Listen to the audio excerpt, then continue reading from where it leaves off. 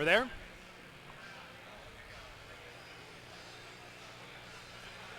Alrighty, folks, we're going to be starting in just a minute here. We will be starting with Flight A. We have 4 flights today. Our first flight, and our first lifter is Josiah O'Brien. Josiah, make sure you're ready and warmed up. On deck is Sean Brock. In the hole is Maurice Thoreau. And 4 out, Joshua Riegler. Let's get started. Judges, spotters, loaders, everyone to the platform. Can my side be firm? And my side's super soft. With the Sleep Number 360 Smart Bed, you can both adjust your comfort. There we go. All right, we're live. So let's go ahead and, We're going to be starting in just a minute yeah, here. there we go. We will be starting with Flight A. All We right, have we're 4 live. flights today. Our Welcome first to flight, Slingshot and our Record first Breakers lifter is 2019. Josiah O'Brien. Josiah, make sure you're ready and warmed up. No. On deck is Sean Brock. In the hole is Maurice Thoreau. And 4 out, Joshua Riegler. Let's get started. Judges, platform is ready. First lifter, Josiah O'Brien. Can my side be firm? And my side's super soft. With the Sleep Number 360 Smart Bed, you can both adjust your comfort. All right, our first lifter here is going to be there we go. All right, Josiah O'Brien here, starting with a 226-pound squat for his opener. We will be starting with Flight A. All right, we're live. Welcome to Slingshot Record Breakers 2019. There we go. Lift is good. Josiah O'Brien, our first lifter of the day. Next lifter is Sean Brock with 142.5 kilo attempt. Sean Brock's our next lifter. Is on deck. Joshua Riegler in the hole, and David Diocampo is 4 out. Adjust your comfort. All right, our first lifter here is going to be there we go. All right, Josiah O'Brien here, starting with a 226-pound squat for his opener. All right, we're live. Welcome to Slingshot Record Breakers 2019. There we go. Lift is good. Platform's ready for Sean Brock. Next lifter is Sean Brock with 142.5 kilo attempt. Sean Brock's our next lifter. All right, Sean's first squat here, 314 pounds. David Diocampo is 4 out. All right, our first lifter here is going to be Josiah O'Brien here, starting with a 226-pound squat for his opener. And it's a good lift. Lift is good. 142.5. Here's our flight information for our first flight. Next lifter is Maurice Theriault with 155 kilos. Joshua Riegler is on deck. David Diocampo. If you miss any information in this spreadsheet, you can actually pause YouTube and rewind and take another look at the spreadsheet. All right, Sean's first squat here, 314 pounds. All right, our first lifter here is going to be Josiah O'Brien here, starting with Platform's ready for Maurice Theriault. and it's a good lift. Lift is good. 142.5. Here's our flight information for our first flight. Next lifter is Maurice Theriault with 155 kilos. All right, Maurice is starting with 341. David Diocampo. If you miss any information in this spreadsheet, you can actually pause, judges agree, and rewind 155 kilos for and take Maurice. another look at the spreadsheet. All right, Sean's first squat here. Next lifter is Joshua Riegler with 165 kilo attempt. David Diocampo is on deck. Ricardo Panake in the hole, and Andrew DeSesa is 4 out. Platform's ready for Maurice Theriault. And it's a good lift. Here's our flight information for our first flight. Next lifter is Maurice Theriault. Platform's ready for Joshua Riegler. All right, Maurice is starting with 341. If you miss any information in this spreadsheet, Josh is opening here with 363-pound opening attempt. And take another look at the spreadsheet. All right, Sean's first squat here. Next lifter is Joshua Riegler with 165 kilo attempt. David Diocampo is on deck. Ricardo Panake in the hole, and Andrew DeSesa is 4 out. Platform's ready for Maurice Theriault. It's a good lift. Here's our flight information for our first flight. Platform's ready for Joshua Riegler. And it's a good lift. 165 kilos for Joshua. So this year we've got a couple of extra camera angles. See how we look from this angle. Ricardo is on deck. Andrew DeSesa in the hole, and Mark Wilson is 4 out. David DeCampos opening with 375-pound squat here.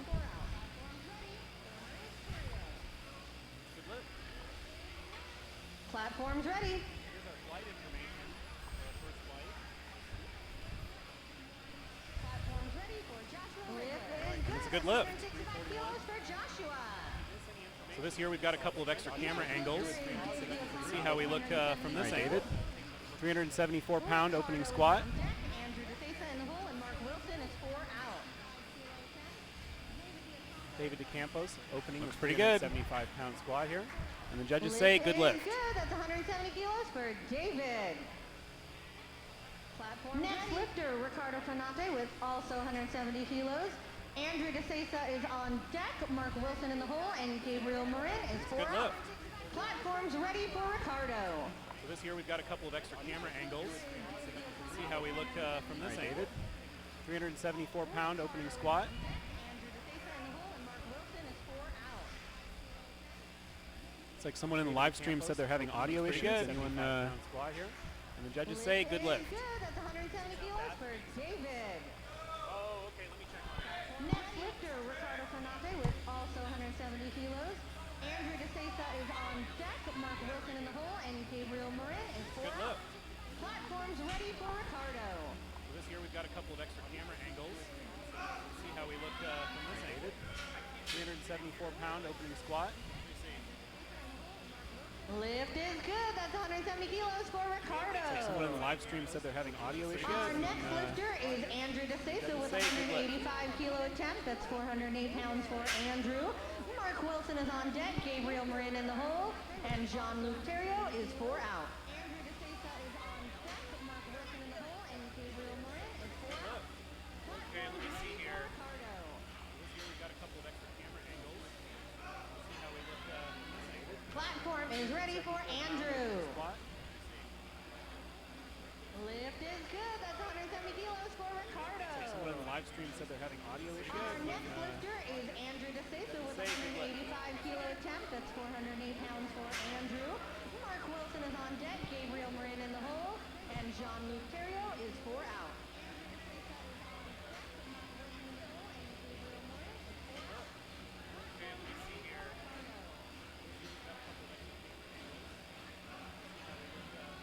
Lift is good. 185 kilos for Andrew DeSesa.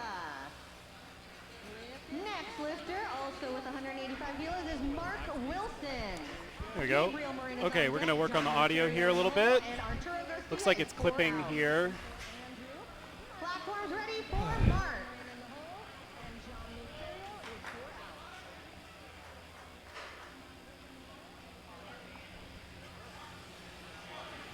out. Mark Wilson is a lifter here at CSA Gym. Looks like he forgot to take off his shorts that he had on over his singlet there, but that's okay. Next lifter, also with 185 kilos, is Mark Wilson. There we go. Gabriel Marin is Okay, on we're deck. going to work on the Jean-Luc audio here a little Theriault bit. and Arturo Garcia Looks like is it's 4 clipping out. here. Platforms ready for Mark.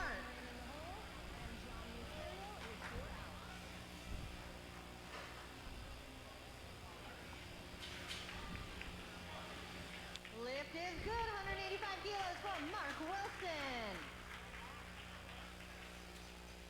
Our next lifter is Okay, I'm hearing that maybe the Gabriel audio is Marin, working a little better. 195 kilo attempt, about 430 Is anyone else pounds for hearing Gabriel. still having issues? Jean-Luc is on deck. Arturo in the hole, and David Skolnick is 4 out.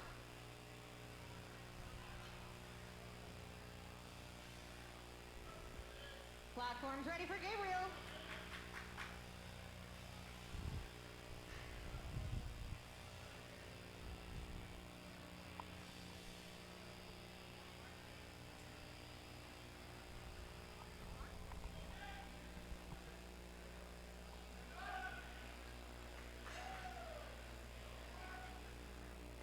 Lift is good. 185 kilos for Gabriel Marin. Next lifter is Jean-Luc Theriault with 197.5 kilos. Arturo is on deck. David Skolnick in the hole, and then we'll be going to our second attempt. Platforms ready for Jean-Luc.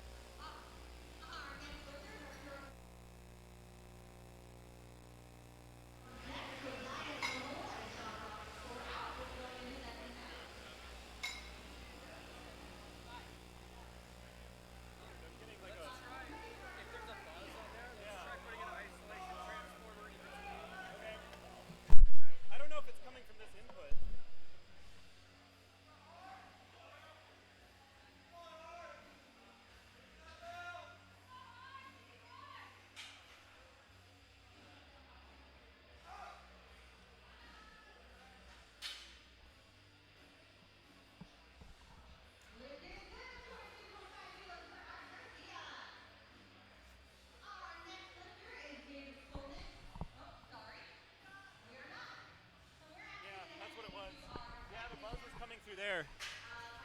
Okay, looks like I think we took care of the input here that was giving us some interference on the audio.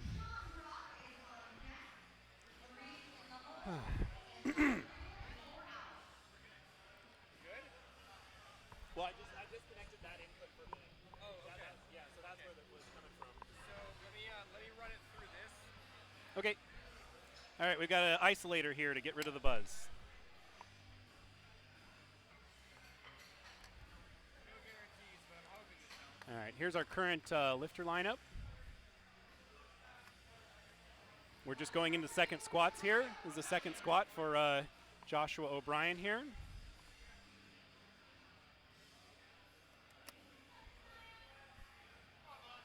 And hopefully we've got a cleaner audio here now. Let's see how that goes.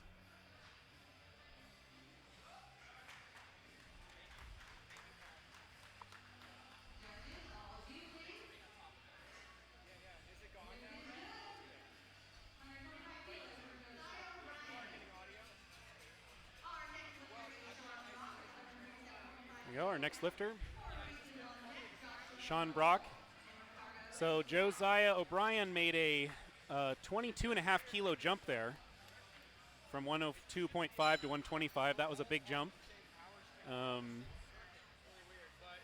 And Sean Brock's making a much more conservative jump of 5 kilos here.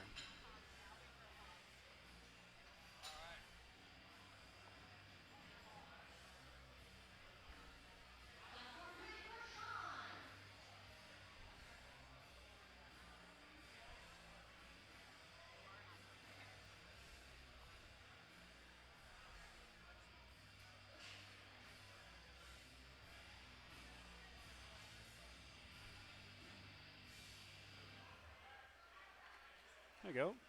325 pounds for Sean Brock.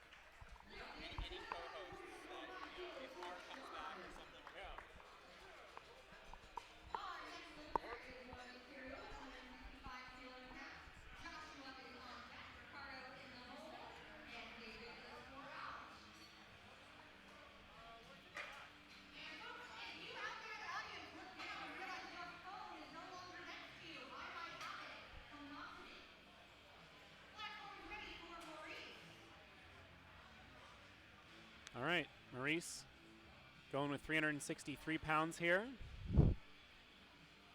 He's making a 10 kilo jump over his previous attempt.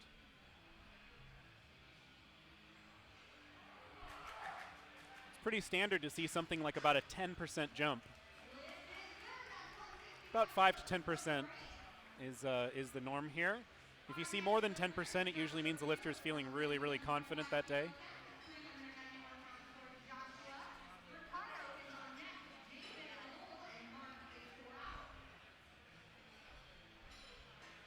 See if maybe we have a better position for this camera here.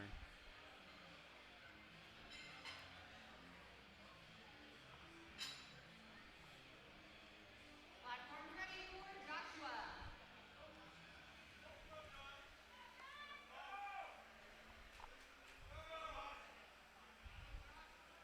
There we go. All right, Joshua Riegler going for 391 pound second attempt.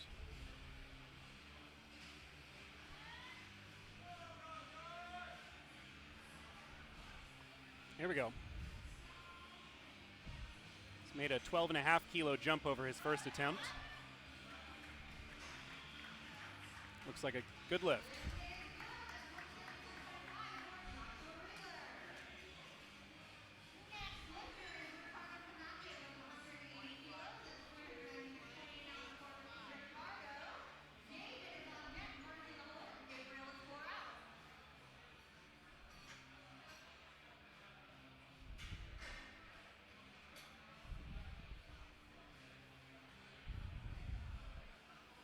And here's the spreadsheet.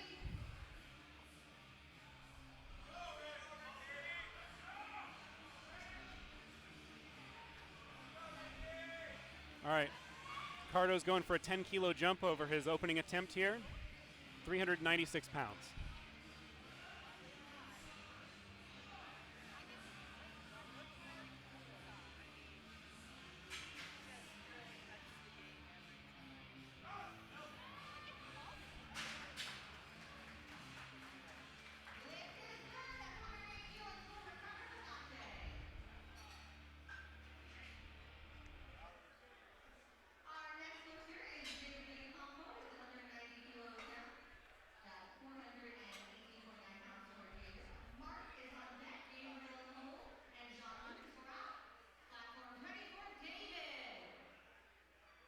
Someone's asking if this is an open meet or invitational. This is an open meet.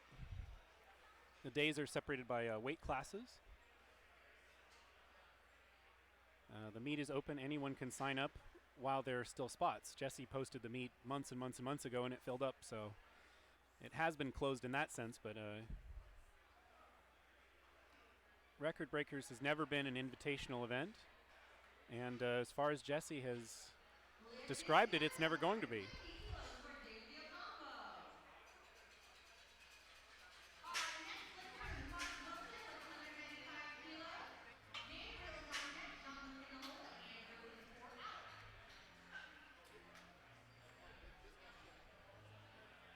Here's our current lineup.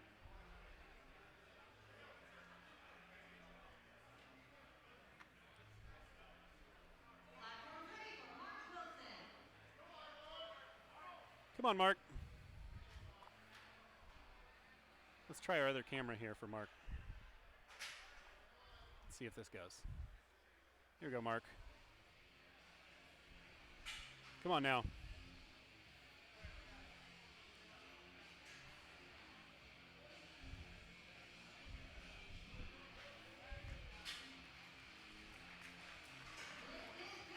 There we go. Good lift.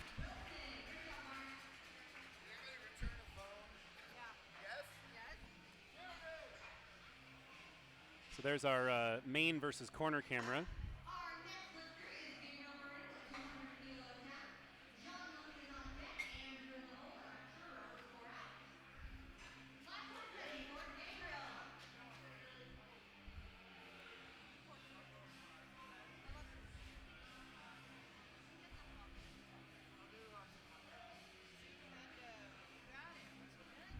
Yeah, unfortunately in the chat here, people are incorrect. None of the flights are invitational. None of the meet was invitational.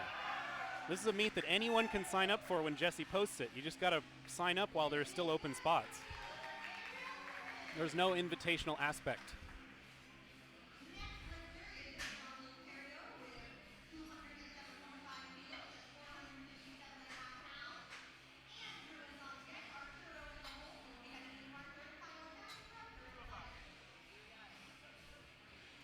That's our current lineup.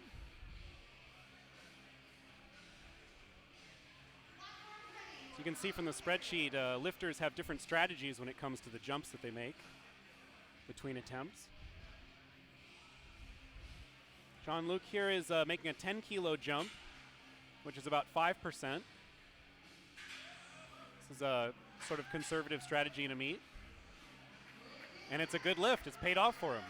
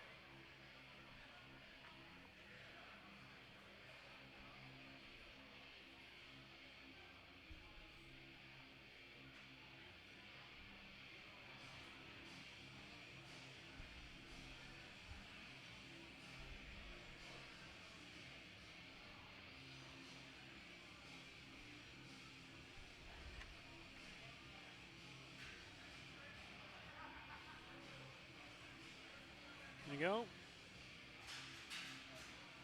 This was a 25-kilo jump over Andrew's previous lift. And looks like, yeah, good catch by the spotters there. Looks like he'll have to come back and retake that.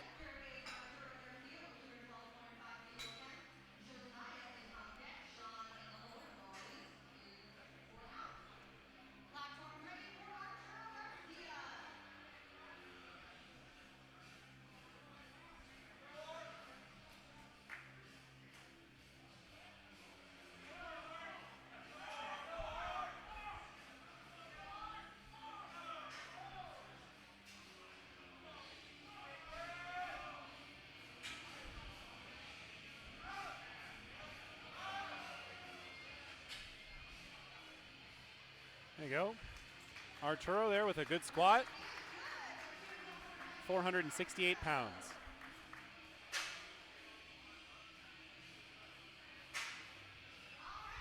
Hey, looks like we got Mark in the house.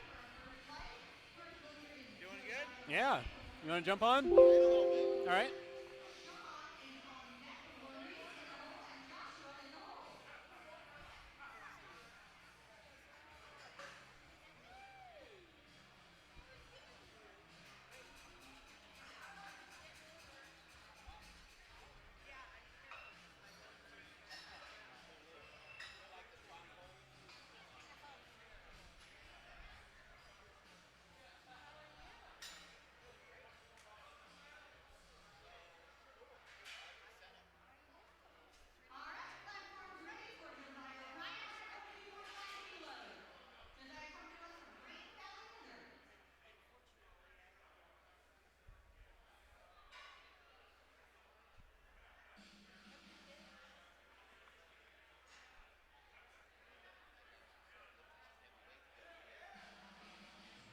There we go.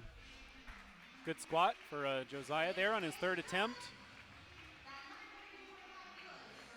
That was another pretty big jump there in terms of percentage, so he's obviously feeling really good on squats.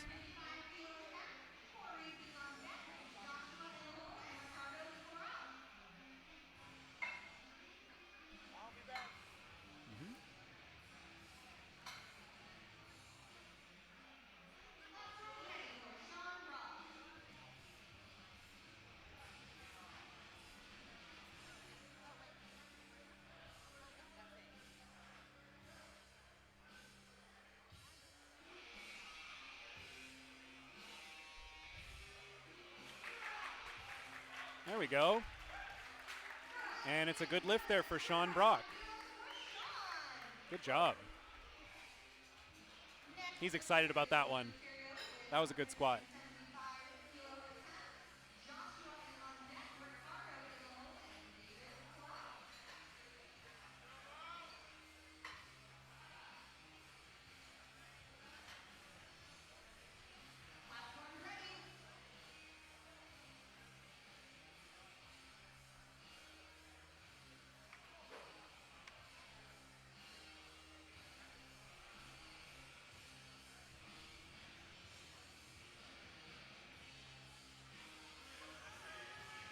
Oh, no lift there for Maurice. Good catch by the spotters.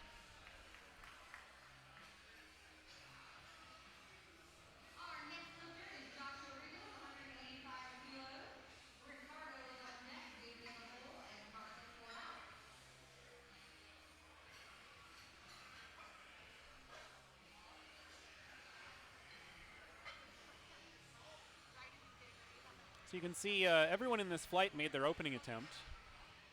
And almost everyone got their second squat. You'll tend to take a pretty conservative first attempt usually.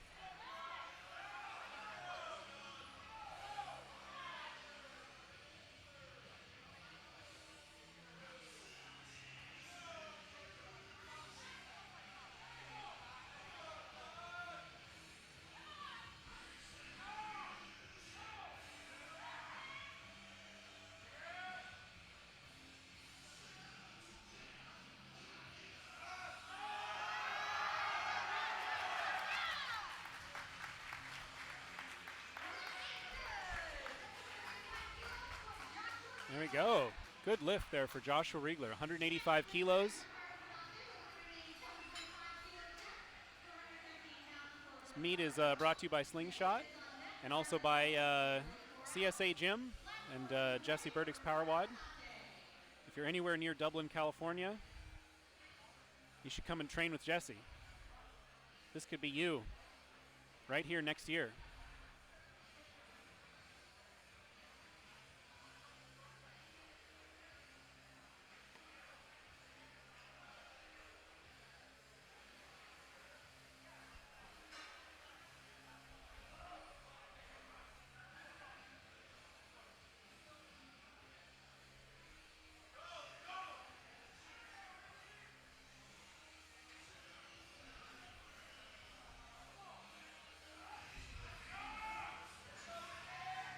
This is Ricardo, 413-pound third attempt.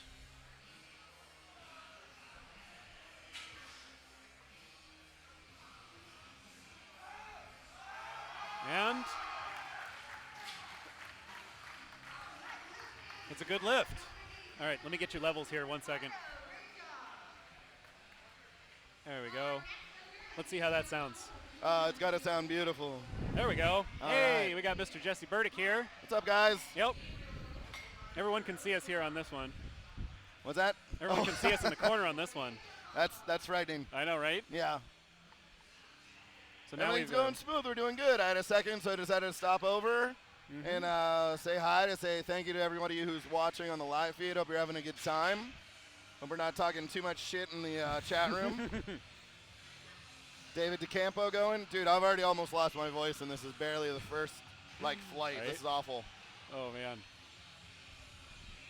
Here we go. Oh, that looks strong. Yeah, there we go. Smooth. So great. No Yeah. belt, no sleeves, no anything. Wow. He even kind of paused it there. That was like That's awesome. Yeah, really. Looks really good. solid. Good job. Now we have our guy, Mark Wilson, coming up here. Andrew D'Souza left his phone and his wallet in the toilet. I had to go and retrieve it and yell out for him. So Yep. it's probably why he missed his second attempt. Yep. If you leave your phone in the toilet, you're not having a good day. No, that is a level of distraction there. That's like That'll certainly do it. It won't Yeah. help at all. Nope. But I'm so happy to have it. This is production gets better and better every year, and we're just continually roll forward. Yep. Big thanks to Slingshot, of course, and Mark Bell for always helping us, support powerlifting and Yep. in particular support this meet. Come on, Mark. So I'm always so happy about that. Come on, Mark. Come There on, you go, Mark. Mark. Come on, Mark. Lean on it. Lean on it. Get there, bud. Pretty fast on the way up. Yep. The And judges say, yeah, good lift. All good right. lift. Good job, Mark. Nice job, Mark. He's had a real long road back, but he's doing good right now. I'm happy Yep. for him. What's Oh, happening man. with this one? It's stuck? Oh, that's just, that was when I was doing the lives, just so that it's not going. Oh, it looks like he's Yeah. taking his pants off. It's Oh, so I know, weird. right? That was his first lift. He had his shorts on over his singlet. Oh, and no, he had to stop didn't. and take them Oh, off Jesus Christ, Mark. That's amazing. before he squatted. He took them off before. That's hilarious. Yeah. That's hilarious. But yeah, big ups to Slingshot and Mark Bell for helping us out. All spotters, loaders, judges. We got Big Stan Efforting. The Rhino is here doing our judging for us. Nope. Always such a great time. Hey, Alex Chambers, how are you, bud? Good to see you. Gabe, a converted, oh, come on. A converted Olympic lifter coming Nope. over to the dark side. Right? No lift for him. Oh, no lift for that too much. one. So here's our other angle. Takes a moment for it to switch Wow, so over, cool. but then we get, So look at that, cool. the top corner. That's Ah. awesome. How fun is that? You're Yep. doing such a good job. Thanks for everything that you do. You and Laura Thanks, man. and all the table. You know, it's all the back end stuff that makes this meet run so smooth and so well. It makes such a huge difference. Without that, this meet is really just never actually kind of happened. So I just want to say thank Yeah. you so much for helping us make this so good and make powerlifting what it has become and make this meet and keep this meet as a top 5 Yeah. meet in the Oh. in the world. Come on. Switch over Nope, right take as him. it's happening. Oh, Make it a we top go. 5 meet in the world all the Yep. time, and it's gonna get crazy. We Yep. got Flight D is gonna be. No one is opening under 320 kilos. We have Wow. 4 people opening over 400 kilos. wow. So it's going to be crazy. What time will Flight D happen? Flight D will happen after Flight C. Yeah, as soon as you hear the ground shaking, Yeah, really, it's going to be crazy. and the big dogs are warming up in the warm-up room. Yeah.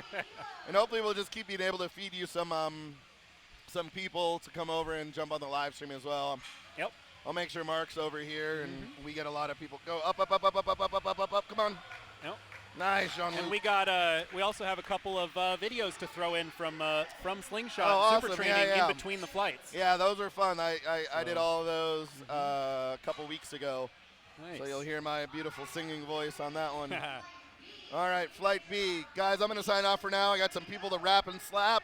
But thank you again for so much for tuning in. Thank you again. All What's right. up, Abro? Hey, Abraham. Good to see you, bud. We miss you so Nice. much. Nope. But thank you for doing everything. I'll check back in. All right, Thank you man. guys so much. Enjoy. All right.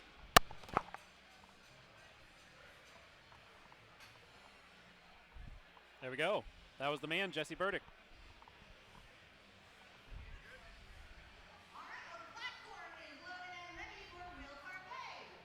And like I said, if you are near Dublin, California, and you want to come and lift with Jesse, you want him to help you with improve your total or whatever your goals are, give him a call. Show up, start training.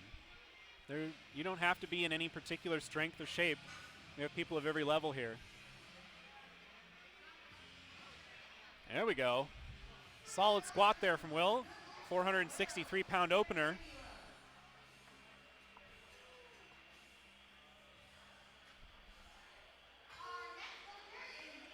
See, this is flight B. We're opening our squats here.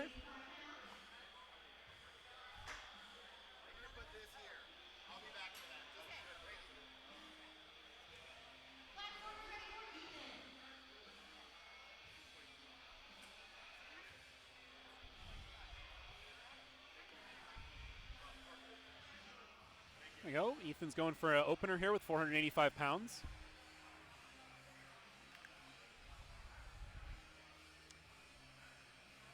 Yeah, one improvement for next year is our video switcher is really slow and creates a black screen for a moment when we try to switch the camera angles. So that'll be, we got to get a faster one of those next time.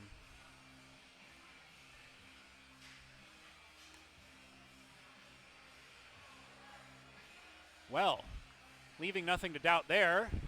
Ethan with a solid 485 opener.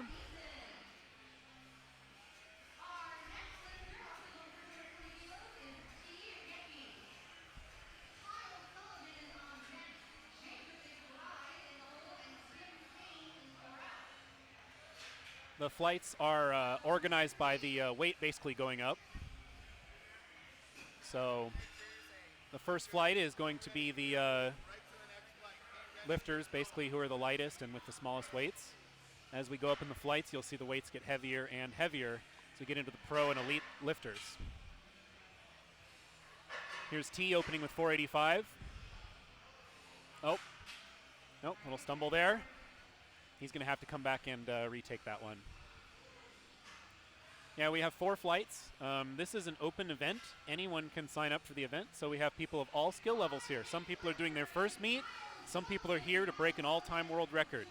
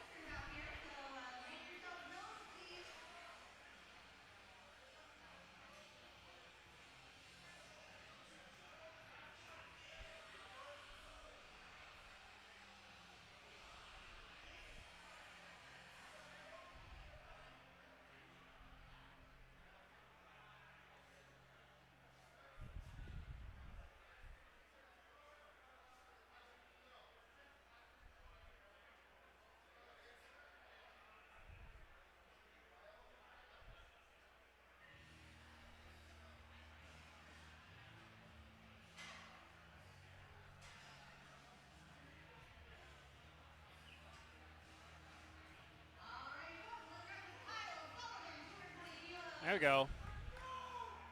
All right, Kyle's taking an opener here. 485.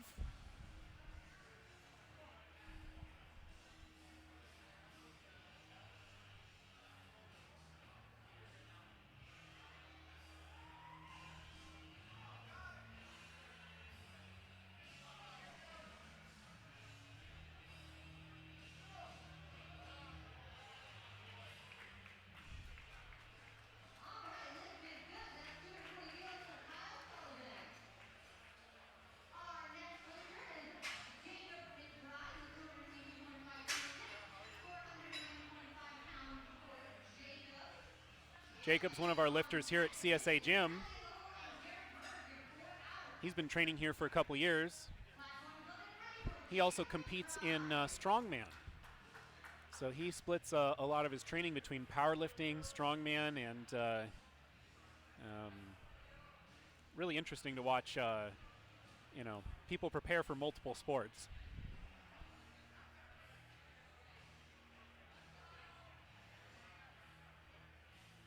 Jacob is a very determined lifter.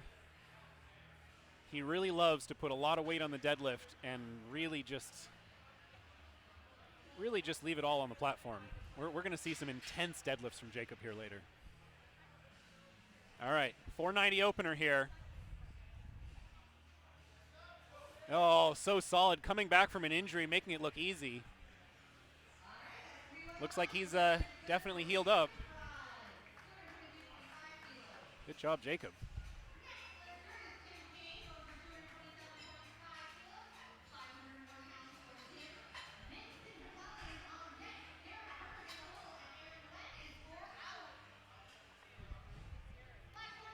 Here's Tim, another lifter here at CSA Gym, training with us.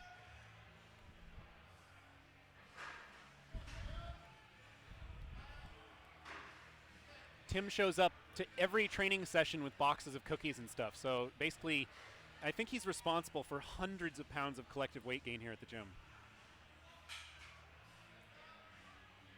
501 opener. There we go, solid. Good squat there from Tim.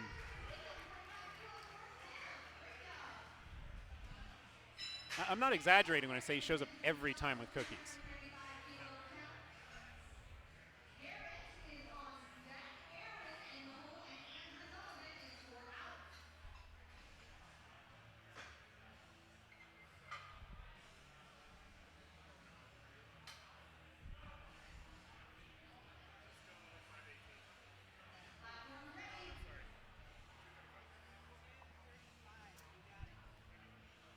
Like I was saying, if you're anywhere near Dublin, California, come out to CSA Gym and train with us.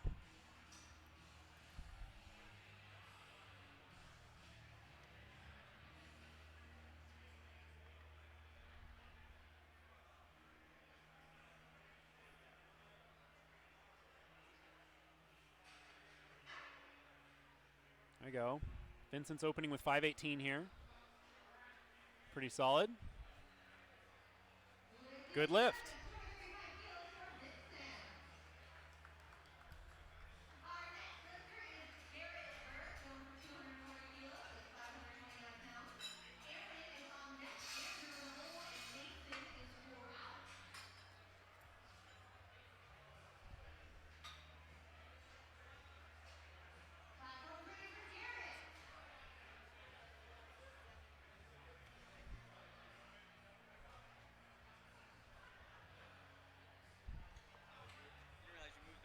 Oh yeah, sorry. Well, just like tiny though, up in the corner there. This is the band. Yeah.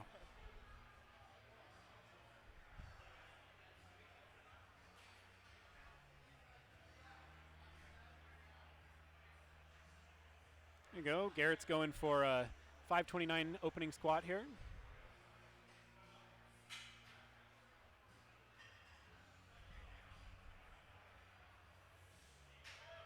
Wow, that was fast.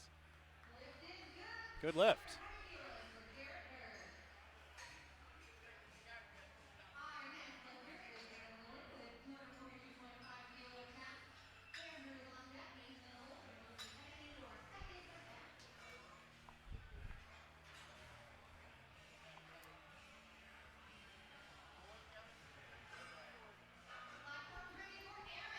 All right, here's Aaron. He's opening with 534 here.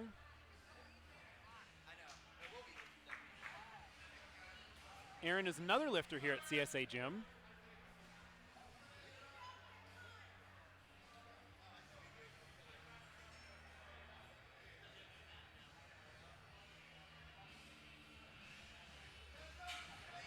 Have a really great turnout of local lifters here.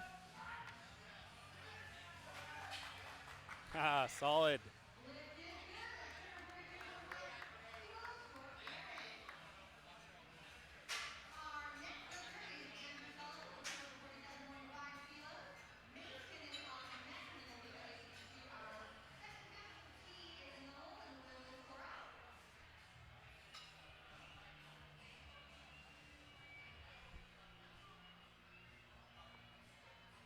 got Andrew Sullivan here, opening with 545.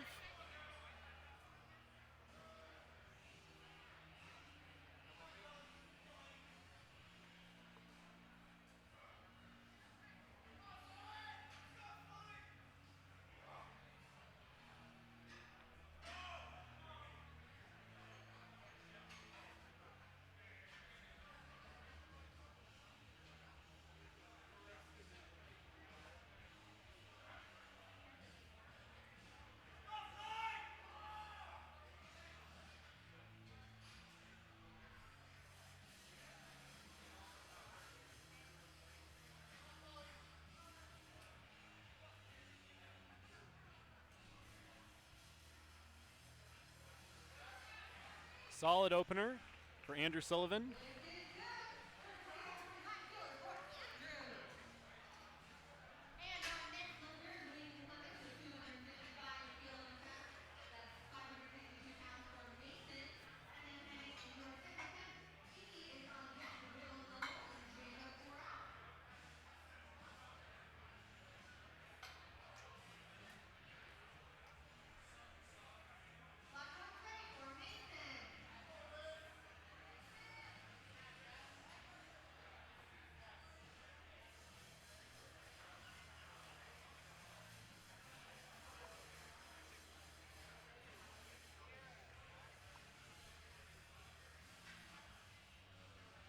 All right, Mason Clemens, another lifter here at CSA Gym, is gonna close out our openers of the second flight here.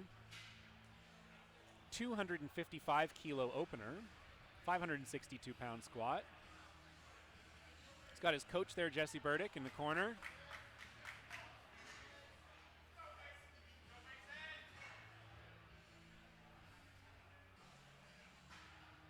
Mason representing the really cool Hate Brand Goods singlet there. I didn't even know they made those. That is pretty neat. Here we go, Mason.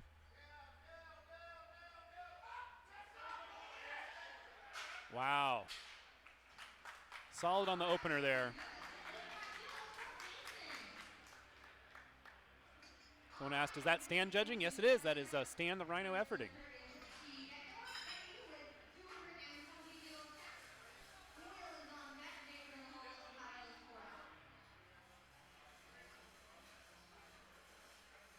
Here's our current lineup. You can see the second attempts are in, except for just about to get Mason here.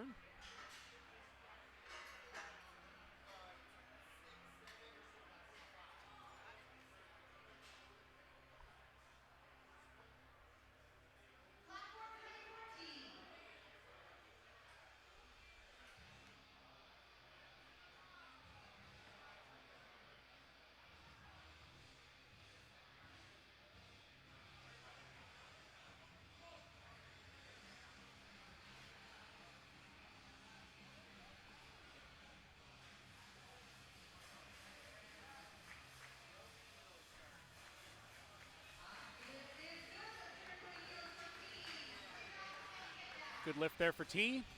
220 kilos. He was retaking his opener, which he was able to squat, but then took a step and lost his balance. So he made the conservative move here to not increase the weight, just retake that, and it was successful. He got it.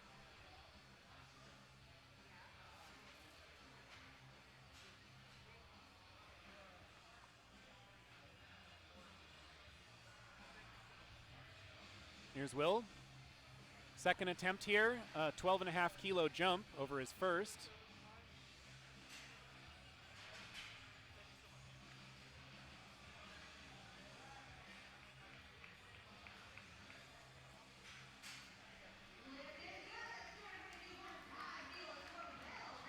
Someone asked, does a squat suit help you lift more? Yes, it does, but I don't think anyone here is using one. As far as I know, everyone here is signed up for Raw, unless one of the later flights has one or two multiply guys thrown in there. But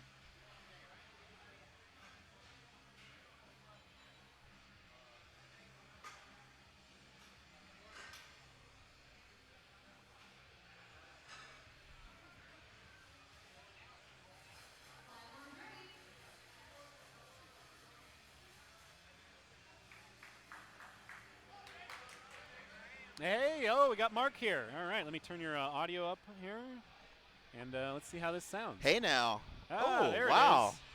I sound handsome. Yeah. I sound less fat on here. This is great. Right? Always awesome coming here to CSA, Slingshot record breakers.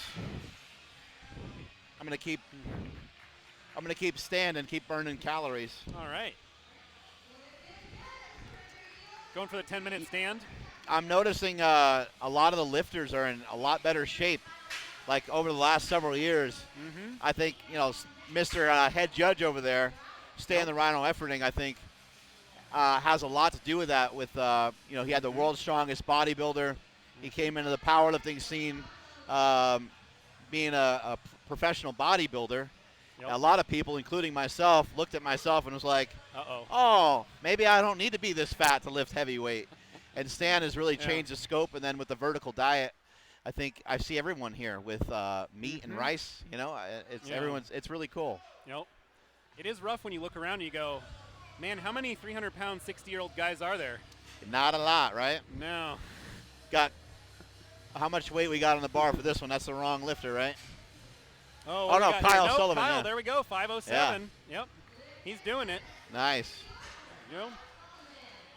There's milestones in lifting, for the lifters in the other parts of the world where they use the kilos. They use the metric system. Yep. They have, 200 kilos, 300 kilos, stuff like that. But we just saw him hit a 507-pound squat. Once you get over that 100 mark, it feels really good. Yeah. Or you get over doing a certain amount of plates. Yep. Remember Those how much round it numbers. meant to you to do like 2 plates on a lift. Oh, yeah. And 3 plates on a lift. It feels amazing getting over those kind of mental barriers. Who do we got going on here? Ethan. That was when I stopped and went on a diet. Was when I hit a 500-pound bench. That was it. Nice. I was done. Then you had to lose a bunch. How much weight have you lost? I've lost 65 pounds. Holy since record shit. breakers in 2016. Wow. Was the last was when I was 257. And a lot of people for powerlifting, I think they get confused. They have multiple goals going on, but it's important that you follow kind of one goal. You ride that goal out, like you said. Yep. You wanted to do a 500-pound bench. Yep. My goal was always to squat 1,000 pounds. So I stayed as fat as I could. I stayed as big as I could. And even while going into competition, I every once in a while I'd be like, oh my God, I'm not that far away from the 275 weight class or whatever weight class I was in at the time. Yep. But it doesn't make sense to lose weight going into a powerlifting meet. It actually makes sense to do the reverse of that, which is gain weight. Yeah, exactly. And for those lifters that want to stay fit and stay in good shape, it's a practice that you work on year-round, but you don't want to work on it in a 12-week training cycle. No. And that's why I see a lot of people making the mistake of, they're like, oh, I'm going to get down to 198. And they weigh 210 pounds. It's not a smart move. Yeah, I had to just shift gears. Just, okay, I might lose a little bit of strength, or I might not be able to lift as many pounds in the gym the way I was lifting, because I'm not as fat, or I have to bench a longer range of motion, or I can't lean on my belly in the squat as much. There's also a big difference between cutting weight for a powerlifting meet and losing weight, and you need to distinguish between those two. Again, the example of someone that weighs 210 pounds, I would advise if you're going to embark on a 3-month or 2-month training cycle to prep for a contest, that you just don't even bother to lose weight. You just stay where you're at. If anything, maybe gain weight. Contest is over, clean up the diet, get yourself down to about 205 pounds, and from there, say next meet, I'm going to cut. But you're between 200 and 205 and not between 210 and 215. Because the cut's going to be too hard from that weight. Preparing for a contest is already stressful enough without starving yourself. Absolutely. You need nice every calorie squat. you can while you're trying to heal from your intense training into the meet. That's right, 100%. I saw we got some legends in the house here today. Really cool. One of the things that's special about coming here to Dublin, California, and coming to CSA, owned by Jessica and Kieran Fitzgibbons. A lot of things are special about coming here, but running into the legends, I saw Sean Frankel. Really? I saw Sean Frankel just cruising around the parking lot. Casually walking around, no big benched deal. over 800 pounds in a bench shirt at 220 pounds, over a 2,700-pound total. My best total is 2,600 pounds, and I weighed 330 so pounds. do you see him and feel competitive like right away? Because Oh, you're like, yeah. hey, wait a minute, this guy, Yeah. I could outbench you. Hold on. Let's Yeah, throw yeah. some weight on the bar. And I can't. Yeah, he's a beast, and he's still really strong. He's somebody I really look up to a lot, and he also jumped into bodybuilding as well. I think nowadays he's probably, still around that 220-pound mark, but much different look than when he was powerlifting. Not that he was ever fat when he was powerlifting, but now his muscles got shaped to him because he concentrated on bodybuilding. I think a lot of powerlifters can get a lot from implementing some bodybuilding into their routine. And again, that would be something you would work on after you do a powerlifting meet, and you got a little bit of free time, the off season. That's where you're going to work on hypertrophy. We also got Stan Efforting, who I've already mentioned here today. Obviously, Jesse Burdick is here in the house, but over the years, we've seen a lot of great lifters show up to this meet. And there's some current legends. There's some people that are, blazing a strong trail. There's actually going to be, I think about Jesse's guys right here. Oh, here we go. He's what do we got? 551. Good depth. He got it. Wow, he smashed look it. at that. Solid. You can hear Really getting good, the, really getting the good depth lift. call from Jesse over there. We got Kaylor Woolham is going to be lifting, and I think Kaylor's knocking on a 1,000-pound deadlift. He's not that far off. I mean, he seems I don't to be think unstoppable. Yeah, I don't know if we're going to see that in this meet, but he's really not far off of that. That's going to happen sooner rather than later. Exactly. In addition to that, I think there might be about 3 females that are going to go up over the 600-pound deadlift mark tomorrow. Yeah, we've already seen Kaylor pull, 950 this year? Yeah. So, I mean, the sky's the limit for Kaylor, I think. Here we got Andrew Sullivan from SuperTraining Gym. All right. With a 573-pound squat. This guy is meticulous with his work ethic. Reminds me a lot of Filipino Thunder that we had in the gym for a long time. Somebody that's not going to leave no stone unturned in his training. Make sure he does everything very diligently, whether it's working on his grip or working on his mobility. He's always working on all aspects of his strength. Powerlifter who does mobility work? I know. What? Very rare. Did you find this guy? Wow. There we go. And the Jump judges say, change. good lift. Nice. That looked ridiculously easy. He's being coached quite a bit by Josh Bryant. He's been getting a lot of programming from him. Nice. And then in addition to that, a lot of the members of SuperTraining Gym are following a template from our boy Jesse Burdick. Because we know what a great coach he is. But that's the other interesting thing about these powerlifting meets is you get this guy being coached by that guy and this girl being coached by this guy. And everyone comes together and everyone meets and we test out these methods and philosophies. We get to see how people react to them right on the platform. Yeah, it's amazing to see, too, how many different methods work. They basically all work. I mean, somebody could sell us on the idea of, look, man, you're really weak at lunges and step-ups, and if you get stronger on them, it's going to increase your squat. Well, as long as you don't neglect the squat, as long as you get back to practicing the squat and working on strengthening the squat at some point, we would all understand that, that actually makes a lot of sense. If both our legs are stronger, the squat's going to be a lot easier. Yep. Even everything out a little bit with the single leg stuff and do some volume. And maybe it helps with your mobility, which like all powerlifters pretty much hate to work on, right? They do. I'm always amazed when I go do single leg stuff. Every once in a while you go do it, it's really easy, and then you switch sides and it's impossible. And you go, oh, wait a minute, was I only using my left leg this whole time? Like, what was this? Like, it's kind of embarrassing, isn't it? You're like, why am or like what about when you see on Instagram and you see people doing these like side lunges and stuff, and you're like, oh shit, you're like, I'm gonna go try that, and then you're like, I'll just go do 50 of those. How bad could it be? And then you just have like 10-pound weights, and you're like, the person on Instagram had 50s, like, and it's a female, and you're like, fuck. I know. You're just like, well, I guess I'll just go and I'll go play chess instead. I guess I don't know. This is always such a great thing to be a part of. I'm happy and excited to see people break records, even though when they break records, they get to go into my bank account and steal $1,000. Bittersweet. Yeah, it is very bittersweet, but I love supporting this. I love supporting Jesse. I love seeing all the slingshot stuff here, and it ends up being great for us because we get to support something that we believe in. Like, we love this event. This is a lot of fun, and we get to stream this thing live, so more than just the few hundred people that are here today get to see it. Yep.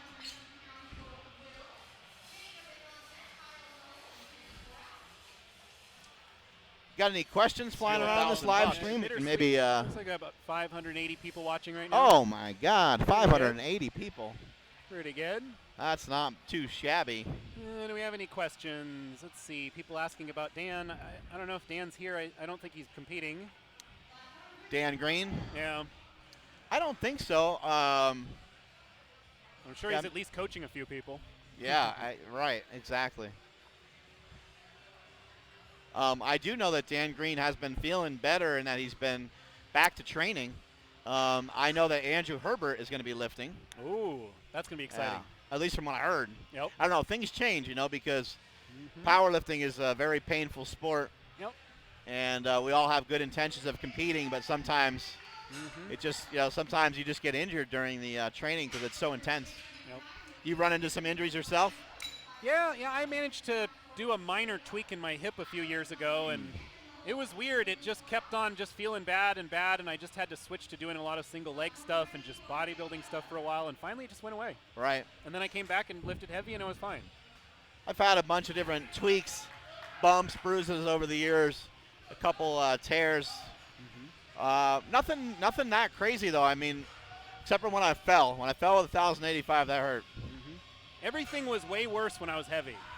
That's Everything true. hurt more. It was easier to get injured, I felt like. It was just, Yep. I don't know. I think my mobility was so bad. And just probably weren't fit. Yeah, I wasn't fit. That was a nice 512-pound squat right there. Yep. I think that's a forgotten element in fitness sometimes is strength. And a forgotten element in strength sometimes is fitness. Yeah. I do say strength is never a weakness. However, you could be working on your strength so much that your fitness gets neglected. And then when your fitness gets neglected, you could run into problems with your sleep. You can run into problems with your recovery. Yep. You can start to really run into a lot of different issues. And so staying up to date on your fitness and doing some cardiovascular training is going to really help you to be able to stay in the sport for a long time, which we all know it takes a decade or sometimes even more to get some sort of self-mastery of powerlifting. Here we go. We got another big squat coming up here, 523 pounds by Kyle Sullivan. I like how he slowed that squat down. Yep. I like how he slowed that squat down on the descent right there. Yeah, I noticed as I was losing weight, I expected to lose a lot of strength, but I didn't because I was able to keep training harder as I got lighter.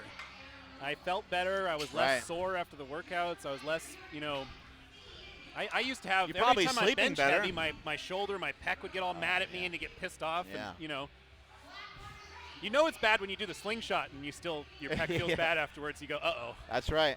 I know, a lot of times, when I was bigger, like I was just underselling the fact that my sleep was so compromised, and so for some of you bigger guys, after every contest, it's important that you kind of deflate a little bit. Yeah, you wake up in the morning and the CPAP machine is tired, and you're in trouble. Exactly. You look over, it's got the pressure ramped all the way up. Uh-oh. It's a smooth 529-pound squat right there. Yeah, that was a quick one. Good job there for Tim. That's one of Jesse's guys also. Powerlifting, it's fun to come to a competition because it's like, 500 pound. Oh, another 500-pound squat. Oh, another 500 pound. Oh, yeah. Just one person after Just another. Stroll in and open with 500, And we take it for granted, but like to get an idea of how heavy 500 pounds is, think about a 500-pound dumbbell. You know what I mean? Yeah. I think we sometimes lose sight. Like a 150-pound dumbbell is really, really damn heavy. Yeah. And so it's like I think we get desensitized because we see so many men and women lifting such big, crazy weights all the time. Yeah, what was that dumbbell Brian Shaw lifted that nobody else had ever picked up or something, right? Wasn't it like 250 or something? Or yeah, astronomical. 551-pound squat right here by Ethan. There we go. That looks smooth. That looked like a good squat right there. There we go. Only 20 years old.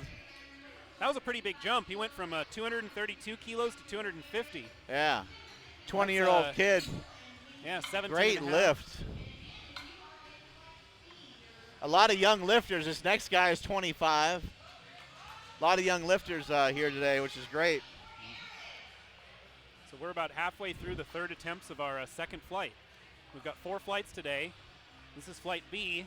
They're just about done squatting. Then we're going to see flight C do our openers. And if you've never been to a powerlifting meet before, I strongly encourage you to find out where there's a powerlifting meet in your area, because it's going to bring you that much closer to the sport, and you'll have an opportunity to see it firsthand and see exactly what it looks like. And anyone that wants to get into powerlifting, there's no better way to get into powerlifting than to go to a powerlifting meet and watch all the encouragement that lifters are getting from each other and all the coaching going on. All right, Aaron jumped 5 kilos here.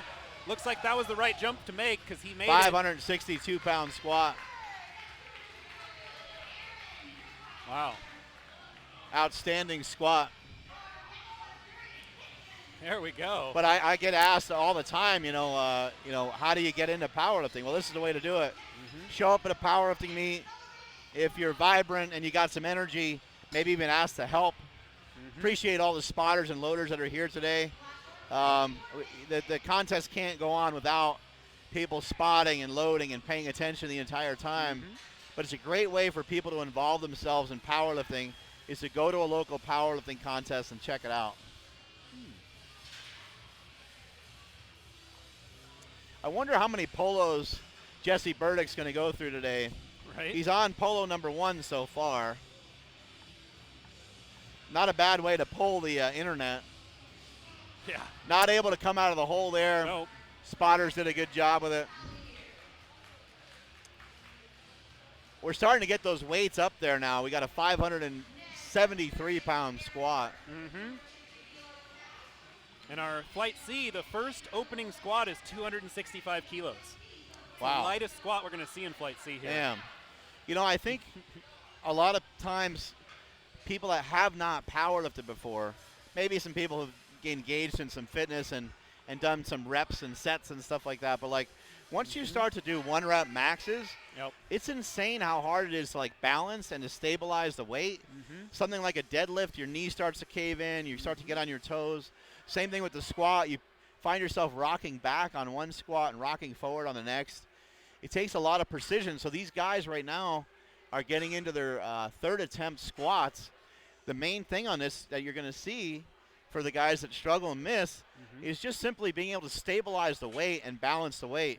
And you can see right out of the gate, right out of the liftoff right there was a little difficult. But he was able to correct it and smoke that weight. And if you're not used to the monolift, that can mess you up too. In terms of balance and foot position and everything. Yeah. That was a big issue for me a lot of times. And my brain would be going crazy because I'd be so scared. I'd be like, oh my God, I'm going to freaking fall. Yeah. And I'm going to get, who knows what's I'm going to get pinned under this huge weight. Yeah.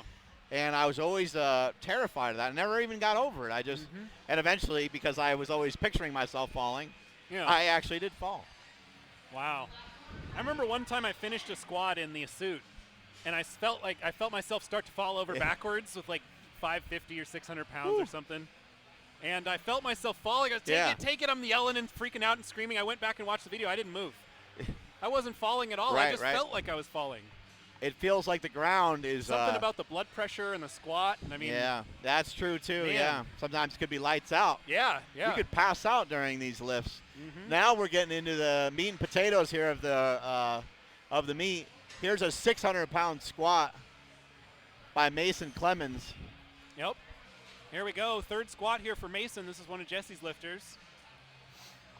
Rocking that Hate brand singlet. Yeah, look at from that. Our boy Matt Vincent. All kinds of colors all over there. I don't think I see Matt Vincent here, but he's almost always here. Yeah. Every year. Hopefully we'll run into him. Last year ran into Kelly Starrett as well.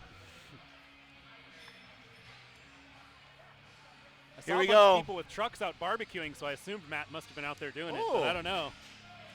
First 600-pound squat of the day. Let's let her rip. Here we go, Mason. Come on. Oh, look at that power out of the hole. Wow. Yeah, I believe he got it. Let's see. There we go, and the judges agree. 600 pounds for Mason Clements. Good job, man.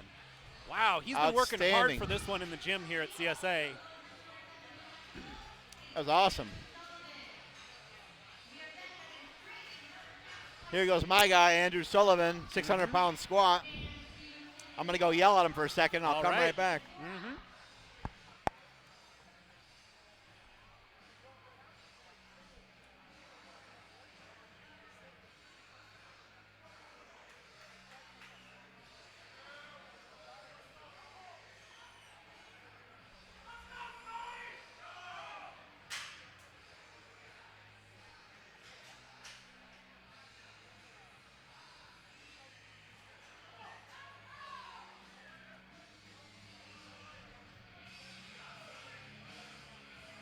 Someone asked why there's only 3 spotters. Now we've got 5 because the weight's up heavy enough. Pretty much over 600, we're going to probably have 5 spotters.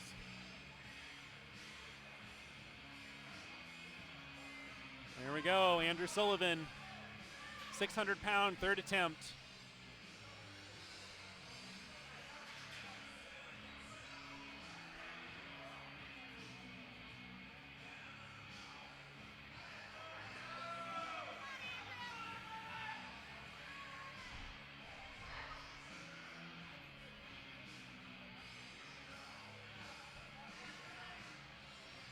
Here we go, Andrew. Come on. Closing out Flight B here. 600 pounds.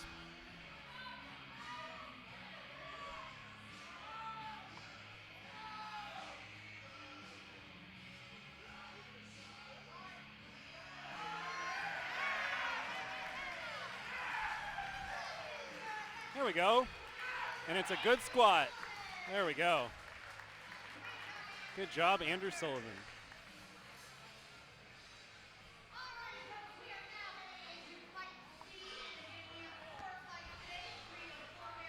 That was friggin' awesome. What There a we go. beast. I want to be able to lift like that.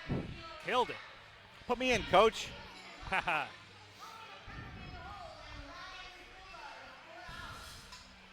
All right, before we get too deep into this one, I'm going to run to the restroom. All right.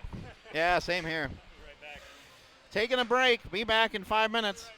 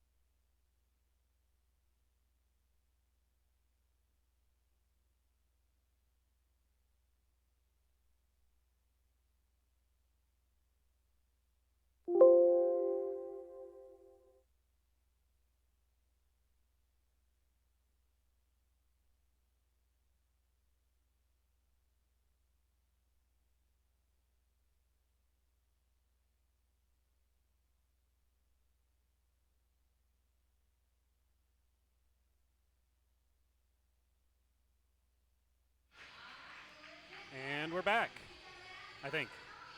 Did I get the right headset? And we're back.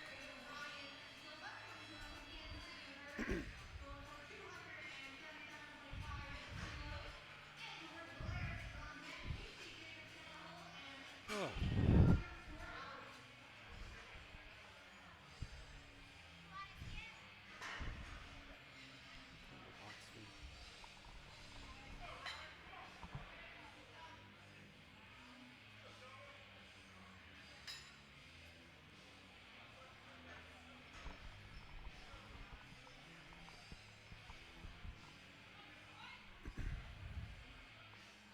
There we go.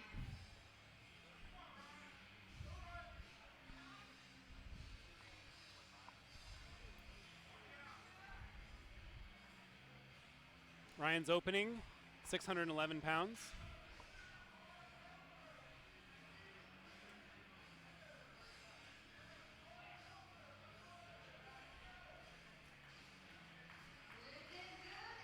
It's a good lift.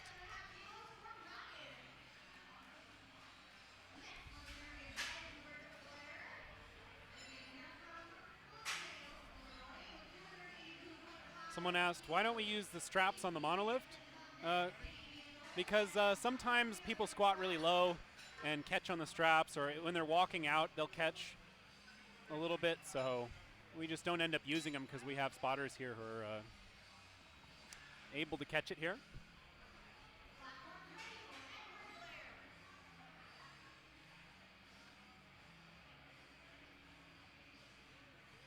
Stan Efforting is the head judge right now. Stan the Rhino Efforting.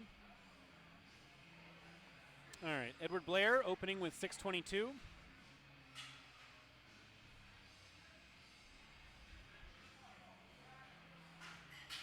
Going pretty fast there. That looked pretty good. Good lift. Someone asked about the women's meet is tomorrow.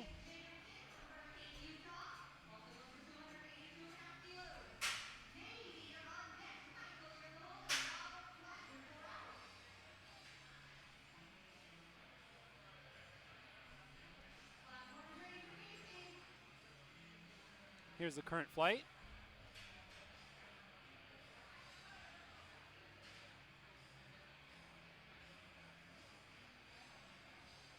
So you can see the order of the second attempts has actually changed because a few people made bigger jumps or smaller jumps.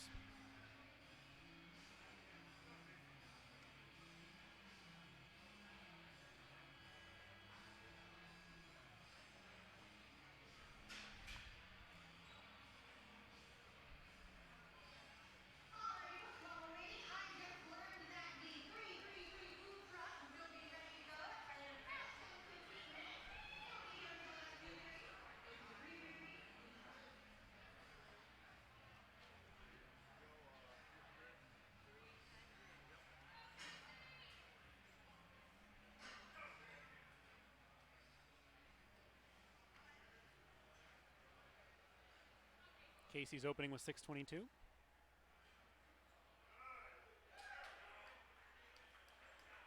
Good lift.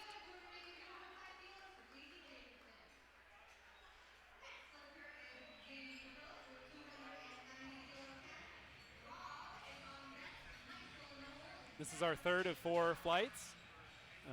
We'll be seeing larger weights in the next flight, I think, here. The flights are organized by weight, basically.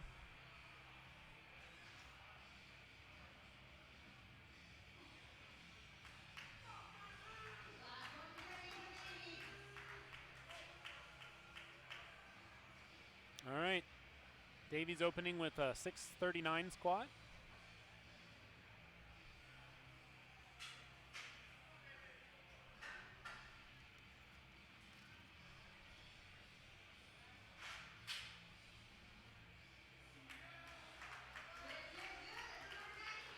We have 4 flights today. Hold on.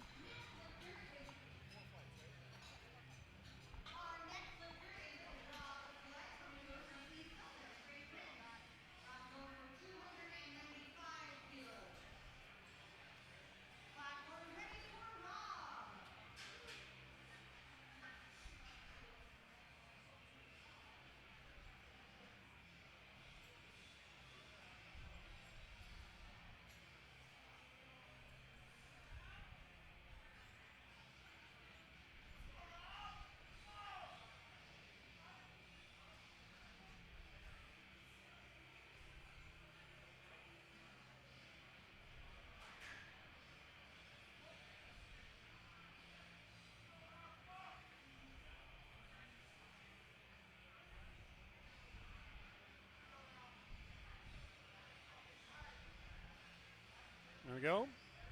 Rob's opening here with 650.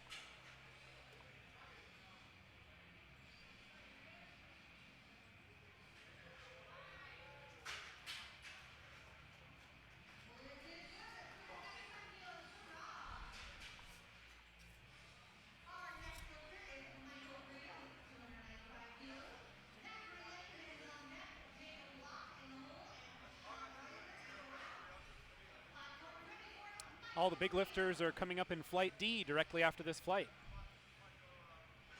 We've already seen squats from Flights A and B.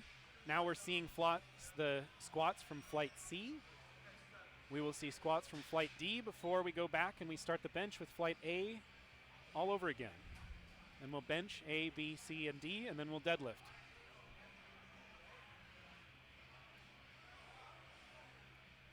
Hold on 1 second.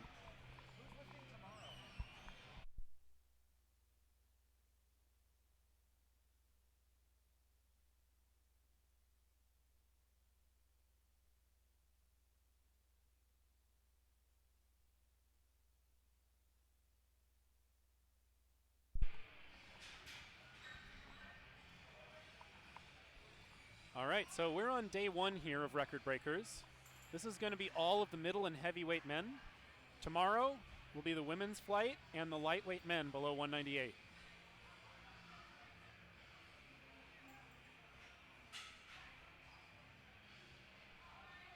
Michael's opening with 650 here.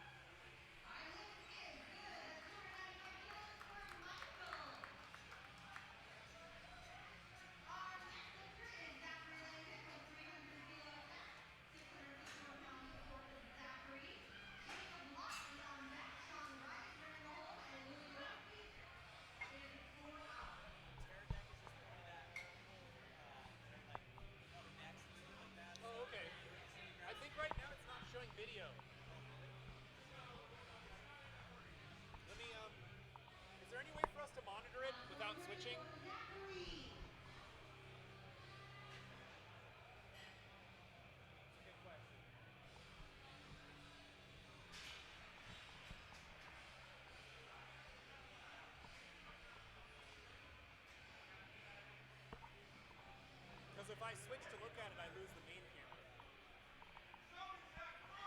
All right, Zachary's opening with 661.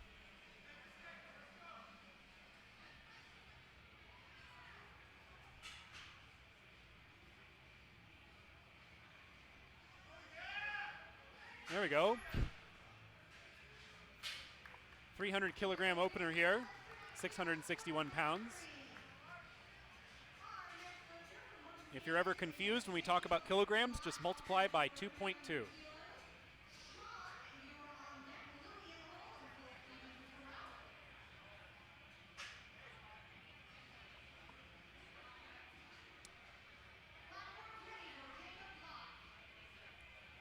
Someone's asking in the chat if there are more weight classes than just 242 and super heavyweight. Yes, we have all the weight classes here above 198 today.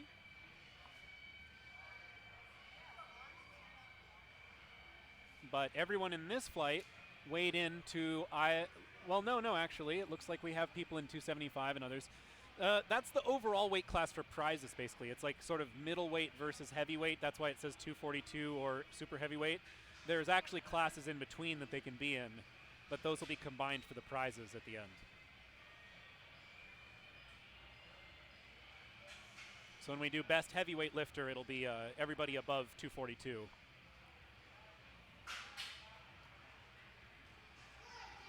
Good lift.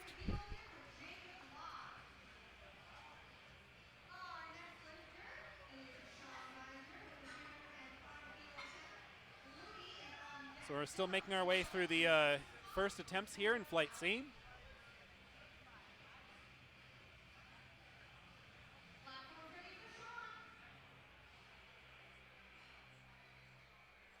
We have a few more lifters in Flight C already.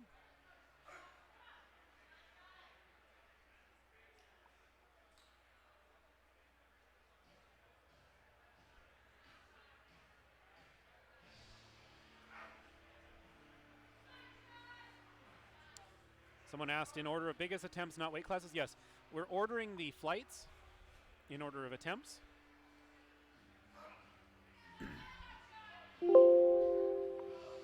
But the prizes and weight classes will be distributed at the end based on the lifter's weight, not what flight they were in.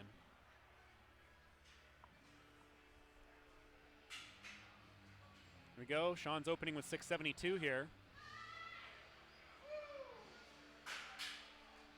I'm sorry, I don't have the Flight D here to display. Here we go. Good lift.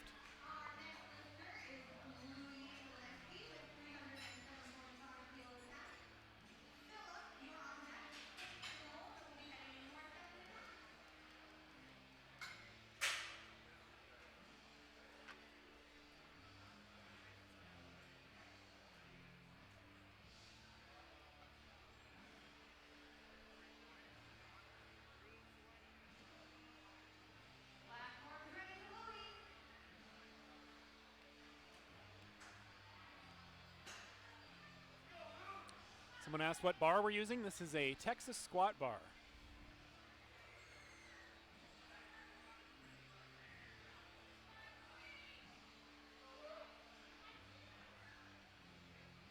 It's a Texas squat bar, which means it's about a foot longer than a regular power bar, but it's also bigger around, so it weighs 55 pounds instead of 45.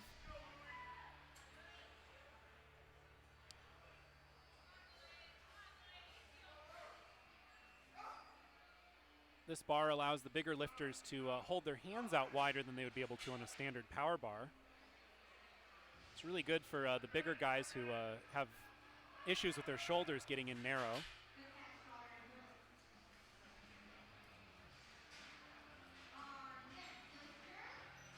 But the bar is still a reasonable size that it feels pretty good on your back. It's not like the big 80-pound squat bar.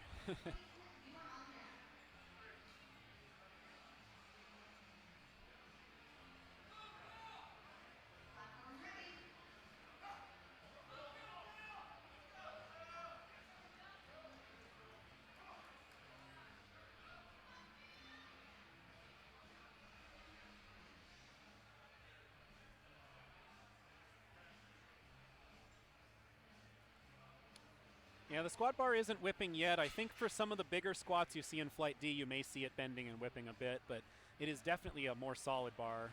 It really feels good to squat with. All right, good lift there for Philip. We're deep into the openers here on the first flight.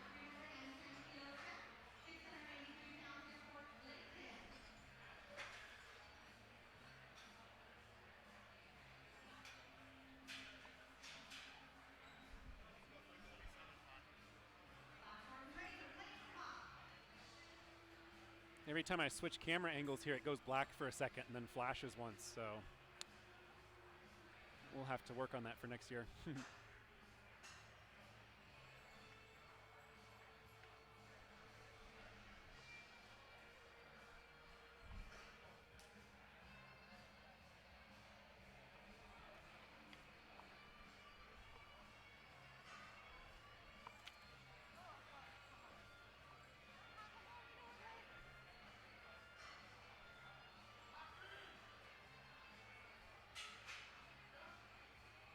Here we go.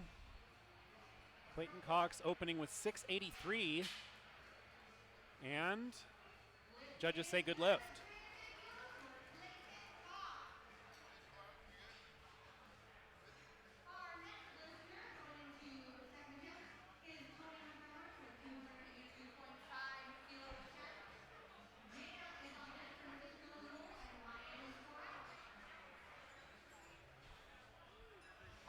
There we go.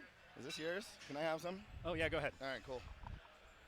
I'm already out cough drops. I'm dying here. Oh, jeez. Here's our alternate camera angle going. That looks so cool. I love that. Hope everybody's having a good time. Here we are, Flight C, second attempt starting. With my homeboy, one of my best friends in the whole wide world, Tony Montgomery from Oregon. Yep. let's see. Should we switch this? He's doing the whole like running 3 businesses, going to grad school, running a gym, training clients, and trying to lift himself. So he's had a great time of things here.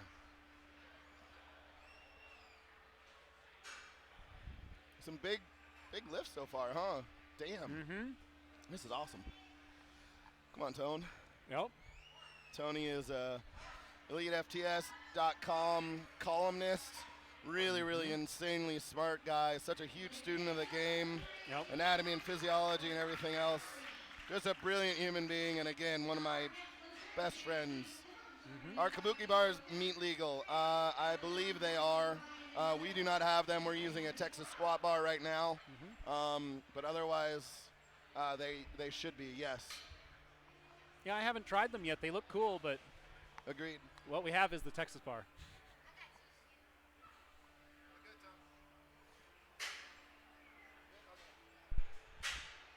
All right. So we had a Mark Bell sighting. That's awesome. If you're talking about If we want to talk about barbells, those new Rogue bars look really cool. yeah, the new Rogue barbells, I'm the Serico excited. Rogue bars look awesome. They're supposed to be here last year, and they didn't ship on time. So we just popped them out of their packaging today, or a couple days ago.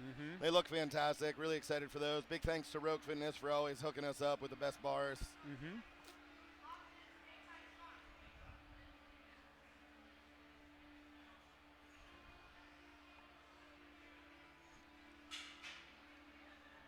Is this Dan? Yeah, this is Dan Stevenson, who's in the running for best facial hair of the meet.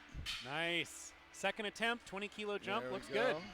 good. 20-kilo jump, man. Yeah, went 265 to 285. That's good. Yeah, he's feeling Here's good today. Francisco. When Francisco was weighing in yesterday, I wanted to do the whole elf thing and go, oh, Francisco, that's fun to say. But I don't think he was he was a little nervous, and I don't know if he would have. Yeah, you don't want to.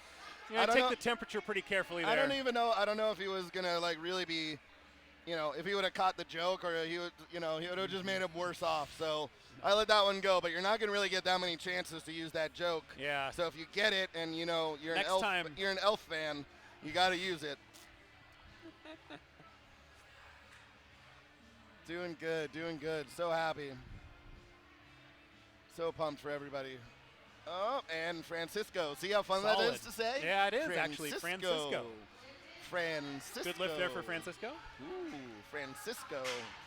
Killed that squat. He did great. Here's Ryan, our guys from the Midwest here, from Kansas City. One of JP's lifters. Look how good JP looks, right? Yeah. I mean, he's got He's really the been hair trimming down, right? and the beard. He's trimmed down. Yeah, what's going on there? He looks really, really good. Is he We're about to talking do like about you. Yeah. Absolutely. Saying how good you look, brother.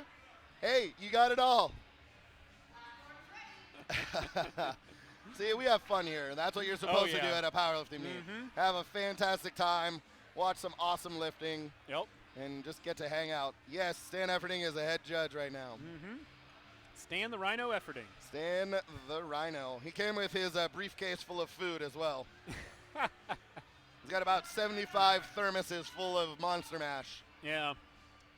I'm still waiting for the cooler drone that just follows you around, cooler drone? pouring stuff in your mouth. That might not be a bad idea, actually. Right? Come on, Rye. Finish. There we go. Woo, there we go. Nice. There we go. Nice. 17.5-kilo jump there. It's a big jump. Yeah. It looked really good, though. That was a really, really strong second attempt. I am pumped. Yeah. I wonder Yeah, if this flight is going great, and the lifts are already huge. I mean, we got guys going up to 327 already. Yeah. We're not even in flight D yet. I know. Really pumped about it. Yeah, just wait. Next flight's going to be completely astronomically ridiculously insane. Yep.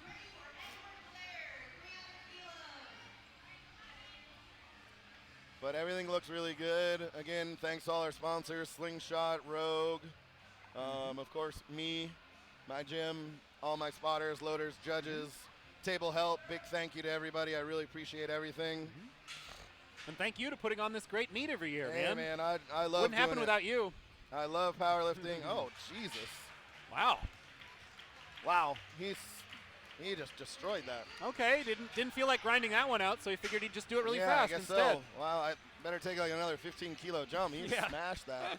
That looked awesome. Yeah. And it's standing room only here. I think Wow, I should have gotten. I think I should have gotten more chairs. It is just like. Yeah, we have nowhere to sit. The warm-up room is packed. I have to go back into the warm-up room and yell at everybody to get back there. Ronan AJ, what's up, brother? Good to see you. Thanks for tuning in. Yeah, we're at like capacity. I hope there's no firefighters, but if there's a fire, we are so screwed. Yeah. Oh man, I know. Everybody's gonna be out of breath trying to run out of here too, because they're all powerlifters. And they're gonna be in sleeves and wraps. Oh man. It'll be great. But no, kidding. We don't have the fireplace here anymore. Yeah, so nobody's using a bench shirt either, so I don't think anybody's going to get too tangled up on the way out. We should be fine. Yeah. Big jump up. Chest. Nice, There we go. man. So good. So one person asked, is Ryan Silva in super heavyweight? No, he's just going to be in the prize category at the end of the day for super heavyweight. Correct. So everybody from 275 up is going to get or 242 and up is going to get lumped together for the prizes. So yeah, he's not super heavyweight. He's a 275er. We've decided, we've been doing it for years this way, is that we have, oh God, is this guy like, okay, he's a fan. He kind of looked like a firefighter. Holy I know, shit, right? that was so bad. Walk in looking very official. Oh my God, he looked way too official. I know. So we'll have our lightweight men, middle and heavies go today, and we kind of separate them in those categories. What I've found over the years is this creates a little bit more competition, opposed to all those kind of trophy hunters who just show up and they win their class and that's it. So this creates a want and a need for competition, because no one wants to lose to someone who is weighing less than them, but everyone who weighs less than somebody else wants to always beat someone who weighs heavier than them as well. So it creates really, really great competition, which is what we want, what we're looking for here. And you give out really great prize boxes, too, because you don't have to give out one for every single weight class. Exactly. So we kind of focus things in the way we need to here. So here we have Ron Flett from Great Britain, I believe. He's got some sort of an accent. Yep. He told me it wasn't New Jersey, so that's all that I know. Yeah. But he definitely flew across the pond, as he said. I don't know what that really means. Yeah, I don't know. I mean, that means he was just like a couple miles away. I guess. A pond isn't very big. Like the Sonol Reservoir? The pond isn't big. There we go. Finish. Nice. Man. There you go. Second squat. That's only 7.5 kilos more than his first attempt. So he's being conservative with his jumps here. Get off the platform. Looks solid. Looks like he probably wants to go take off his knee wraps at some point. Well, that was the same. He missed it the first time. Oh, yeah. Oh, gotcha. It's good to get it in, though. This is the lifter now. Oh, that was Rob. Oh, yeah. Okay, I see. Oh, yeah, sorry. Yep. Here we go with Louis. So Louis missed this on the first attempt. He's going to have to come back and retake it. Decided not to jump. Probably a smart thing. Yeah, you never know what's going to happen on that day. Even if you hit it so fast and you're like, oh, that was easy. It's like, you really want to get one in. You always just want to try and get one in, and then you can kind of make your decisions going forward. The relief that happens once you've kind of taken a deep breath after making your first attempt really is something special, and it makes such a huge difference. Feels like a different meet. A whole different meet. But hey, guys, I'm going to go check on everybody, make sure we're good. Thanks for tuning in. Chris, you're doing a great job. Love you guys. Thanks Thank a lot, you so Jesse. much.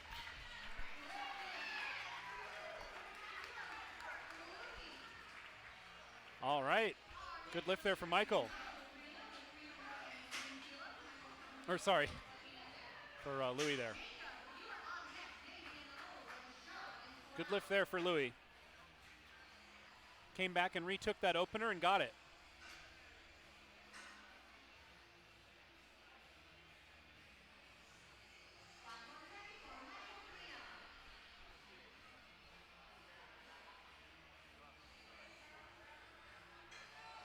Here we go, Michael.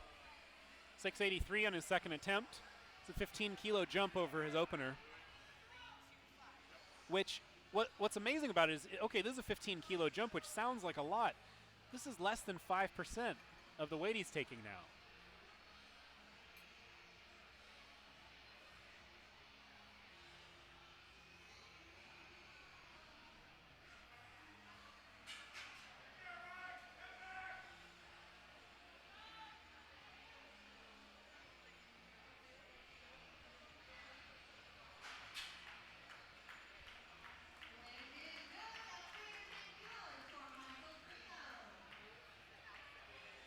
There we go.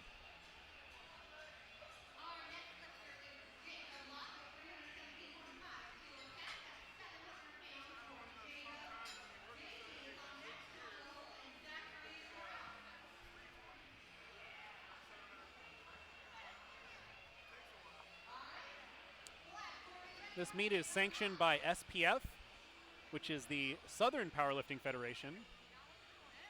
SPF in California is pretty much Jesse Burdick's meets here, and Mark Bell, I believe, at least someone here involved with the meet is the SPF state chair.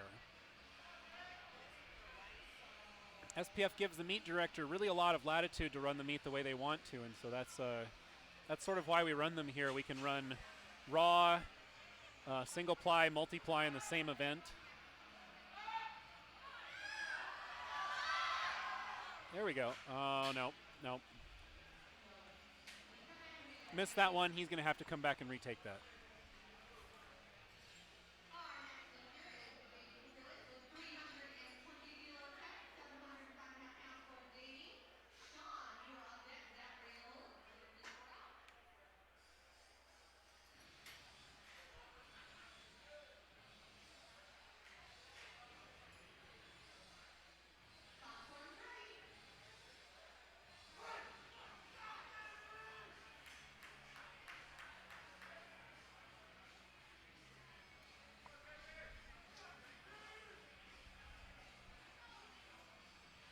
Here we go. Davey's making a 30-kilo jump over his opener, which is about 10% here.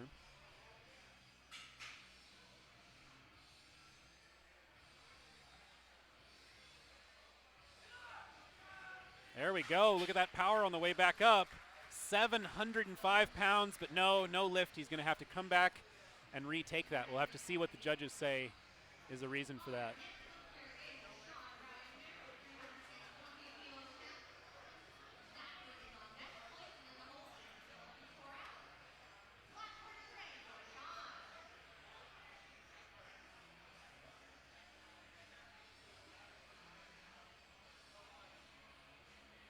Here's a current Flight C lifts.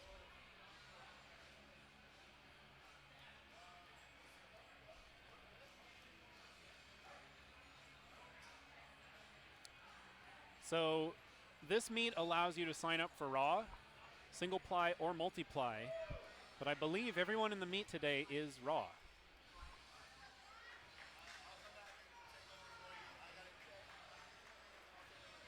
The awards are done separately for multiply, obviously.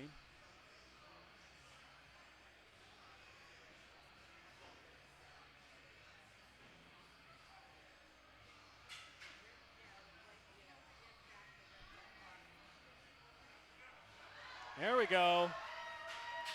All right. 15-kilo jump over his opener makes it look good.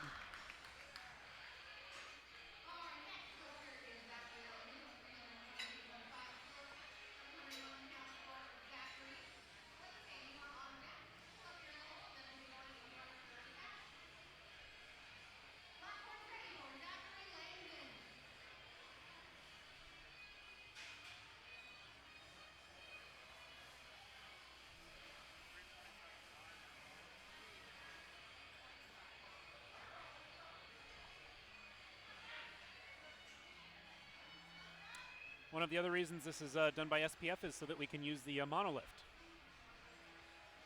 Lifters don't have to walk the weights out.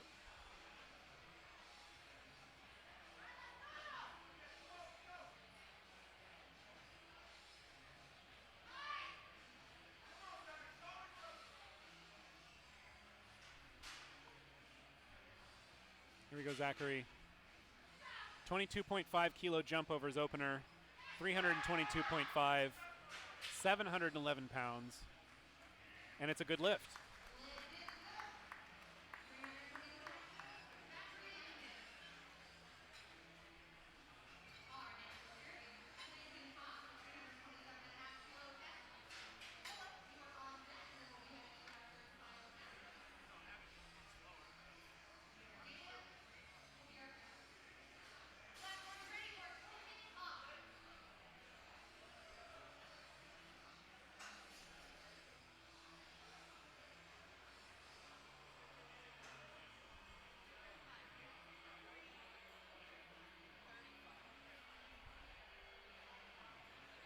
these days people get really caught up in what federation is running what meet, and it just really doesn't matter as much as the actual meet director and the organization putting on the meet.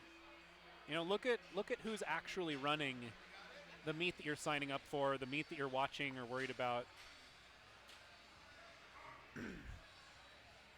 That's going to generally reflect the quality more than the federation that's sanctioning it.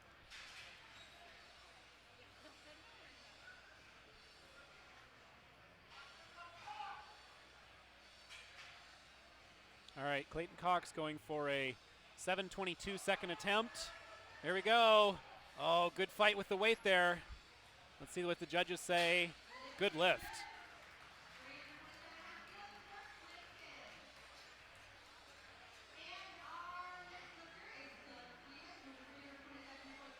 Simon asks, is it normal to have bigger jumps with bigger weights?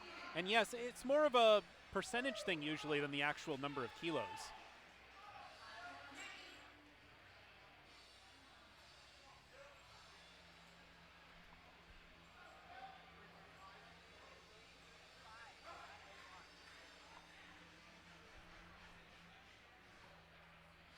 Let's see if we get the back angle here or not. Oh, there we go.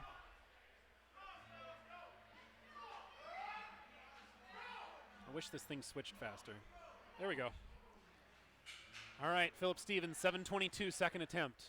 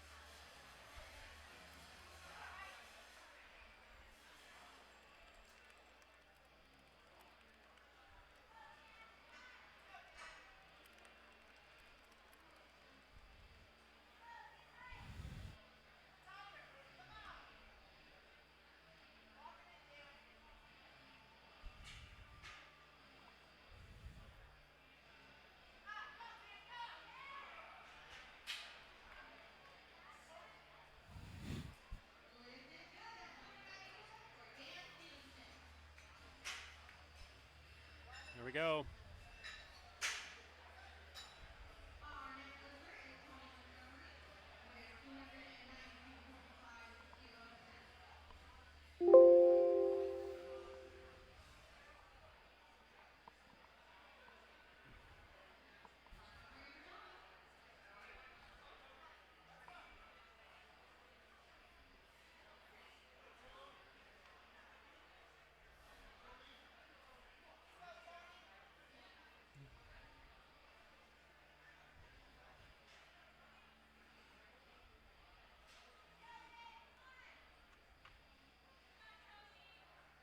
All right, Tony's going for his third attempt here. 292.5.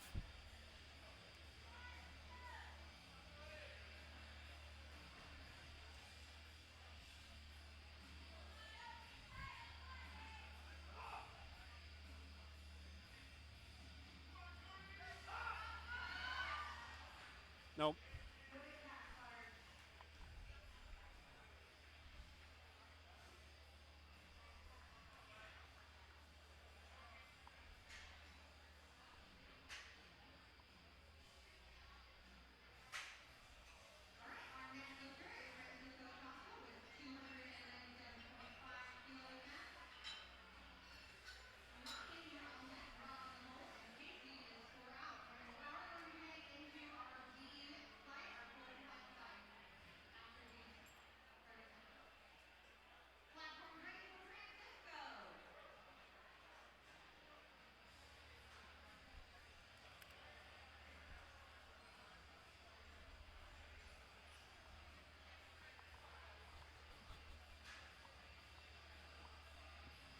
I just put the label on because everyone was asking constantly who the head judge was. All right, Francisco, 6:55, third attempt. Good lift.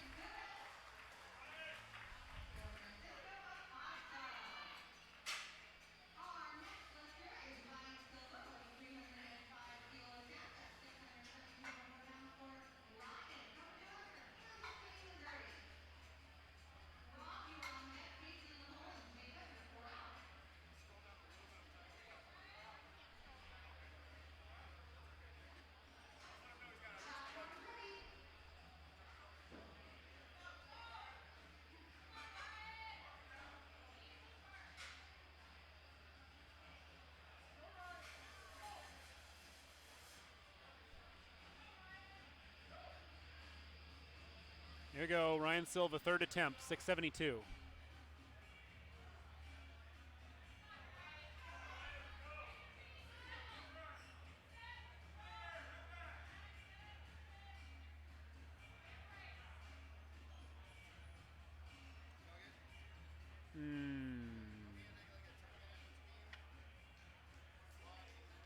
No lift.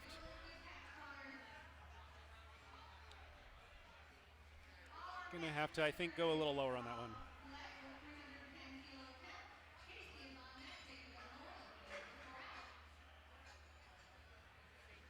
one. John's asking in the chat if we had a monolift when we had wraps before. I don't know. Every federation's different. Everyone has a different definition of raw. Don't worry about it too much.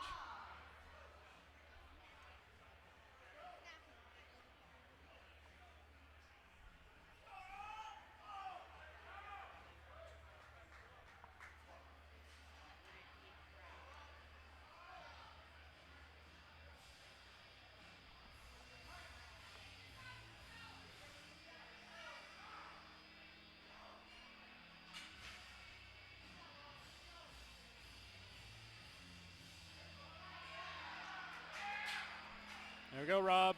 6:83, third attempt.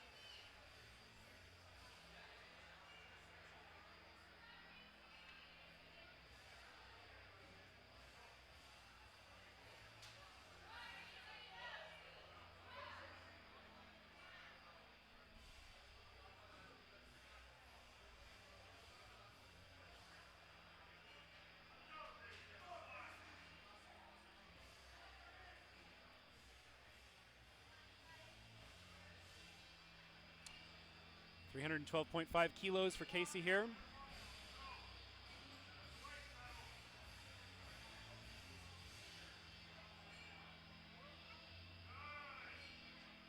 Very smooth descent. Wow, that was a great squat. Very technical. Wow, impressive.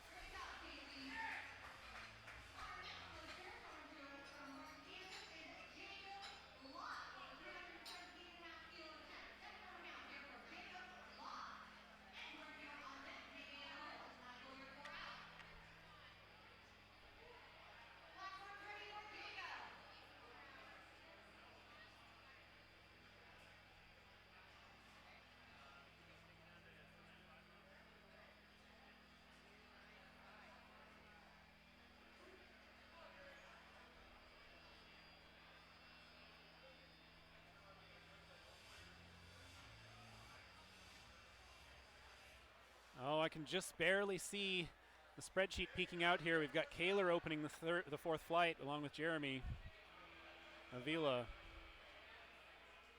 But first, Jacob's going to squat 700 pounds here.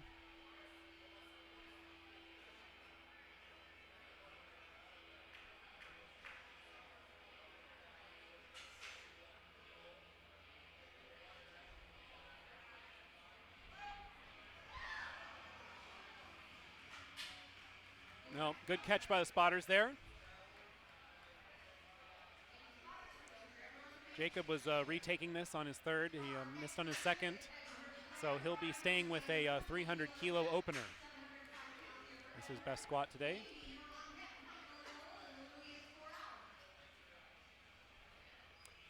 Someone's asking, is this a CrossFit temple? This is definitely the Iron Church. This is actually a CSA gym in Dublin, California, which does, there's an MMA section to the gym, there's a CrossFit section to the gym, and there's also a powerlifting section to the gym run by Jesse Burdick. So if you're anywhere near Dublin, California, come out here and lift with us.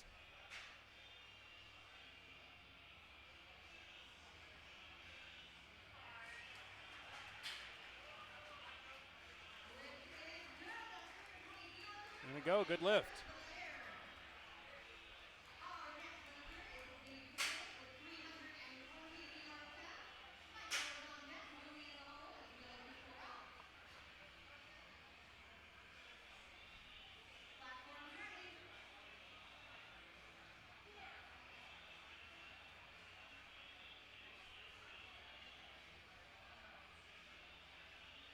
The nice thing about competitions like this is that you can choose the federation that has the rules that you actually support. If you think that powerlifting should be done in a particular way, you can go and give your money to a federation generally that that matches that. And I highly encourage you to vote with your dollar. Dublin, California is near Pleasanton. It's sort of just outside of the Bay Area here. It's about an hour away from San Francisco.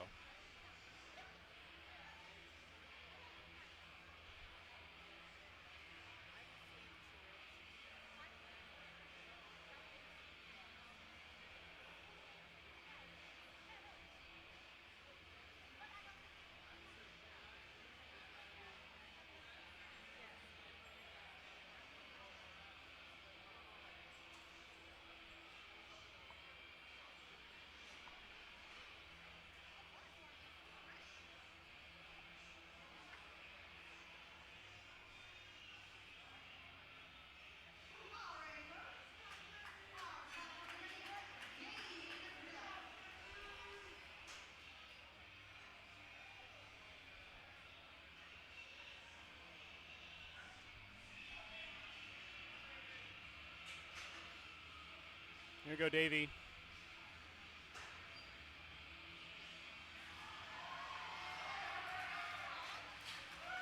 Good struggle there with that one, and oh, no lift. Shoot, very close.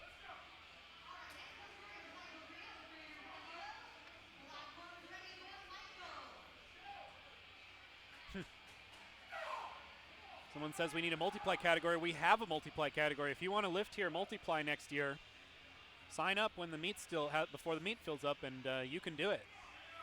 But unfortunately, we will make you squat as low as everyone else is squatting, so that can be. I know after squatting at record breakers here that can be a little difficult. I've missed for depth here. Here we go, Michael. 7:05, third attempt. 10 kilo jump over his second. Wow, that was some strength coming back up. Good job. That was a powerful squat.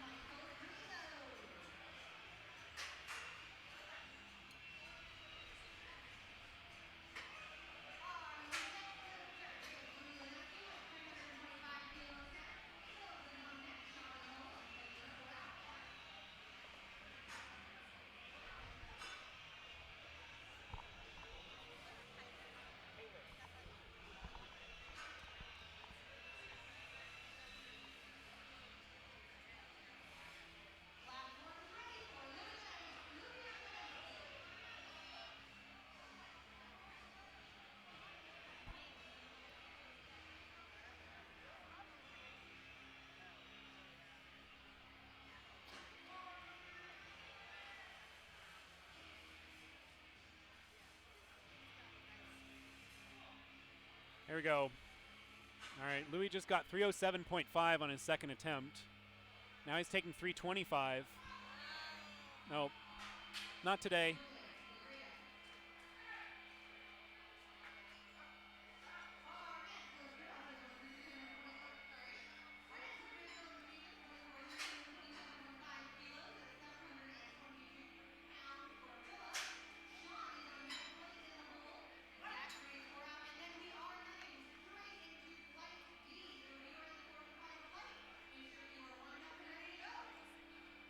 Looks good. What's that?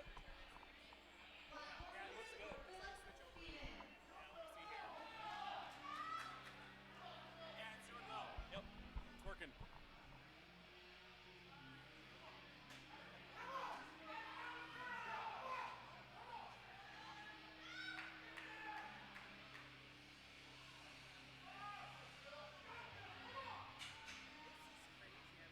Shoot. Oh, there we go. There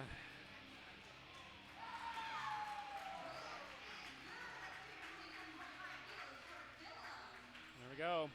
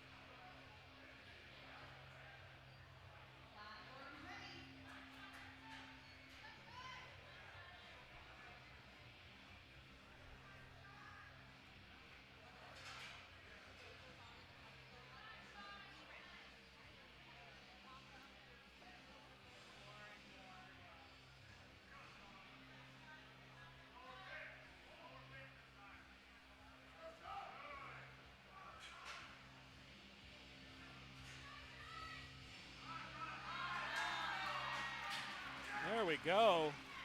327.5, 722 pounds there for Sean. Did I just do that math right?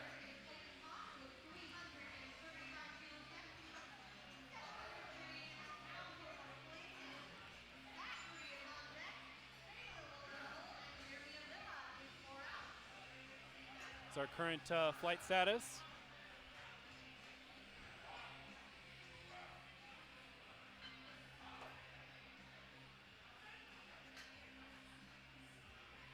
Getting ready there.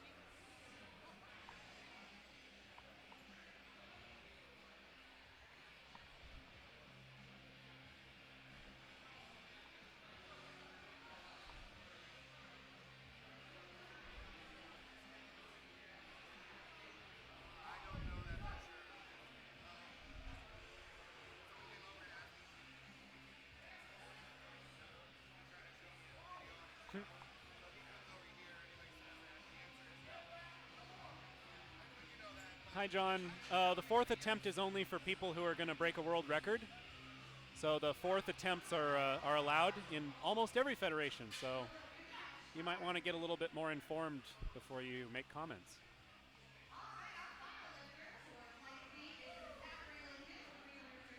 All right. Zachary's going to be going for 335 kilos here.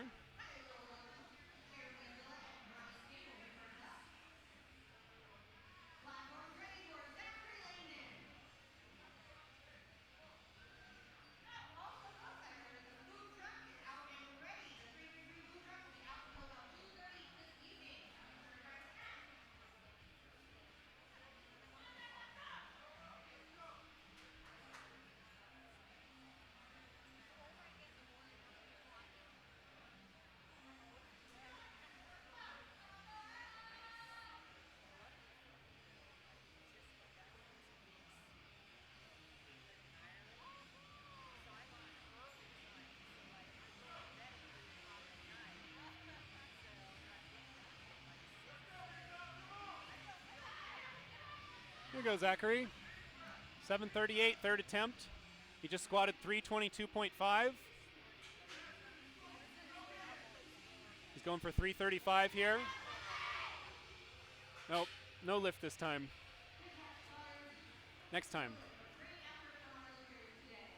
All right, so that's the end of Flight C squats. We will be moving on to Flight D.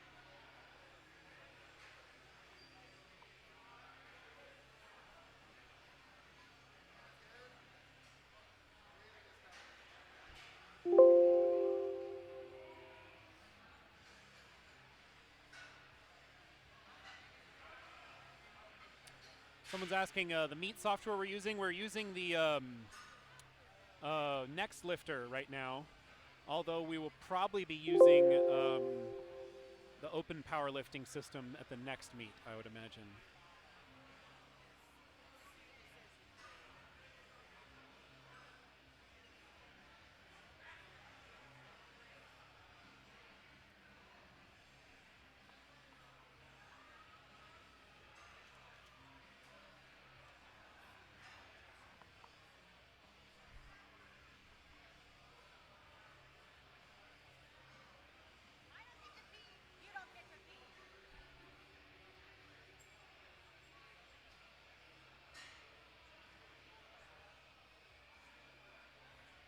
Yeah, Next Lifter, you can look it up online. It's free. It's essentially a big Excel sheet with a ton of code and macros and stuff in it to make all this work.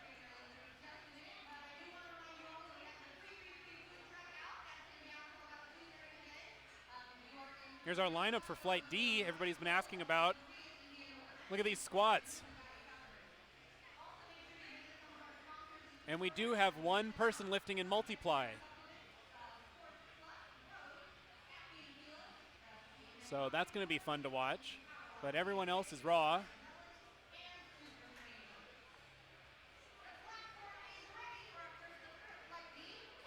Someone asked, can you use a slingshot on the bench? No, you can't. You're going to want to come to the SuperTraining Classic meet next year, if it happens again, to do a bench there in the slingshot if you want to use a slingshot. At this meet, since this is a sanctioned meet, people are going for world records and all that, then it's really just going to be, if you're in the raw category, you got to lift raw, and if you're in the multiply category, you only use the equipment that's allowed.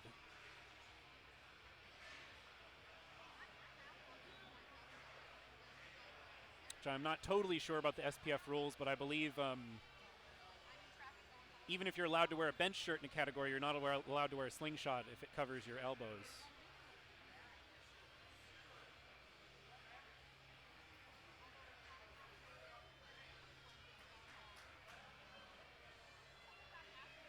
All right, here's Kaler. Kaler opening with a 628 squat here.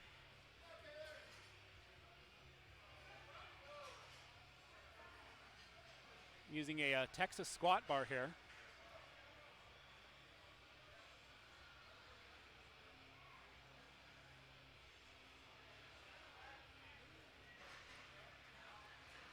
There we go. Smooth opener. Jeremy's going to be opening with 295 here.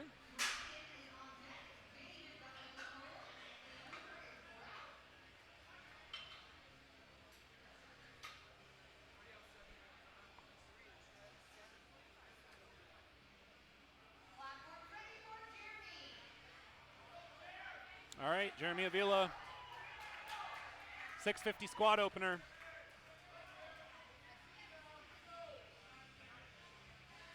As you can see, he's got that intensity on his face. Hit a big opener squat here. Come on. Oh, look at that power today. Oh, I think we're going to see a really good performance here from Jeremy.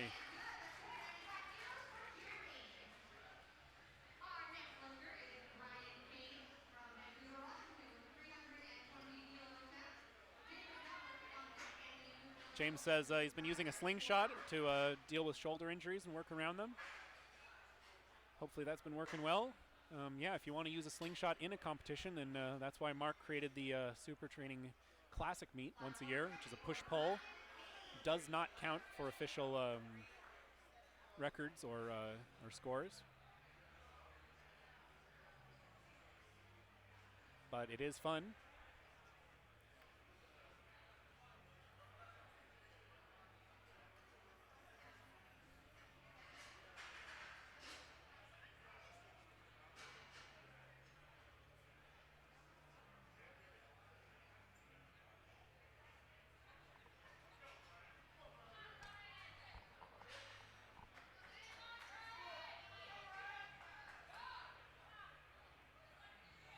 There we go. Brian Kane opening with 320 squat.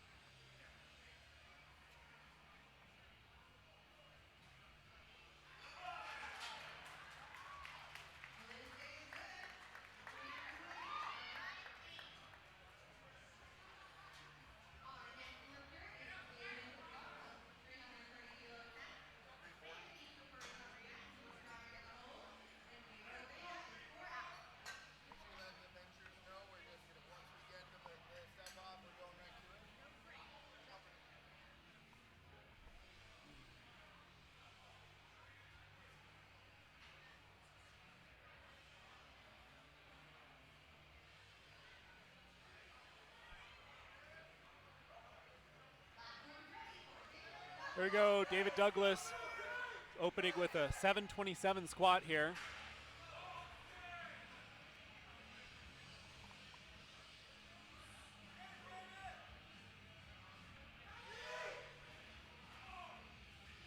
There you go, David.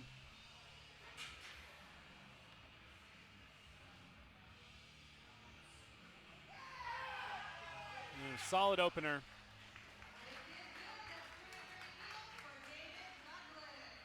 There we go.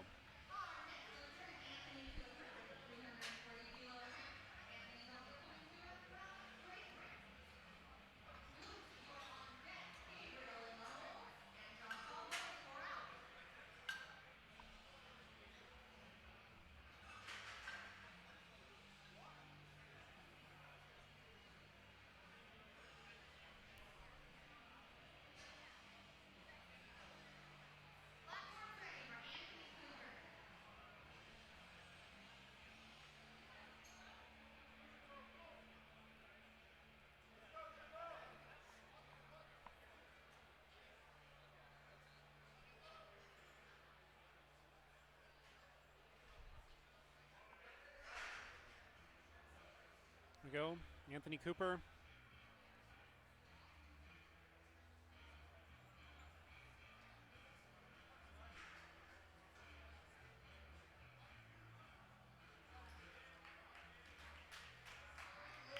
Nice. Good opener there. Here's our current lineup. We've got people opening over 400 kilos here.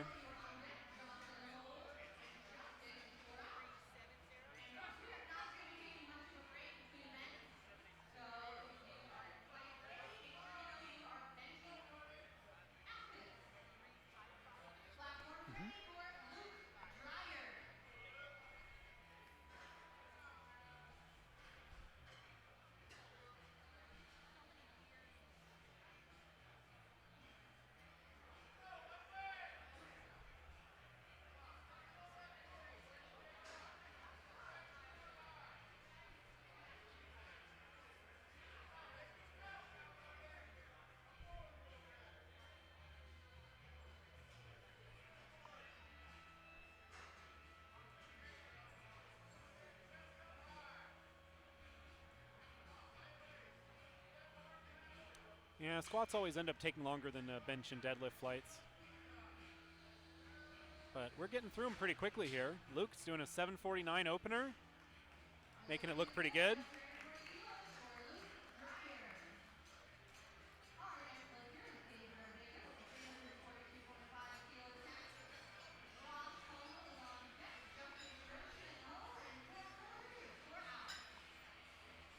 Here's our current lineup. We're moving through the openers here.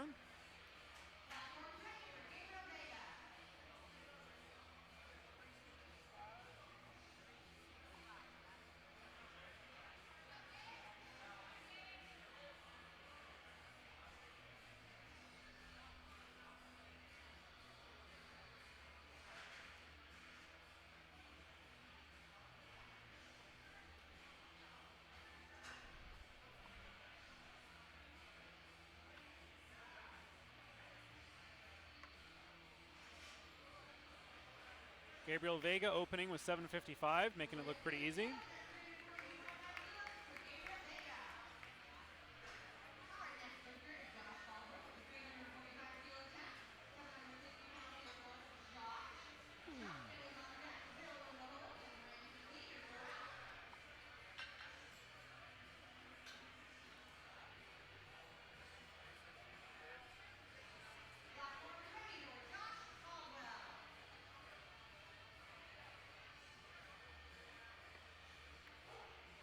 Josh Caldwell's our next lifter. 760, opening attempt.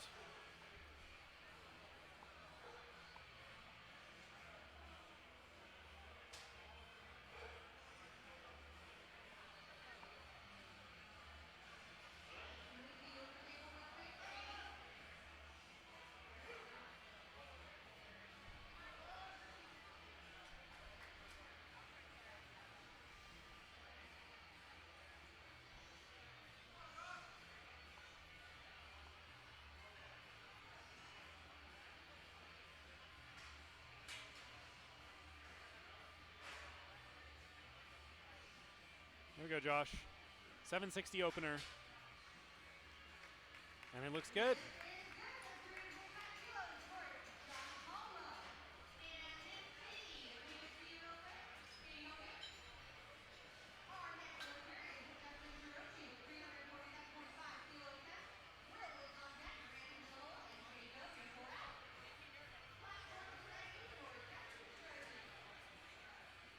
Justin's opening here with 347.5.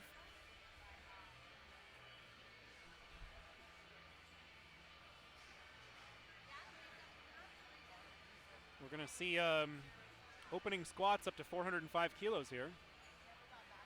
Actually, it looks like it keeps going after that one on the end of the sheet. So I think we've got more than that. But we've got Andrew Herbert opening with 405 kilos soon. It's going to be interesting.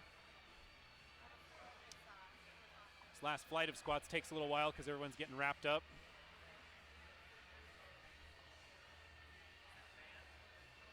What's that? Is that banned then when I do that? Yeah, I think so. Because on my end it just says remove message. I don't know if that actually does or not. I wonder. But we'll see if it comes back.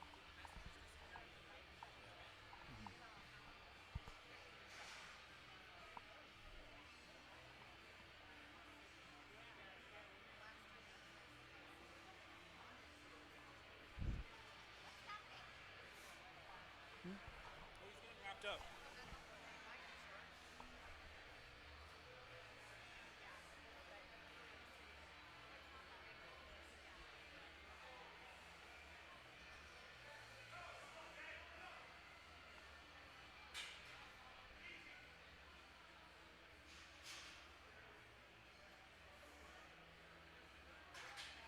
There we go.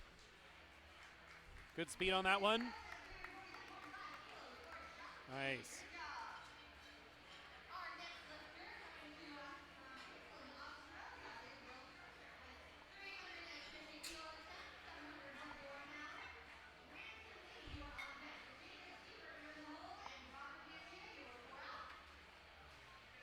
Oh, it's Christian. Hey, Christian, how's it going, man?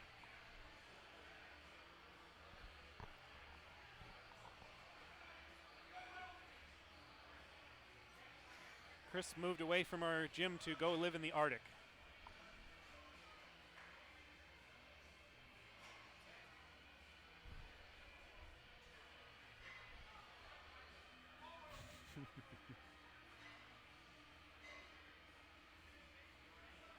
There we go.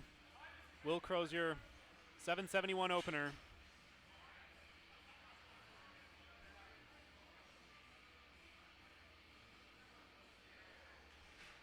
Solid. Someone asked, why do some guys walk out in the mono? Just because that's what they're more comfortable with. If you're used to walking out, doing the mono can be really surprising feeling, and it doesn't feel good at first.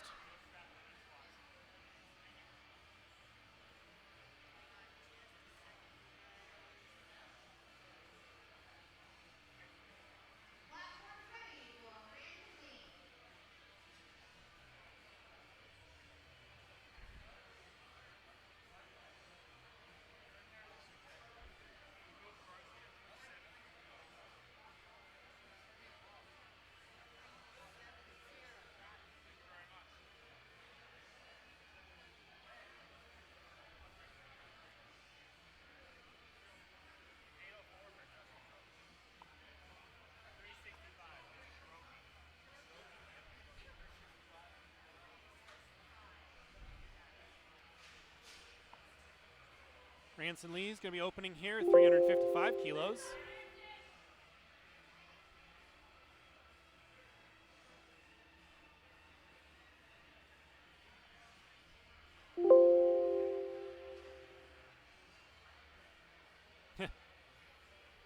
Somebody said on the chat here, Stan looks bored. He's not bored. It's just, it is really tough to judge these things for hours and hours and hours. So he's not bored, but it definitely the fatigue gets to you after you've been sitting in the chair for hours and watching every lift. Okay, all right, Ranson. Getting the weight stable here. There we go. Solid.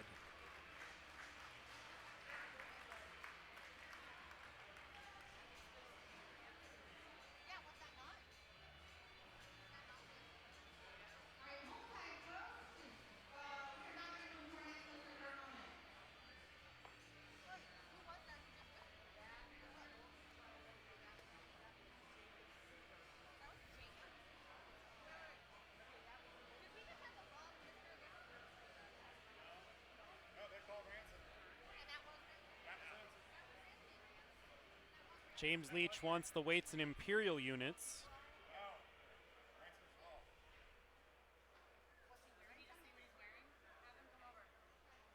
So that's, let's see.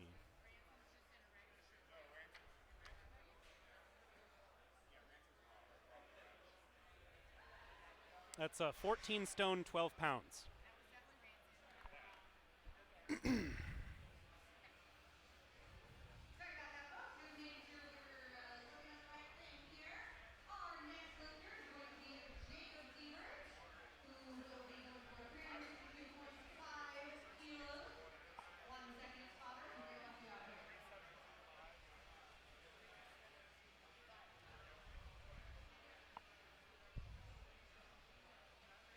All right, looks like we've got Jacob Siebert is our multiply lifter in this flight. Someone was asking about a squat suit earlier. This is an example of a squat suit.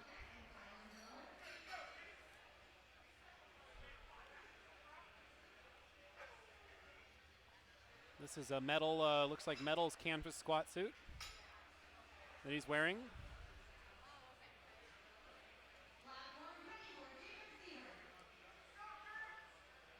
So this means he's in a different category. He's not actually lifting against the raw guys today. He's lifting against himself in the multiply division.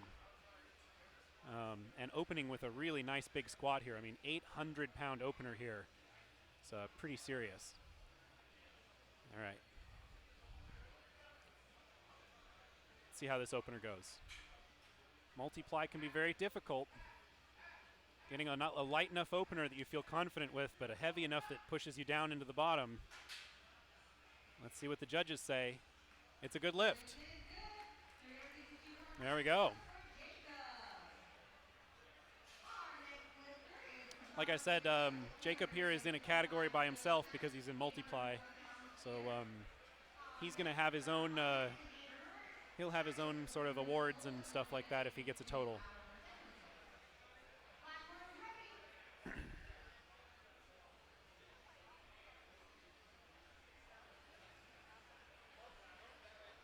I can guarantee you that Cody in the chat here could not come and lift that. Who says he's not actually lifting. That's not true. Multiply is very difficult. It's just difficult in a different way.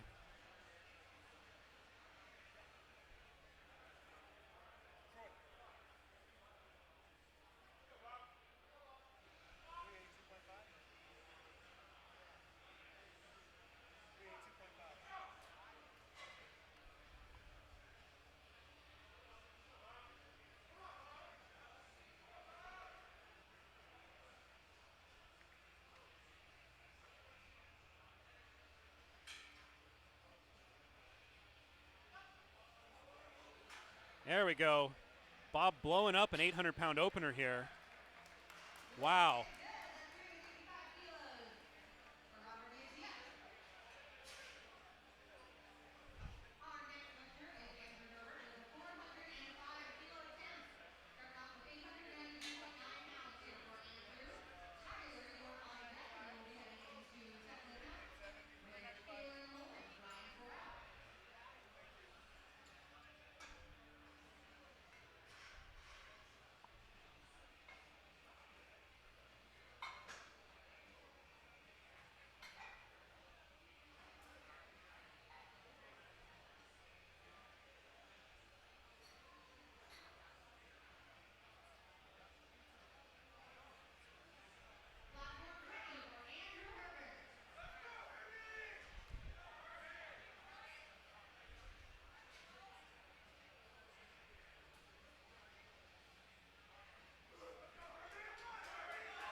There we go. Andrew Herbert is opening with 405 kilos, 892 pounds.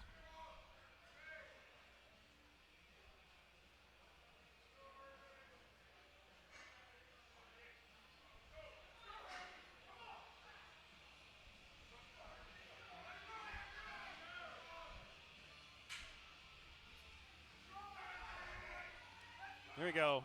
Come on, 405 kilo opener.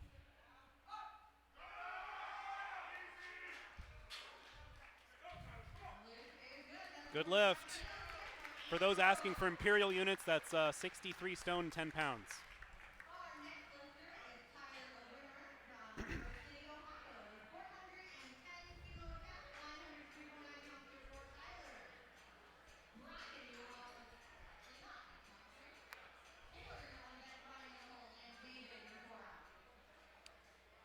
All right, we got Tyler finishing out the openers here of our flight.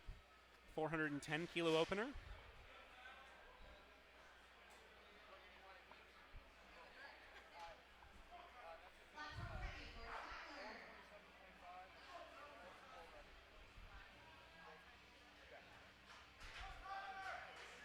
Whoa, okay, he's big guy running into the monolift there, made it shake around a little bit, but it's stable.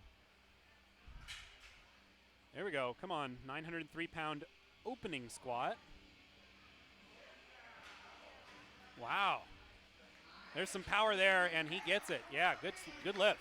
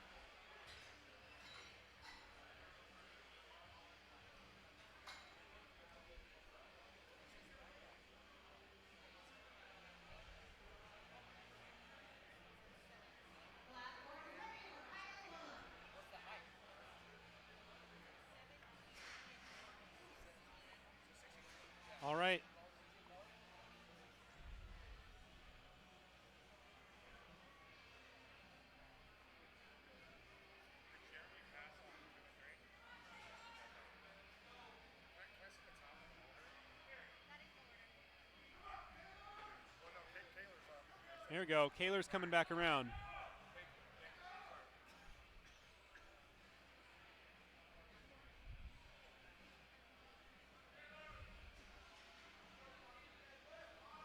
All right, he's jumping to 307.5 kilos from 285.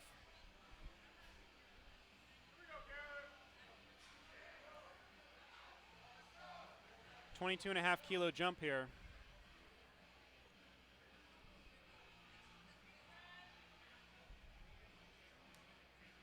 He's going for the classic small PR on the second strategy. Tried and proven by many lifters. And it works again.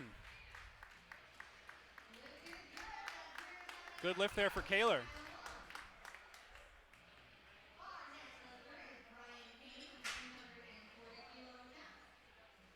Christian says, shout out to the bar loaders. Yeah, shout out to everybody helping out today.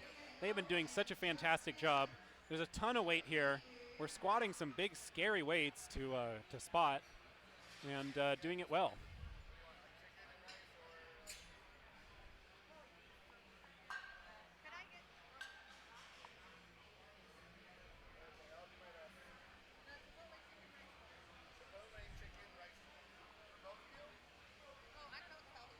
Yeah. Hold on.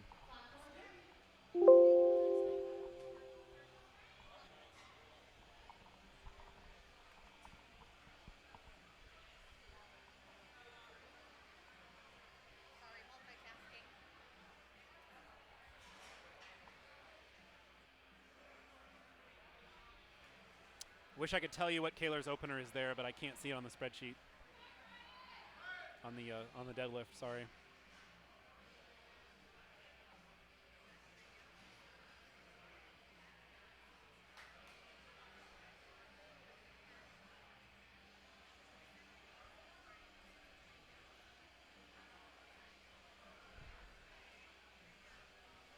Brian Kane, he's jumped 20 kilos from 320 to 340.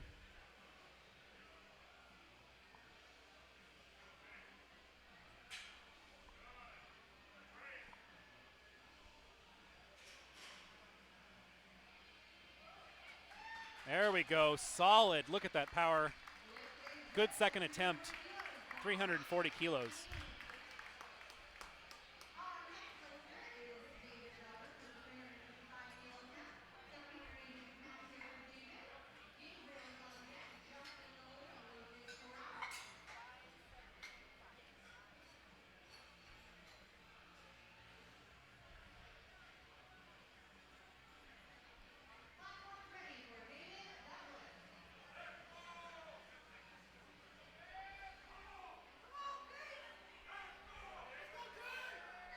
Here we go, David Douglas. He went from 330 to 355 here.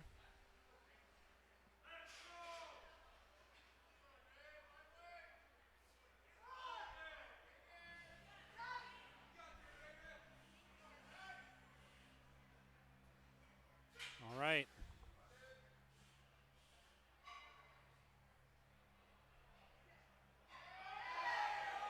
There we go. 25 kilo jump was a little less than 10% there for him and made it look good.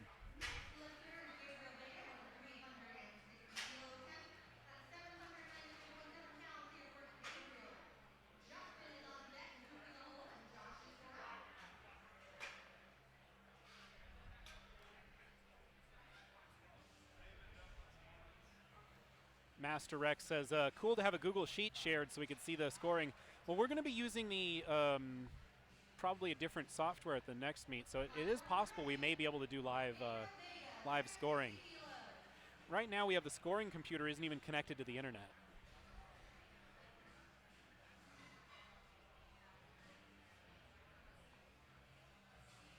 Scoring computer doesn't have any network or anything. I'm just stealing the I'm intercepting the HDMI signal that goes to the projector in order to do this, in order to show everyone the spreadsheet here.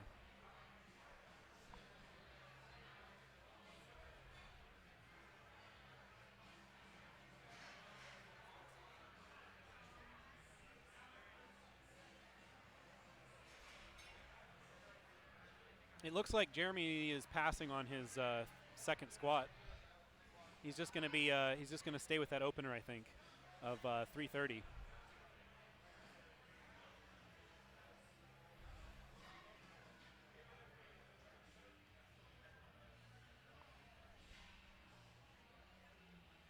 All right, Gabriel Vega,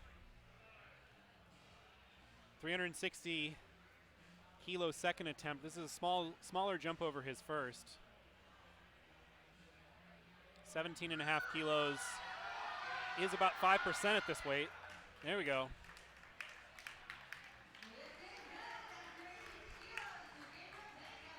Good lift.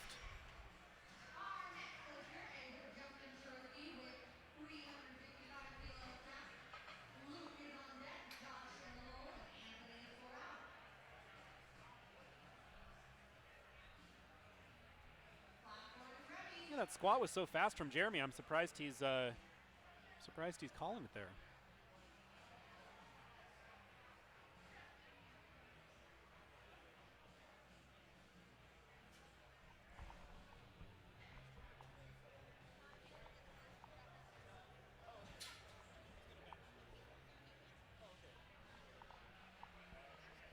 Sounds like Jeremy's okay. He's probably just saving energy. Really?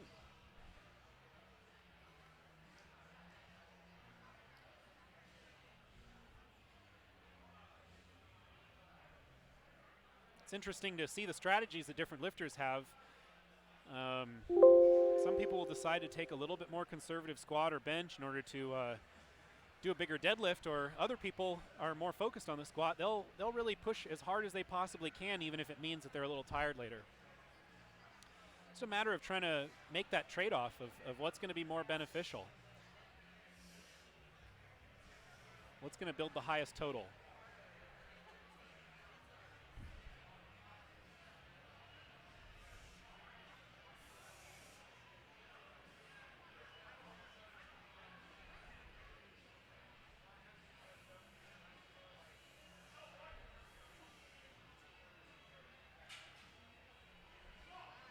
There we go. Justin with an 804-pound, 365-kilo second attempt.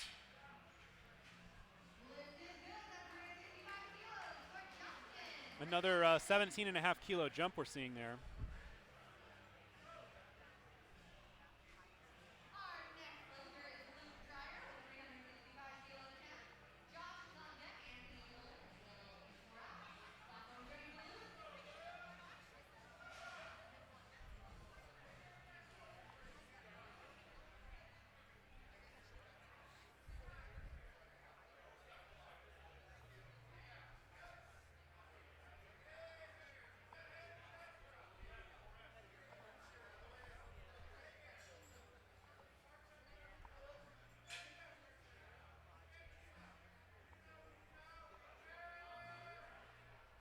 Luke going for a 365 second attempt here. And it's a good lift.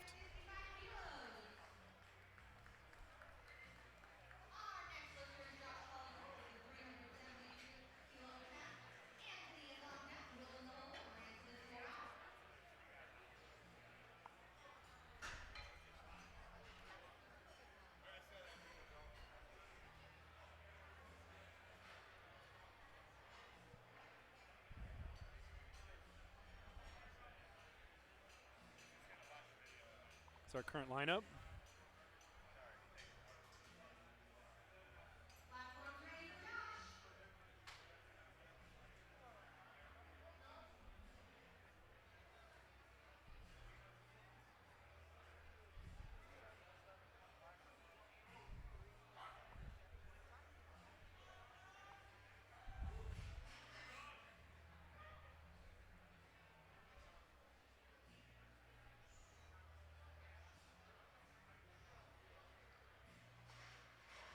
There we go, Josh Caldwell, 370 second attempt. He's going to be a 25-kilo jump over his first. Wow, nice grind there.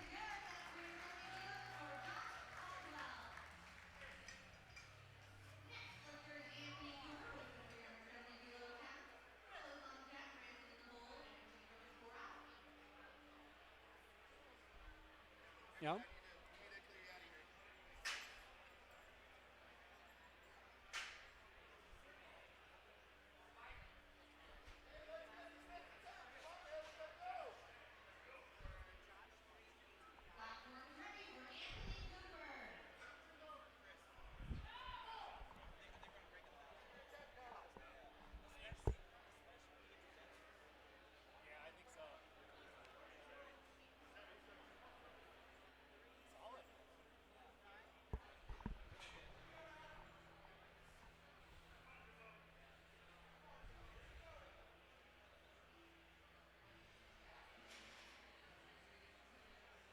Anthony Cooper going for 8:15 second attempt.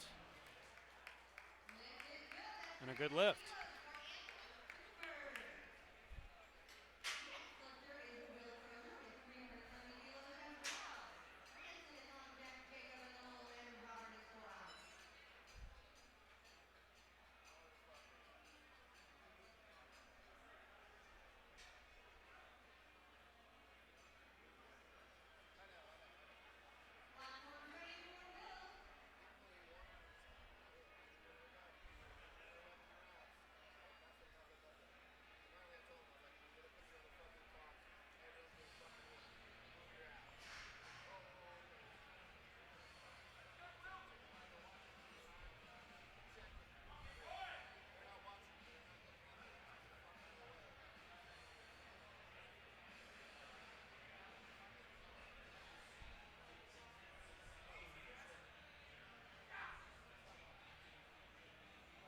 Here we go. Will Crozier from Australia. He's come all the way out here. Squatted 350. He's about to squat 370.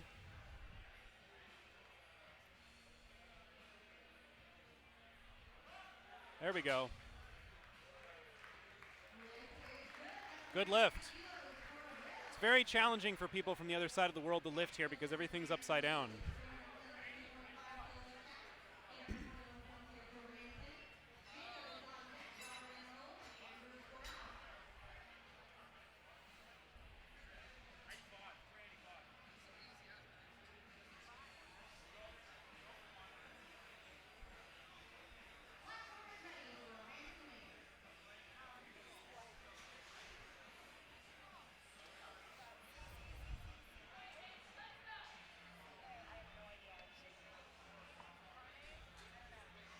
So you can see the actual weigh-ins here in the body weight column on the spreadsheet.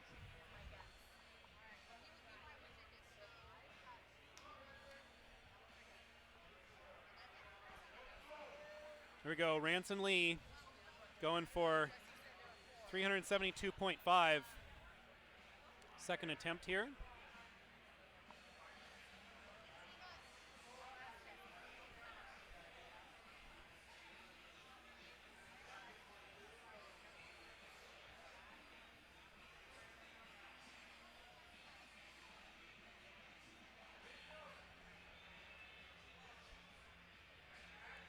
This is flight D. Our final flight for the squats. As soon as the last, this is second attempts. Oh, look at that. Really good squat there from Ranson Lee. Solid 821 pounds. He is pleased with that one. Yeah, this is the last flight of squats. Once we're done with the second attempts, they'll do their third attempts, and then we will move the monolift out of the way, and we will be benching. That's when Flight A will begin benching.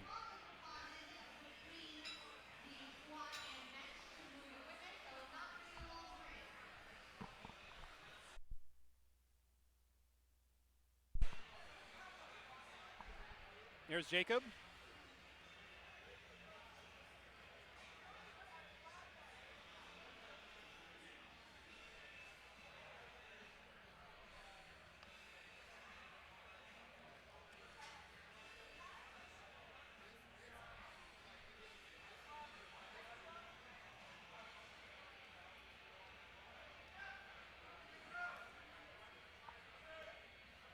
Yeah, where it says 242 or super heavyweight, that's the prize category they're in. The everyone below 242 gets combined into one category for prizes at the end, and then everyone above 242 is also combined in super heavyweight for prizes. But they are actually lifting in their own weight class.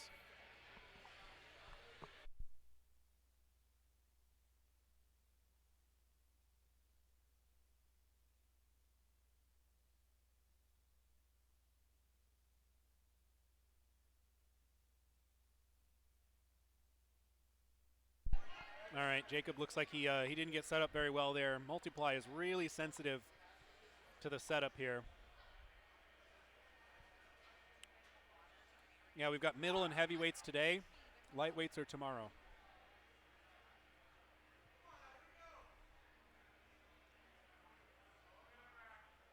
It's the combining for weight classes is just to give out the best heavyweight lifter, the best middleweight lifter, that kind of thing at the end of the meet.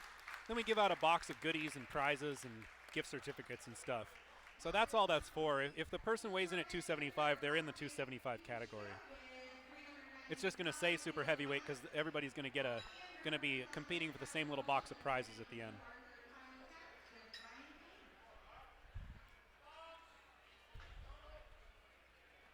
Too bad. Looks like Jacob had a hard time getting under the rack there.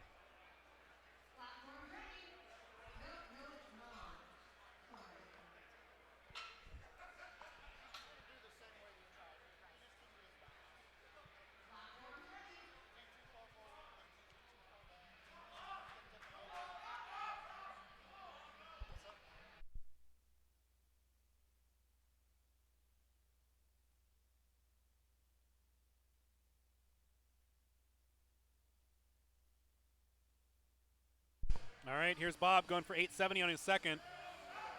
Yep, kind of what I was expecting. Oh, he got a red there from the Rhino. He's going to have to watch out.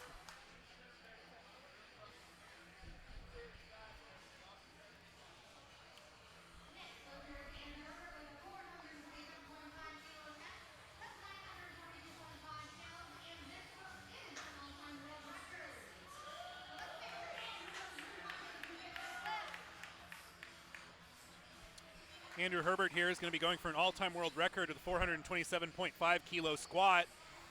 He weighed in at 240.4.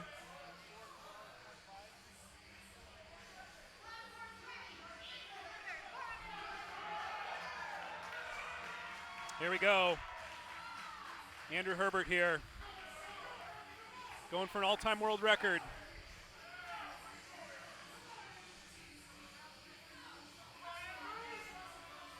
There we go.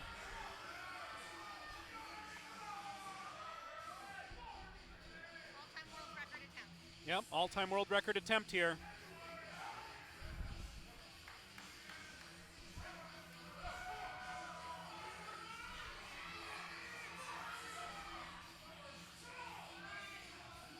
Here we go, Andrew.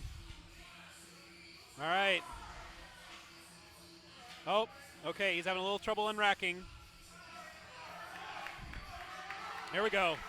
This kind of weight is really, really hard to unrack and control. So he's got the power to do it. Just needs to stabilize it. Here we go, Herbie. Oh, nope, not quite. Not quite. So I believe that since this is an attempt at an all-time world record, he's going to be able to try that. Oh, this was only a second, so he's going to be able to try that again and potentially even again.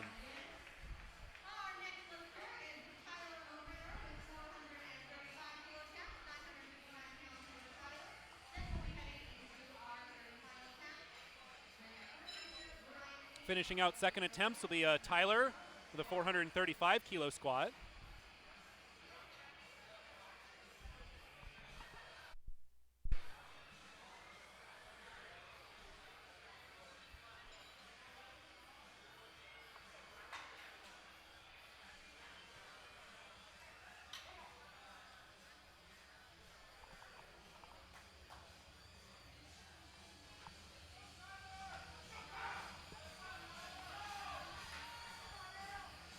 Here we go.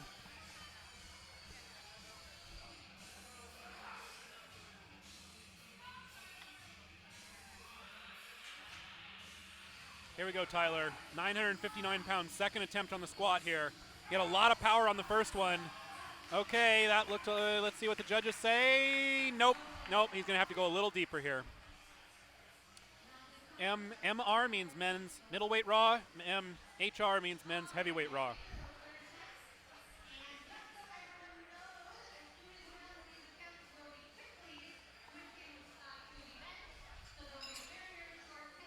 So these are our final attempts on the squat.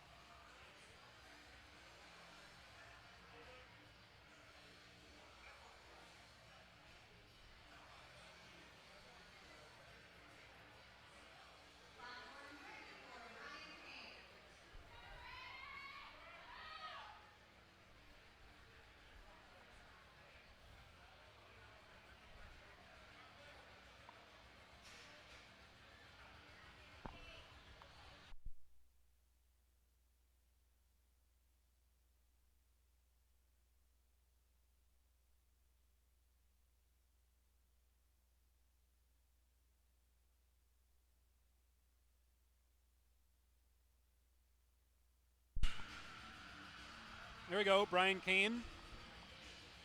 788 on his third attempt.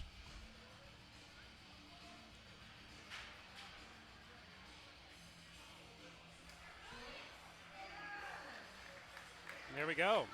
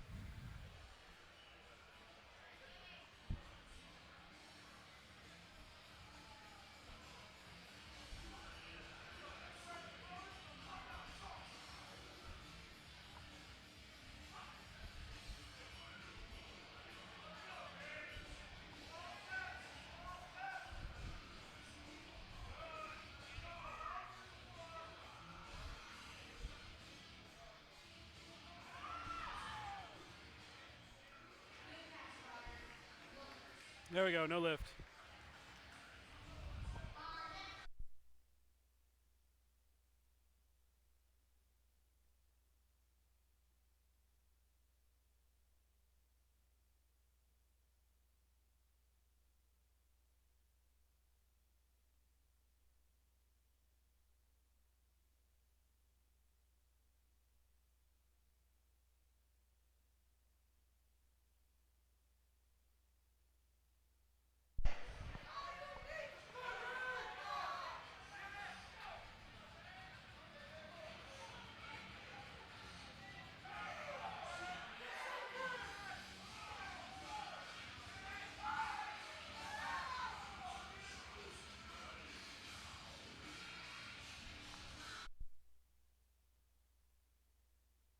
Here we go, David Douglas, 810 pounds, third attempt.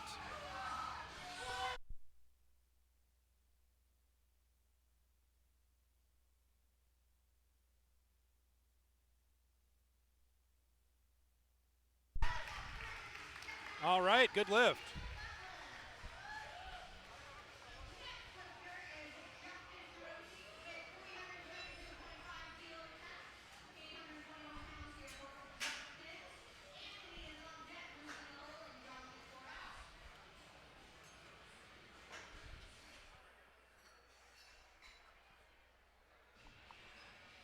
Here's our current lineup.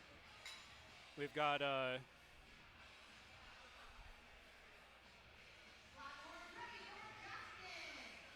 372.5. So this is only 7.5 kilos over his second attempt. He's making a pretty conservative jump here.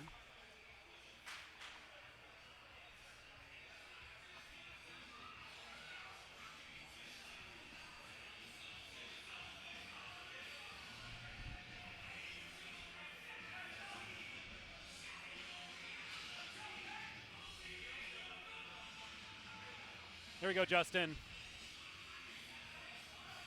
8:21, third attempt. Good lift.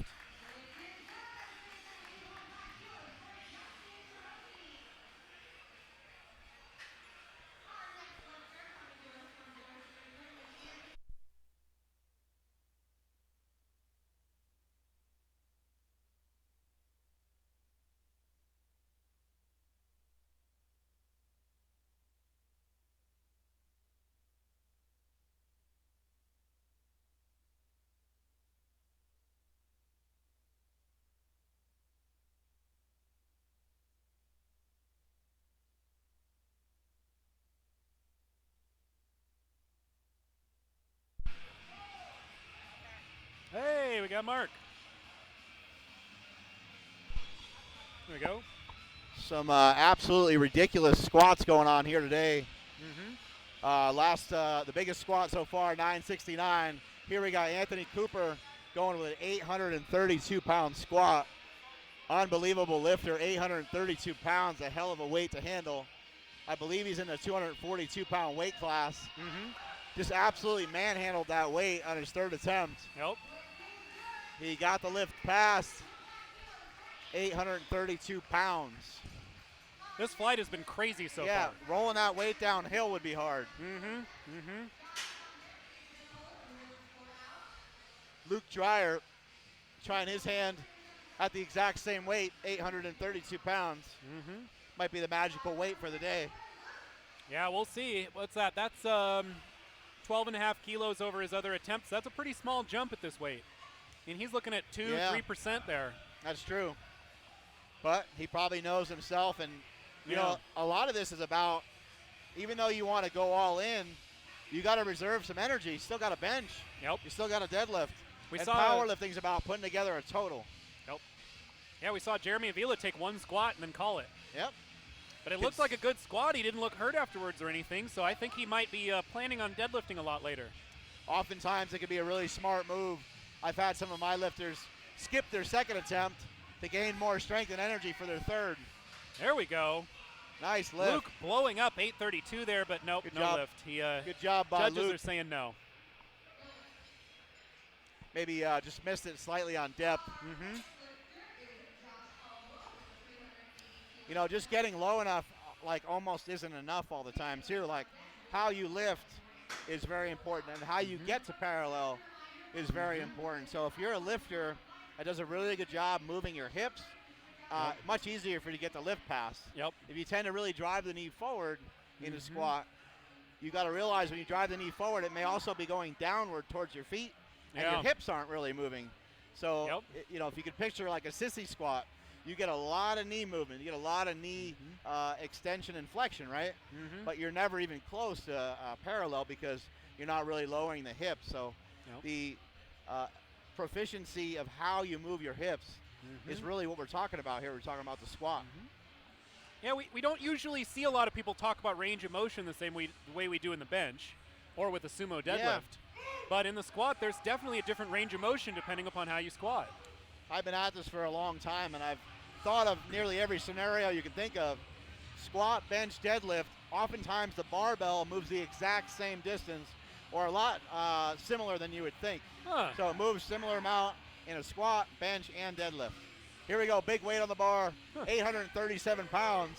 Here we go, 837. This is only 10 kilos more than he just got on his last, nope. Good job, spotters took it from him. And he'll have to quite come back up out of the hole with that one. Unbelievable job by the spotters. These are some really strong men that are up there on that platform. You know, years ago, people watching this live feed right now might be asking themselves, you know, why don't they have straps up there on the platform? And meet director Jesse Burdick, who's done such a great job, along with his wife Katie Hogan, and along with assistance and help from Kara Weston, putting this meet together. They go through every scenario, and they want to make sure the lifters are as safe as possible. And we decided to do away with the lifting straps due to the fact that one of Jesse Burdick's lifters got his hand crushed really severely a few years ago when one of the lifters had to bail on a weight. So the straps aren't really the answer. What is the answer is to stay as close as you can. Yeah, that had 1,058 on the bar when that happened too. Whoa. Yeah, that was it got dropped off of. That was exciting. That was Zaire squatting at the U.S. Open. Yeah, that's a huge amount of weight. So. Yep. 843 pounds here by Jacob Siebert. Yeah. Okay. So he couldn't get in and unrack his last second attempt there. Looks like he's having a little trouble getting under there. Multiply can be really tricky to get set up in that monolift sometimes. Absolutely. It just feels like someone's pushing you in the back. Feel like you're going to fall the whole time. Oh, he got it unracked. He's got it solid. He's looking pretty upright. Oh, wow, no, he tried to. Almost. He tried to dip it. Yep. But he tried it a little early. Yeah. That's still big weight. That can be tough with a canvas suit, too. If you stop, you stop. Yeah. When they say, hey, go down lower, and you, what? How? A lot of people don't understand powerlifting gear. They just think it's cheating. But like when you actually put on a squat suit or a bench shirt, it actually makes the lift a lot harder. Over time, you'll get used to it. And yes, it is giving you a lot of assistance. But one wrong move one way or the other, and the lift is over with. Yep. 848 pound it's squat. Not like the bench shirt comes in the mail and you throw it on and do a bench. I mean, it takes and all of a sudden it feels great. It takes a lot of practice. In my powerlifting career, I was able to hit some big benches, but I actually wasn't a very good bencher. I missed a lot of attempts. I would say I would go pretty common for me to go 1 for 3 in a lot of meets. That's how challenging. Will's jumping 15 kilos here, 385, 848. Came all the way from Australia. So this is really tough because all the weights are upside down compared to what he's used to. Yeah, that's very true. All right, look at that. He gets 848 pounds. Goes and gives Stan Efferding a little fist bump there to give him some respect, too. That's always nice to thank the judges and people running the meet. I was on the platform earlier, kind of up near the platform, and I couldn't help myself but, to start recording some of the action that was going on. So I'm just so excited. I'm just a huge fan. Exactly. And I see, someone like Sean Frankel walking by. I can't help but get excited every time I see him walking by. I'm like, this guy has been such a great lifter for so many years. And half the people here, or maybe even more, don't even know who he is. If you haven't set a record in the last year or so, nobody knows you. That's right. Yeah, you're right. Oh, your all-time world record was 2 years ago. Oh, man. Go away, Grandpa. Here we got Ranson Lee from North Carolina, 848-pound squatter. I believe it says he's 28 years old. Is that right? Looks like it. Yeah, he is. That's amazing. It's got some striations going through the hamstrings, too. He only weighed in at 219. No way. He's trying to take 848 here. Wow. I think he's going to get it. He just got his first 2 attempts. Shit, man, this is absolutely insane. Multiple times body weight. Yeah, this is amazing. When you're dealing with these kind of weights, again, man, the stabilization and the preparation that goes into this are probably the 2 biggest keys. What you do in your training. Squatting 385, and he weighed in at 99 kilos. That is amazing. He absolutely smashed that. That is not 4 times body weight, but 3.8 times body weight. Wow. I think, again, I just mentioned the balance and the preparation. Well, that's where the 2 came together really well. So somebody might look at that and be like, why didn't he try 50 more pounds? Nope. Well, because the weight on your back makes it feel like you're going to literally go right smashing through the ground. You have to send a message back to your body and say, hey, man, this is going to work out okay. We prepared for this. Once you get your balance and stabilization, that's where all the preparedness takes over. The weeks, the months, all the years of training that have gone into it. And that was perfect execution, kind of like hitting a golf ball. Those of you that aren't good at hitting a golf ball, you'll notice every once in a while the ball go really far, and you can't figure out how you got it to go really far. Same time sometimes here with lifting. Yep. You get it right in the right spot, and you're like, oh, damn. That's how squats are for me. What did I do? That's how squats are. Every time I come in the gym, I feel like I'm starting to learn squats over again when I warm up. I think each person has at least one lift that's like that. Here's Bob. Wow. Super low, Holy super shit. powerful on the way up. 909 pounds. I knew he really wanted that, and he's nailed it, leaving nothing to doubt. I'm totally speechless right now because of how low he just sank that squat. That is amazing.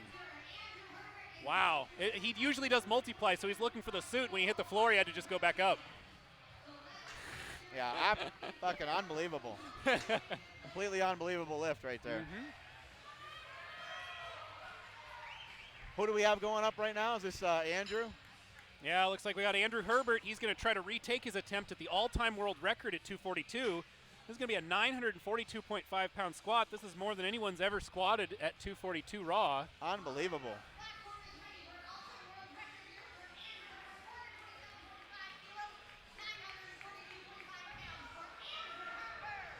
If you don't hear me talking as much on this one, it's because I'm just watching in awe. Yep. This is really outstanding. I'm going to yell at him for a second and come back. All right. See you in a minute, Mark.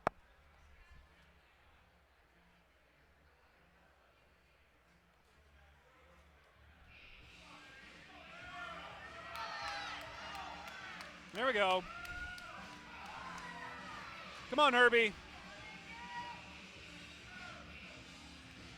All-time world record attempt. Andrew's going to try to do this for the first time anyone's ever done it. Here we go.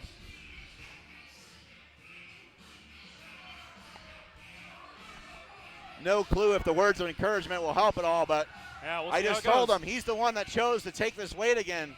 Go out there and get it. Yep. I want him to win that $1,000. He'll actually win $2,000.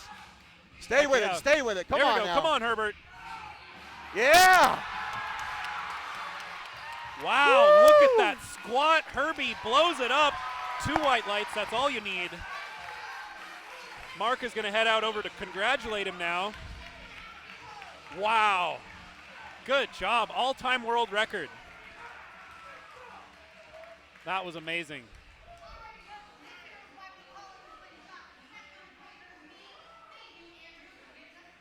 Here we go. That was our first record today at Reebok Record Breakers. Or sorry, not Reebok. I'm sorry. Slingshot Record Breakers.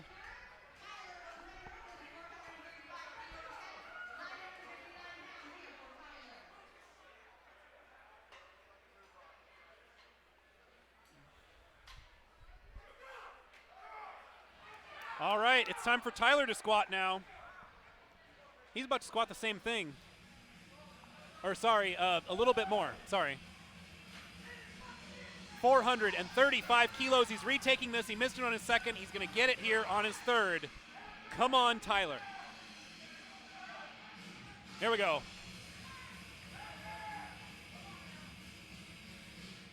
Here we go, Tyler. Solid. And it's a lift. All right, good lift. Good job. Wow. That was quite a squat.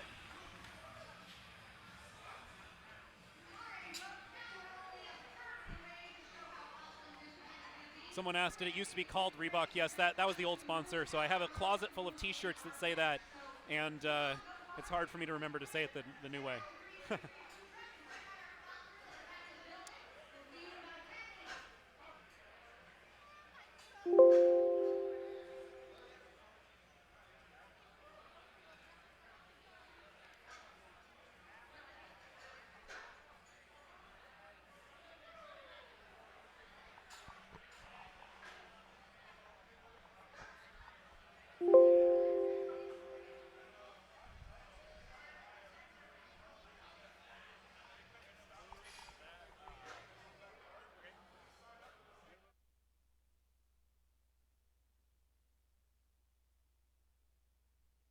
All right, everybody, here we go. Second lift of the day coming up, which is the bench press. We're going to kind of go over the rules. For those of you who don't know, this is a bench.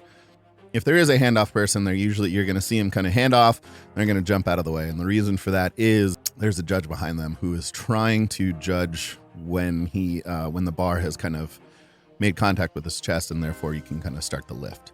So you usually see people kind of scurry out of the way, and they're also going to kind of stand close just in case there's something that goes on. In a meet, we'll have more spotters here than this video. We'll have side spotters, but it's always good to have kind of your handoff guy be close. So you'll see them kind of hovering around.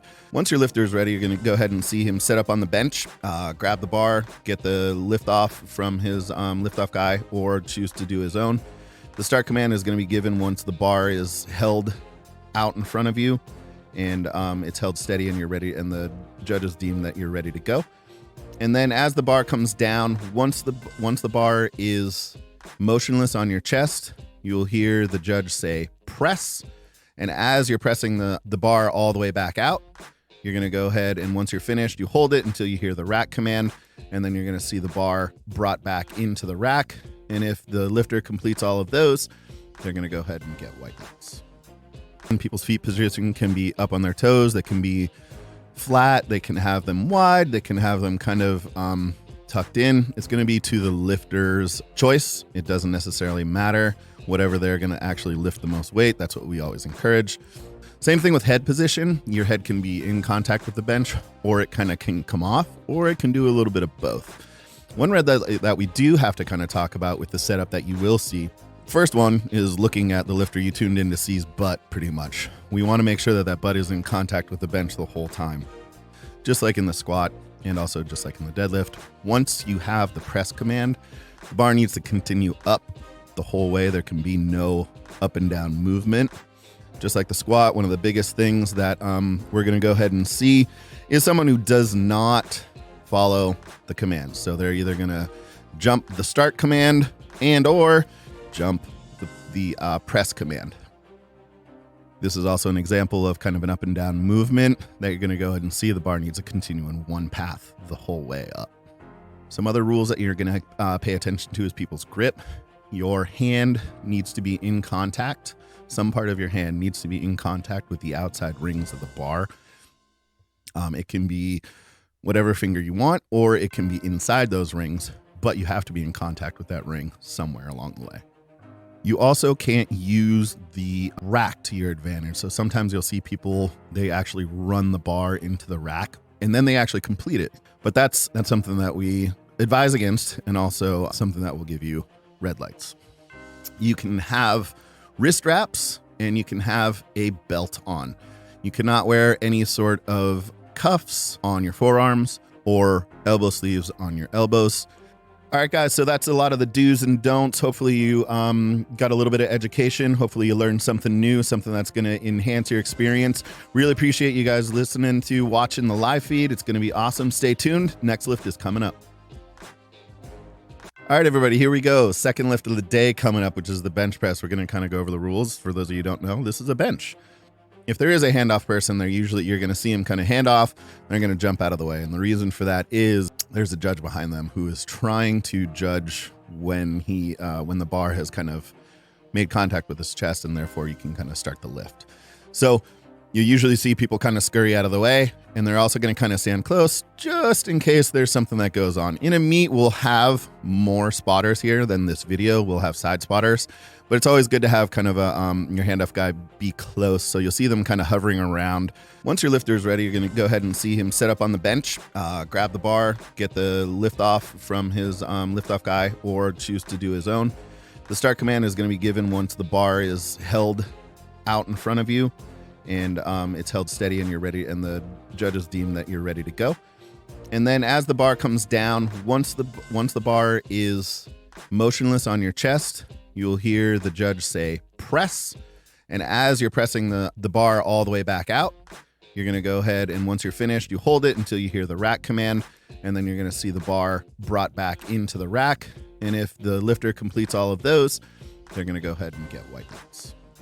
And people's feet position can be up on their toes. They can be flat. They can have them wide. They can have them kind of tucked in. It's going to be to the lifter's choice. It doesn't necessarily matter. Whatever they're going to actually lift the most weight, that's what we always encourage. Same thing with head position. Your head can be in contact with the bench, or it kind of can come off, or it can do a little bit of both. One red that we do have to kind of talk about with the setup that you will see. First one is looking at the lifter you tuned in to see's butt pretty much. We want to make sure that that butt is in contact with the bench the whole time. Just like in the squat and also just like in the deadlift. Once you have the press command, the bar needs to continue up the whole way. There can be no up and down movement. Just like the squat, one of the biggest things that we're going to go ahead and see is someone who does not follow the commands. So they're either going to jump the start command and or jump the press command. This is also an example of kind of an up and down movement that you're going to go ahead and see. The bar needs to continue in one path the whole way up. Some other rules that you're going to pay attention to is people's grip. Your hand needs to be in contact. Some part of your hand needs to be in contact with the outside rings of the bar. It can be whatever finger you want, or it can be inside those rings, but you have to be in contact with that ring somewhere along the way.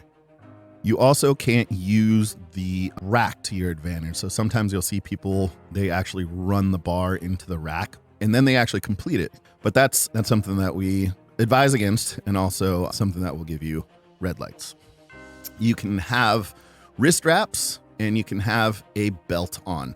You cannot wear any sort of cuffs on your forearms or elbow sleeves on your elbows. All right, guys, so that's a lot of the do's and don'ts. Hopefully you got a little bit of education. Hopefully you learned something new, something that's going to enhance your experience. Really appreciate you guys listening to watching the live feed. It's going to be awesome. Stay tuned. Next lift is coming up. All right, everybody, here we go. Second lift of the day coming up, which is the bench press. We're going to kind of go over the rules. For those of you who don't know, this is a bench. If there is a handoff person, you're going to see him kind of hand off. They're going to jump out of the way. And the reason for that is there's a judge behind them who is trying to judge when the bar has kind of made contact with his chest, and therefore you can kind of start the lift. So you usually see people kind of scurry out of the way, and they're also going to kind of stand close just in case there's something that goes on. In a meet, we'll have more spotters here than this video. We'll have side spotters, but it's always good to have kind of a your handoff guy be close. So you'll see them kind of hovering around. Once your lifter is ready, you're going to go ahead and see him set up on the bench, grab the bar, get the lift off from his lift off guy, or choose to do his own. The start command is going to be given once the bar is held out in front of you, and it's held steady and you're ready, and the judges deem that you're ready to go. And then as the bar comes down, once the bar is motionless on your chest, you'll hear the judge say press.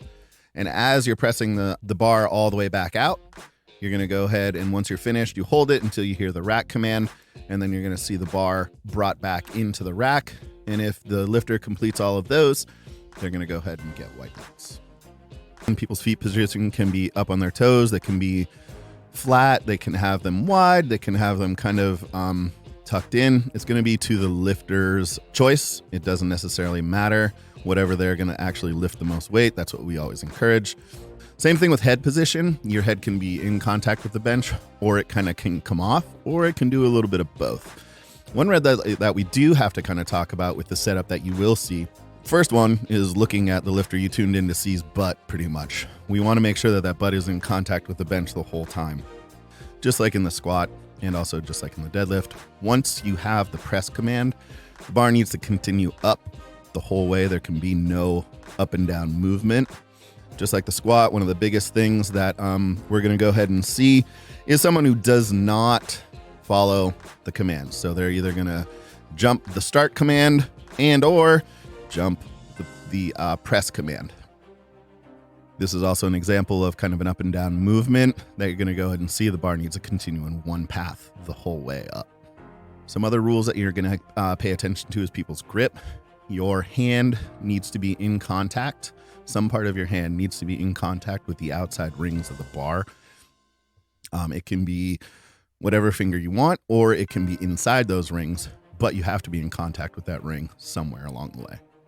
You also can't use the rack to your advantage. So sometimes you'll see people, they actually run the bar into the rack and then they actually complete it. But that's something that we advise against, and also something that will give you red lights.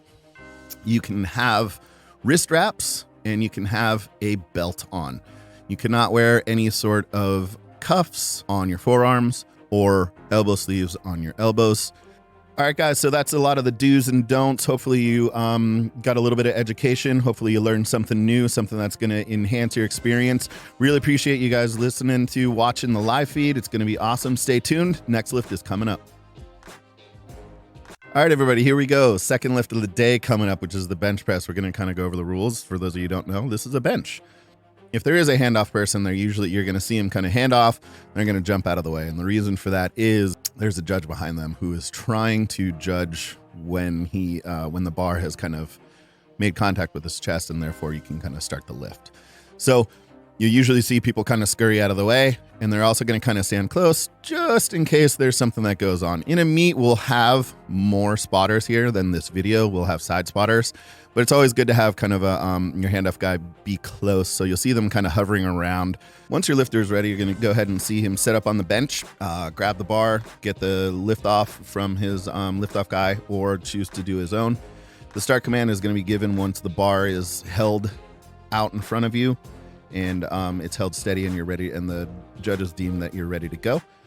And then as the bar comes down, once the bar is motionless on your chest, you'll hear the judge say press. And as you're pressing the bar all the way back out, you're going to go ahead, and once you're finished, you hold it until you hear the rack command, and then you're going to see the bar brought back into the rack. And if the lifter completes all of those, they're going to go ahead and get white lights. And people's feet position can be up on their toes. They can be flat. They can have them wide. They can have them kind of tucked in. It's going to be to the lifter's choice. It doesn't necessarily matter. Whatever they're going to actually lift the most weight, that's what we always encourage. Same thing with head position. Your head can be in contact with the bench, or it kind of can come off, or it can do a little bit of both. One red that we do have to kind of talk about with the setup that you will see. First one is looking at the lifter you tuned in to see's butt, pretty much. We want to make sure that that butt is in contact with the bench the whole time, just like in the squat. All right, and we're back. Just moved the monolift and got the bench set up, and flight A is about to bench.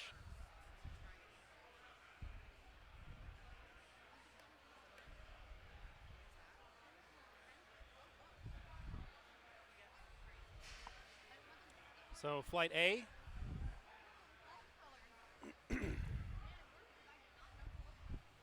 Right here.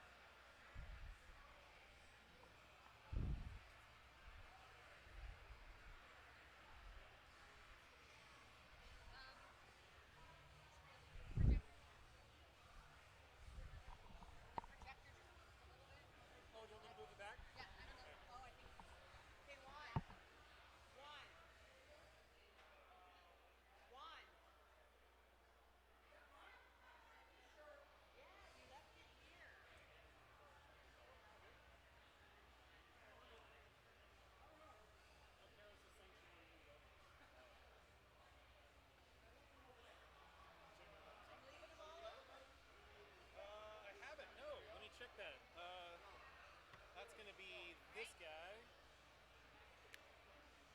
Oh, look at that. Oh, now we're in business.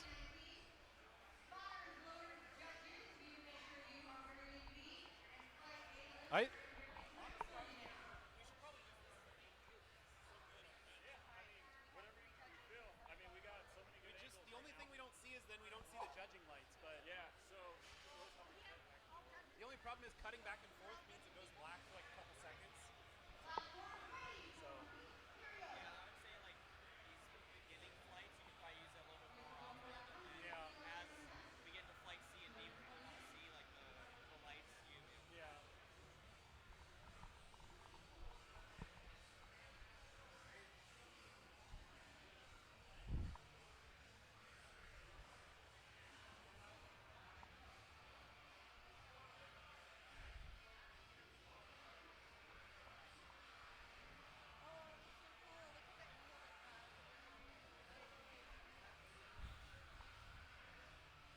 There we go.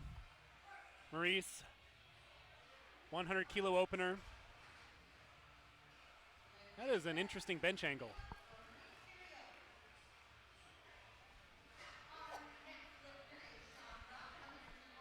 So now we've got this angle and this one.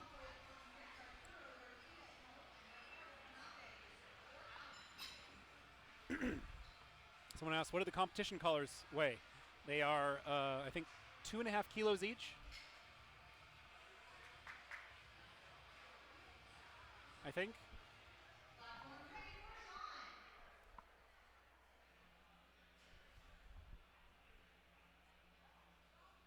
Yeah, they're 2.5 kilos each because the power bar with the collars is 25 kilos.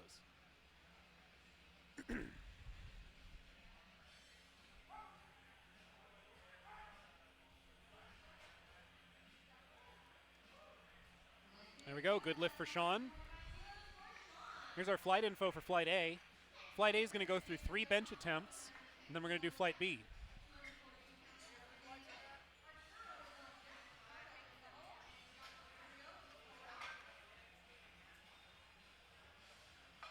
Ashton asks if your neck, I guess you mean your head coming up off the bench is legal. In SPF, I believe it is.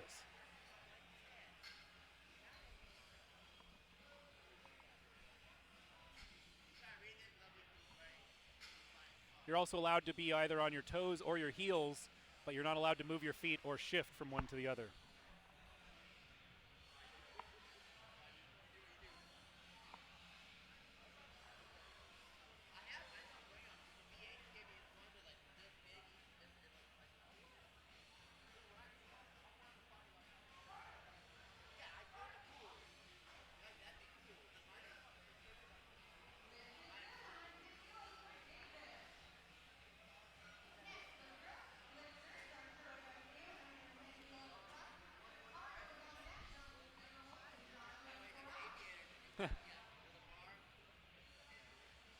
Y-Doc, or Y-Doc, I'm not sure how to pronounce that.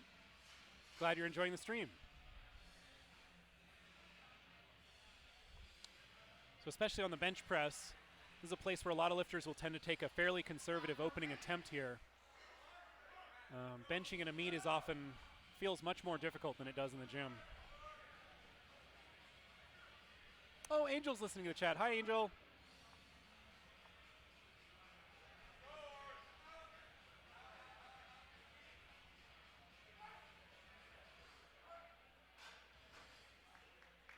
There we go, good lift.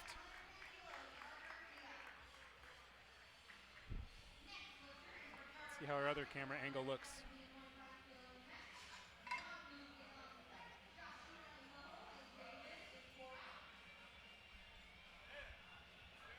Hey! Oh, we got JP in the house.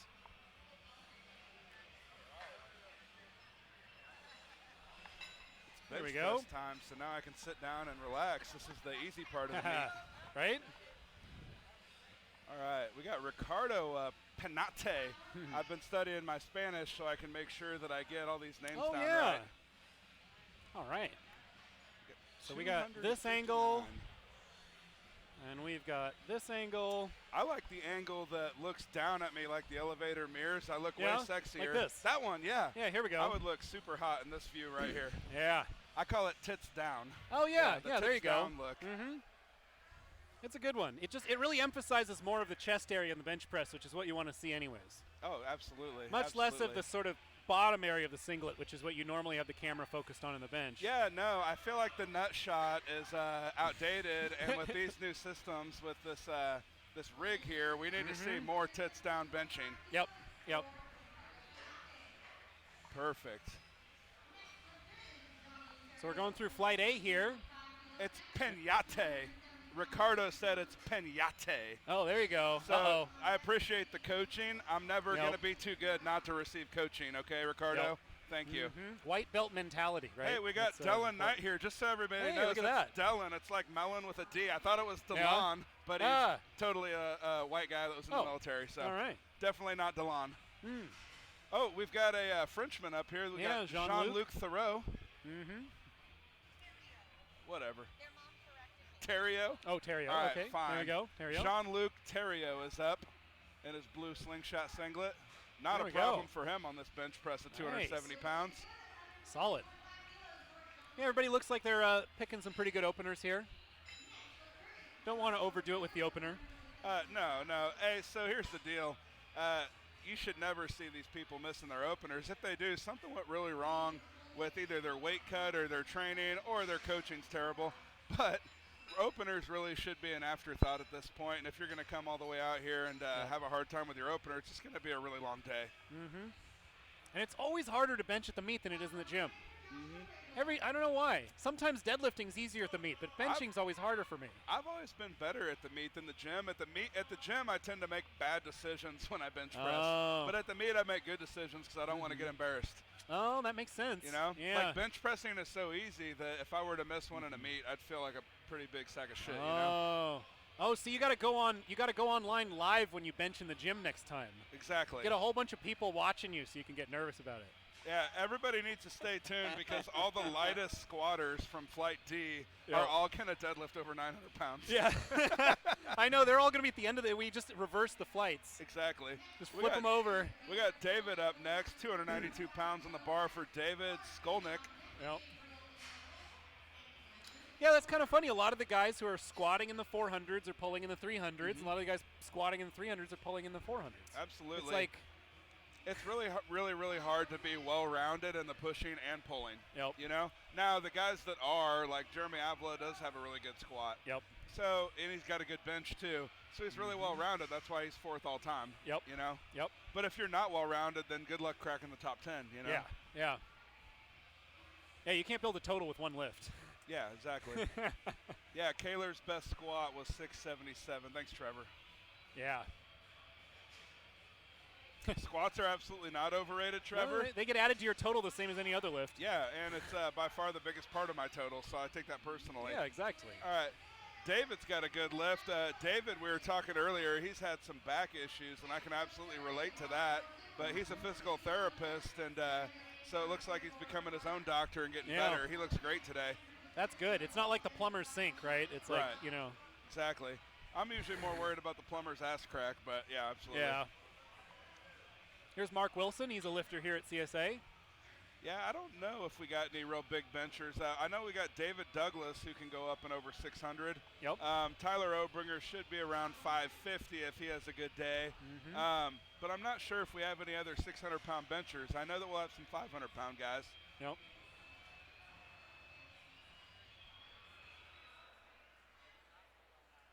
I'm secretly hoping that the multiply guy is like a bench press specialist or something. Yeah. He's going to blow up a gigantic bench. Hey, Matthew, Big Jess is out to lunch right now, but when she comes back, I'll make sure I woo her for you. Eddie Hall doesn't do powerlifting, Davey, so sorry, it's not a great comparison. Yeah, it doesn't. Tomato. World record deadlift from Kaler. I bet we're going to see him try it. Yeah, I mean, I feel like he's gonna absolutely go for a world record. I don't think he came out here just to hang out with everybody. Yeah, you don't swim across or swim. I said swim because freaking James Strickland's on here and his name's Swim Hack. But you don't swim all the way out to California. Nope. To not go for a world record in a meet called Record Breakers. You know what I'm saying? Exactly. Especially when somebody's willing to give you cash for it right there on the spot. Right, absolutely. Kyler is not the future of deadlifting. He's the now of deadlifting, Daniel, to be correct. Yeah. I mean, if he holds the all-time world record, I think that means he's pretty good at it. Yeah, absolutely. He's 220 today, correct? Yeah. I think so, yeah. Yeah, Matthew, she said she doesn't like you. Sorry. My bad. She said you're worse than Tom.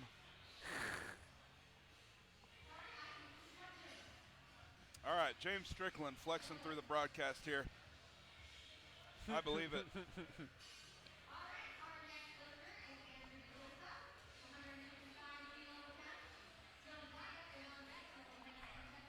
All right, we've got Andrew DeSessa up next. Oh, my God. The shirt on Jesse Burdick right now. I've not seen anything in the Kremlin. That's decorative. Decorated this well. Oh, my gosh, you look like a Fabergé egg. I look like a fabulous egg. You look like a Right now, Jesse Burdick, you look like a Fabergé egg that I want to make I need make just a love big with. old chunky gold chain. If you were wearing a herringbone gold chain right now, down past the neckline, I'd be so much more happier. If I don't even know what those words are. Here's Andrew D'Souza. He left his phone in the toilet earlier. Did you put any pictures on it? I did not. Okay.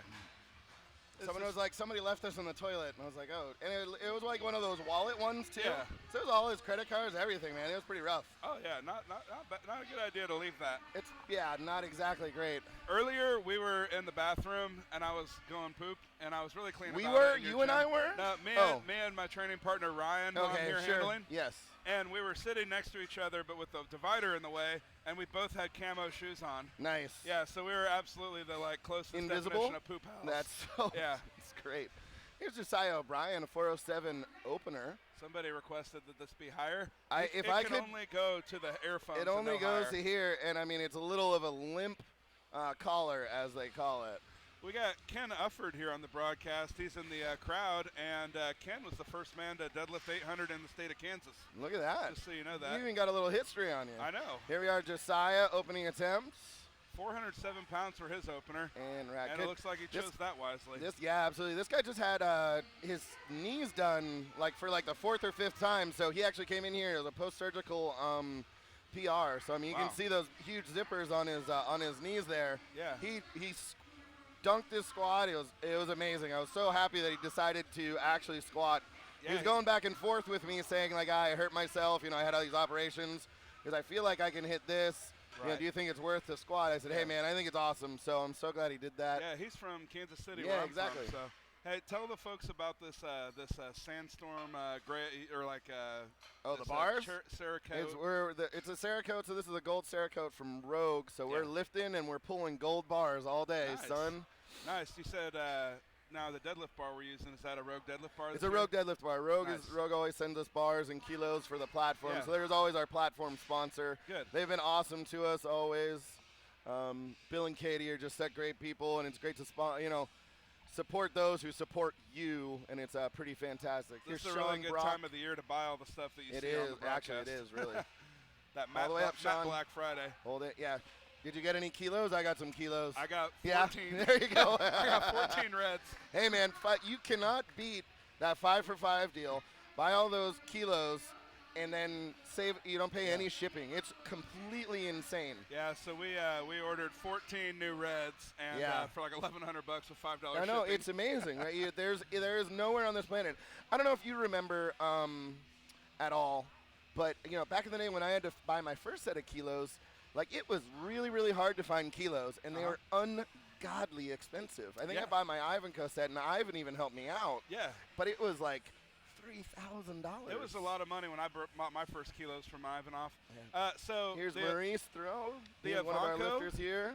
The Ivanko kilos. You want to hear a really satisfying story? Yes.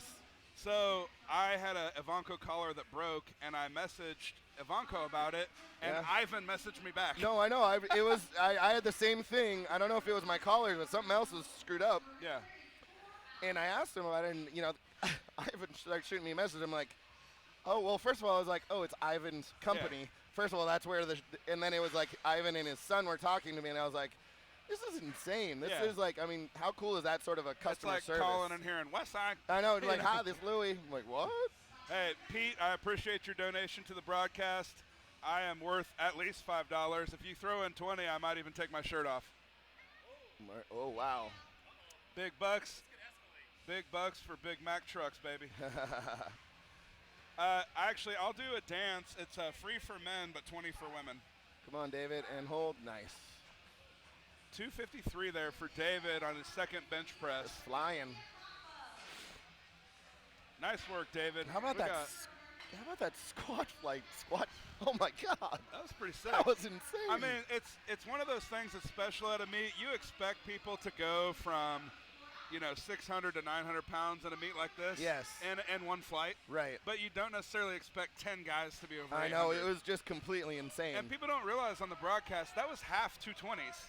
Yes. half 220s, half 275 and up, Yeah. or 308. It was a mix of everybody. When I was doing all my, the reason why I didn't post my flights is because I was looking at everything. Yeah. And I was just like, there's no way I can break it up this Yeah. way because it would just be so shitty for my spotters Absolutely. loaders. But Here's it's also Arturo. great for deadlifting. Absolutely, that's true. That But- 220 flight for deadlifting is going to be a lot of Oh, fun. it's going to be so cool. It's going to be so fun, man. It's Yeah. going to be a great time. It's just, I don't know. I mean, there's a couple of meets in the world that are going to have a flight like that, and it was just completely out of control. Hey, we got, so I'm drinking a Reign today Look at from you. the Monster Energy family of drinks. This is a Melon Mania because it's bench time and I like the tits. So, Little Smokey does look really thick today. I actually was thinking earlier their next advertisement should be him wearing a shirt and riding his Harley, and then it rips off in the spokes. Oh, that would be good. Yeah, with a little I bit like of oil that. underneath. Like, Nice. that would be a good one. Very nice. So let's stop trying to make him look tough in those, and let's just try to make him look hot because he's good Yeah. at that. I agree. So here you go with Ricardo. I got to show you this picture that one of my athletes sent me. He's going to University of Utah. He's a freshman. He's coming in there. He's just mopping the floor with everybody. He's so strong, and he's just such a workhorse. Hey, Pete Rubish, I don't know who you are, but if you would like to know how squats went, I'll fill you in, I guess. Hey, Pete Rubish. Hey, Pete Rubish, it's good to see you, my man. I wish you were here. Squats went great. We topped out at 959 pounds with Tyler Obringer from Ohio. And then before that, we had Andrew Herbert with an all-time world record in reps at 242 at 942 pounds. And before him, it was a whole bunch of people in the 800s, and I can't begin to tell you how good everybody did. Hold it. Oh, my God. What a grind. Kyler's doing great. He squatted 307.5 kilos. He skipped his third. He just took his first two, and then he's moving on to bench. Look at this shirt. So this is for Workhorse of the Week. Ooh, I like that. And he had to wear it We while used to lifting. make Sally shirts. Those are great. You Those are know? even worse. They're the pink one. Those are you great. know? But yeah, we did, big things during the squat. We're looking to get some real big things going here in the bench, just getting started with Flight A. So if you're just joining us, we are halfway through second attempts of Flight A. Finished up with all-time world record by Andrew Herbert in the squat. Biggest squat of the meet, a 960 squat by your buddy. What Jeremy Avila squat? Jeremy squatted his only squat his opener. I think it was like 650. Oh yeah. I don't know how, but he didn't get hurt on the platform, but he was off the platform, and I kind of went to go check on him, and it looks like something's going on with his knee. So we're gonna hope that it kind of cleans up and clears out for deadlift, but we'll bench and then we'll kind of go from there. Yeah, that can be hit or miss, man. And I know he's been working hard on his He squats. So that's has. a little frustrating. Yeah, it really, and I mean, he like went to sit down and his knee just buckled all the way I thought up. we were gonna see 700 plus out of him today. Oh, it looked like that from that first one. It was insane. I was gonna get him 606 and maybe like a 713 or something. Right.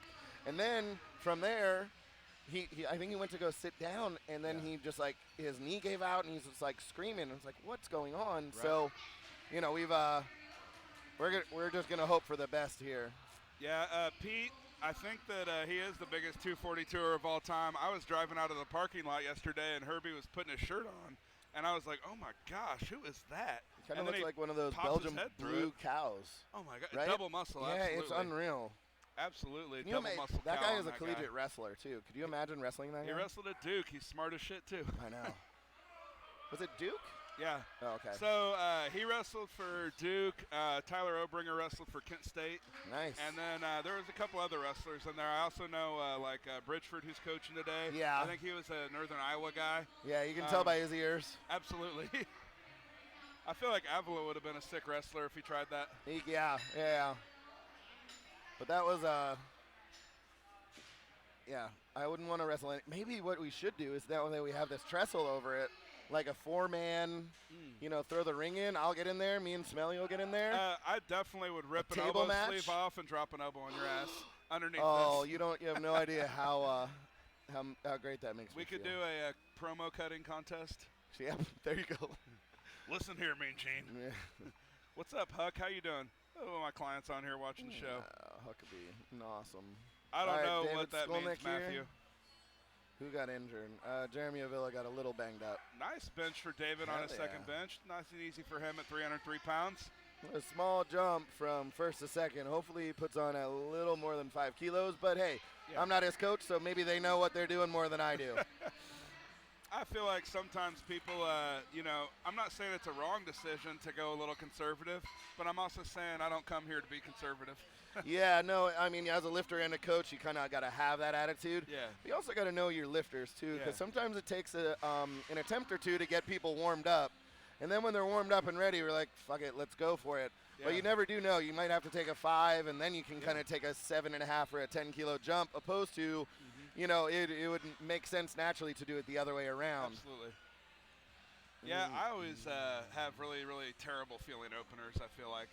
You know, and then my seconds always feel amazing. Yeah. My opener squat was always the worst. Yeah. If I could get that, everything else was cool. Dude, I always say that the warm-up room and my first 2 squats are a business trip, and the rest of the meet is just fun. Yeah, the warm-ups are always just feel horrible. Nice job by Mark Wilson there. Looks That's like we've got a good 330. lift there That's for great. him Hell on yeah. that one. Hopefully he goes like 55. I think 50 is like a mid 150 is his record. We've got Gabriel up next, 341 pounds going on the bar. I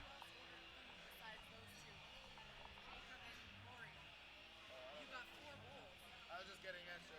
One? No? All right, let's just kind of hang on to it. We'll give it to somebody. Do you want a bowl? I'm good. No? All right.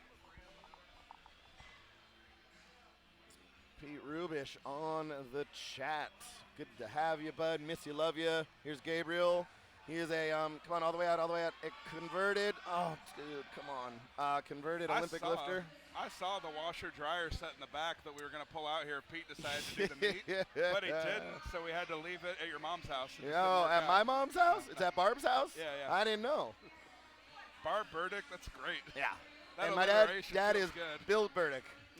So my family, Jan, John, J.P. Price. Nice. You know? What is JP? What does that stand? Is like it Jason Peters? John Phillip. John Phillip. One L. All right. Why don't you go with like a Jean Philippe? I mean, I do sometimes, but it depends on how romantic things are. I tripped and fell into something I don't know if I wanted to trip and fall into. Oh, come on in, baby. I don't want to know about Jean Philippe. The water's fine. Jean Philippe Price. It's like you say John Philippe, and I turn from this to. It's like I go into blue steel and I can't help it. Absolutely. Oh, we may have jumped that command anyways. That's all right. Wasn't meant for you. Come back and get it. He's going to call for the rerun. He's doing the rerun. We're doing the rerun. Got caught up doing the repeater. Like the dance? The rerun? Yeah. I don't know if that's actually the thing. Yeah. Got just high. Wow, that's a big jump. Whenever somebody reruns, I always quote Super Troopers. They got caught up doing the repeater. Got caught up doing the repeater. That'll happen. 12-kilo jump from bench 1 to bench 2. That's aggressive. 12-kilo jump? 12 and a half, yeah. So that's like 27 pounds, which where we're at right now, I mean, that's a good 10%. So what is so you're also a really, really high level coach after having a huge career and kind of getting injured and kind of starting your way back. Yeah. What are your thought processes as far as like last warm up to opener, second, third? Where should you be hitting a PR? Yeah. Are you going off of a percentage, or what is your kind of thought process? Well, I think everybody typically knows what they want to do. Oh, dude, he smoked that. Damn. I think nice. That's great. That was awesome for Josiah. I think everybody typically knows what they want to do. Sure. And then I usually work backwards from that. Okay, great. So great. the way that I've worked back, and I've seen a little bit of studies on this, but also just a lot of repetition. But most people that are successful on their seconds and thirds, the jump is 7% from 1 to 2 and 5 from 2 to 3. Yep. So I start with the end in mind, I work backwards, and then if it makes sense, I stay with that. Sure. If it doesn't make sense, we massage it a little plus or minus. Right. But it's typically going to be that 7 to 5%. Yeah. And then if it's not quite there, then it's 5 and 5% or 5 and 3%. Sure. But I start with that 7 and 5 and see how it looks. That also keeps the lifter in check so that they're moving 10% from their first to their third. Right. And their first isn't going to be too hard. Right. You know? I'm so happy that you said that, because that's exactly my thinking and my thought process on anything. I kind of have hoping that we cover about 10% over, from opener to third. Right. And I mean, if we get a little bit more one way or the other, so be it. But I'm glad that that's kind of the thinking. I think that's just so smart. And I mean, you've been doing this for a long time, and it's all about making attempts. It doesn't matter if you attempt a lift. It's a matter if you make your attempt. We got to build a total. Absolutely, and it's all about that total at the end. And we're not building a total going 4, 5, or 6 for 9. Yes. You know? Man, he does not look good today. He might be just, he had a huge squat PR. He got his opener, so we'll be able to deadlift. That's cool. Sean Brock jumping in. Yeah. Sorry, Katie Hogan's close by, and I can't think with her around When me. when JP sees Katie Hogan, is it Jean-Philippe? Does Jean-Philippe come out? Let's see Jean-Philippe. All right, ready? Hold on. Oh, hey, Katie. How are you? It's John Phillip or Jean-Philippe. Jean-Philippe. Jean-Philippe says, "So, girl." I'm sorry. I didn't mean to let everybody know how dark these are today. I almost got it. Katie comes by and you count every wow. dot. I just got a lot of JP Price nipple in my face. That happens. A lot of people pay good Sean. hard extra for that, Cotton. Yeah, absolutely. Take him. Taking it there for Sean. If you're going to miss one, miss your third, I guess. That, holy shit, that's a big jump. Wow. All right. He's one of mine. As we're talking about all this, two of my lifters just took a 13% jump from coaches. Oh, you do. That's from cool. second to third. Oh, yeah. Oh, boy. Yeah, we're still in flight A right now. We're on bench 3. Ashton, these are athletes making all of this difficult. All right. I don't know what he was talking about. All right, cool. See ya. Platform's ready for David Ocampo. Oh. However you say that. 275 pounds on the bar is all we need to know. Yeah, I think he was like he's a John David as well, and he just wanted to be called David. Ah, I gotcha.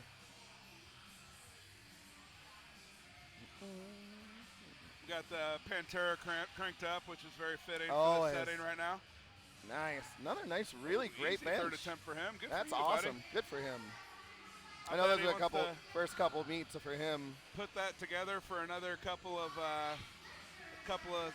training blocks and get to 300. We got Kirsten Skurlock here. If you guys don't know, Kirsten squats 600, benches 300, and deadlifts like 530, 540. So, hey, I just want you to know, Kirsten, you've got a doppelganger here, and she understands that you guys look exactly alike, and I will send a picture of me and her to you here in a little bit. Y'all should come here and maybe we'll have you out at the next meeting here, Kirsten. So Let me know. Right now, it's just you, me, and the people here on YouTube, right? Yes, sir. So is there anybody that's here that you think that I should be trying to scare today? Scare? Yeah. Nice press. Dang. You know what would be a great get if you could do it? Mark Bell. I think I could try to scare Mark, but I feel like ever since he's been skinny that his pulse has been super low. So he would be way more scared if he was sweating, you know? That's very true. I just don't know if I've ever seen him actually get scared, and I've known him for, 25 years at this point. As a professional scarer, when you scare somebody and they don't get scared, it's like the ultimate sign of disrespect. That's a big kick in the nuts. Yeah, so I'm kind of scared to scare Mark. Maybe, I don't know, have you scared your lifter? My Yeah. Tyler? Yeah. No, I probably could. There you go. I think I got him one time when we were in Ohio. But for sure, Jessica Smith is going to get scared. Yeah. She's easy to sneak up on because she can see over my head, you know? Yeah, you're looking at the back of Stan's head the whole time here if you're on the live stream, yeah. We got Josh Riegler here. He's going for 297. He missed his opener, got his second, so it looks like he's trying to make a jump now.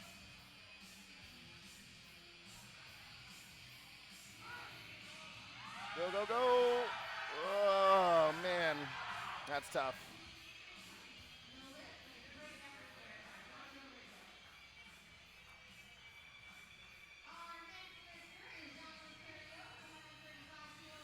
Yeah, we're still on flight A here, so you're going to see a lot more lifting going on.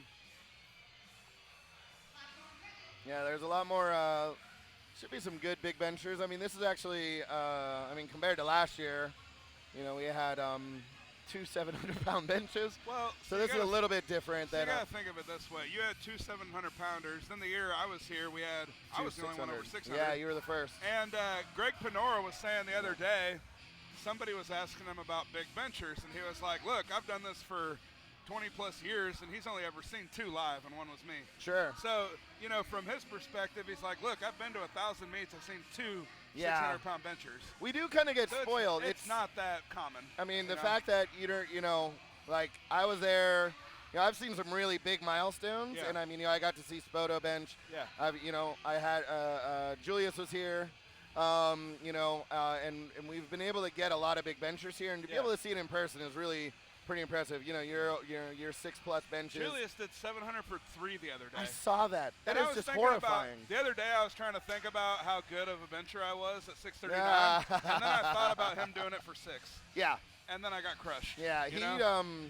that is an unbelievably huge human being. Yeah. Like you see it, and then then he'll get on a bench or he'll do something, and you're like, oh, you're just a absolutely different kind of animal. Totally. Than everybody else. I took a picture with Julius, and he's like 450 pounds. Yeah. And made me look like a child. I know, it's amazing. When I was 400. Exactly. He is just such a huge person, and I mean, he is just such a nice person. Yeah. Nice bench, Dave. Good job. Come back and get that on his 3rd there. Good work. Actually, that was his 3rd. Yeah, that was his 3rd. That's 7.5 We've kilo got Gabriel jump. here going 341. It looks like we he might is need this 0 to for stay 2 in the at this meet. point. We got Tyler Obringer taking care of me. Yeah. I wrap his knees. He brings me fancy waters. Hey, we're good to go. This is Essentia. It's a good water company. I'm not mad at Essentia. Yeah, they do good work. Come on, Gabe. It's not quite a 9.2 like Body Armor water, but it's really close. It's like an 8.7. I find that some of these, come on, Gabe. Yeah, hold it. Good. Looks like Gabe gets to stay in the meet, maybe. Oh, never mind. Just kidding. I think he rushed the rack command. Sorry, God but damn it. I think we'll let him deadlift, but yeah, man, that's tough. Don't be bombing out, friends. Kara, can we put him through to deadlift? Hey, it's not fair for people like James Strickland to talk about close gripping because they close grip only. Yeah, right. You Josh Bryant guys and your damn close grips. I know. It makes me think that I should close grip a little bit more, so I've been trying to emulate that a little bit when I've been healthy enough to bench. If you think back to, KK, Konstantin Konstantinov, one of the best deadlifters, but also a really, really successful bencher. I think he benched 560 in competition, and he benched it literally, about, fingers just on the knurling. Yeah, so no wrist straps. No wrist straps, no belt, no anything. Eric Spoto, if I'm correct, I think Eric just got bored and didn't want to do it anymore. No idea. I don't know if he ever really liked powerlifting that much. Well, you know what? What people have to realize is, this is a sport. This is something he's been doing since he's been about 11 years old. Yeah. And now he's mid-20s or so. Spoto. Oh, Eric Spoto. I thought you might know more. No.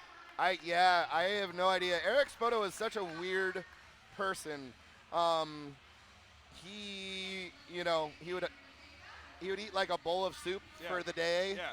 And like some pistachios and still be enormous. Yeah.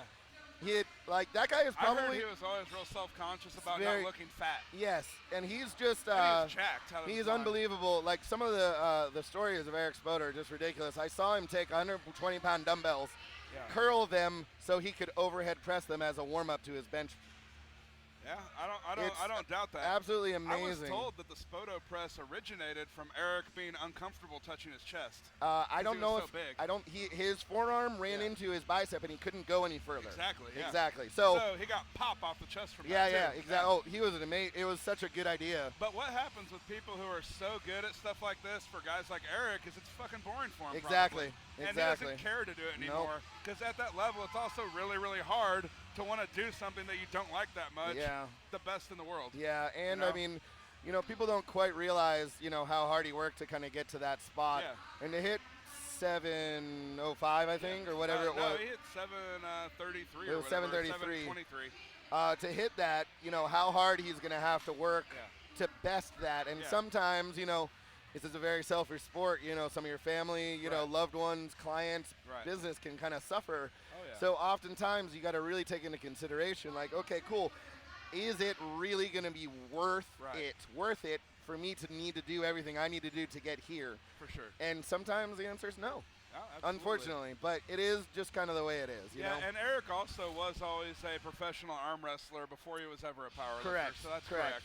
So I mean, he's been competing at a very high level for a very long time. So he just may have wanted to have moved on. Right. And or, I mean, you know, he could have met a lady and just decided to walk off into the sunset. Yeah.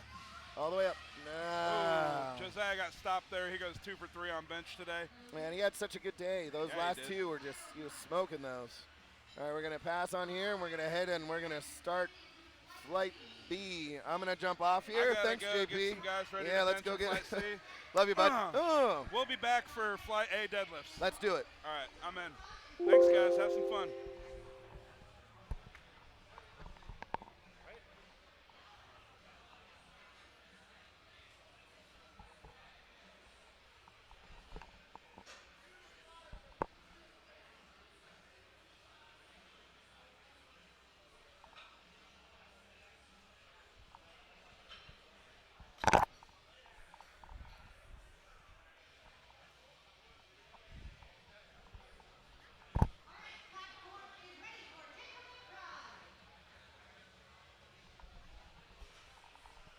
There you go. Jacob's one of our lifters here at CSA Gym.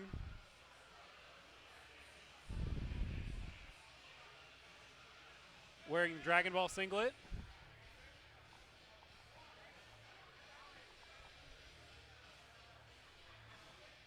Opening his bench at 308. Solid. Good lift there. So this is our second flight. We're just starting opening attempts.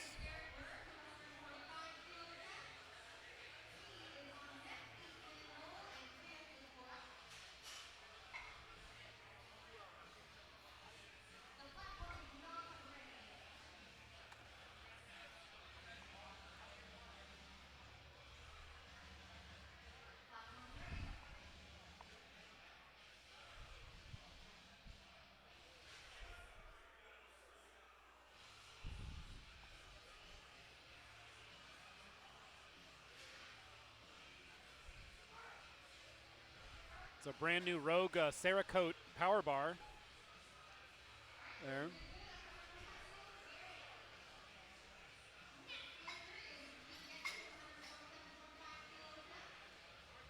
It's really cool. It's kind of a gold color with black collars. Or sleeves, rather.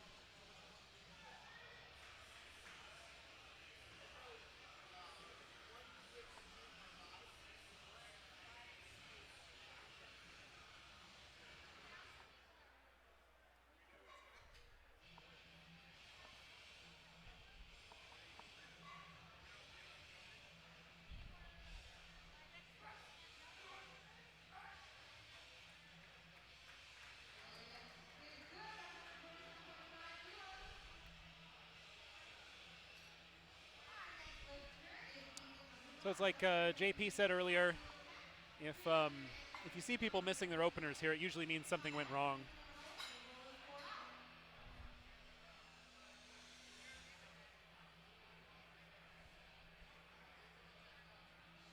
Yeah, this is Rogue's Ohio Power Bar with the Cerakote on it.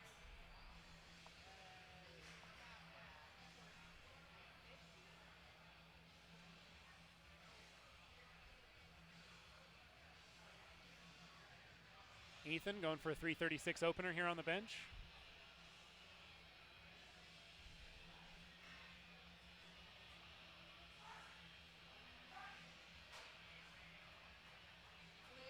Solid.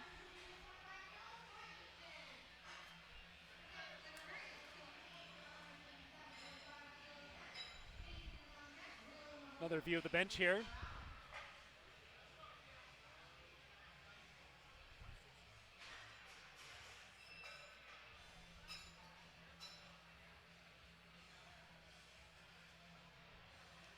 This is Tim, he's a lifter here at CSA.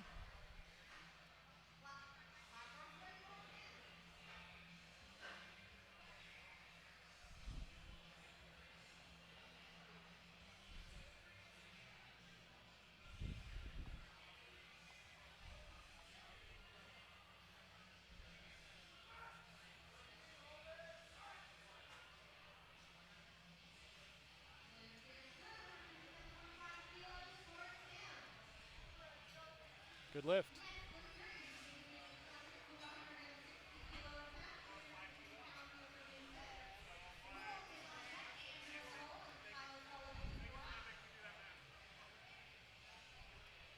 This is flight B.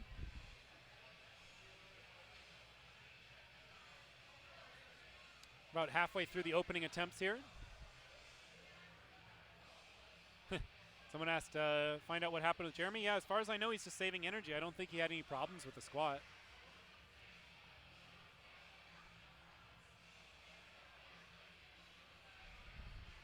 Here's Mason, another lifter here at CSA Gym, going for 160 kilo opener. Oh, looks like he's having them adjust the bench a little.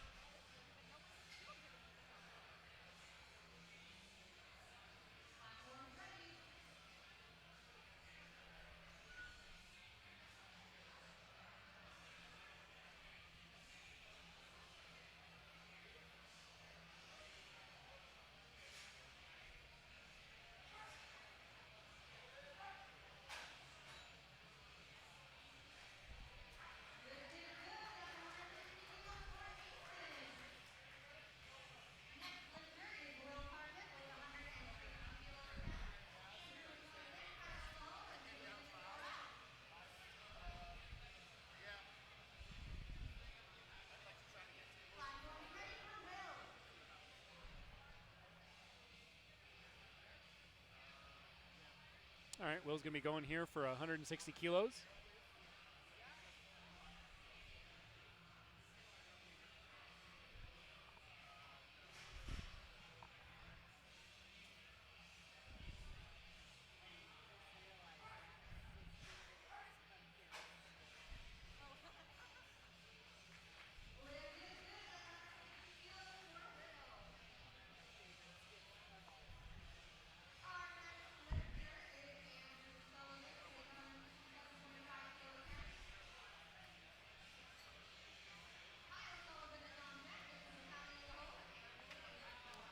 So we got 4 more openers left here.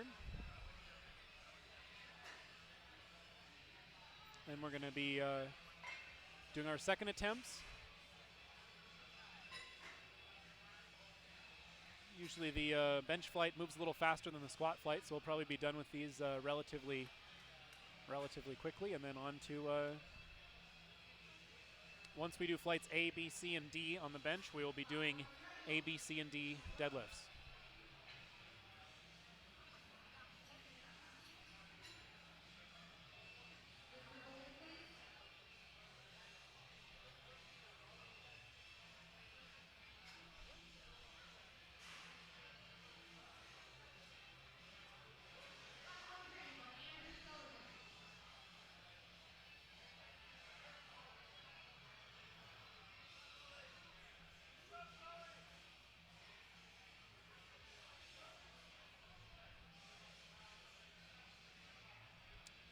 So the middleweight and heavyweight lifters are lifting today, men.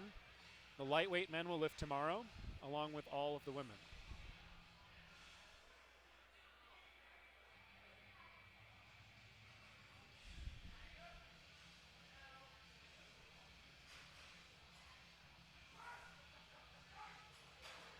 All of the weight classes are represented here, but there are only 2 prize classes. We're going to be giving out boxes of prizes at the end of the meet to the best lifters in each category. We have a middleweight category, which is everyone 242 and below. And we have a heavyweight category, which is everyone 242 and above, or above 242, rather.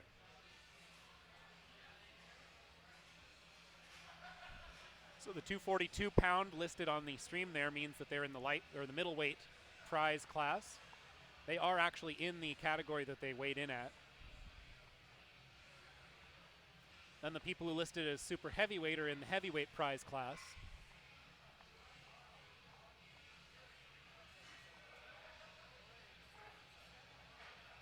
There we go. Kyle, solid opener of 369 here.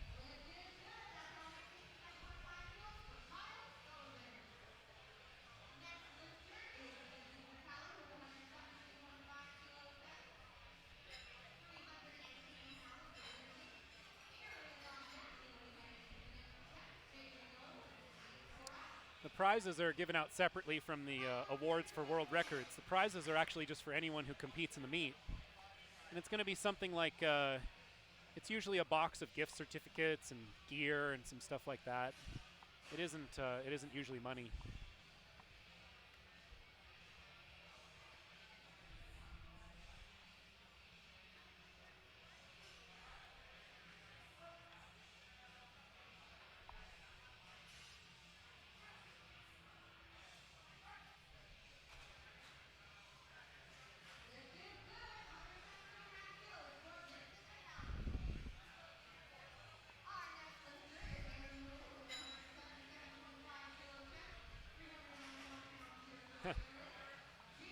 Someone's asking, what's Kaler's opener for deadlifts? I don't know. I don't actually have access to the spreadsheet here. I can only just see it the same way that you can. And so it hasn't scrolled down far enough for me to see.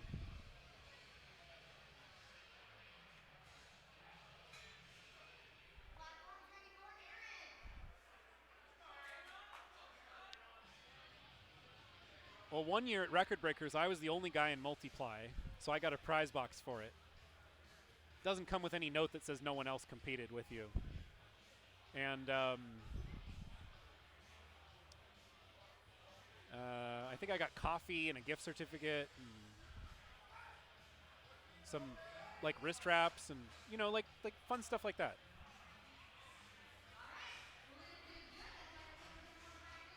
All right, Aaron just blew up a 391 there for his opener.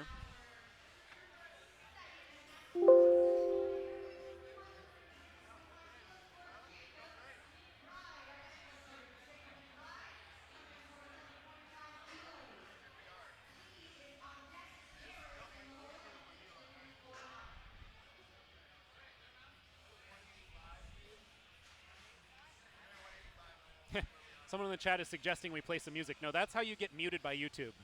If we play any copyrighted music, they'll ban us. We have music playing here at the meet. We just have to try to filter it out of the stream so that we don't get muted.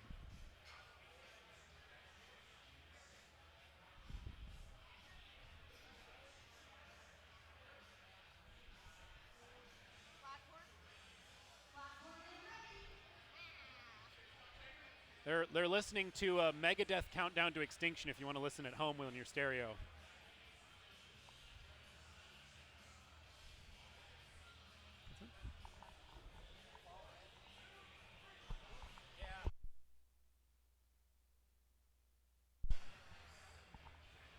There's oh, sorry, it's Megadeth Angry again. All right, Jacob McBride's second attempt, 325, blows it up. He's a lifter here at CSA.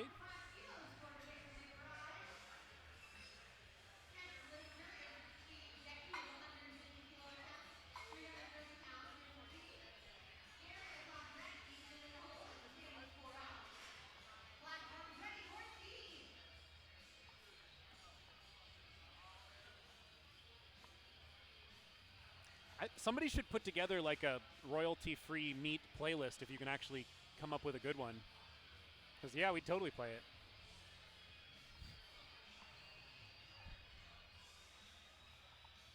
T going for a 330 second attempt. He's only made a 2.5 kilo jump over his first bench. So he's going very conservative with the attempts here. Did he wait for the rack command? No lift. He's going to have to wait for the rack command.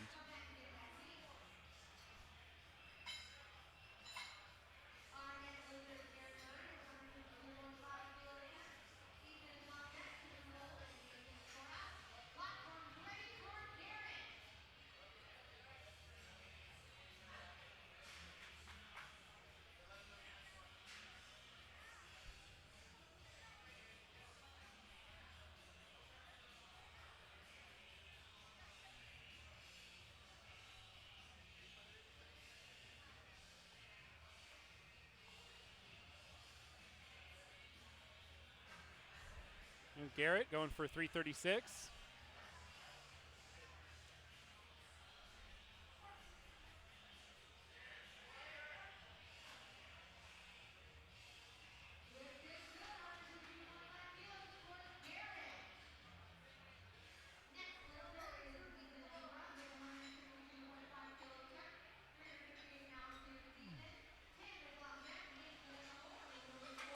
If anybody wants to go back and see the squats or other benches, you can actually pause and rewind with YouTube here.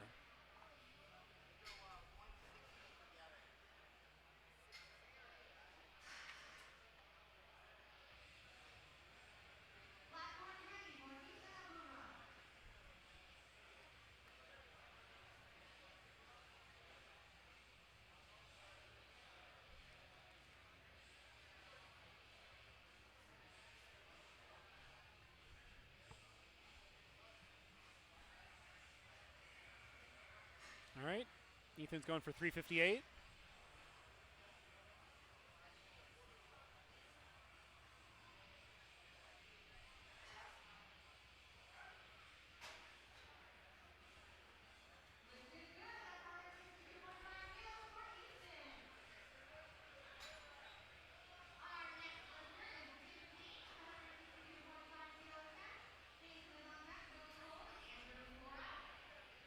Good lift there for Ethan. That was only a 5 kilo jump. People are being pretty safe with their jumps here mostly. Or sorry, that was a 10 kilo jump. Yeah, people are being pretty conservative with the jumps here. All right, Tim's lifter here at CSA Gym. He's only taken 5 more kilos than his last attempt, so he must have felt like that felt a little heavy. Did he wait for the rack command?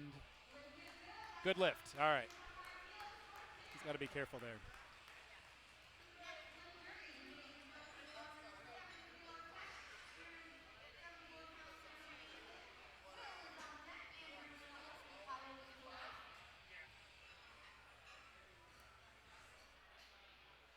Mason also making a 10 kilo jump here, going from 160 to 170.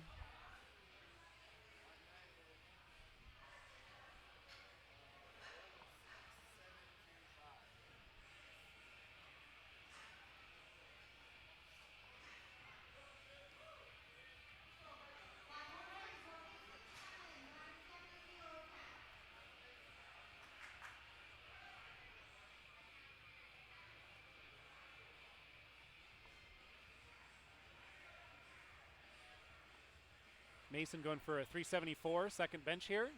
Getting a handoff from his coach, Jesse Burdick.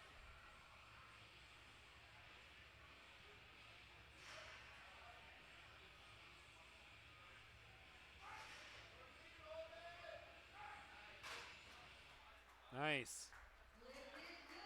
Good lift.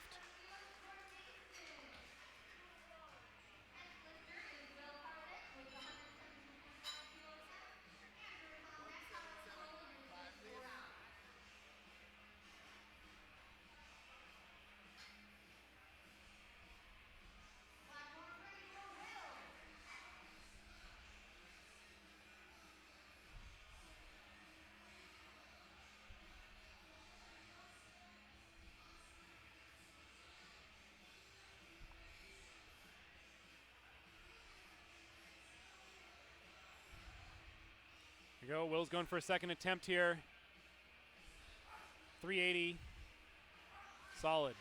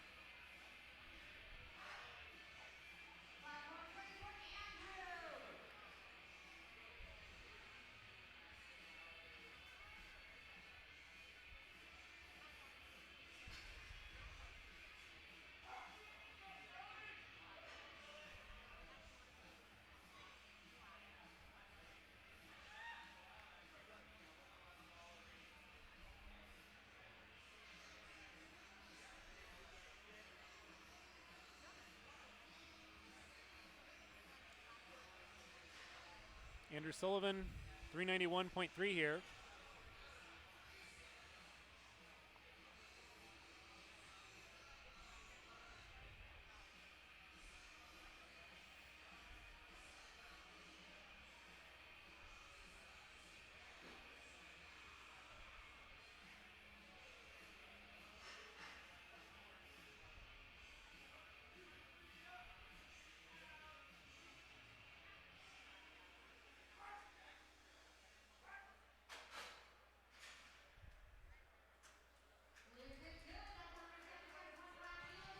right, good lift there for Andrew Sullivan.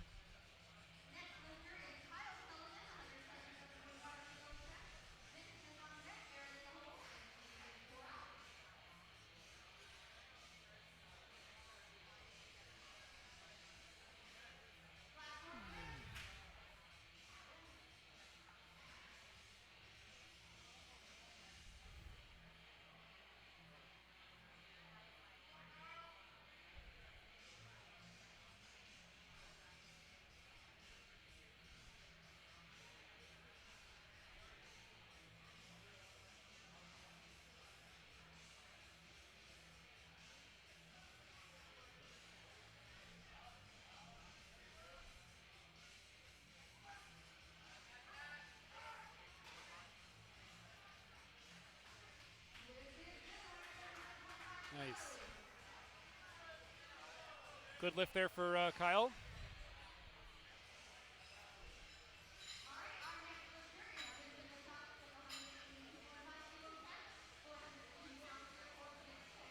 Vincent going for 182.5 or 402 pounds.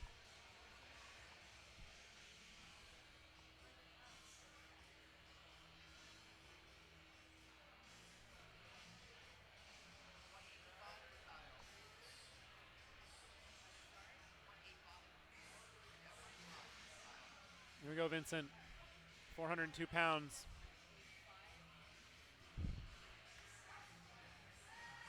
Nice big round number. Come on, fight for it. No. Good catch by the spotters. So that was his second attempt. He can come back and retry that on the third.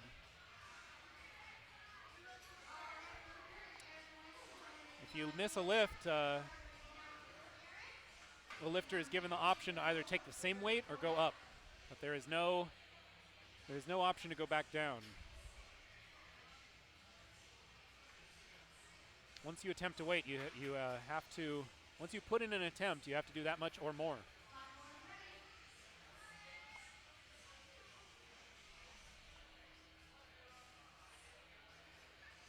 Here's Aaron. Aaron's a lifter here at CSA Gym.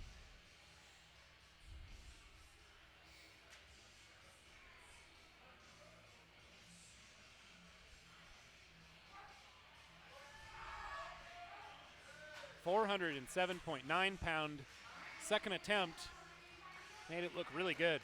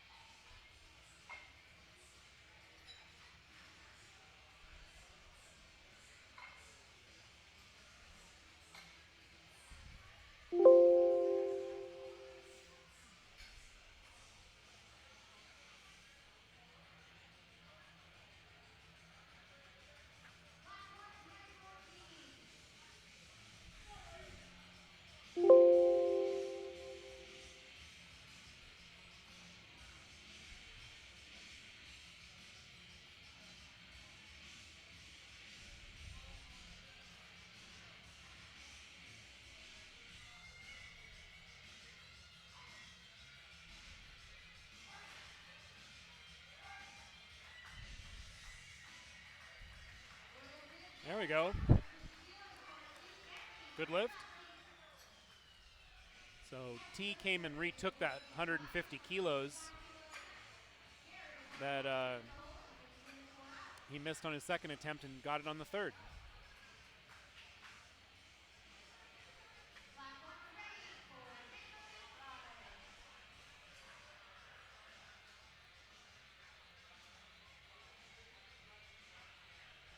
Jacob's going for his third bench here. He's been very conservative with his jumps.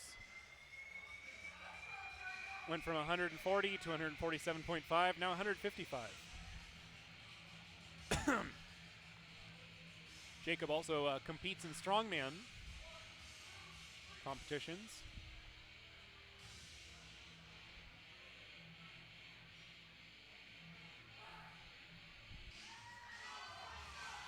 He's actually sort of rebuilt his bench here from scratch with a closer grip and a different little bit different form because he was having a lot of issues with his shoulder before, and he seems to have really cleaned that up and got all 3 benches today. Really good.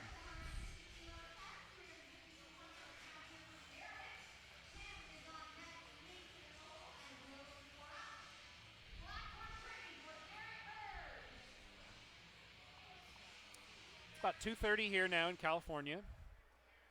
We are just about done with Flight B here on the bench. Means we're about halfway through.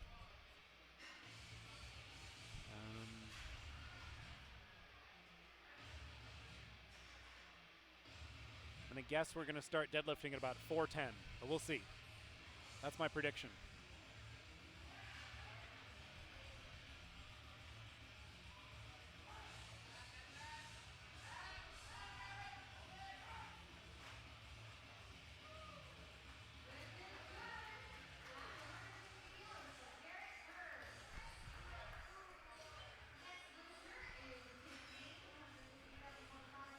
Here's our current lineup. We're about halfway through 3rd attempts of our 2nd flight.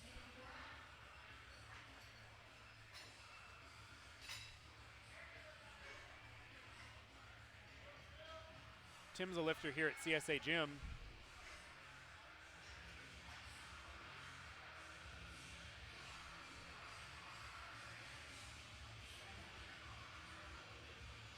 £369 3rd attempt. He's been making small jumps today. I think he's trying to build a total.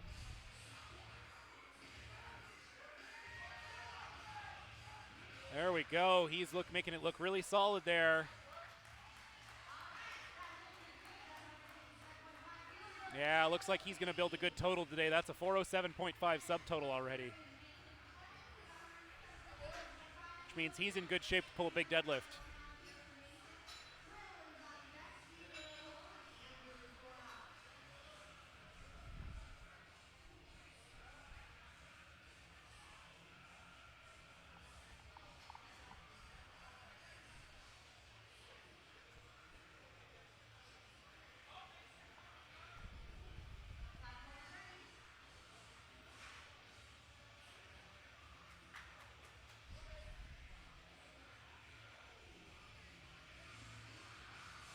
I wouldn't get too caught up in saying different exercises in the gym are dangerous or safe, because it's all in the dosage.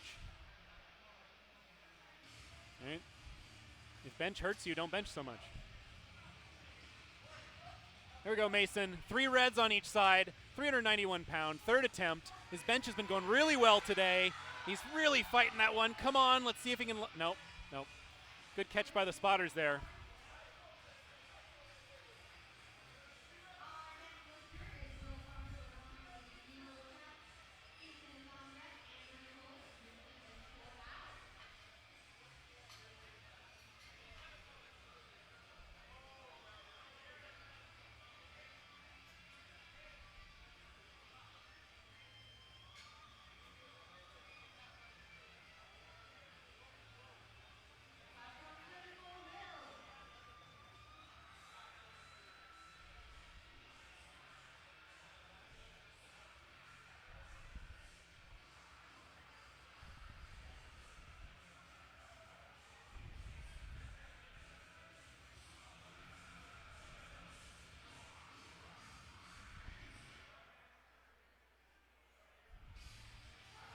There we go. Will's going for 396 on his 3rd.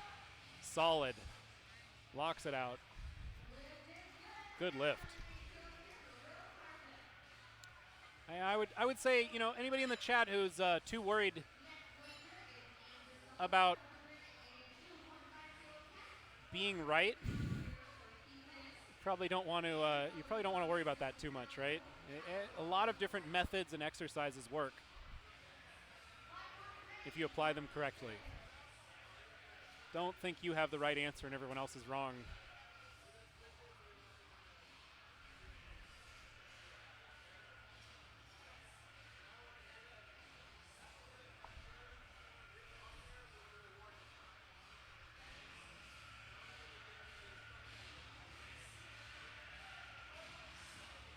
All right, Ethan, 402, 3rd attempt. This is a pretty big jump over his 2nd. This is 20 more kilos. He must be feeling really good about the bench today. For a 44-pound jump, 20 kilos on the bench. It looks like that was a good call, and he just did it. There we go. Wow. That was a big jump, and he made it.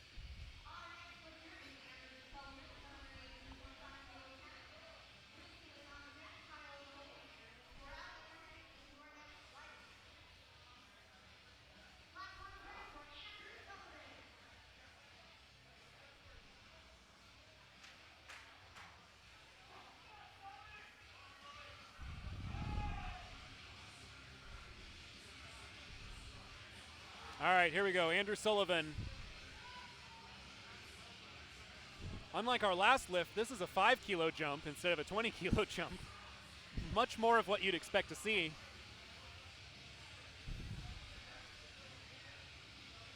Andrew's done 167.5. He's done 177.5. Let's see if he can do 182.5.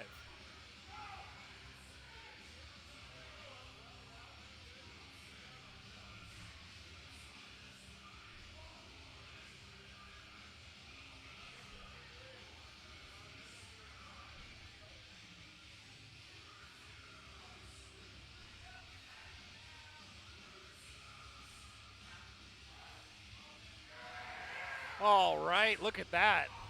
Oh, he's going to be happy with that one. 402 pounds. It's a good lift on his third attempt. And he makes it. Good lift there for Andrew Sullivan.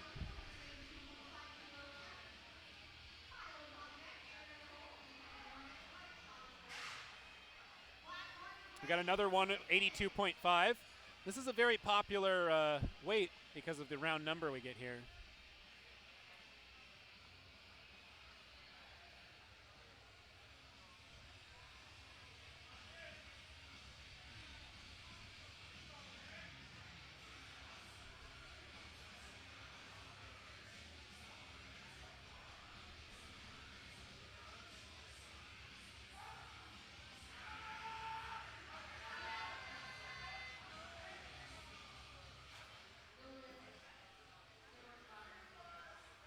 No lift there.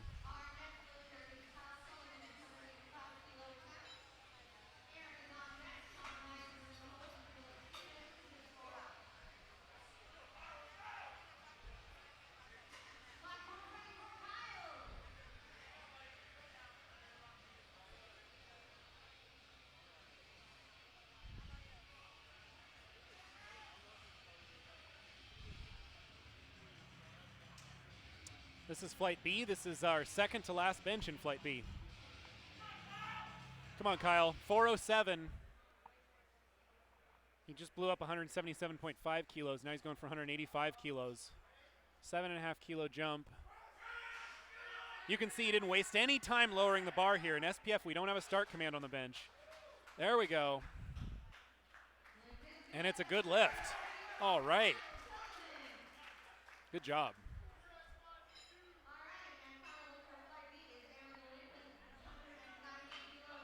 So here's the final, here's where Flight B is standing right now.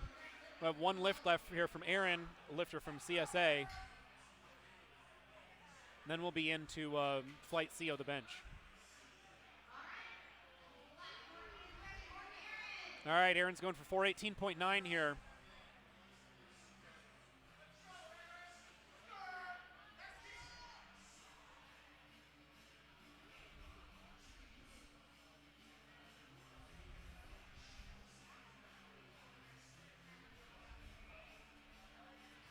Here we go. Come on, Aaron. Nope, not today. Good job catching by the spotters there. We'll come back and get that next time.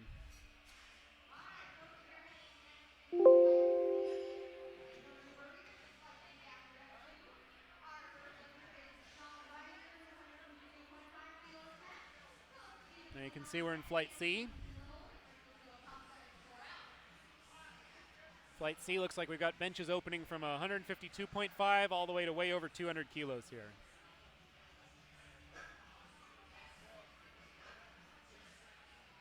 We're getting the bar loaded up here for Sean Reisner. It's opening with 336.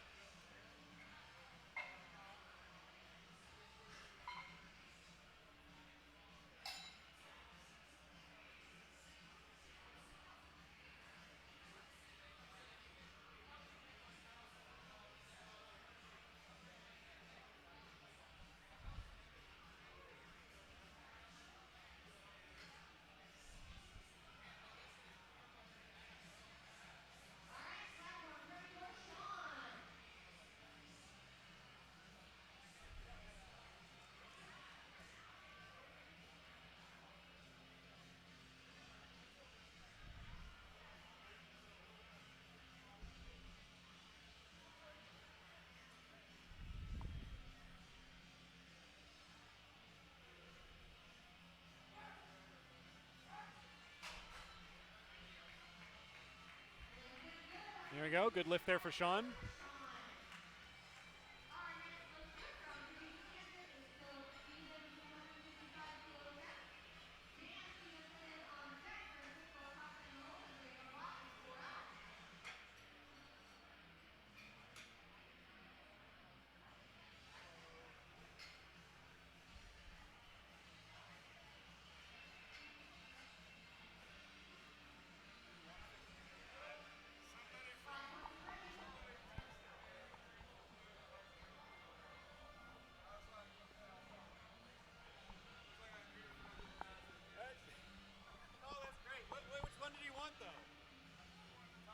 Oh, okay. Well, I don't know. Okay, well, here, we'll switch the view here for Philip 341.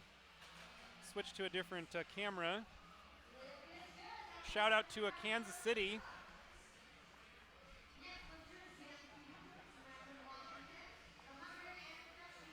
JP said there was a young man in Kansas City who asked to switch the view asked him to switch the view here. So. Oh, hey, we got a little Smokey here.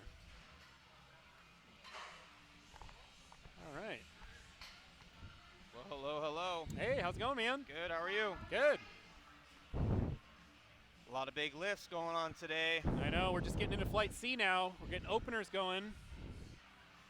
Our smallest opener so far was over 300 pounds in this flight, so yeah, we're getting serious. Yeah, it's starting to get heavier and heavier, looking good. How about that bar? You guys talked about that yet? That is beautiful, the Cerakote, right? Yeah, it's I like got to hand off for a couple guys with that one. It looks pretty nice. Felt really good, too. Does it feel good yeah. in the hand? Oh. And we've got a deadlift bar with the same coating, too. Oh, wow, that's going to be awesome. So that's going to be pretty cool to see. How about that head spotter and loader right there? Mm-hmm. The Barbarian. Oh, yeah. Keegan. Mm-hmm.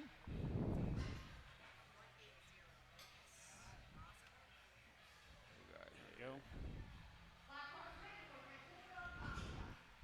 This new camera setup's really nice. Yeah. It gives you the audience a much better view, especially even at the meet. If you're in the way back, you can still see the lifts of what's going on. Yeah, it's really nice. Cool. We've got the TVs going here so you can see the actual feed. Yeah, it makes a big difference feed. for this place is jam-packed with people and supporting the lifters, so it's really cool to see.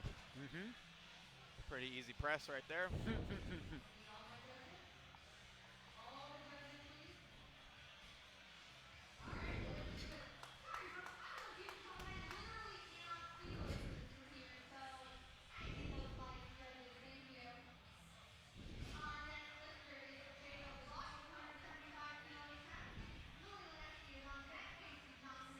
Got the bar loaded, ready to go. Mm-hmm.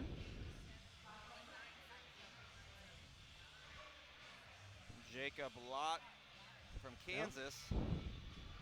There we go. He's opening with 385. There we go. It's a pretty big bench to open with.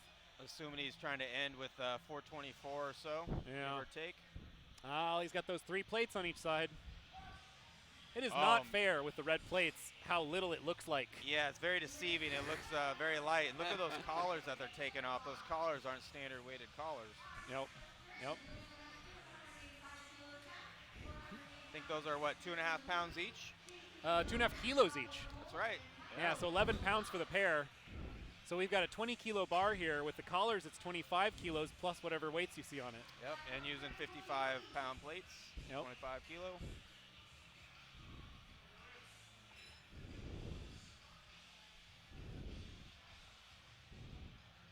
Yeah, it's kind of interesting from the different angles. Like from this angle, you can't see, somebody was saying you can't see the bar movement as well, but you can kind of see people, you know, whether they're able to push through and lock it out or not as well. You know, yeah, it's kind of a different. You can see the bar path actually quite a bit really well from this angle. You get to see if people are pushing straight up or if they're pushing towards their face, and you'll hear the reference to your face if the bar is towards the top and you're struggling. Yeah. Like that had a nice little angle to it. This is almost like the spotter's angle. Yeah, this is a good one. Like you're handing it off. A very tall spotter. For sure. Yeah, exactly. Yeah, if you're standing above Keegan, you're really tall. Yeah. Look at that hair.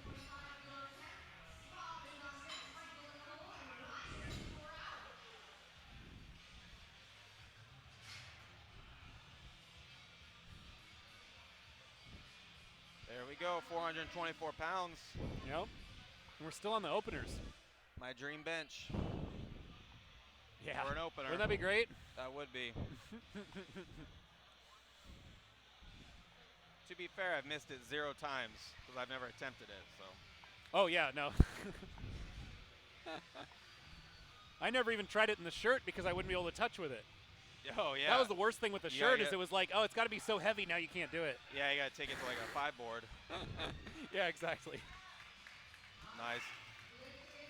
Then you're like, no, man, it's good. I'll touch it at the meet, just not today in the gym. Yeah. At the meet, I'll get it. At the meet. Yeah, it'll be fine. Yeah, always playing for the worst out of me because that's what usually happens. Especially benching. I don't know why it's benching for me is always so hard at the meet. Yeah, especially if your third attempt squat is a real grinder. If it takes a lot out of you, if you come rounded over, it really takes a lot out to then an hour and a half or so later to then hop on a bench and it's like give it cool your off best. first, then warm up again. Most people do one movement per training session, so if you may hit a PR on the bench, PR on the bench on a training day, well, you most likely didn't just squat a PR an hour before. Nope. Nice press off the chest, nice sweep. Solid. That guy is all the way from the UK. He came out, Mark and Andy Bell from Slingshot, brought him out to SuperTraining Gym for the week. So he's been hanging out with our team, and oh, that's awesome. Yeah, it's hard to understand him. He's got a real, really thick, solid accent there. I just kind of stare at him blankly and just hope for the best. Did he come over a few weeks before to get the time change? No, or? he came over a day and a half before. Oh, yeah, okay, all right. Yeah, wow, that's got to be rough. So this is like the middle of the night for him. Yeah, so he's his time's all whacked out, but he is so pumped to be here and be part of Record Breakers that he doesn't even care. No, he's so excited. Another Kansas lifter. There we go. Kansas City, anyway. Yeah. I don't know if they're from the Missouri. I think Kansas City's in Missouri and in Kansas. Is it? I think so. Okay. I've been known to be wrong, but I think if I've been there. So I don't know my Kansas geography or topology very well, so I don't know. So for some reason, I actually think they're from Kansas I've heard City, it isn't Missouri. very like mountainous. Yeah, it's a little flat. Yeah. A little flat. There we go. We got Ryan. Strong lifter, very strong lifter, open up with 429 pounds. Here we go, 429 opener. No belt. Some lifters don't like to have a belt on when they bench. Some really do. Yeah. Coming down very controlled. What do you think? Do you feel a big difference when you put the belt on and you bench? I'm a big fan of the belt. Yeah, I think the belt for me gives me something to brace into, which allows me to stay as tight as possible. I think. So I'll really crank that thing down the best I can. Yeah. So I don't have it on so tight that I'm immobile, that I'm not able to really bring my dig my shoulders in and bring my chest up. So that kind of is a balance of finding out, making sure placement and how tight you want it really is a big factor for the bench. See, we've also got the front view. 440 pounds on the bar now. Yep, opening with I 200 think he's kilos got a here. Bigger, nicer beard than I do. Uh-oh. Uh-oh. Oh, man. Bigger bench and bigger beard. Yeah, that's we got to take him out. Yeah. I can't handle the competition. Can't say I wish him luck. No. Oh, see, it's so big he's going to catch it on the bench, and then it's going to mess him up. Yeah, it's going to slide. No. No, he looks... yeah, no, he looks like he's ready to do a good bench. In. All right. Come on now, 200-kilo opener. Nice. Solid. Very solid. Could really see his chest up and his Oh. shoulders pulled back. Oh. Oh, must have his butt maybe came up a Yeah. little bit. Yeah, if the 2 side judges give you reds in the squat, it usually means you didn't go to depth. And if you get 2 side judges in the bench, you probably took your butt A up. little bit of butt action, yeah. We got the Thompson fat pad on here. It's a pretty thick pad, very, very sturdy. Some lifters may struggle with it a little bit, but all in all, gives you quite a bit of grip. So, got Tony Montgomery, who used to train here, right? Yeah, he CSA? used to train here, and now he's up at Strength Union Gym, I believe, in Portland. In Oregon, I believe it's his own Yep. gym. Yeah, He he's comes running down, his own I gym want to up say, there. every Record Breakers. He pretty much comes down here and joins us back to his family. Oh yeah, we saw him this year at the U.S. Open also. And Yeah, been in it for a long time. Yep. Great technical Wow, lifter, yeah, really that was- smart guy. Really brings it in there really fast compared to the last lifter. Really drops it in there. Yeah. Control, gets the press, and throws it up quick. That was very good. That was a very solid lift. Yep. Oh, I get to see Big Jess in the right corner. Oh, the guy said he's going to like the video. That's nice. Does that do I hope anything so. on YouTube if people like the video? Yeah, you can put a like, dislike. Yeah, exactly. Sometimes the dislikes outweigh the likes, but that's pretty rare. Uh-oh. Yeah, well, you know. Can't please everybody. Eh. But thank you, Hector. I really like this angle. This is probably, I my do, favorite yeah. angle. This is how it looks when everybody's benching at the gym when you're handing off for them. Yeah, so right? I'm used to seeing this angle.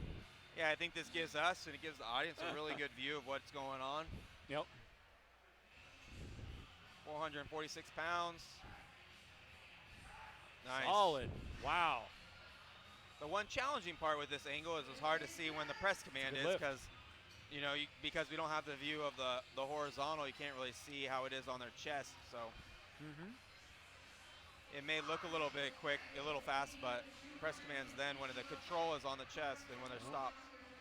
Oh man, we're up to four wheels on now. This is getting serious. This guy's got pink gangster wraps on and an olive drab singlet. This guy is no Ooh, joke. He yep. does not care about fashion. Nope.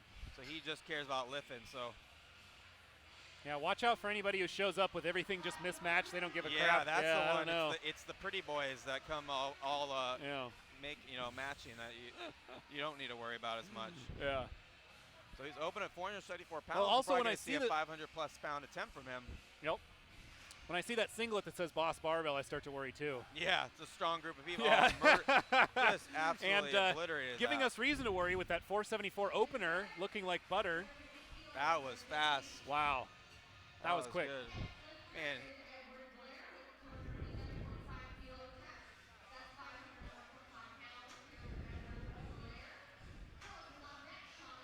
501.5. There we go. We're hitting the 500 mark.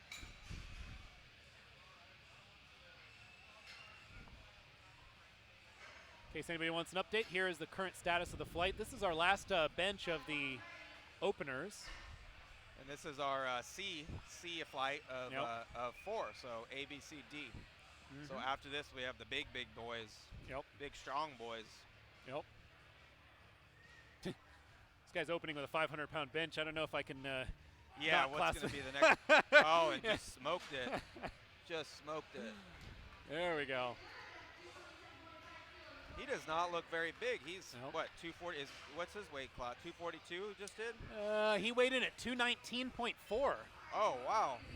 Yeah, that means he's in the middleweight prizes. Yeah. So we only have 242 and SHW 501 there. opener But then weighing the actual weight's there. There we go. That was very, very impressive. Solid. Got Mr. Phil Stevens. What did Phil? Phil finished his squats, I think, with 7 something for his squat.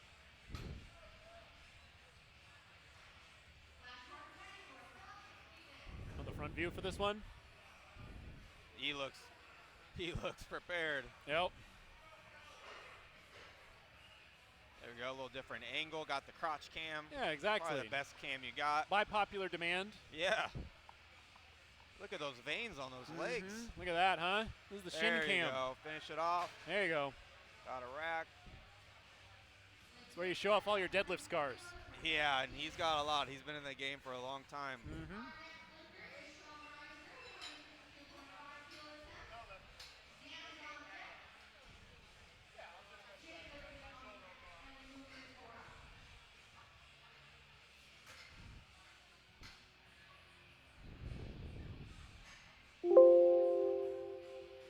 Got Chris Bridgeford here handing off with one of the meanest Fu Man shoes I've ever seen. Mm-hmm. Really committed for sure to that thing. Yeah, what's going on there? It looks like, oh, what was that guy's name? Christopher, the actor. I would rock the Fu Man? Yeah, what was that guy's name? I can't remember now. Oh, Christopher Lee. Oh, yeah. There you go.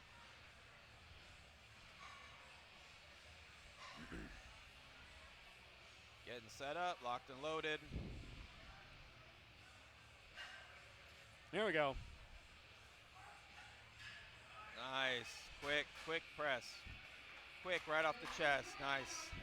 Nice. Having someone handle you at a meet, which would entail basically helping you in the warm-up room, helping you making sure you're on time, running back and forth, checking to see where they're at with the flight before, helping you pick your opener ahead of time, that when you weigh in the day before, and then making sure your handoffs are just right, or your knee wraps are on, and then helping you running over to the table and picking your second and third attempt, which is really helpful for a lifter. There's some lifters here I see doing everything themselves, and although that's very doable, that's hard. It can be a little challenging. There's a lot going on. It's hard just to do the meet even when you have a handler. Yeah. I mean, I still end up getting lost, and Jesse's going, "What are you doing over there?" Like, yeah. dude, you gotta. It's like herding a cat Yeah, sometimes because you're kind of disoriented. Nice, great. I'm just gonna say it's like the lack of blood to your brain, but after the squats, like I'm just gonna blame it all on that. I believe that for sure. Everything really dumb I did at a meet was just that. Just not thinking. Yeah. There was nothing to use to think.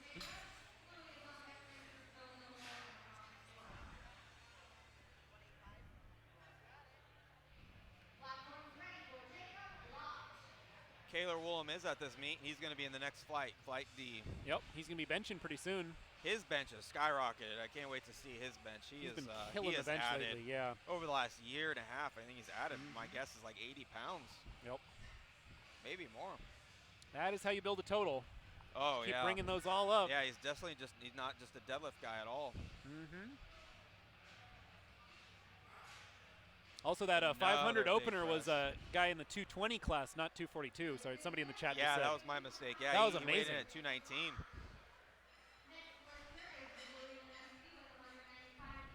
Somebody said, is there a division for noobs like me that can only bench 90? Yeah, sign up for the meet. Come and bench 90. That's the minimum you can bench at the meet, I think, is 25 kilos because that's the bar with Whatever the collars. The bar weighs, yeah. Yeah, and so we've had like juniors or other people come in and do that. Yeah, we've had a whole mix of ages and sexes. It doesn't matter. Yeah, exactly. There's no minimum here. Yep. We all not everybody here is here to set records. The only thing you have to do, some set, but we're here just to set goals and reach them. That's it. Exactly. The only thing you have to do to compete in this meet is sign up and show up. Yep. But you have to sign up before it runs out of spaces. And this one fills up very quick. This is a great meet. 429 pounds. Yep. Nice. Second attempt, 10-kilo jump. Definitely getting into second attempt speed, slowing down a little bit, but getting there because you're pushing your max. Not everything's going to be super quick.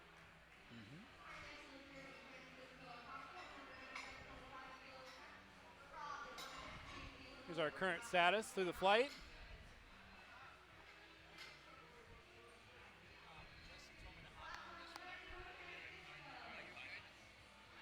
We've already got,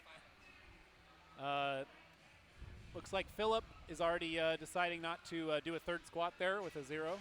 Okay. So we've already got one person who's going, you know what, I'm going to skip the third bench and save my energy for the deadlift. Yeah, we had to do that with one of our guys. His second was I don't know if there's anything left in the tank, so it's why push it. I know Francisco on a good second there. Phil is going in for a big deadlift, so saving his energy, giving himself a little bit extra time and not wasting his energy on his bench.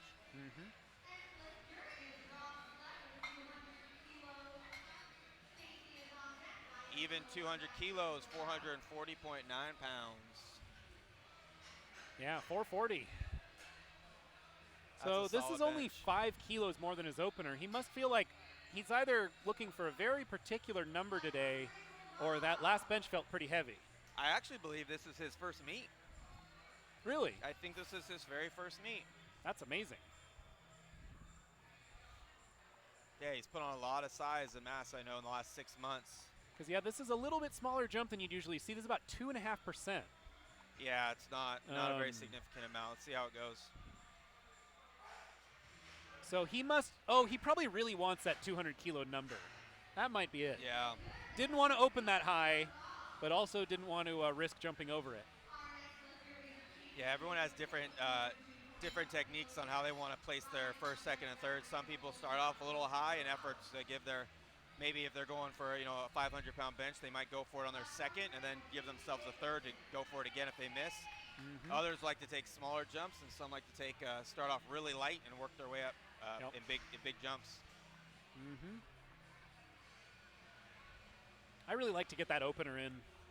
Yeah, otherwise, it just messes with my head if I don't. Something about just obliterating your opener that builds a lot of confidence. Even though if you just did it in your warm-up room and came out here, it just isn't quite the same.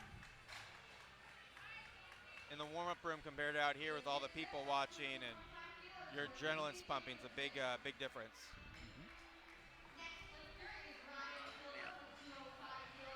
Big shout out to the staff out here. They are just bam, loading plates quick. Yeah. And these flights are going by really fast.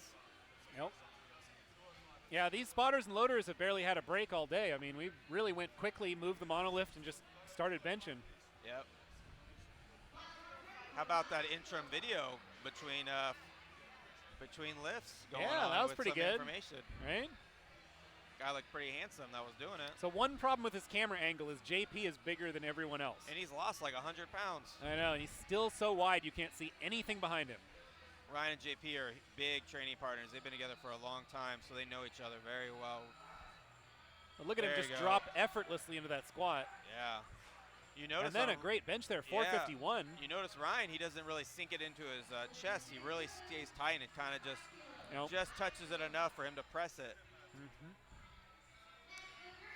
Always makes the most sense to me because you're going to move the bar the least distance then, and you have the least stretch at the bottom. Yeah, and everybody's built a little bit differently, but yeah, a lot of people look at that. It's like, why carry it the extra inch down? Yeah. Because that's just one more inch. I'm going to have to press it. Other people feel a lot of strength, though, in that pressing position if they're about 1 inch down. It's like the opposite of a board press. Yeah, negative press for sure.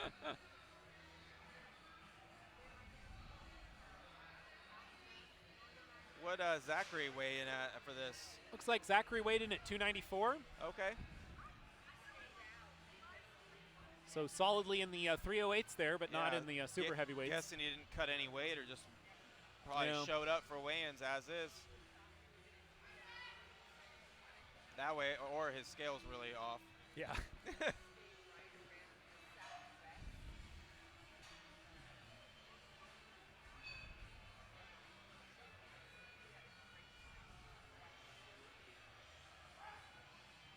Nice press. Zach being there just in case with his hands. Nice. Got one red there from Lori. She is a ass cheek off the bench Nazi, so she does not play around. You see her laying down there. Yeah, She's got the best view of the butts. Yeah, she's not here to give white lights today. No, she wants to make sure people are earning them, which is rightfully so. I think she got enough red lights competing now that she's going to give them all back. Yeah.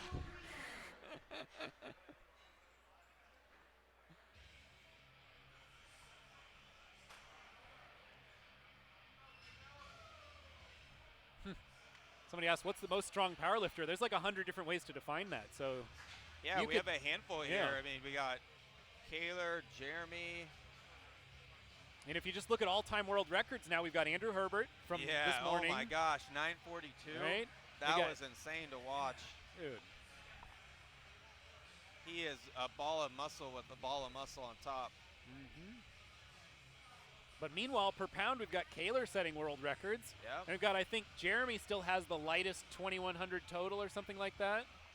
Or the lightest body weight, 2,100. 198 or something like that, yeah. white lights.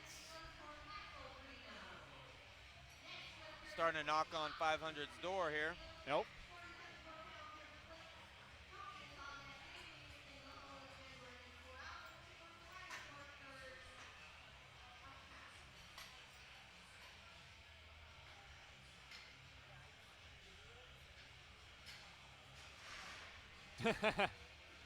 Somebody said he thought I was saying that they were squatting.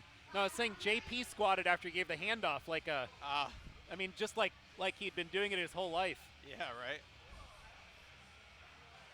474 pounds for Cox. Can you say that for Cox? Yeah, 474, right, Clayton Cox? That's so that's going to be a 12.5 kilo jump. That's more of what we'd expect to see here. That's a little over 5%. Yeah, that's about that's on the more common side. You usually really expect to go off his chest. There we go, fast. A lot of good presses today. Wow, what is that shirt? Yeah, that's intense. He's got a lot of detail Paisley? going on.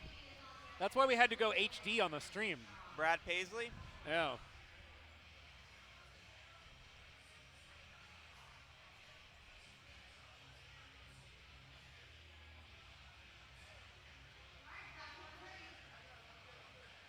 Bar is ready to go. Got Tony Montgomery here. 474 pounds, and he weighed in at 237, it looks like. He flew here, I'd imagine. Maybe he drove, so had a little bit of travel from Oregon. Yeah. Probably Yeah, we have a whole bunch of people from Oregon yeah, probably about coming down. 8 hour or so, 10 hour drive or a couple hour flight. Oh, there we go. Nice. Tony likes to rock a rather wide grip. Yep. He holds it pretty wide. That's always an interesting one. Yeah, it's you like, got less range of motion, but potentially a little less power off your chest. Yeah. It really makes it feel hard for me to go out wide. I just, I like the narrower grip. I feel it in my shoulders a lot. Yeah, I find if I have a mixed, I'm not narrow, I'm not wide, but everybody's built a lot, you know. We're How do you obviously way compare it to the different. rings on a standard bar? Like, where would you go? Yeah, so the rings on a standard bar or on a power bar, I'm about a half-inch in. Okay. Yeah, so nice. A half-inch in, or I'll train a lot thumb length from the smoother the knurling. So maybe for training, I might be a little narrower.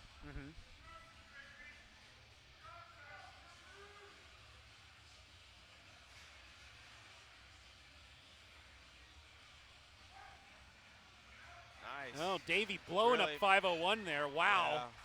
Oh, man. Look at that. He's excited. That looks a lot like how I jumped up and down after That's I benched, those actually. pink gangster raps doing it. Yeah. Can't lose with them. Yeah. Here we got, so this guy, Edward, he weighed in at 219, so he's going for 529, weighing 219 pounds. You can't really tell from here, but his arms are enormous.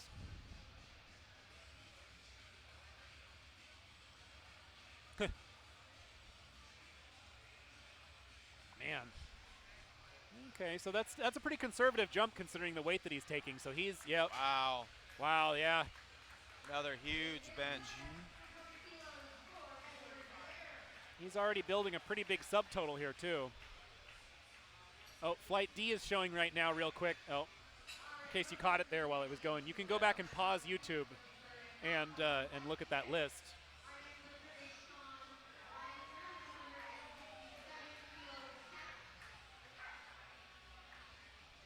Yeah, Edward Blair already has a 560 subtotal. Wow. Before deadlifting, so he's gonna have some big. He's gonna have a big total today. If that deadlift goes well. Hopefully it's a PR for him. Yeah. It's only 24. Wow, that's amazing. Yeah. Weighed in at 220. Man.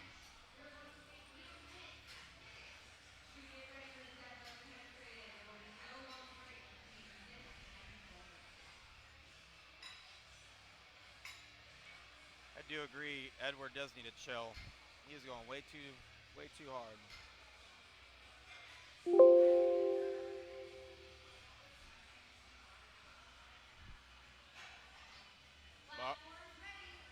Platform's good to go. Yeah, if he makes his opener deadlift, he's going to have an 832.5 total. Wow. Weighing in at 100 kilos, or 99.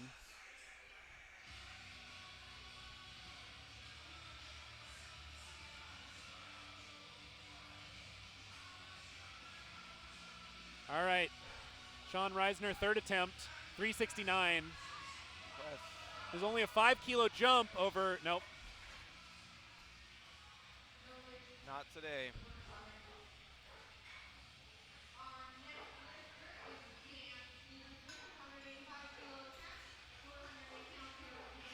He's getting professional advice that he needs to go 518 on the third here. Yeah, there we go. I mean, what does this guy know about bench pressing, though? Yeah, he doesn't know much. Ah, come on. Hell of a bencher. Hell of a lifter. Yeah, no Forget kidding. just the bench. Right? He can squat and deadlift. Yep. Like a maniac. Pretty jacked guy, too. Yeah. Always got abs popping all the time. It's ridiculous. I don't know. I'm just jealous. Yeah. Got a 407-pound attempt. Here we go.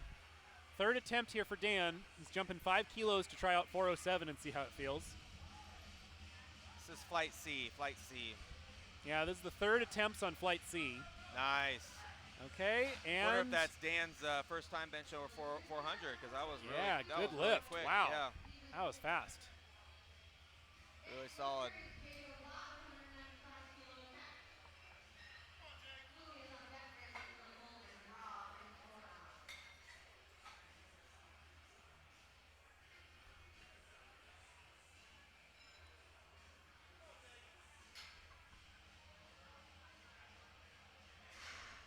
Platform is ready. See all of the attempts in for everyone here.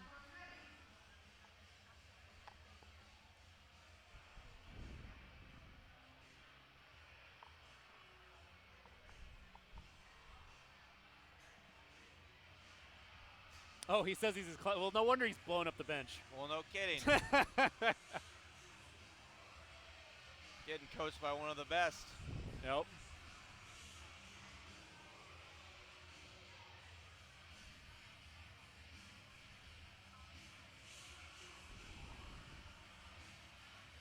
Nice controlled down, solid press.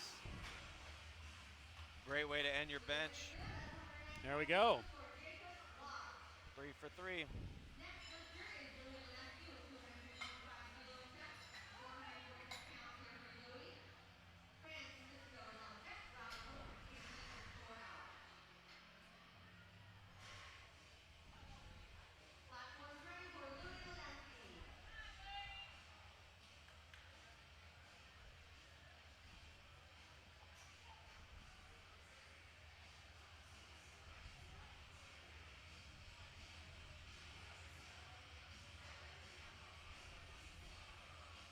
Here we go. There you go, Louis. 446 pounds. Yep. Also weighed in at 220. All these people benching over 2 times body weight, I don't understand. Yeah, it's pretty impressive. Solid press.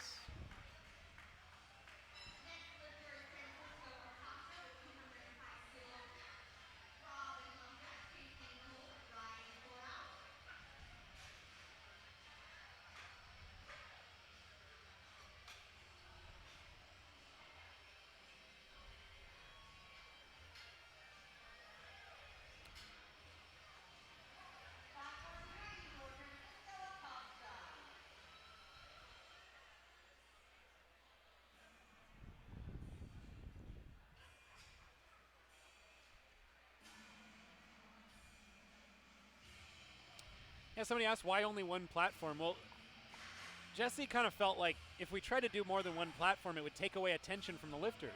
Yeah, it's hard to spread it out. And the space here wouldn't really wouldn't be a great location to have multiple platforms. Yeah, we're not going to do like, here's the primetime platform and then here's the other one nobody's going to watch. Like Yeah. No, man. If you lift at this meet, everyone here is going to sit and you have the same exact time and the same exact chance to lift that everyone else has here, no matter whether they're a pro, whatever it is. That's the whole point. It's your time to lift. Right then, you got a minute, and everybody needs to shut up and watch you lift. Yep. And absolutely. that's it. And it might take an extra hour and a half for the day to be complete, but it's worth it for everybody to share the same platform. Exactly. Gives you opportunities to share the platform with the best lifters in the world.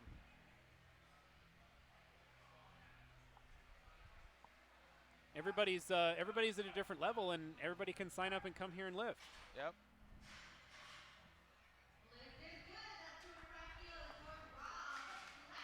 Nice. There we go. These third attempts are going really well. I'm surprised. Usually you get into kind of the middleweight guys, the heavyweight guys, you get to the third attempts on the bench, people are really going for broken. Yeah, you see a lot of misses usually. These are all, I've only had 2 misses so far this flight. Oh. People are picking some pretty good numbers, being very successful. Mm-hmm.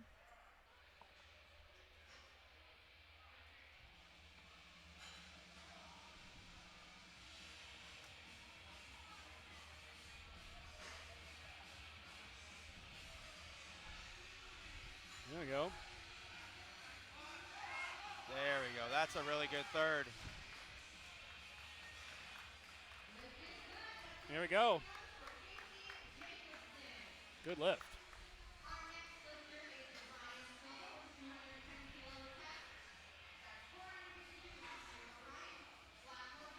Oh yeah, somebody said depends on the number of yeah, that's why the meet is limited on how many people can sign up. So yep, I think the cutoff was 60, I believe. Yeah, I think it was 60. Yeah, each day I think. Both days, yeah, 120 lifters in 2 days.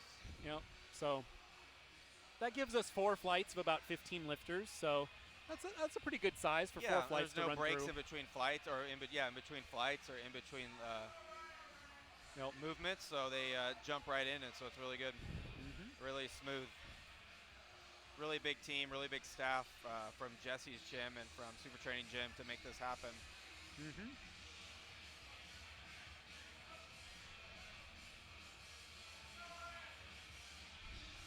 Really controlled, really squeezing putting it the bar. exactly in the spot where he wants. Yep. And no lift. He's going to have to wait for the press on that one. Yeah, the command. Yep.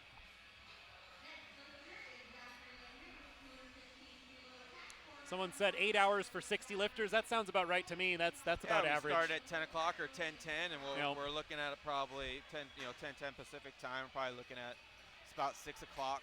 Yeah, I think that's about right. Yeah, that's accurate. Yeah. Then get to hand out all the checks for the world records and prizes. Yeah, and then we get to come back tomorrow and do it all over again. Yep. We're going to do the lightweight men and the women's. It's going to be some big lifts tomorrow. Some of the lightweight men and women are and we usually see strong. more world records in the women's competition than in the men's. Yep. So that's going to be pretty exciting to watch.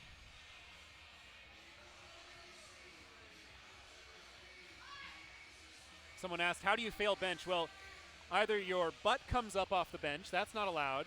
If there's any downward motion after they give you the press command, that's not allowed. And you have to wait for the rack command before it touches the bench or the rack. Yep. And that guy said it was not a touch and go bench earlier, and it was, and he got called for it, so he didn't get the lift. And the standard is the judge is waiting for the bar to come to a complete stop before he says press. So the faster you can get it down to your chest and stop it and convince the judge that it's not moving anymore, the faster he's going to say press. Yep. So it really behooves you to technique you gotta either master or choose not to, and just maybe come down slower. But you're gonna know you might be down there for a little bit longer. Yep. It's not supposed to be a pause. It's supposed to be a stop.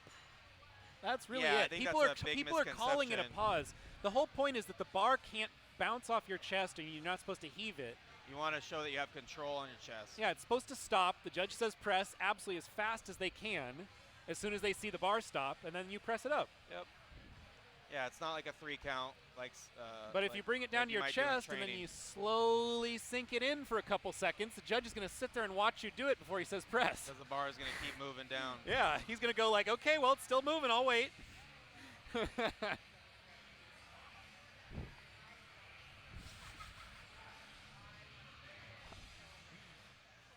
Oh, Oh, man. People get a little loopy in the chat in the afternoon. Yeah, they're getting a little crazy.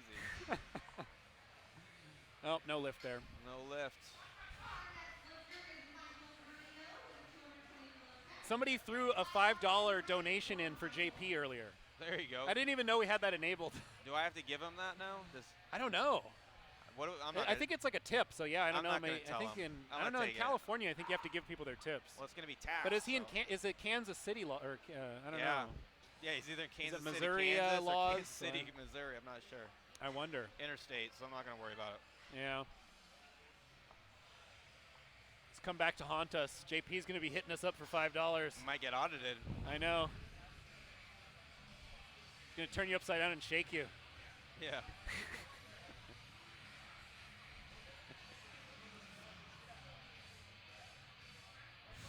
Getting lift locked in. Michael's getting all locked in. 485 pounds. There we go. Come there on. There you go. Nope. No not luck this time. today. Solid attempt. No, good attempt though. He got 210 on the last though. Yeah. That gives him a 530 kilo subtotal, so he's still pretty good. Who squatted the most? I think that was well, Andrew Herbert set a world record and then with a 427.5 or something. 942 pounds. And then we saw a 435 squat after that. Right after, immediately after. Yeah, immediately afterwards. So he didn't finish out the flight with his world record squat. Yeah, which is mind-blowing. Must be kind of a bummer. Someone's even stronger.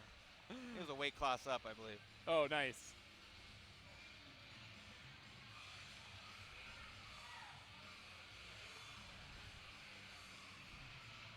You can see a much wider grip. Yep.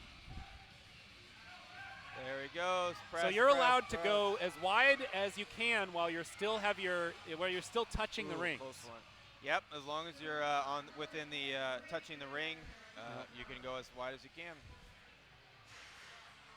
No lift there, but he made a relatively aggressive jump on his second, made it. So I think he'll hopefully at least be pretty happy with that one for his total. 518 pounds who just smoked 501, I believe, the set before. Or the attempt before. Davey going to the predicted 518. By Mr. Hack, right? Yep.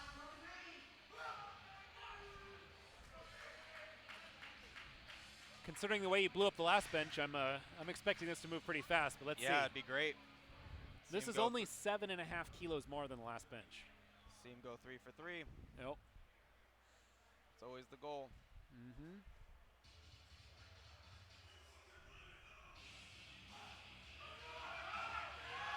Ooh, nice. There we go. Look at that. Wow. 518-pound good lift. Wow. Great press. Impressive.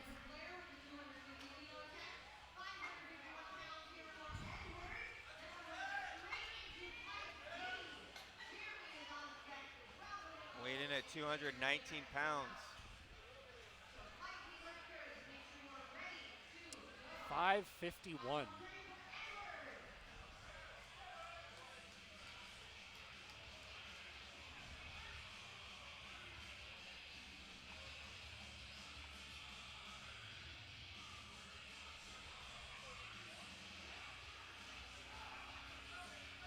Wow. Wow, that was like a smooth. second attempt, yeah. What? Very nonchalant. So every once in a while, you just decide to show up to the meet and just blow up 250 kilos. Yeah, you know? no It's big like deal. No big deal. It's weighing at 220 in the morning. Yesterday morning. Do you guys who are commentating Powerlift? Yes, we do. Oh, yeah. Sometimes. Yeah, not often. Try to. Mostly been focused with trying to plug in all the computers and make these streams work Yeah, recently, so I haven't been competing If you guys much. can see the wires that are going on here, this place Yeah. is covered. Oh, man. Alex asks, is it invite only? No, this is an open meet. There's no restriction on joining the meet. You just have to sign up before it closes next year, before it fills up. So there's only 60 lifters each day.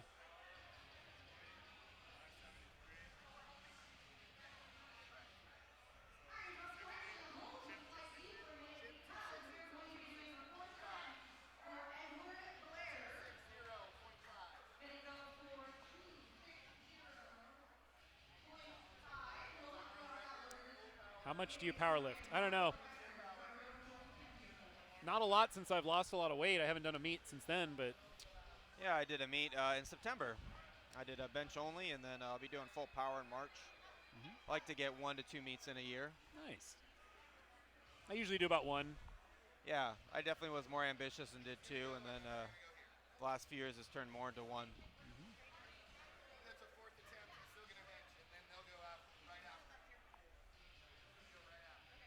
We got Blair, I believe it is, going for a 4th attempt. I always try to take a break off after I hit a goal. So my first big goal was I wanted to bench 500 in the shirt. Yeah. So I hit 507 at Record Breakers. So then I took a break and lost a bunch of weight. And then my next goal was I wanted to pull 650, so I did that at Kara's meet. Okay, yeah. And then I took a break after that. I haven't done a meet since then. Been about a year and a half, maybe? Yeah, it's been about a year. Yeah, so you're due. A year and a half. Yeah, I guess I got to hurry up and do one next year. Got to sign up. Well, I've lost 65 pounds, so I better do a meet in a lower weight class, see how it goes. Or just bulk right back up. Yeah, bulk up. I'm about 190 now, so I'd probably be comfortable doing 198. Okay, so you and I are sitting about the same. Yeah, I'm 190 myself. My highest was 257. Wow, that's a very impressive. You lost that amount of weight. Yeah. Took 3 years. That's the way to do it, right? Yep.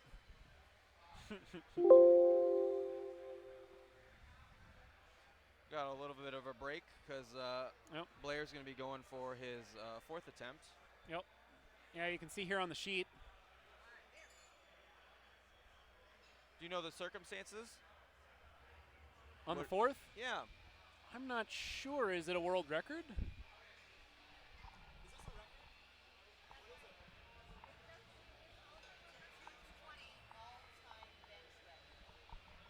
Well, here we go.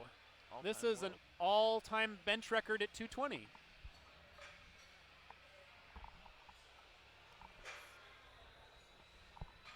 don't know about that.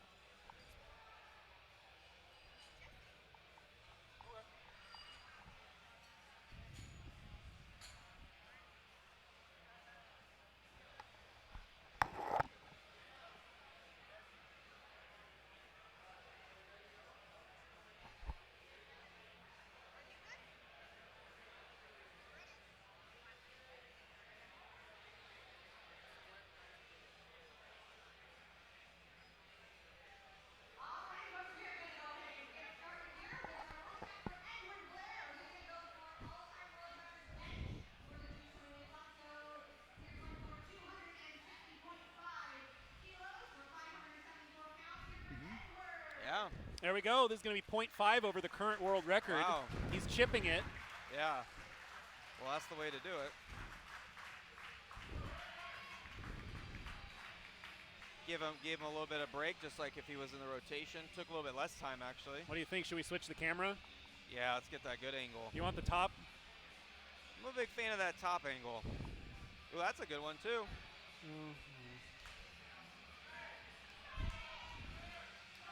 There we go. There we go. Now we're going to see it. Here we go. Get the whole view.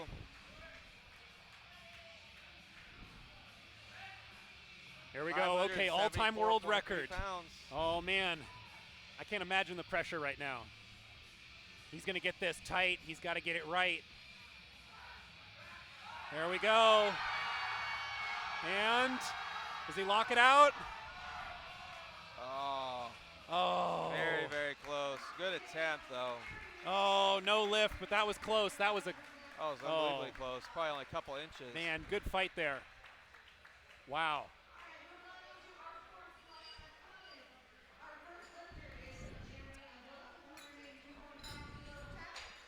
All right, I'm going to be clocking off here. Thank you very much for listening to me ramble, and I'm going to go get Chris Bell. All right, Chris sounds Bell good. On here. Thank you. All right, thanks, man.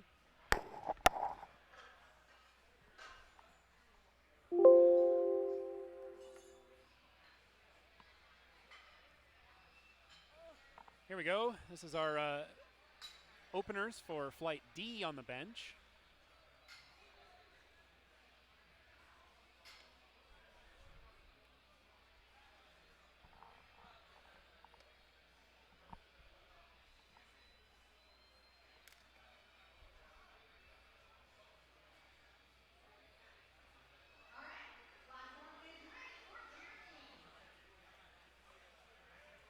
Got Jeremy Avila opening with 402 pounds.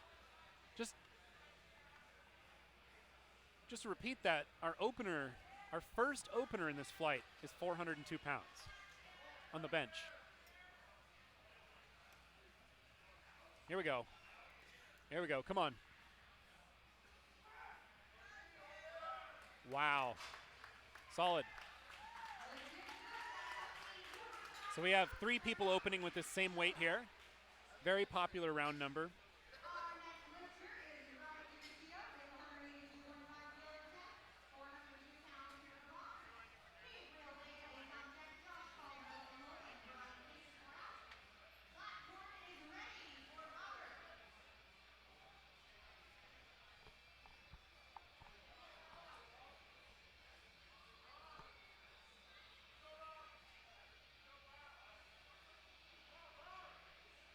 I mean, it's kind of a trade-off. This angle, you can actually see the lifter's sort of face and expression while they're pressing their effort.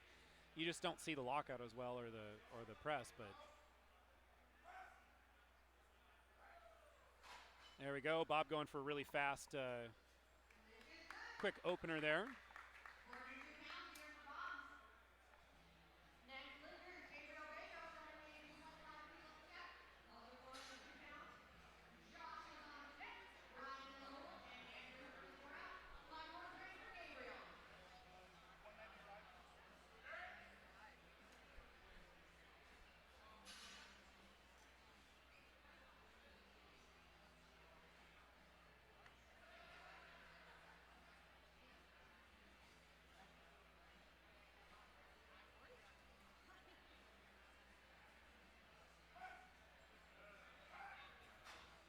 Nice quick opener.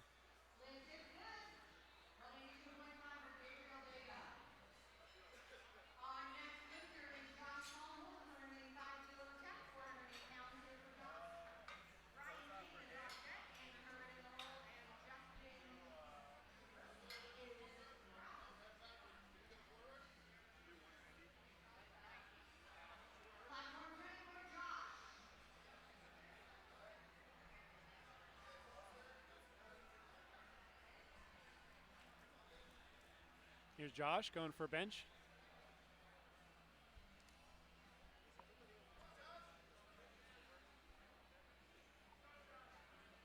There we go. Opening with 407.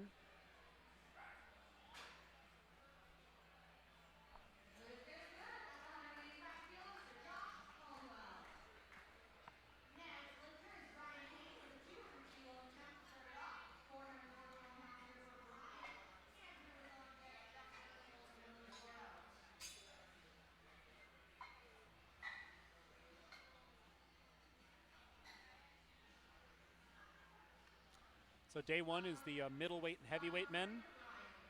Day 2 is going to be the lightweight men below 198 and all of the women's flights.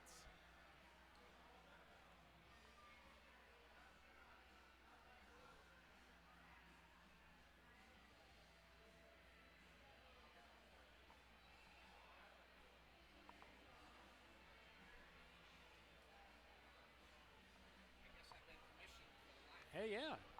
All right, we got Chris the Boar Bell here coming on the live feed. All right, how's it going, man? Good, how are you? Good. Yeah. Having fun here today. We're live. Yeah, we're live. What do we got We got going Brian on here? Kane opening with a 440 bench. That's The pretty lightest damn good. opener we have in this flight is a 402-pound raw bench. 402 pounds. Is the what's lightest the, opener. What's the weight class here? Our weight classes are everyone above 198.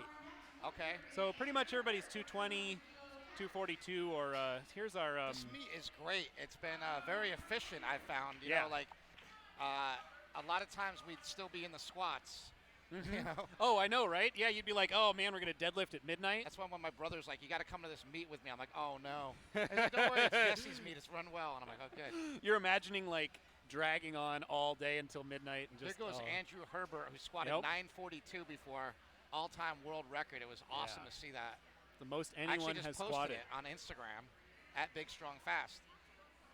Yeah. Here So we here's go. his opener, 200 kilos, nice round number. That's Blowing so it up easy. with ease. He doesn't wear wrist wraps even.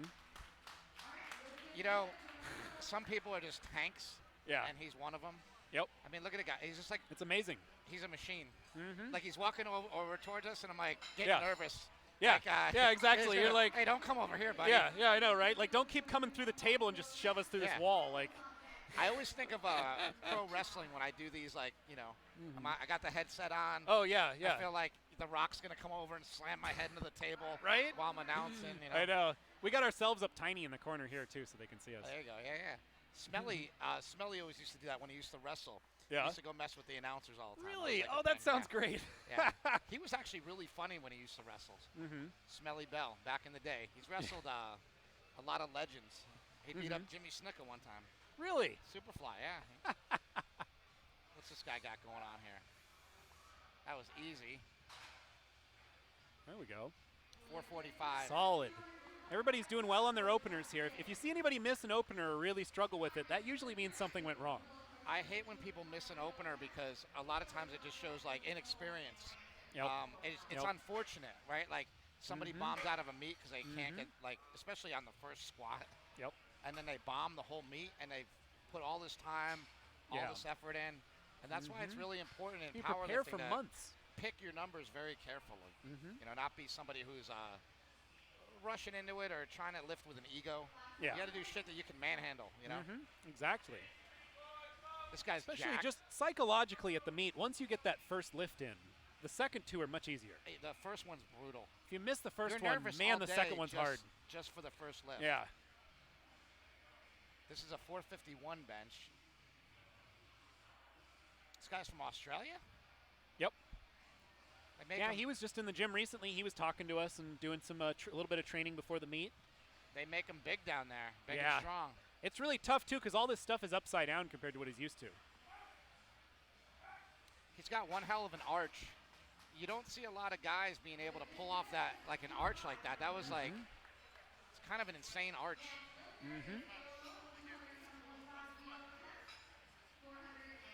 I don't know. I've always been, you know, I've always been too fat to arch good. I know, right? Too short and too fat. Yeah. But that guy's, he's pretty damn lean.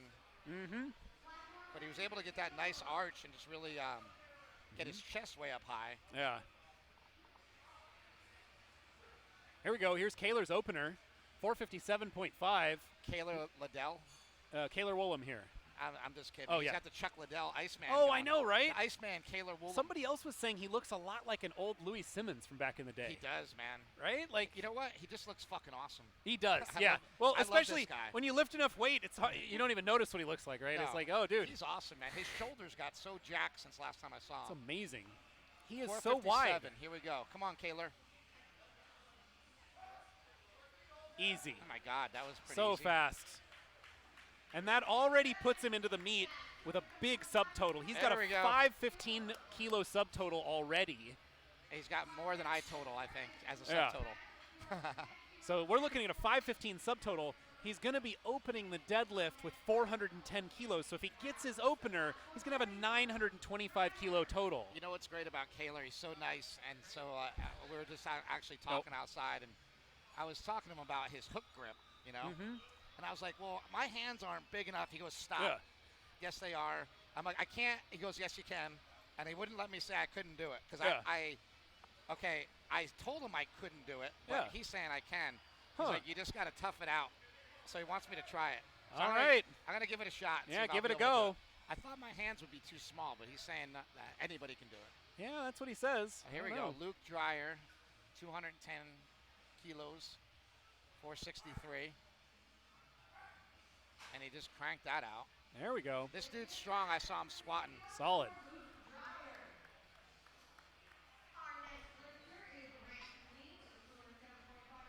And he had a legend lifting him off there from Big Iron.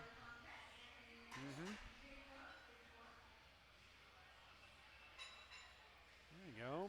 All right, so we're getting through the openers here. We have a few left. They actually go a little off the page there, so we've got at least one more there.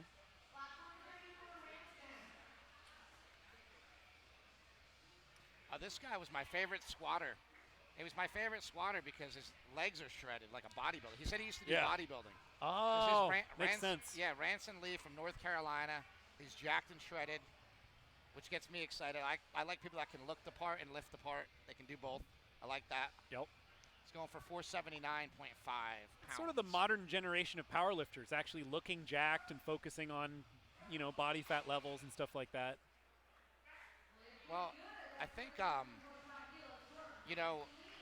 it's something that, like, Mark and I always we always talked about it. Like, when Mark was, like, really heavy for powerlifting, he got fat on purpose, and a lot of people don't really understand that. Yeah. They think, like, oh, he just had a bad diet, he got really fat. Well, like, Mark's always been ripped. Like, he was 207 pounds when he wrestled, and he was shredded, and he was drug-free. Yeah. And he used to wrestle, dude, like the WWE kind of stuff. And then he went into powerlifting, and he went over to Louis Simmons, and they, started taking some stuff, started training harder.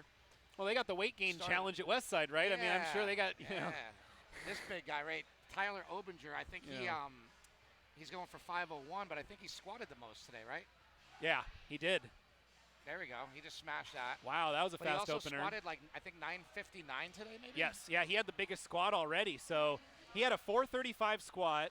He's going to add that to his 227.5 opener bench, and he's going to have a big subtotal. This guy's in the wrong sport. We can get him in his WWE. Nope. He looks like he looks like a pro wrestler. Look at him. Yeah, it's amazing. People are just so jacked, and I think the popularity of powerlifting has increased the talent pool so much. We have these huge guys. The thing that gets Mark and I so excited about all this is, like, I don't know, back a couple years ago when CrossFit was getting big and things like that, people were, like, talking smack about it, and Mark and I were like, no, this is great. Yeah.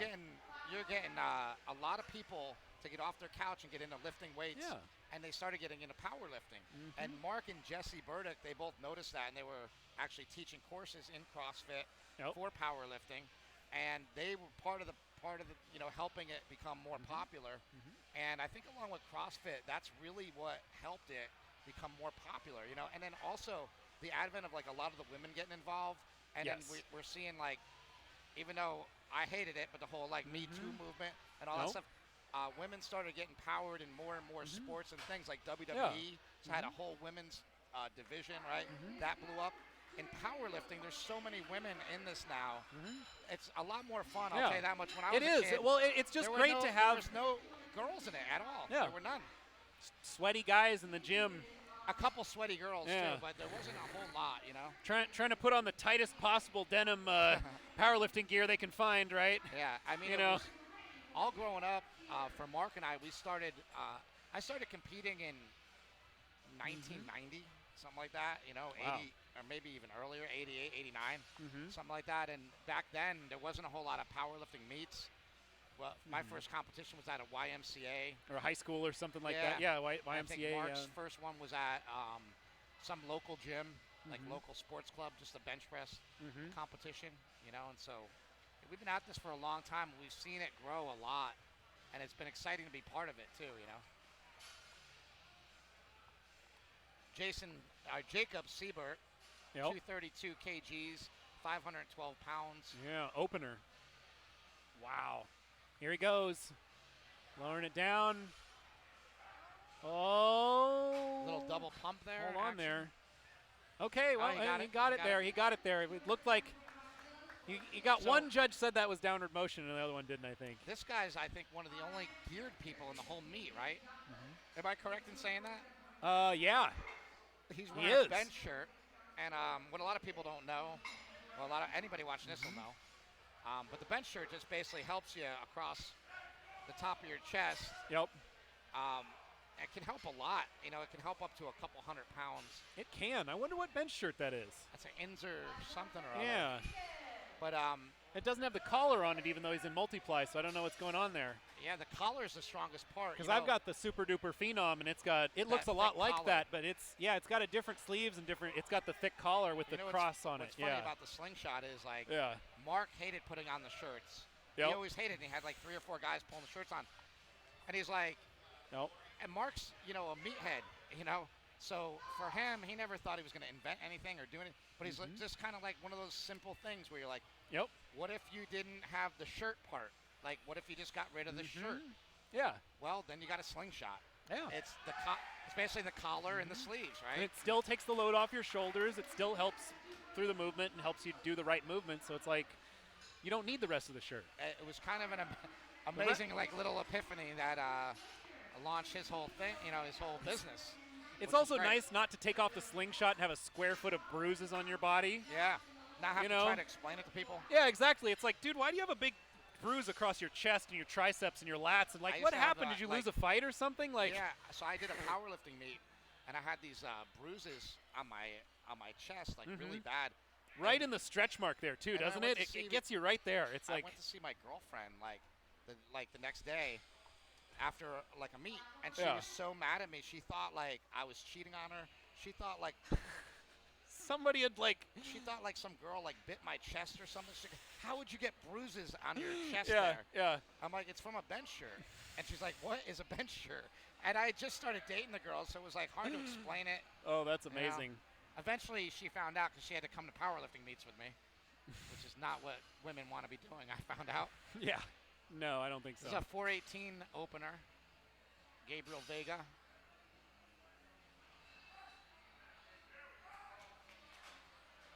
As we're announcing this, it's there's not a whole lot to announce. It's he's got it. It's going down, and it's coming up. And it's coming back up. All right. Yep. I know we do it's a lot of repeat of that. Yeah. But the fun of it is just talking like we're talking about. Exactly. Stuff that has to do with the sport. Yep. It probably won't get real intense until the third attempts or the deadlifts. Yeah, exactly. Openers are just kind of okay, guy's opening, there we go. This guy was amazing. This is Robert. Yep. I have no idea how to pronounce it, but yep. Dicokia. Robert Dicokia going for 429, but this guy squatted ass to grass. Yes, he is so powerful. He also lifts multiply. That's why he's wearing the West Side shirt under his singlet there. Yeah, I was wondering, did he get that? Yeah. I was wondering, how the hell he gets so damn deep on the squats. I mean, it's kind of amazing. I think he was waiting for the suit to stop him, but he wasn't wearing it, so he just hit the floor and came back up. Oh, maybe that's it. He's used to squatting in a suit. And then he is, yeah. But I've never seen somebody that's that big be able to get down like that and just fire back up. It's impressive. It's really impressive. Yeah, he does. Cool. He actually uses a low box when he does box squats and stuff. You can follow him on Instagram. He has good training videos. Yeah, I'll check him out. Because I was really fascinated by him, just watching him, Yep.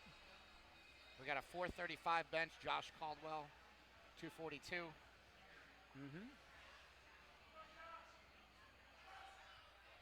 Josh from Boss Barbell. There we go. Comes out to CSA occasionally and lifts with us. Solid. Jeremy Avila making a relatively big jump here. He's going This is actually the first time I've been to CSA since you guys were in the old building, which was years it's been ago, a couple right? years, yeah. Yeah.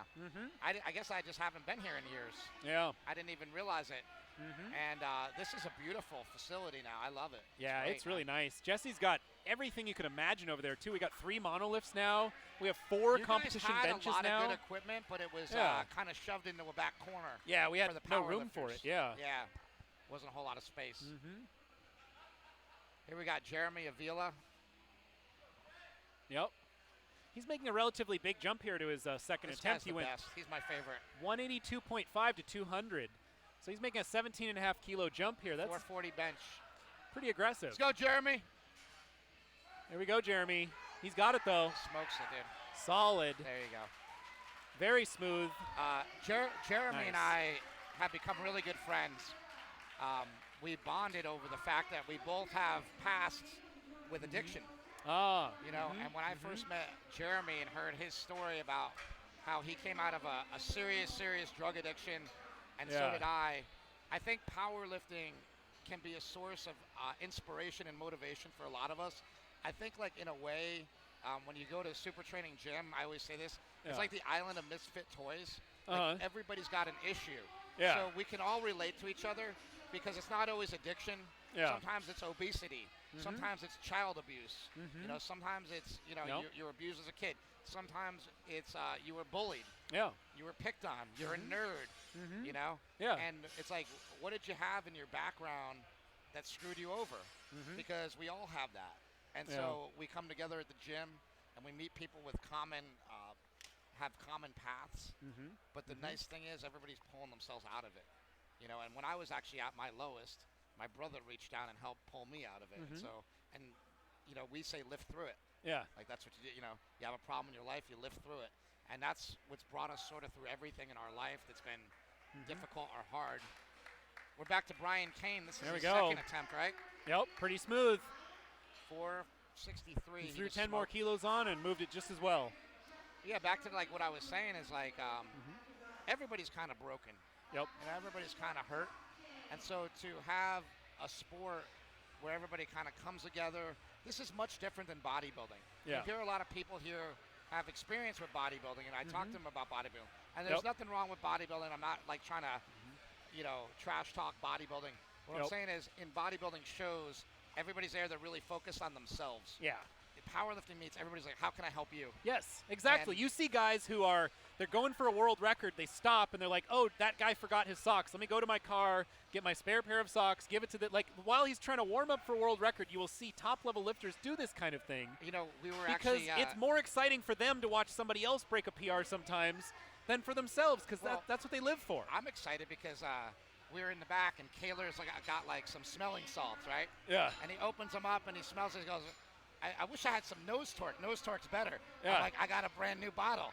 And I just gave it to him. Nice. There you go. Boom. But, like, right? I don't care. Like, this guy's going to break a world record.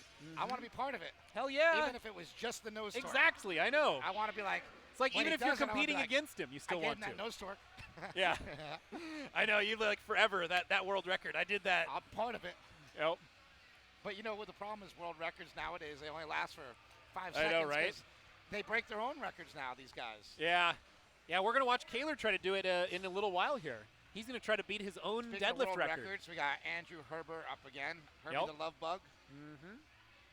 He's out of Reno, correct? Is that where he lifts? No, he's at Boss in Mountain View. Oh, Boss Barbell. Yeah, right. yeah, with Dan Green.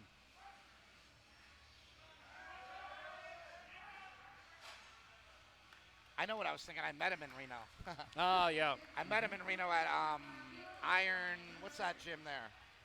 American Iron? American Iron, yeah. There was a meet there. I met him there. Yep. I'm trying to remember, is American Iron Chrissy's gym? No. American Iron, I don't remember who owns that place. It's a great gym, though. No, yeah, I feel bad. I haven't been there, but I feel bad for not remembering. It's got, like, several different, like, rooms. I mean, it's huge. Yeah.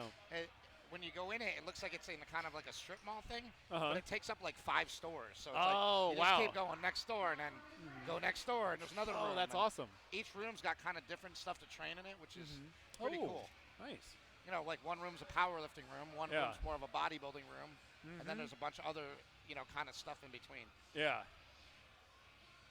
Sort of like we got here. We have MMA on one part, we have CrossFit here, and then we have powerlifting in one section. I think it's beautiful to be able to have a facility, because you know what else you get? You get a lot of different people from different walks of lives, all in under the same roof, sharing ideas and sharing philosophies, and everybody's just trying to get better, whether they do MMA or CrossFit or powerlifting.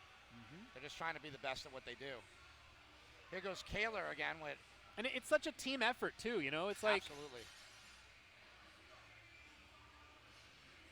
Got Burdick lifting off. Oh, I'm sorry. Chrissy's gym is Black Iron Gym. I messed that one up. There we go. 479. Really fast. So now he's already built a 525 subtotal. It must, these guys like Kaler, it's crazy, man. He's just like so far ahead of the pack. Mm-hmm. Like that must feel so good. Yeah. You know. Let me see here.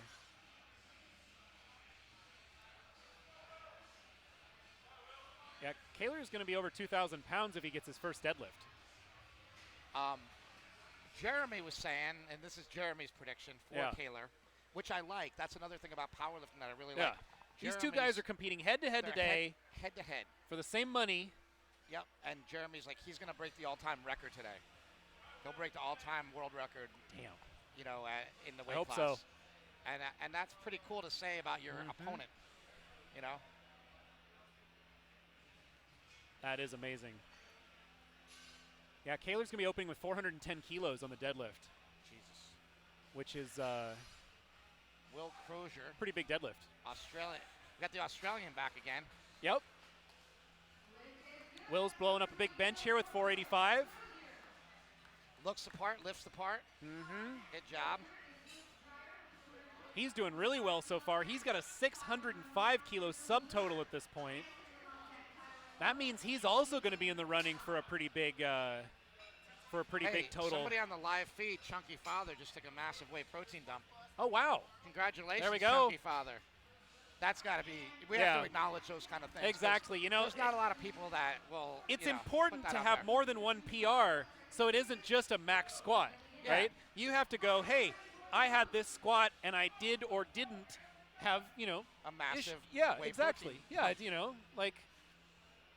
There's a variation on the lift. Motivational movies. That pause. Bench pause of the meat, the guy's saying. I want to get incline into meats. Yeah. Well, if you get inclined into meats, then you got to deal with Mike O'Hearn. Yeah. I think Michael that was, I know, right? Mike O'Hearn will crush anybody on an incline bench. Yeah. I'm pretty much can guarantee This is just, that. everything comes in a cycle, so this is just the clean and press coming back around. Yeah. When they had to remove cycle? it, right? Did you say cycle? Yeah, everything. I was talking about Mike O'Hearn. Yeah, sorry, I just immediately, my brain went onto that word. I don't know what happened. Come on, man. You I was know. immediately thinking about, I guess, training cycles or something. I don't know what happened there. Yeah, I don't know. Motorcycles? I don't know. Yeah, it might have been motor. I don't know. Yeah, something. But who do we got coming but up I think now? an incline is just the clean and press that they removed. We got Ranson Lee coming up. 500 pounds. Now, we got to get this guy a little bit tanner, and then he'd be the poster boy for jacked and tan. Yeah. He is pretty jacked, though. Look at his quads. It is amazing to me how lean some of these guys are. What's that? It's amazing to me how lean some of these guys no, are, that they can perform so well. I have so much respect for that when the guys, like, when they look awesome and they lift awesome. Yep.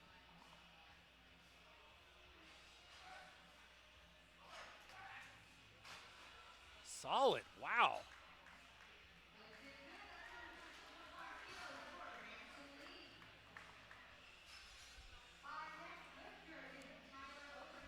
But I think it's funny that there are a lot of parallels with how Mark was saying it's so hard to judge the squat that it becomes like every meet ends up being an argument over the squats. And like Olympic lifting used to be 3 lifts. What's that? Olympic lifting used to be a total of 3 lifts. You used to do a clean and jerk, a clean and press, and then a snatch or something like that. And they had to take out the clean and press because the rule was you had to press it strict. Oh. And everybody argued afterwards over that guy leaned back while he was pressing it. Oh, that doesn't count. That guy was leaning back. He's benching it, right? It's like. Olympic lifting's really weird. Yeah, and so they took it out. Now your total is just a clean and jerk and a snatch since like 1970. Yeah. It used to be 3 lifts. I like those meets. I really like those meets that incorporate all of it. Like, it's I think it's bench, squat, deadlift, clean, and snatch.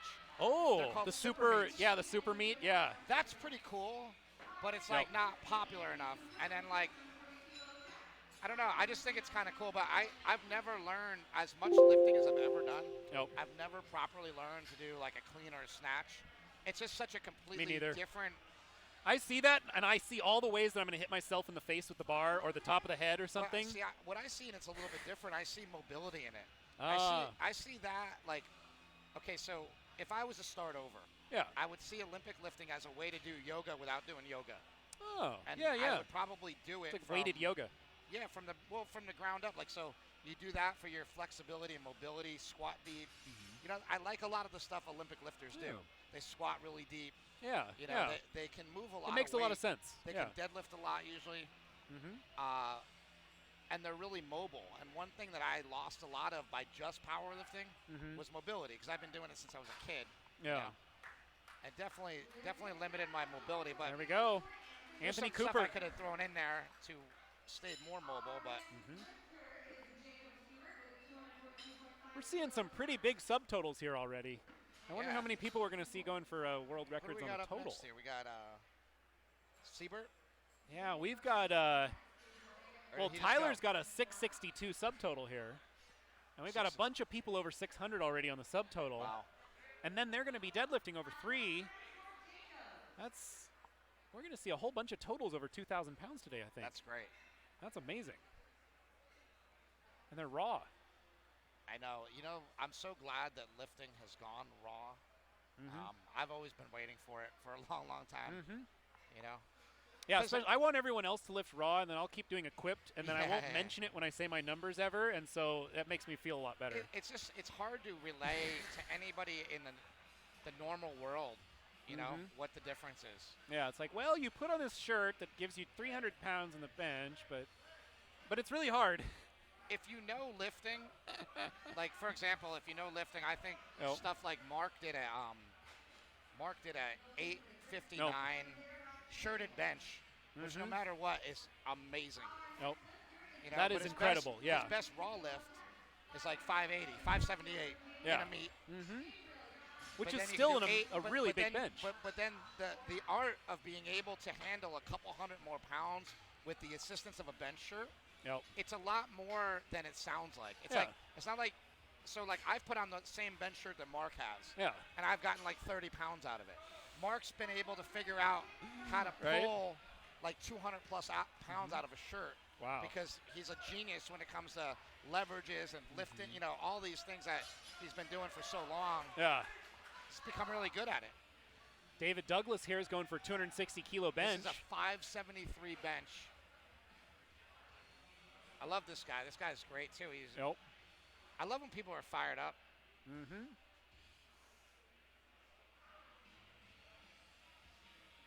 There we go. I mean, this is almost a 600-pound raw bench here, 573. That's amazing.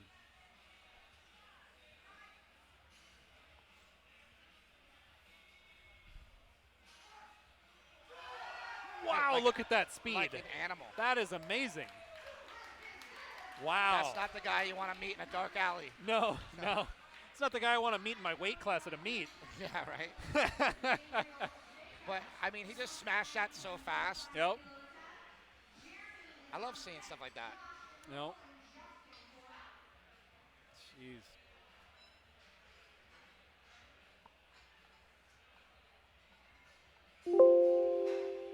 I really like Jesse's floral shirt that he's wearing right now. Yeah, he's had that one on for a while, so I wonder if it's getting close to moving. Yeah, it's the second shirt of the day, right? It's I only think so, number 2. I think so. He was trying to see how many he was going to sweat through.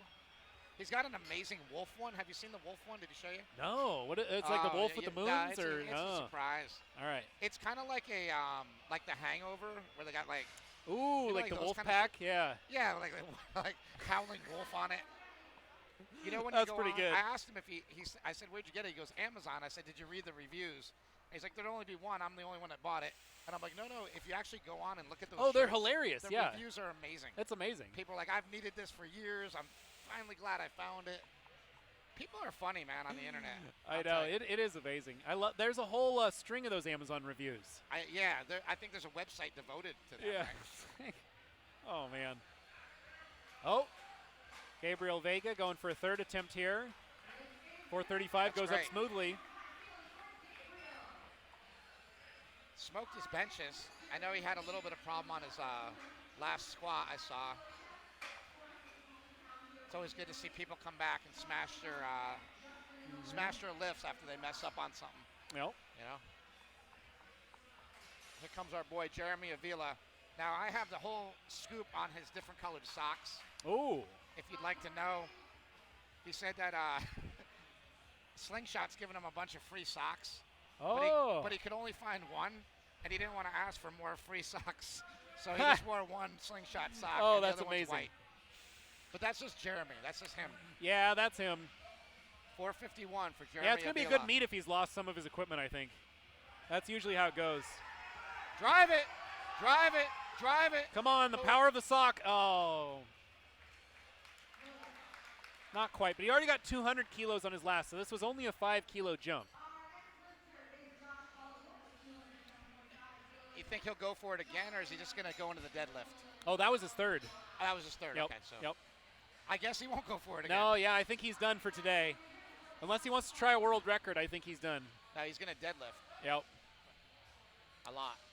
Yeah, I think he's planning to do a big deadlift. He's got a 495 subtotal at this point, which I think means he's planning to just go for that deadlift world record. This is Josh. He's also from Boss Barbell, right? Yep. Very strong guy.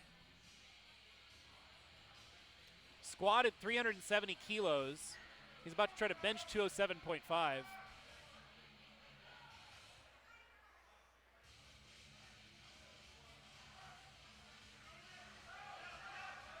Come on, Josh. Oh. The other thing I love about powerlifting is it seems like if you're a good powerlifter, you can get people to rally around you, right? The only one that probably doesn't do that is Blaine Sumner, who rallies around himself. But yeah, you know he's what, got like, enough enthusiasm just from himself, I think. Well, he's got his own thing going on, right? He likes to train by himself. But what I'm saying is, like, a lot of these guys, they'll start lifting good, right? And then all of a sudden, they got their own gym going, or they start in a garage. Like SuperTraining, people don't understand.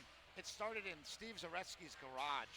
Wow. You know, it was a dude's garage. It was a squat rack, and then Mark moved into a place called Body Construction Zone, and he was in there for a little while. He had a little tiny portion of it. It's in Bigger, Stronger, Faster.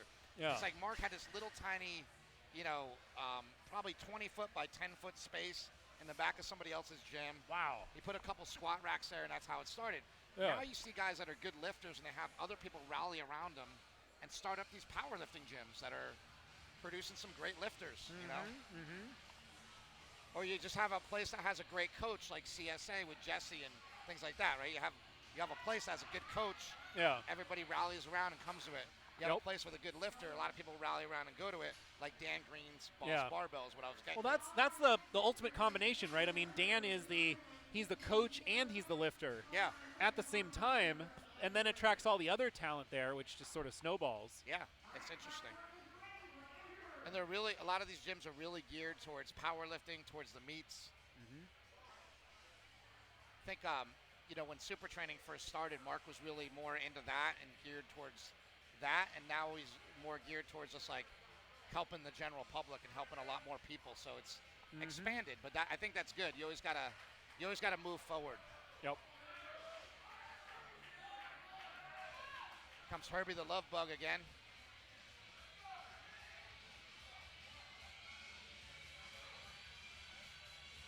This guy's just incredible. Yeah, he really full of energy. 474. After that huge squat, let's see. Hopefully, he's got energy to bench with. Squatted 942 before. Yep. World record, all-time world record.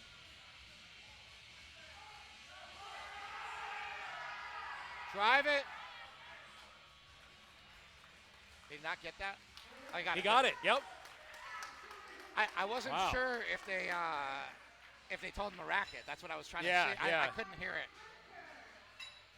Oh man.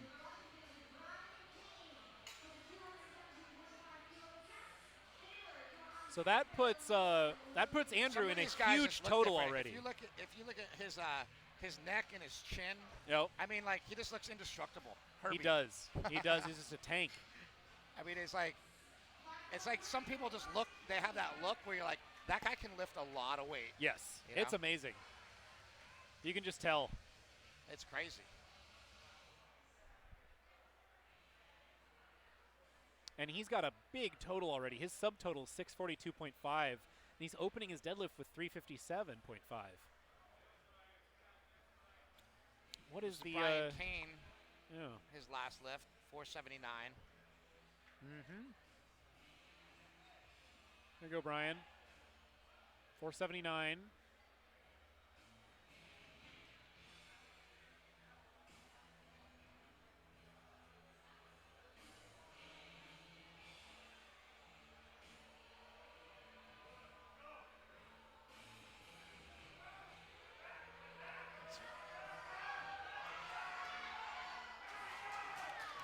squeaked it out. I think he got that one. And 2 white all right. lights. He got it. That's all it takes, 2 whites. That's great. I love what Jesse said in the beginning of the meet. He said, I think he said, like, if you get 1 red light, it means he did a good job. Exactly. Or, no, he said if you get all white lights, it means you're trying too hard. There you go. One red light, you did a great job. You get 2 red lights, you screwed something up. And it's like, oh, there you go. I like he's like, if you get 3 white lights, you're trying too hard. Mm-hmm. It means you're like making sure everything's perfect, you know? Yep. That's what I always tell people when I'm instructing. If you don't spin the car out once, you're not pushing hard enough. Yeah. Yeah, there's going to be someone that says, I don't know about that.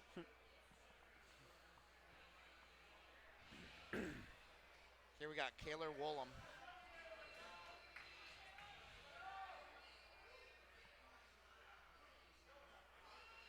Here we go. Third bench for Kaylor, 490.5. The man from Lubbock, Texas. Mm-hmm. This kid's just a beast. 490.5 pounds. All right, so Kaylor is in the 220 class, and smoke that. Andrew Herbert is in the 242 class. Is he 242 or is he 220? Oh, that's just the prize category. We only have super heavyweight and 242 for the prizes at the end. So everyone below 242 is lumped together, but the actual weights. What's Jeremy in? What class? Is Jeremy 220 or is he? 220, 219.6 right there. And then the same thing here, Kaylor 215, and also Andrew Herbert is 240. Those guys are so jacked for So their I weight. think they're all going to be looking at that total, because the all-time total record at 220 is 2350. Go over, so I don't know this, so this is good to talk about anyway. What is what are the prizes? So the prizes, Mark is paying, or Slingshot is paying $1,000 for any all-time world record that someone breaks, and also at the end of the meet, based on Wilks and category, we're going to determine best lifter, and they get a box of prizes from Slingshot. I think from other sponsors of meet, I forget. Laura has the list there, but usually there's a box that has coffee, and usually there's a bunch of stuff. You win a Slingshot. Yeah, you win a Slingshot too, exactly. And usually knee sleeves and wrist wraps, and it's awesome. A great box of stuff. That's cool. Usually a bunch of gift certificates for stuff too. Here's Will going for 496 on his third. Nope. You know, Mark does a lot of cool stuff at the gym, and as his brother, I'm always really proud of some of the stuff that he comes up with. We do a lot of seminars and a lot of things like that. We're actually having for anybody that's interested that's watching this, we are having a carnivore seminar on December 14th at SuperTraining. You can look for that on our website. Ooh. And it'll be Mark and I talking about the carnivore diet and sort of what that's done for us and how that sort of helped You guys going to do a barbecue at the same time? Yeah, absolutely. We're having Piedmontese beef come out. So all right. Piedmontese is a select breed of cattle. It's really low in fat. So that's pretty much really? all I eat. Yeah. I eat these Piedmontese steaks. They got 60 grams of protein and like 2 grams of fat in them. But they're super tender because the type of the breed, it's really good. Wow. So we're gonna get great. into some of that and talk about the diet. So when we're done with meet day here, we're gonna go to SuperTraining and do meet day. Do meet day, MEAT. Yep. Here's Luke. Yep. Luke going for 507 on his third. This is only 2.5 kilos over his second attempt, so he's really just chipping it here. He's chipping away at it. Did he get that one? Did he give it to him? Yeah, he got it. Yep, got it. Good job, buddy.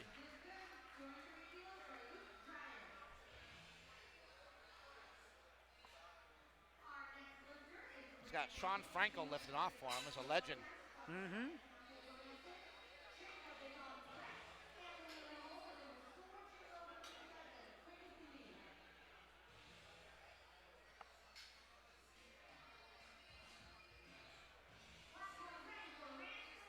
All right, we still got Ranson Lee here. We'll try to bench 518. Tiny Tiff, she's going to come to the barbecue. Oh, nice. All right, Tiny Tiff, that's what we need.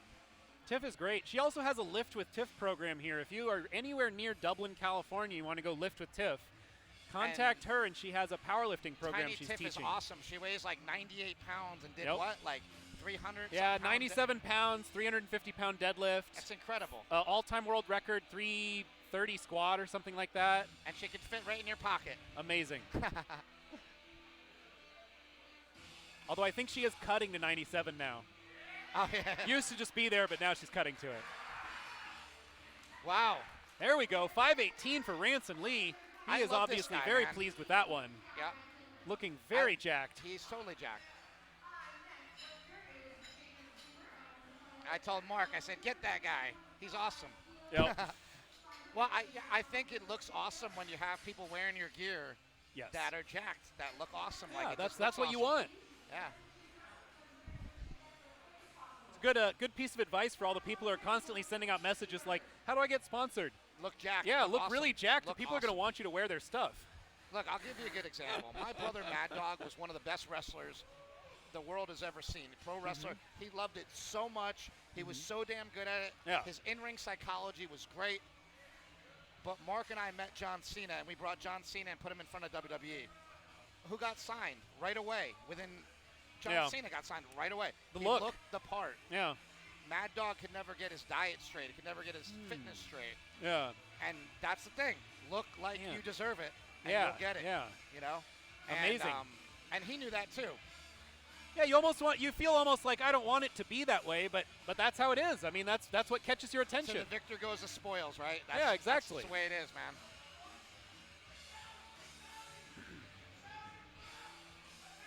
Someone asked, how do you register for the carnivore seminar? Is it limited? You know what? I don't know. They can go to markbellslingshot.com. I'm sure, if they really want to know, they can hit up the SuperTraining Instagram, and somebody will get back to you. There's a million people that do social media for us, so somebody will get back to you.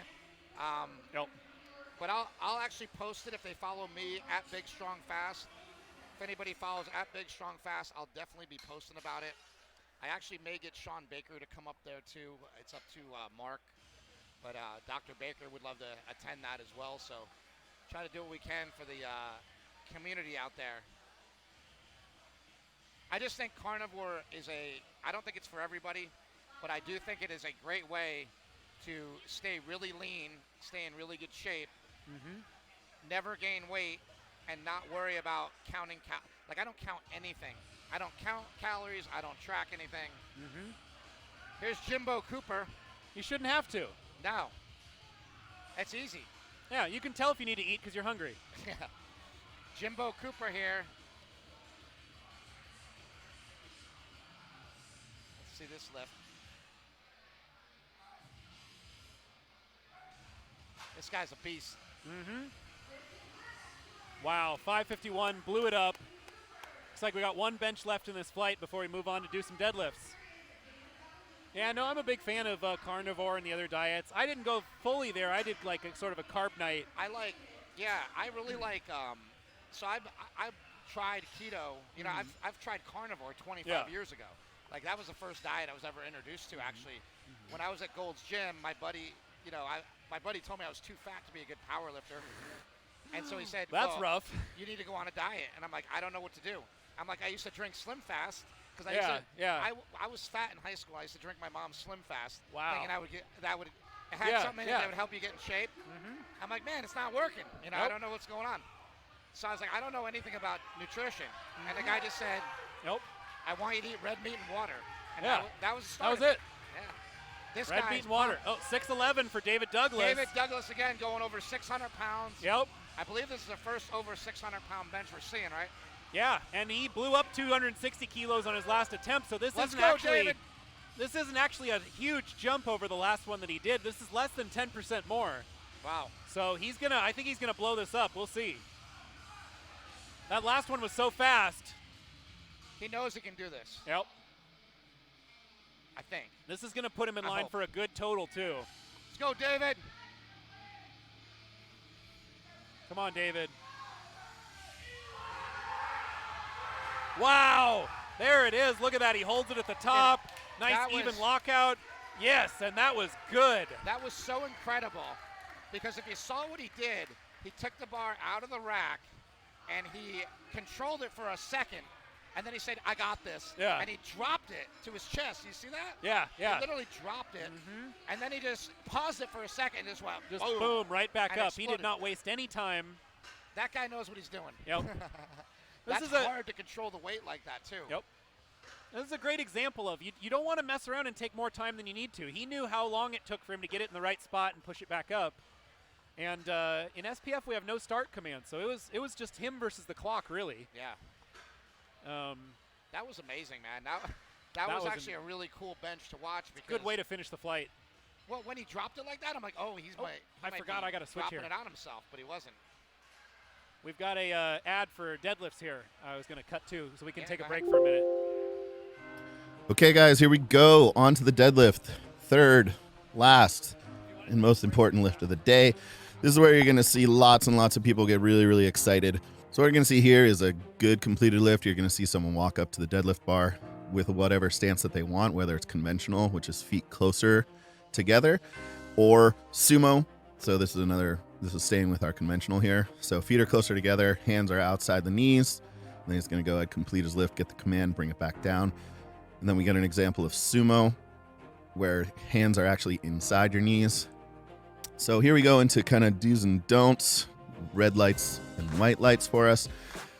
Something that we have to consider here are the commands. There really isn't a whole lot of commands here in the deadlift. Pick the bar up, wait until the head judge tells you down, stay in contact with the bar the whole way down, and then it's going to be a good lift. So some do's and don'ts here that we're going to go over. You're going to see a little bit of what we call hitching, where you're going to see the up and down movement of the bar, where someone's going to kind of ramp it up their quads almost. This isn't allowed because you're using this as, to your advantage. Some of you may have seen this in some sort of a strongman competition, but in powerlifting, it's not allowed. This is an example of an uneven lockout. It's going to, again, if there's a little bit of play one way or the other, it's usually all right. But when there's an extreme circumstance where one side of the bar is really, really a lot lower than the other, that's going to end up being a red light. This is an extreme example of the up and down movement of the bar. Usually you're not going to see 3 or 4. You might only kind of see 1. But once that bar leaves the ground, it needs to continue up in an upward motion without any downward motion. There can be a break, meaning there might be a slight pause where someone is struggling through and trying to lift that weight. But as long as the bar doesn't go down, it's going to end up being a good lift. You also can't walk with the deadlift. Usually this is something where we're trying to pull 5, 6, 7, 800 pounds here. So trying to step backwards and do some sort of fancy dance is not recommended. But you might see someone at the top get a little bit off balance and kind of take a step. And that's going to, again, be one of those where the whole crowd goes, oh, because they're so close. You also have to, and this is going to be one, probably the most common, is going to be not listening to your commands. You're going to jump the down command. You have to kind of look at that judge, and once he kind of drops his hand and says down, then you can kind of put the bar down. If you're not able to listen to that command, or you end up dropping the bar at the top, you're going to see people get red lights. That's a no lift. You will see that everyone is going to have to wear some sort of shoe attire. You can see someone with these little deadlift slippers, but they have to have some sort of a grippy bottom. You are going to have a singlet on, and we're going to go ahead and make sure that you have some higher socks. In the deadlift, the bar can kind of rub up against your shins, so this is more of a sanitary thing. We don't want you to bleed your own blood, and no one else wants to have your blood bleed all over them. You can choose whether or not to wear a belt. You have to have your singlet on. You can choose whether you wear a shirt underneath that or not. That's up to you. Belts are okay. Wrist straps are okay. Elbow sleeves are okay. All right, guys, so that's a lot of the do's and don'ts. Hopefully you got a little bit of education. Hopefully you learned something new, something that's going to enhance your experience. Really appreciate you guys listening to, watching the live feed. It's going to be awesome. Stay tuned. Next lift is coming up.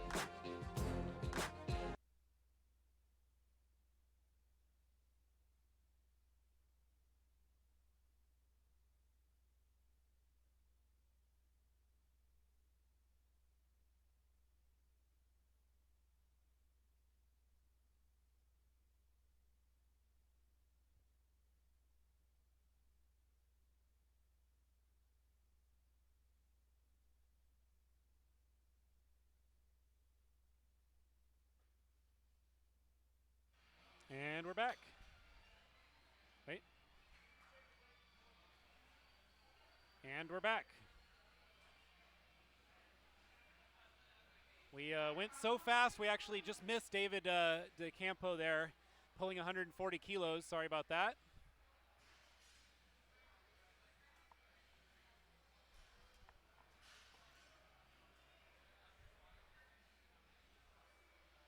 It's Maurice pulling 385 on his opener.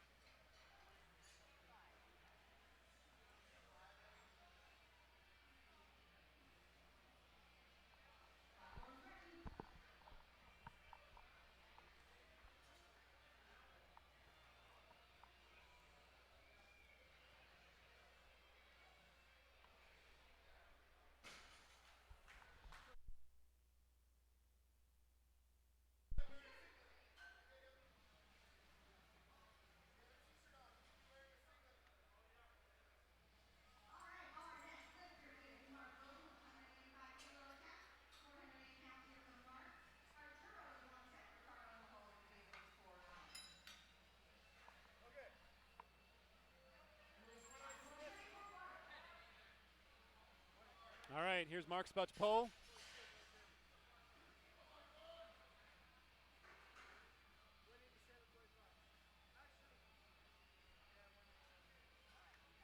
Messing with his socks here. There you go.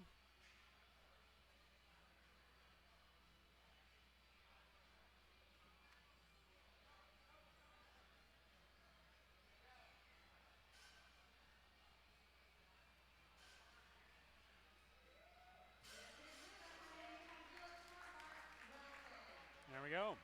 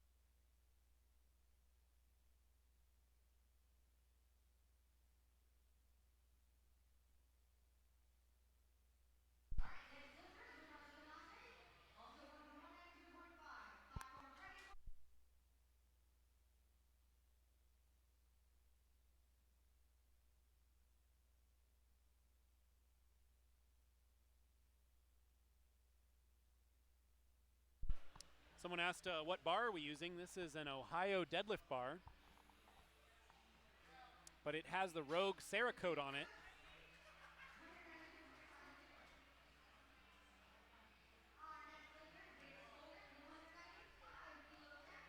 So it has like this sort of gold colored anodizing.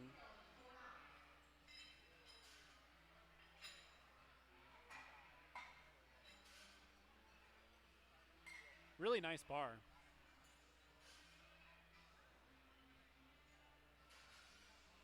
So we had a Cerakoted Rogue Ohio Power Bar on the bench, and now we're using the Cerakoted Rogue Deadlift Ohio Deadlift Bar.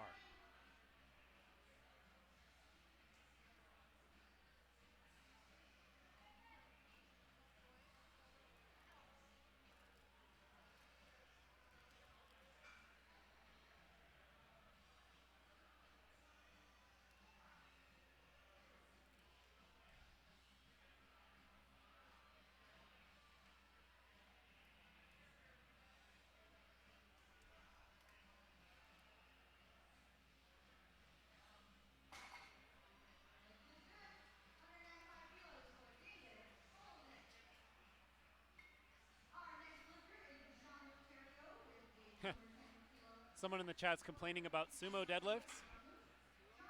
I used to be jealous of people who pulled more sumo because they were deadlifting more than me.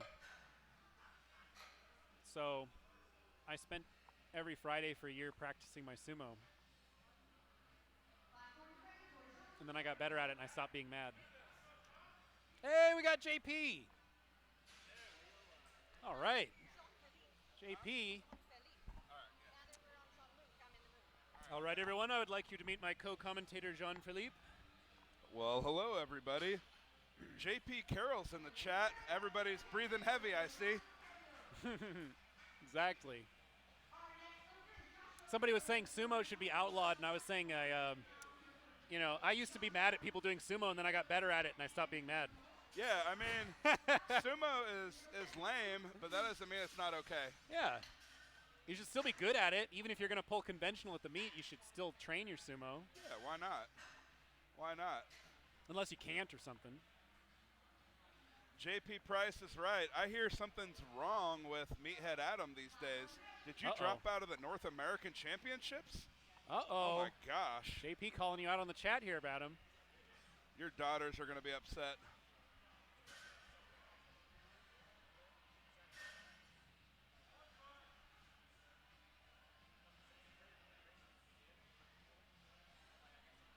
What we got here? We got Joshua Rigler at 485 pounds. There we go. Solid opener there on the deadlift. Dr. Deadlift right now is back in the back, not warming up yet because he's in flight D and we're on flight A. It's going to be a little while. Yeah. But, I mean, he is warm. Like, I saw him earlier and I hugged him and he was very warm to the touch. So I think he's going to have a good day. Sorry to hear about that, Adam. I know you had a great prep and I'm sure Foster Parnell just made you so scared that you couldn't show up.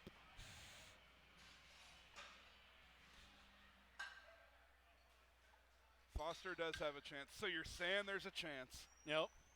I know he's getting excited now if he read that. All right, platform is ready for Gabriel Martin. He's at 518 pounds on this deadlift.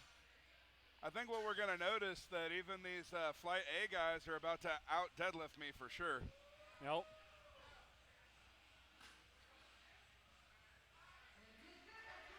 So funny, people make up names in the chat. Yeah. It's like, that's not Louis Simmons, but I think that is actually JP Carroll. I feel like that's probably not Louis Simmons, but I do know that is JP Carroll for sure. I'm going to go out on a limb and say Louis Simmons is not in the YouTube chat with us here. Yeah, I don't think so.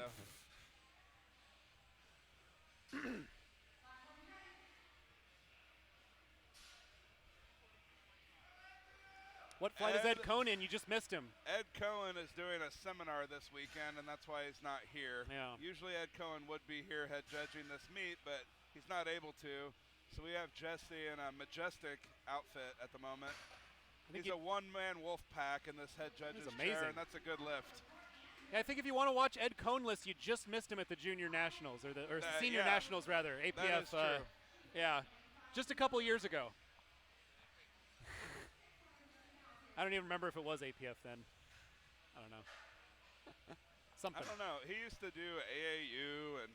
Oh yeah.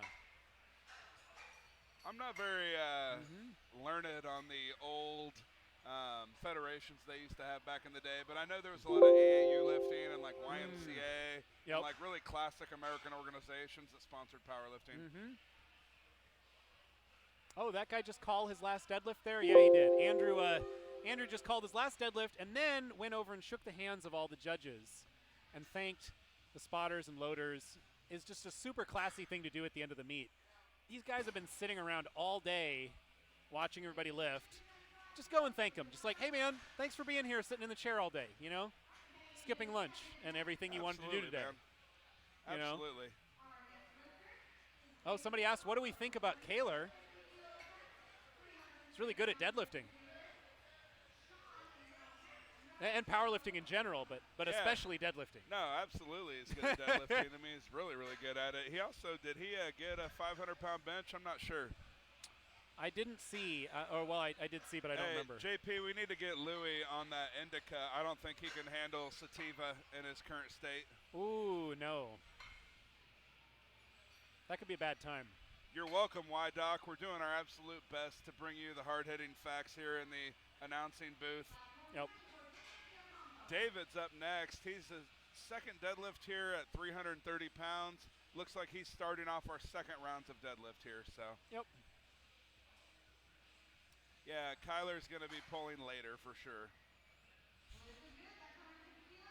So So it's always really confusing when JP and I are in the same area because we don't know who's talking to either of us because it could be either of us.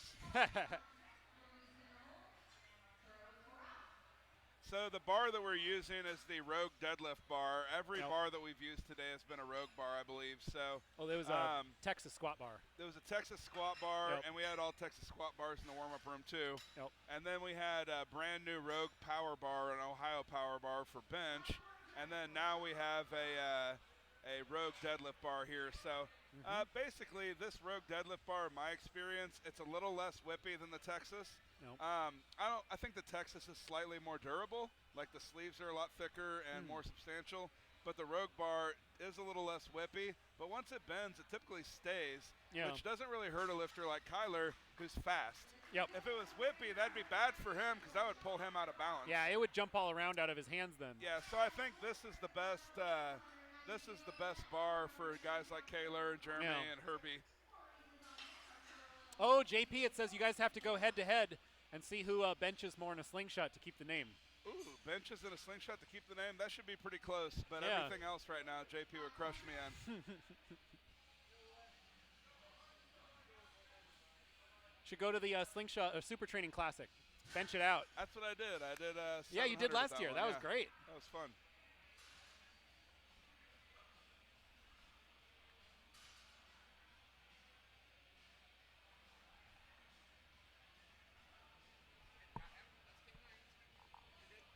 I mean, Chris Bell, you can come back. I just figured you'd want to be here for bench. You and me, let's kick him out. You want to take this? Yeah, me and Chris. All right. I'll get on with this guy. It's about to get even more attractive if that's possible. We've got Chris Bell, the boar, in the house. You know what? I just got kidnapped to go on a 10-minute walk. Oh, yeah? Yeah, so I had to do exercise. Yeah, you know, I had to, we're both old and have some back issues, so are your 10-minute walks more benefiting to your hips or your back? I don't know. Yeah. Honestly, like, it just helped me lose some weight. Yeah.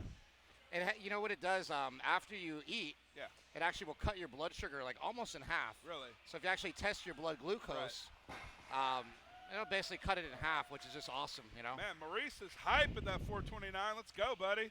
Third attempt coming up. We're already on third attempts of the deadlift? We're on the second attempts of flight A. Wow. It's been moving pretty fast, huh? Not bad, not bad. We've got a pretty full 60 lifter meet. Every flight seems to be full, and we're having some really good lifting. So when I was with Stuart McGill a couple weeks ago, I went up to his place in Canada, and literally every time we ate, he's out the door walking. Yeah. His dog is spoiled. He's ready to go out the door at all times. And he was telling me that if there's something that I could do better, you know, I have to manage my walks because he doesn't want me to be in pain. Yeah. But as long as I'm eating, I'm supposed to be walking. What did you do to your back? Really just general wear and tear. There was never a moment that hurt it. It was more of an acclimation of things or a buildup of things that accumulated. Yeah. You know, I wonder, I'm not sure what Stuart McGill would think of this. Yeah.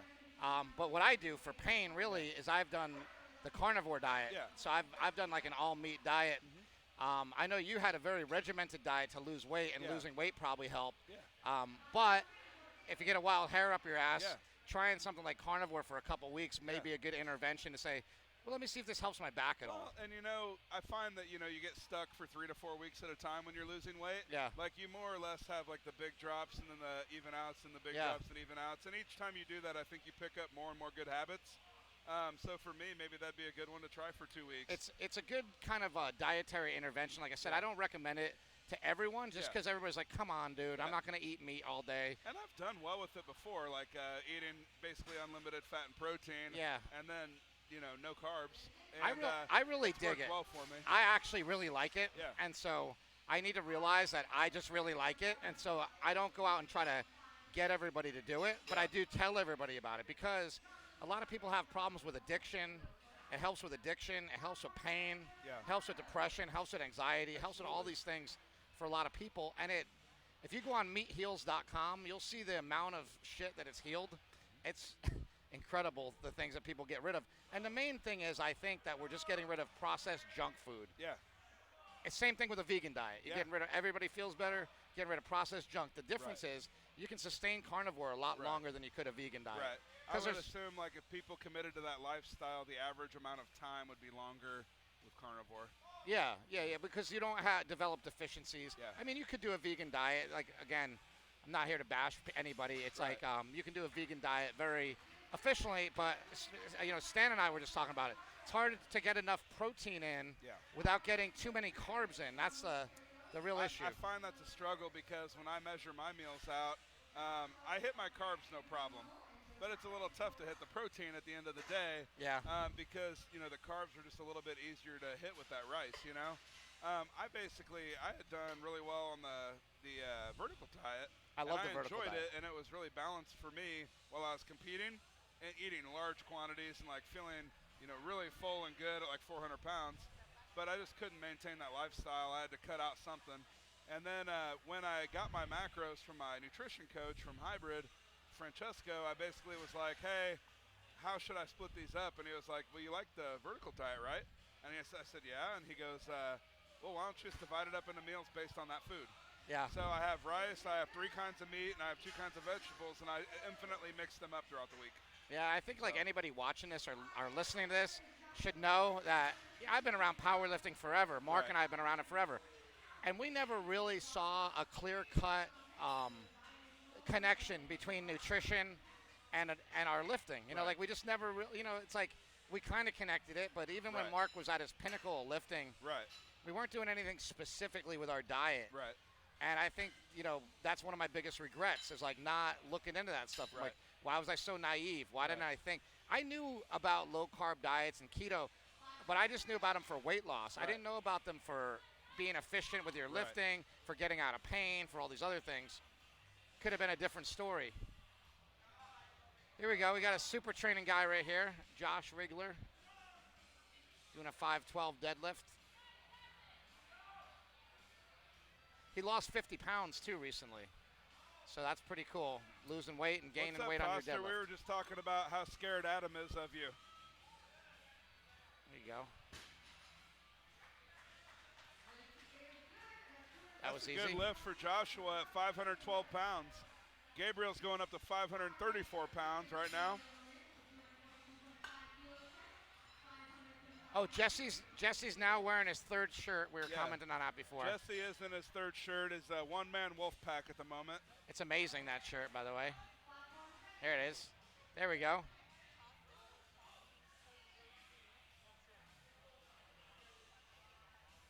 We've had great spotters and loaders here. We've got Keegan in the back. He's been spotting this meet every year I think it's existed. So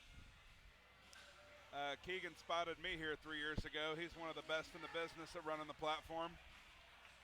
I didn't know lives back out here now? What's that? He lives back out here now? I don't know. He was in Ohio for a while. Yeah, so I thought he moved, yeah. Man, that ponytail tells me that he's he here lives now. Here, but he's here now. Yeah. Adam, I think we should talk bench because that's the only thing I'm good at right now. So we can definitely talk about bench press. Oh, I like Meathead Adam. Yeah, Meathead Adam. Louis Simmons is on here. Out of Ironmongers up north of San Diego. Hey, look, it's Louis Simmons. This is fake Louis Simmons. Oh, no way. Somebody's fake on the internet? Yeah. There's no way, JP. Yeah. Unfortunately, I don't think Louis is witty enough to say U.S. Gay PL. Louis is pretty funny. Louis is pretty funny. You know my favorite Louis Simmons story ever? I was interviewing him for Bigger, Stronger, Faster. Yeah. And we're talking about roid rage. Yeah. And I'm like, so what do you think about roid rage? He's like, I think roid rage is completely made up. And then like right then his dog was like chewing on something. Yeah. And he's like, Doris, will you get that damn dog out of here? So first he says roid rage is made up. Then he just completely flips his lid right after it. And I'm like, that's what should be in the movie. Yeah. Like that kind of shit. That part was the part where it's like, hey, I know I didn't get your permission for this, but I want it. Yeah. Well, it kind of made my own point look bad, so I couldn't really put it in the movie. Well, I could have, but it's like one of my favorite things. Yeah. Do you have like one big documentary you're working on right now, or are you piling into a bunch of littler projects right now? I don't know because I've been getting shafted a lot lately. Yeah. So was listening to Joe Rogan the other day, and Edward Norton was on. Yeah. And I was actually happy to hear that he had a really hard time making his newest movie. Yeah. And the reason I wasn't happy to hear that, but it made me feel good Not because unique to you, yeah. Yeah, I mean, I've been working with all these different people trying to get this carnivore movie off the ground that I'm supposed to be doing. And it's just been one after another problem, different guy backing out. I was listening to the Joe Rogan documentary with Rob Zombie, and he was talking about all the projects that he loved that he hasn't gotten to do. Like one of them was the Broad Street Bullies. The one about the Philadelphia Flyers that were all fighters, right? And you would think that that would get approved. But Sounds he easy. He can't get it greenlit. Yeah. He said he's tried for 10 years. I have a script called The Menace of Venice right now. Everybody in Hollywood wants to do it. Like John Cena wanted to do it. Yeah. But guess what? I went and met with his agents, and they said he's not doing this. It's all about steroids. Too hard, The Menace of Venice is about Dan Duchesne, the steroid guru, who wrote the Underground Steroid Handbook. And then I brought it to the Rocks people, and they were like, well, we sponsor the Mr. Olympia now. We can't do it either. And it's like, we're looking at doing the presidential run. We can't so really. now, right now, I actually have Adam Devine, who's on an HBO show, The Righteous Gemstones. He's our lead actor. He's involved right now. We'll see if it ever happens, though. Like, the thing is, it's like, yeah, it's exciting. Yeah. But people are like, aren't you excited? I'm like, I don't get excited anymore. You got that right, Shane. We can all bond over some Joe Rogan. That's for damn sure. Sean Brock looks like he got a big PR there. He's excited. We got Maurice up next at 451 pounds. We're in our third deadlifts of Flight A. Xander 172. Kaler has not lifted yet. He'll be in, I think, the next flight or the flight after that. Next flight? So Kaler's in Flight D, and we're in Flight A. Oh, so he's not for a while. J-Rob, if you're in back pain, read the Back Mechanic by Dr. Stuart McGill. That'll help. Highly recommend that. Also, just something as simple as going on YouTube and looking up, like Lane Norton did a great video on the Big Three, right? Yeah. That's a simple way to start Stuart McGill. It's if you don't want to stability. dive all the way in yet. Absolutely. Couple good exercises to get your back, back in shape. I did all that stuff. I think one thing that Stan Efferding taught me, who's got that cute little bald head in the middle of your screen there. I kept telling Stan, well, I can't deadlift. I can't power lift anymore. And I was just being negative. He said, yes, you can. Use a trap bar. Yeah. And so I started using a trap bar. Have fun. Trap bar went 1 plate, 2 plates, 3 plates, 4 plates, all the way up to now I can pull whatever I want on a trap bar. There we go. There's Art. Art's from SuperTraining Gym. Arturo from SuperTraining. Let's see what the judges say. They give him a good lift there. Nice job, Arturo. 457 on the bar. We got Ricardo Penate up next. Or Penate, sorry. His mom corrected me earlier. Penate. Let's see Ricardo. Where is that?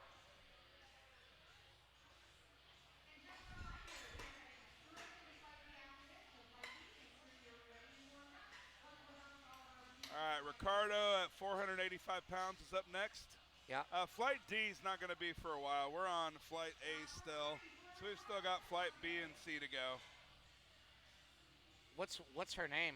Who? What's that? It says, what's her name? I don't know who he's talking about. No idea.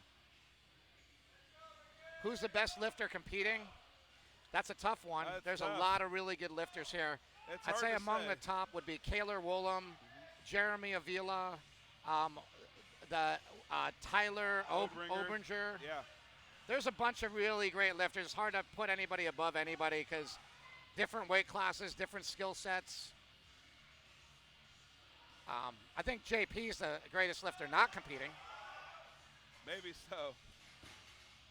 There you go. Good lift That's our there boy for Ricardo. Good job. He's from SuperTraining. He's a great kid. Got a great attitude. David Skolnick is up next.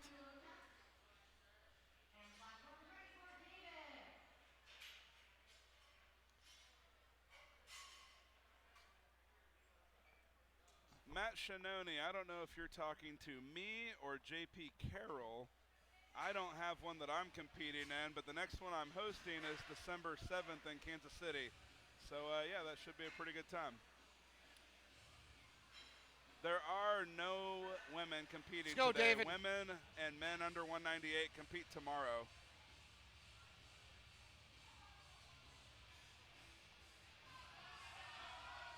Keegan is a very good-looking spotter, and he smells good, too, to be honest. This is a lot of these guys are at 242. I'm not sure if there's other weight classes here right now. Gabriel, there is no way to know when the flight starts. You just have to click refresh or play on your phone. I know it's a super hard concept to get, but that's what you're going to have to do. There you go. So this guy coming up right now, this is his first meet. He was all pumped up. I love seeing people doing their first meet. You know, it's fun to talk to the guys that it's first time ever doing it, see how they're feeling. Absolutely. There's some really, really good people lifting tomorrow, like you mentioned. There's definitely going to be Brianni Terry, who's an all-time world record holding deadlifter, and she's going to be looking to improve on that. Somebody had beat her recently. There's Christy Hawkins. Everybody made weight that I know of. Tiny Tiff is an all-time world record holder that made weight for tomorrow. So there's at least 3 all-time world record holders competing tomorrow off the top of my head. Also, Jesse's lifter, Sarah Eats Bacon. She's a 600-pound deadlifter. She'll be here tomorrow competing. So we've got, 3 to 4 women tomorrow that are going to be going for all-time world records in their classes. So that should be a lot of fun. And they're going to start at 10 a.m. just like they did today. Somebody just wrote McDonald's. Dan Green is not competing today. He actually hurt himself about a week and a half ago or a week ago. So he is not competing. Russell Orhe is not competing at all. Your English is circus. What's that mean? I don't know.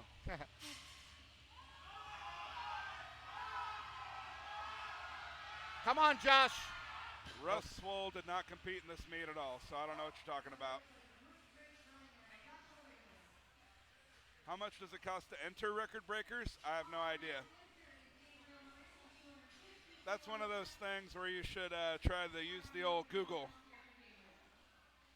Google it. Yep. We've got Gabriel up next going for 551. Sorry, I can't concentrate. Jess is in front of me right now. What do you want? Go away. I'm just kidding. Yeah, you can sit down. Jessica wants to get on the mic. Jessica wants to get on the mic. Jessica, do you want to get on the mic and just talk? Keep it out of your mouth. We're going to let Jessica talk because she's way more entertaining and prettier than I am. So I don't know about either of those being true, but I know that I didn't say anything. Oh, yeah. Yeah, it's probably really challenging for somebody like Dan, who's as strong as anybody that's ever lived, and he just pushes his body to the limit, and it's hard to stay healthy that way. He looked like Dan had one of the best preps I've ever seen him have. He was doing his PR for sets of 3 and 5, it looked like, in the squat, and then Dan ended up getting hurt at the beginning of the week. So, Meathead Adam says hi. Oh, what's up, buddy? Just so you guys are aware, the fertile female, Jessica Smith, is here with me right now.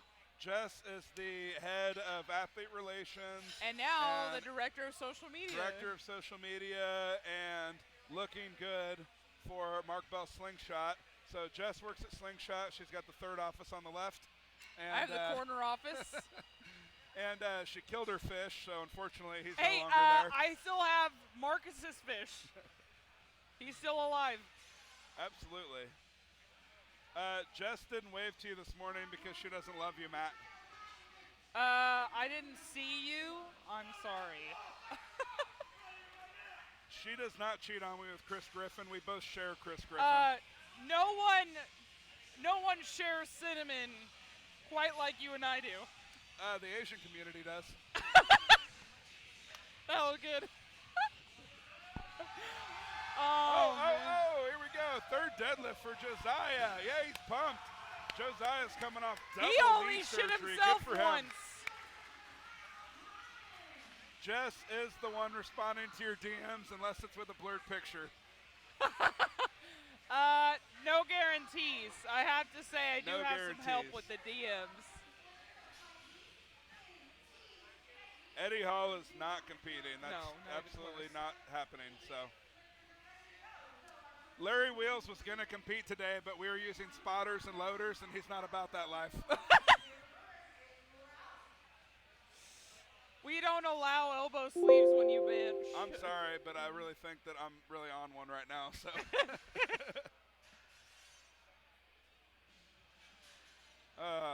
Rest in peace, rotator cuffs. All right, we're about to start the second round or second flight B of deadlifts. Silent Mike is not here. I don't know if he does powerlifting anymore or not, but he did tell me that he was going to dance battle me the next time we see each other in Kansas City, so hopefully soon. I would like to participate. Mike and me and Silent Mike's dad went to the same college and played football. That's pretty dope. Yeah, that's pretty. I mean, it's a small world, Jess. Yeah. I do feel that I'm a pretty good announcer, so I'd have to agree with you. Just so you guys know, I'm just warming up right now because I'm also announcing the U.S. Open. Yeah. So Gracie already contracted me to do the U.S. Open. So if you're moist now, then get ready to be sopping come Kern U.S. Open. Waterworks. When the U.S. Open comes on and the live stream drops, everybody better have in a pee stick. It is better than deadlifts on third attempts, for sure. It is. Absolutely. Hopefully they'll let me run the music too. Well, that was a little rough looking opener there for T. I'm not sure what's going on. That was 440 pounds. I will probably be competing at 181 at my next meet. That's probably true. So right now I'm 322, so I'm getting close. Kaler will probably be deadlifting in the next 5 hours. He'll be up in the next 5 hours, I promise, Aldolfo. Don't ask anymore. I'm gonna block your guarantees. I didn't even know he was competing today. Yeah. I mean, he likes to pull the sneak attack, is what I've heard. It's like, what happened? Panties.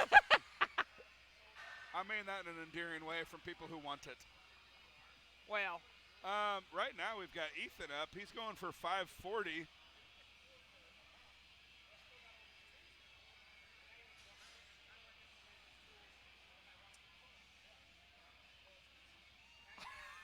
Donate $19.99.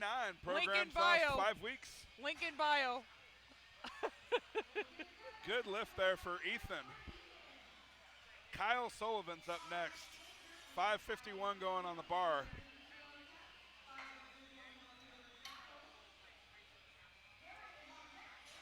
Custom programs, $19.99, everybody. I think that's a good question, Papa. You know what? You're on a computer. You should probably go to openpowerlifting.org. There's a thing called Google. Yeah. I don't know, you guys. I would send you let me Google that for you.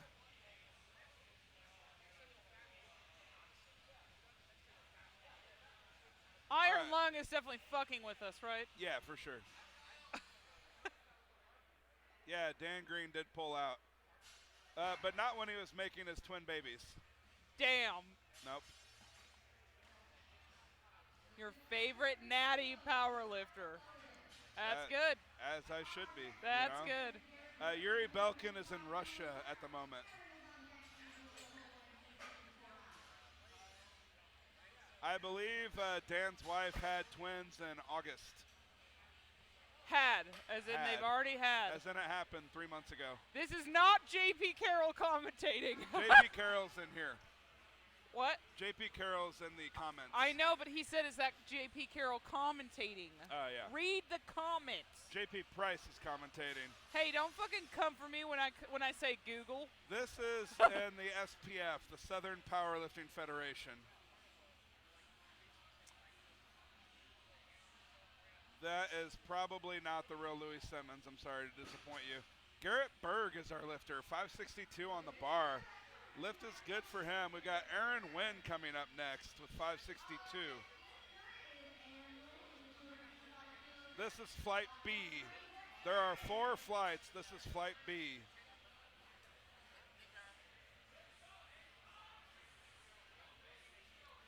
We got Soli coming in after this, too. Pookie, I thank you so much for telling me that. I think you're a good person for telling me that. Thanks, Pookie.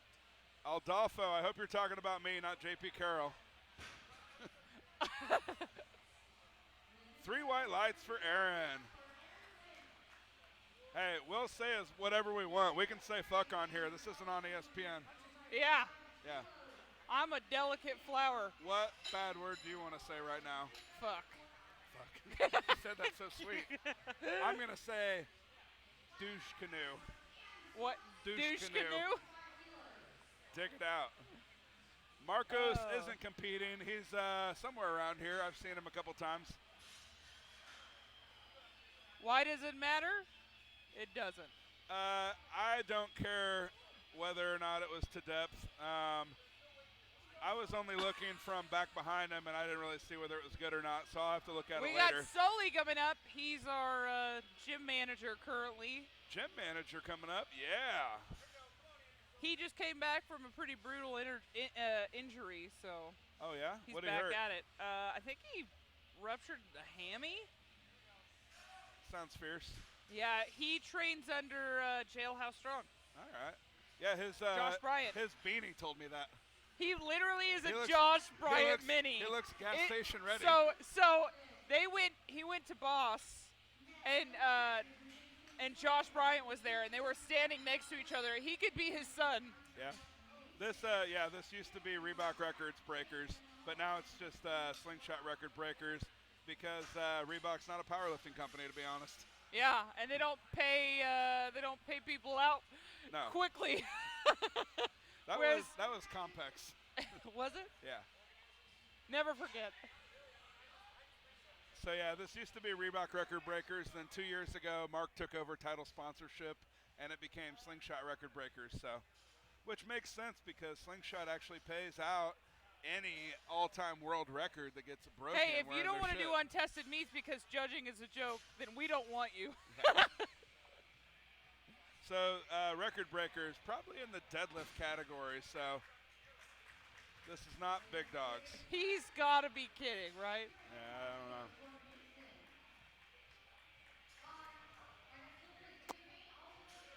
All right, we got Tim Payne coming up. Hey, all I can tell you is that when I did Reebok Record Breakers, my squats were plenty deep, so I don't know that it has so much to do with the federation, just the lifters reading the rule books and then being held accountable. They make they make judgment calls. Yeah, whether they do or not, you know. JP Carroll always clowning around over here. Gas station ready at the country club? Yeah, that's how we roll.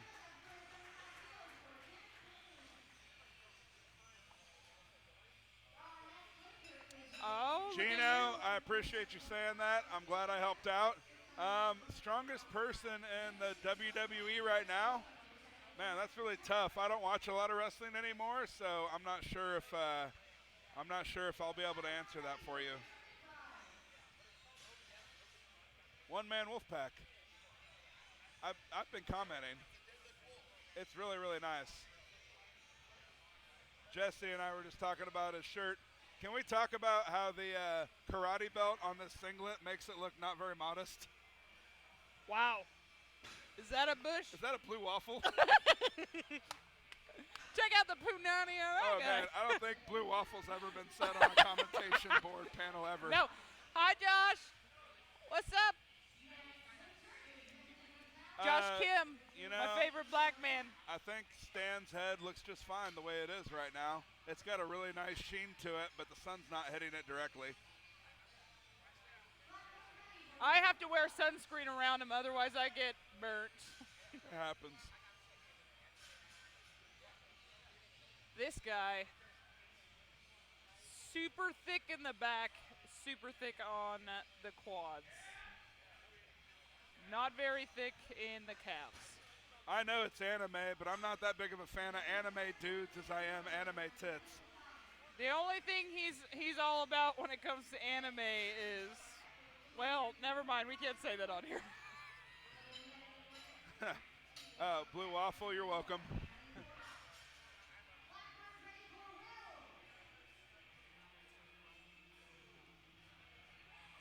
I don't know when Ray Williams is going to squat 500 kilos, but his last meet would say that it's going to be a little while. Hey, he's having a kid. He's coming off some injuries. I mean, 622 for Will Parfait. Shit, I could go for a parfait right now. You ever ask somebody if they want a parfait and they're like, no, I don't want no damn parfait. Wait, what? That's Donkey from Shrek. Got it. Yeah. Adam, you're right. No calves. That's fine.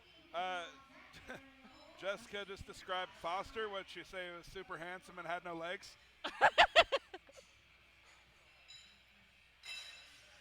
I feel like sexy talk to Foster Purnell would be really funny. Like, hey, baby, I love the way that your cheek flows right into your shoulder.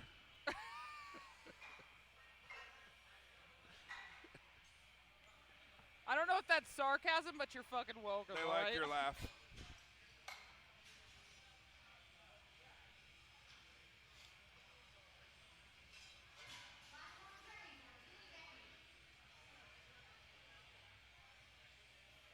We got T back on deck. You know, this Missed would be his a really first good. lift. This would be a really good meet for Kelly to come back to. He can take whatever Canadian supplements he wants and do this meet. Was it a SARM? I have no idea. It was definitely. He got popped for SARMs. Ain't nobody say they don't want no damn parfait, love crib. That was a good lift for T. Shrek. Jesus. This is formerly known as the backyard meet of the century, and then it turned into Record Breakers, and it's Genesis with Jesse Burdick at his gym.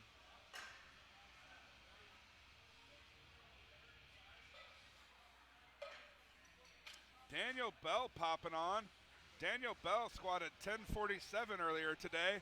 Daniel Bell, tell us what meet you're getting ready for. It looks like you're going to compete like next week.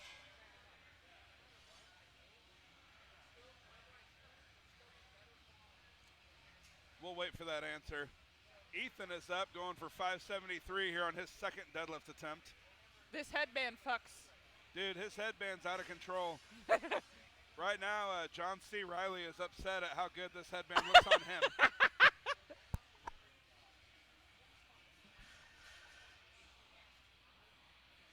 All right, let's see. What do we got? All right, Ethan, the setup's been long enough. Let's see some pulling. With a little bit of cleavage and a locked out deadlift. The lift is good. Good lift at 573. Aaron Wynn will be our next lifter. He wasn't a train conductor. He worked on a train. Smokey worked for the railroad, but he was not a conductor. However, he is the lead conductor in the city of Pound Town. I don't know if you saw the shirt. Yeah.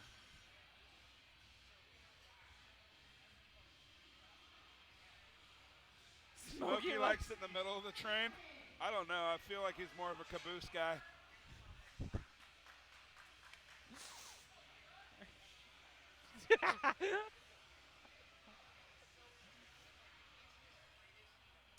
Brad Castleberry, I think you'll find him at the Olympia and the Arnold. He's also in the same flight as Larry. That's true. That's true. The lift is? Aaron Wynn with a good second attempt. Good. Z's gone yet. Big Boy is not lifting in this meet.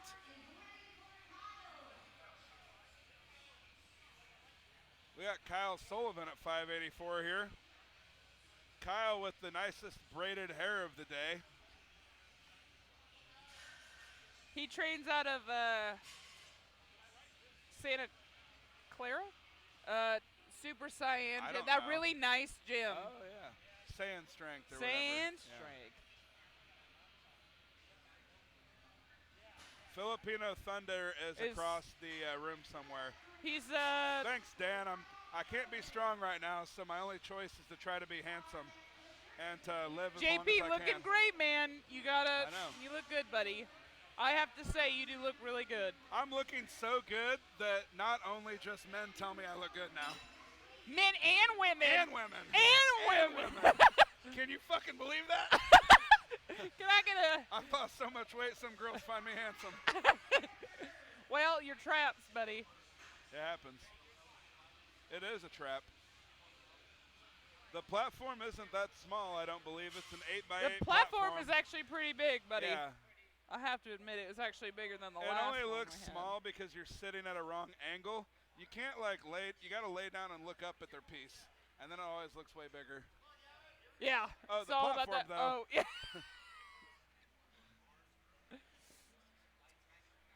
I feel like I do pretty good commentary. I appreciate you reinforcing that. If you're telling me that Chris Bell is better at commentating than me, then I'm for sure offended. This isn't a USAPL meet. Why are you asking about Candido and Hamstring Poppy? Yeah, those people will not be here.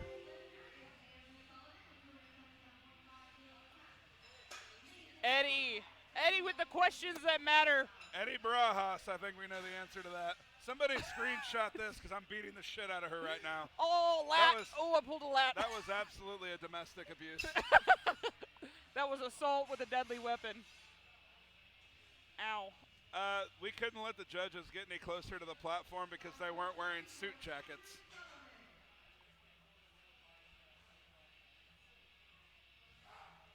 You're right. Absolutely, Pete Rubis should have competed here. I miss Pete. I'd love to see him again. Every time you see Sully at the gym, he doesn't really speak too much, but he's always eating. He's always eating. Well, always eating, and he's quiet. He only says like 3 words. That's why he's in super heavyweight.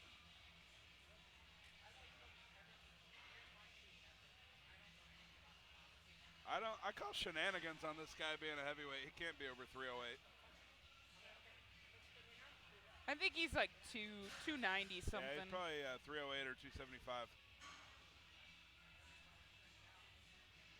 I feel like Josh Morris would absolutely get worn out in about 30 seconds of Candidos, 100 Candidos. So there'd be like 60 Candidos left, and they would win. Jamal's in here? Where you at, buddy? Yeah. You can absolutely wear SBD sleeves at this meet. What's up, Jamal? What's up, Jamal?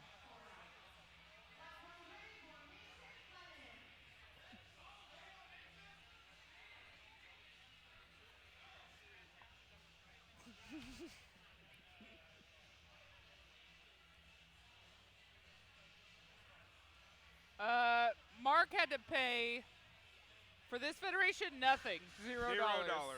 Zero. Free 99.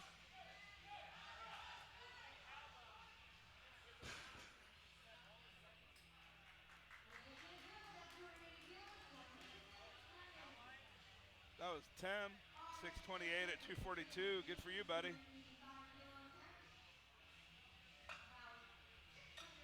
I don't know. David Douglas did pull over 8 in training. That's but true. You do have to go through squat and then bench. I'm sorry, that was Mason. We got Tim coming up now at 628. Tim Payne, like Major Payne, except not as entertaining.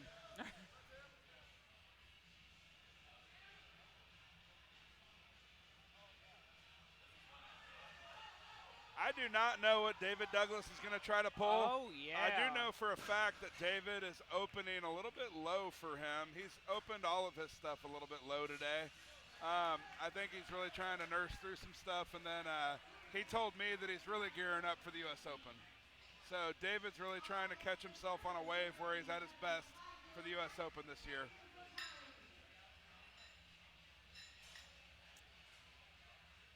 I'm excited to see that, Jamal. A lot of big pulls in the future for you, that's for sure. Peter Griffin, where's Peter Griffin?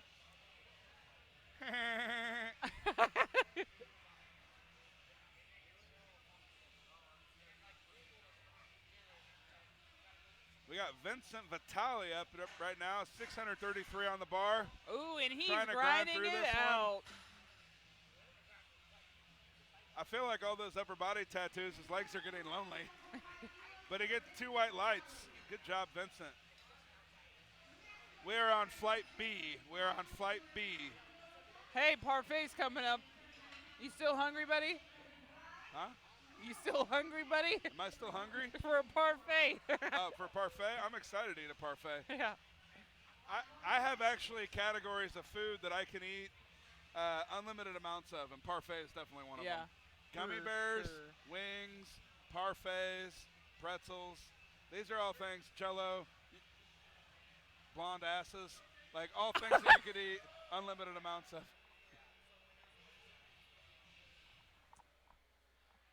I could eat 62 parfaits right now. That's how many if I had to put a number on it. I'd put 69 down. Dog. top or bottom.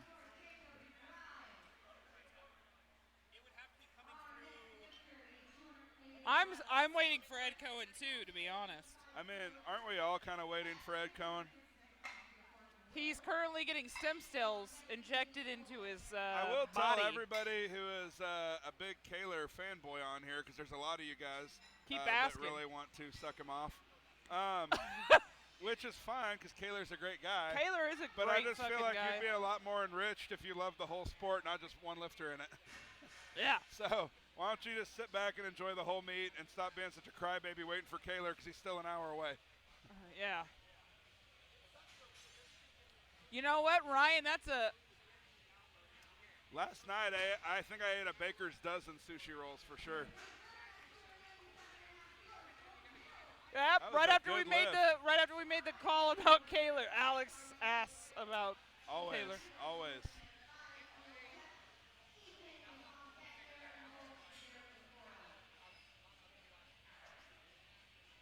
Ed Cohen still has a six-pack, okay? We are on deadlift number 3 for flight B. I am going to go check on my lifters that are in flight C. Okay. I will be right back. I think I will probably not stay with them because they don't really need a handler for deadlifts. So, they need you to hand something else off. But yeah. I'm going to fart real quick. I'm going to leave that with you, Jess. Let me send that your way. No, please stop. No, God damn it. It's like my dad. Chew on that one for a while. I bet it's thick. That part was thick. The air is thick here.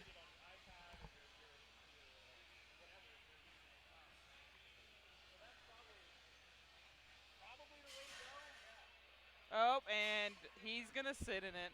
Yep, that just happened. Mm-hmm.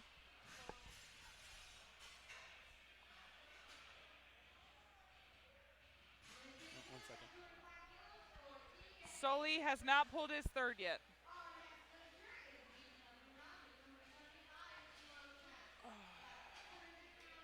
Wow, you guys are ruthless.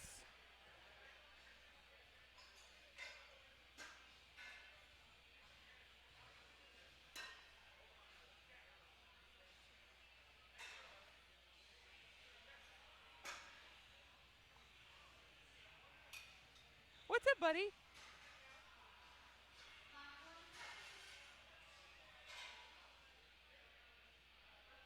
Oh.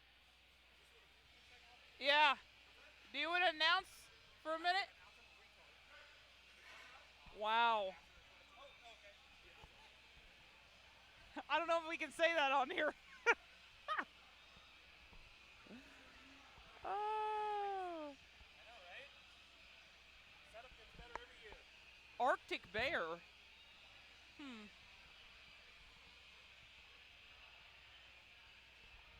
Like I said before, this headband fucks. There we go. America. And the lift is good and patriotic. My guy. Flight D comes when it comes. No need to worry about it.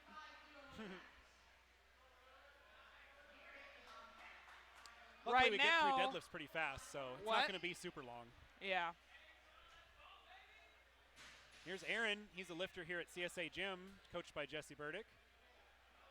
He's had a pretty good day so far, right? Yeah, he's working on a pretty big total now. He's got 705 kilos. He's about to try to pull 611. What's that going to do? 12.5? Not bad.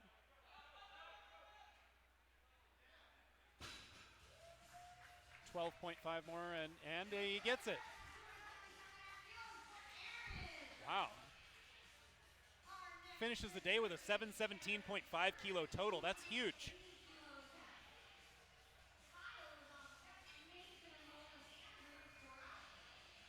Well, Kaler's elite, and these people are just here to lift because they enjoy the sport, so it's just different.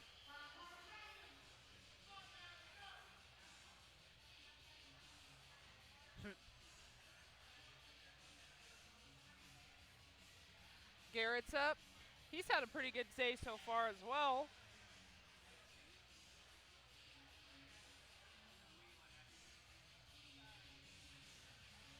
Yeah, going for 617 deadlift there.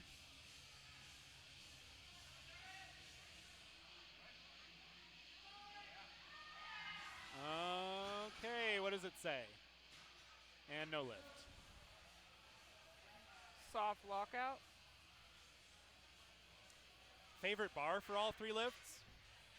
That top left view was more for bench and squat, not so much on deadlift, so don't think about it too hard.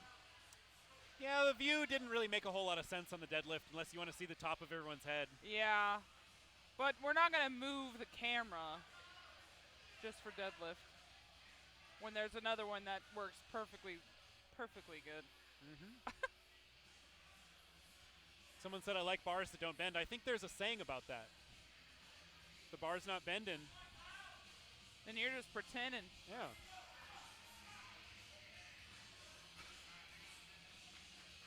This is actually a great bar.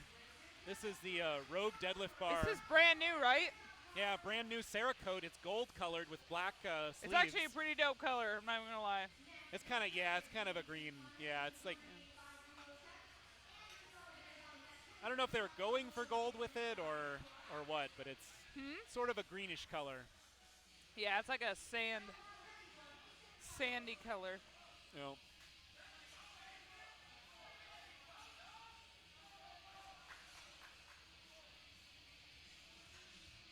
Here's Mason. He's another lifter here at CSA Gym. He's going for his 3rd deadlift here with 628 pounds. He's had a really good day today. He's already put together a 722 kilo total. It's got to be the pink shoes. Yeah. Nope. Maybe not. Next time, next time. That is still a huge total there for Mason. Ricardo, that's super specific. Do you know him? Or are you just saying things? Yeah, I have no idea. If he's going for a world record, he can pick almost any weight he wants, I think. Yeah. He doesn't have to pick a particular kilo number. He can chip whatever the record is. Everyone's talking like they are personally friends with Kaler, and they know exactly what he's going to pick. This is great. Yeah. He's just such a friendly guy. Yuri's probably somewhere in Russia. We don't know where he's at. Yeah. Let's go, Sully. Secret training facility working on the deadlift, probably. Yeah, Sully's been training. Here we go. Come on, Sullivan. Doesn't speak very much, but he works really hard. Super good guy. Nope. I'm good.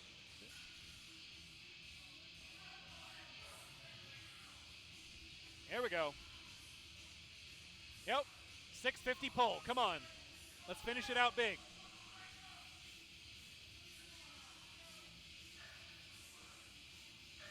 We're still in Flight B, y'all. We go Andrew. And I don't know if he's going to get that. For it. Nope. No. He really went for that. Nope. Not quite. Be a big NO.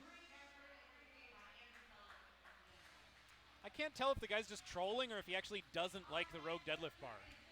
Like, who cares? It doesn't even make any difference most of the time. Like, if you're just training in the gym, like, yeah, whatever. Just use the bar that's there. Hey. Oh. JP just graced us with his presence. And what did he bring? What did you bring today? So it's the,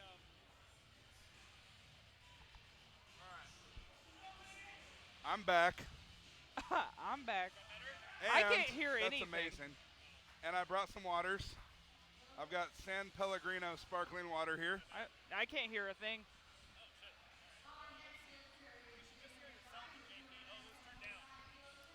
Oh, yeah, no, All right. I hear him a little bit. A little bit. Yeah. I hear great. This is the volume control for you and for JP. All right. All right, folks. Oh, I hear him now. What's up? Right now we're enjoying a dark Morello cherry and pomegranate sparkling The San Pellegrino. tangerine and wild strawberry is my favorite. They're all good. I fuck with all 3 of these. Yeah, do you want to try this one? Sure. Yeah. I mean, I bought these at Costco. There's a tri-pack. Yeah, they're good.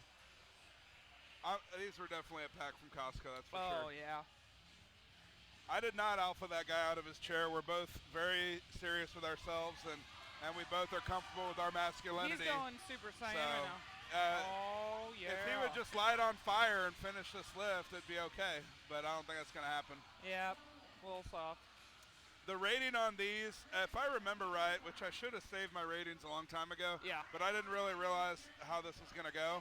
But no, Jess didn't delete her IG. She just blocked you. Get the hell out of here. You know how many people asked if I blocked them on Instagram? Just turned her IG off until she decides to be my friend again and turn it back on. He's just mad because he can't tag me in any stories. These are all right around a 8 to 8.5 rating, I would say. Solid for sure. They're very solid. The amount of carbonation's right. They're water. Do you want one? I've got lemon and tangerine that one is strawberry. Really good. Mark Bell doesn't open his own cans of soda, I'll be honest with you. Nobody puts baby in a corner. It is water. For you. That's a good one. Yeah. They for sure have those where you shop.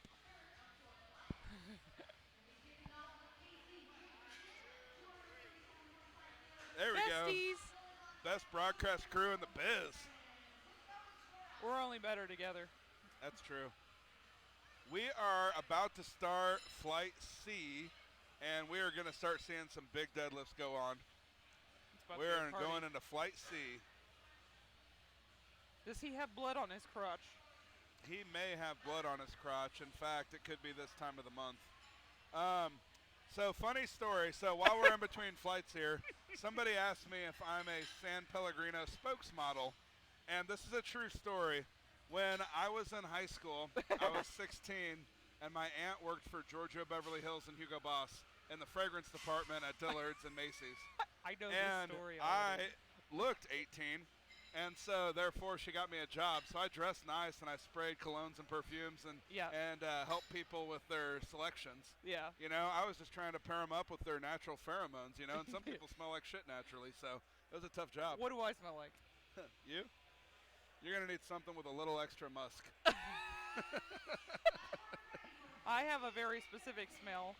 All right, these beautiful camo shoes. Actually, somebody really kind, a team of lifters in our gym, Fortress Athletics, for giving them a home to train in, they actually bought me these shoes. They gave me a gift card so I could customize my own shoes at Vans.com. So, very exciting. Oh, shit. What'd you do? Oh, shit. Oh, shit. I don't think that's what was supposed to happen. We're good now. Okay, we're good. Stop touching buttons. Oh, no. Jess, I'm only allowed to push your buttons, not these. So my camo shoes are from Vans.com. If something happened with the live stream, I'm sorry, it's my fault. Vans.com for custom camo shoes, that's for sure. All right.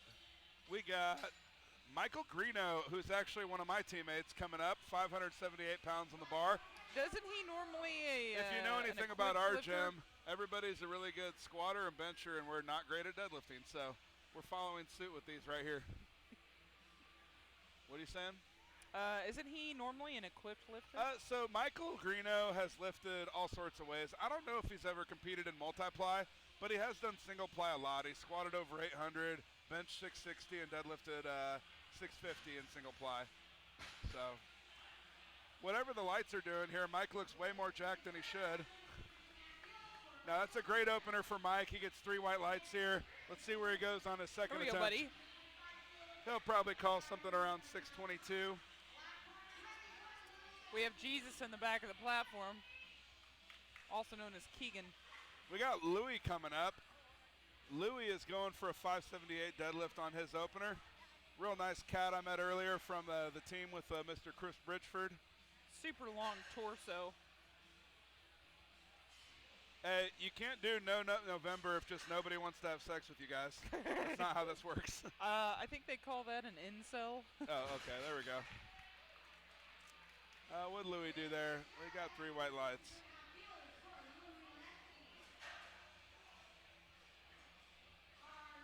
All right, Miguel, that's true. You're not wrong.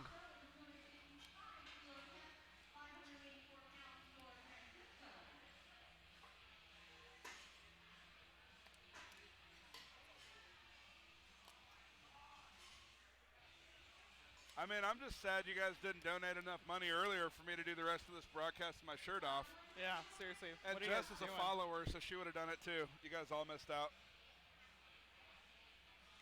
I feel like that was an attack, but I'm going to let it go. It was an attack, but it was blanketed in a compliment. Yeah, whatever. Yeah. That was not the real Louis Simmons. I'm from WADA, guys. No Nut November was for sure created by incels.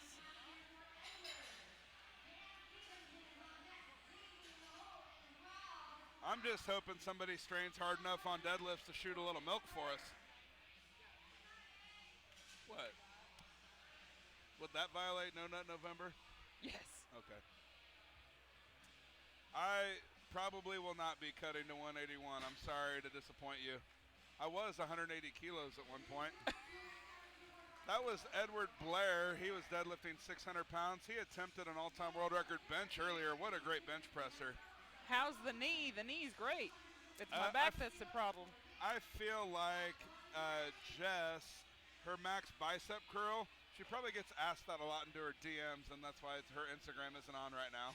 Yeah, why do you guys want to know if I can lift you? Hey, everybody, I'm going to need to know what you weigh so we can figure out if Jess can lift you over her head or not. And the answer is like 175 maybe? Is that about your overhead press? I don't know. I don't know. I'm doing a strongman comp, though, in December. So I literally have a month to prepare for it, so it's fine. Did I tell you that? I probably didn't tell you that. I should have texted you. Probably. Yeah. I was going to ask you to program for me, but Nick's programming for me. I'll do whatever you need.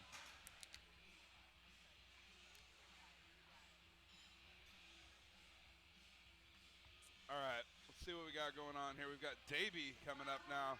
Davey. 606 pounds for Davey. He looks out of is he 16? barbell. What? I feel like you call somebody Davey when they're like 9 years old. Ooh, he just did a portion of the Macarena. Okay, Davey. I see you.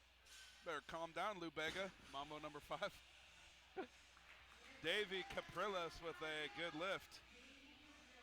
Emphasis on the 69 for sure. I bet Jess could for sure strict press 175. She's a bit of a good presser, even with her long arms. I cannot. I'm not doing the Winter Warrior at Untamed. I was going to, but it was sold out. I think Jess is such a good presser from stiff arming all you thirsty motherfuckers. Oh man, you guys should see my DMs. There's probably a lot of Herbstorm discount codes. You can check the people that get paid to post those on Instagram. Yeah. Hey. Jess and I people said no. Yeah, we did. They blocked me, I think, on Instagram. Yeah, that could happen. Filipino Thunder is not pulling today, and Zahir is not here either, but I wish he was. I like Zahir a lot. He brings a lot of energy. I have another story. One time, Zahir and I were benching against each other 3.5 years ago, and I beat him even though he's like 100 pounds less than me. And I thought he was trying to fight me in the back of the warm-up room. Yeah. But he was just saying that he really appreciated being in a fight with me. That's pretty great. Yeah, he thought it was cool. But I 1,000% thought that he was going to try to hit me in my fucking mouth, and I wasn't about that. Sean had a good try there. I don't know what happened with Sean there. It looks like he lost balance. A little bit of twerking. Let's ask his coach what happened. What's going on with Sean on that deadlift, and what are we doing to fix it? Looks like Sean's going to retake that one. Yeah. When am I going to start my own business? What business am I going to start? Yeah. So it looks like Sean's in a battle with himself on the deadlift today. So if he can get that opening attempt on his second, then we'll see if we can improve on that on his third. We got my very, very handsome friend Ryan Silva up right now. Billy Big Calves. Pulling beltless, it looks like. Easy opener for Damn. Ryan. Put it down with authority. Shit. Let's go. Ryan's like, this is my fucking belt. 73. It's also weird not seeing Ryan without a hat. I know, right? Yeah. My kids call him Ryan with the hat. We got Tony going 639.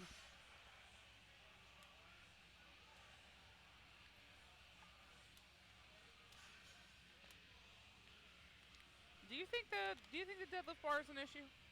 No, I think everyone's talking a lot of shit. I mean, I think anybody that's like good at deadlifting and stuff probably loves it. We got a donation. $269. Hey. Hey, there we go. Hey. Alex, what's up? Hey. 69.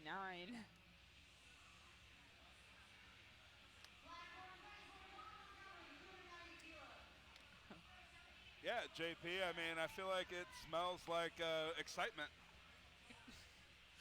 Smells like an energy drink. Yeah.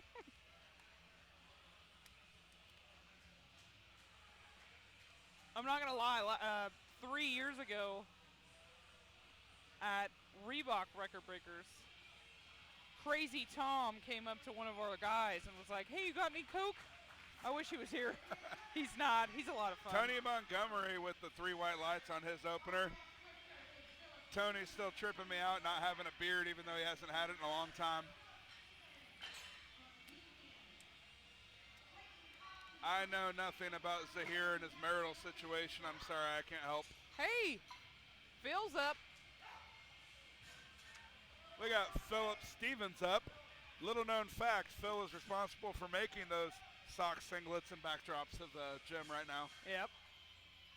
So Phil's out of Topeka, Kansas. He owns a gym called Strength Guild. Oh, and he'll come back and get that. Phil's a good deadlifter. He's got veins in his legs that are the size of highways. Yeah, I don't know how those start, but I They're do worse know how than they Mark. end. Those are called varicose veins, and him and Silva are both full of them. Mark Bell also has a couple in his arms. I'm sorry if I keep playing with my beard. It's like a nervous tick. Now that my tits and belly are going away, I got to play with something else. He used to do this where he'd pick up the side of his beard and put it in his mouth. I still do that. I'm just trying not to. Oh, shit. Sorry. I hit the mic. That was pretty loud. Yeah, he does that.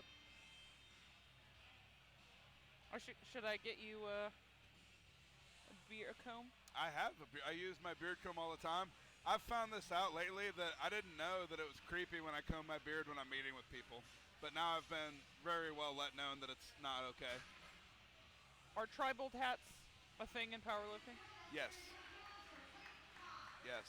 A lot of powerlifters were really into cars and got tribal tattoos in the early 2000s. Yeah. Jacob Lott's up next. Jacob He's got Lott a really going for cute baby in the back. 700 pounds. He does have a really cute baby here. He's from like Kansas, a little cabbage middle of patch. nowhere, Kansas. Little cabbage patch baby. Owner of White Knuckle Barbell, trained by Phil Stevens, who was just lifting a minute ago. Hi. So, I'm making eye contact with his baby. I'm sorry. For my beard, I don't use any special things that I'm sponsored by or anything of that nature. I use whatever I want. I personally really like Suavecito's Sandalwood beard oil. That's my favorite. Smell my beard. Have you ever had a 10 out of 10? 10 out of 10.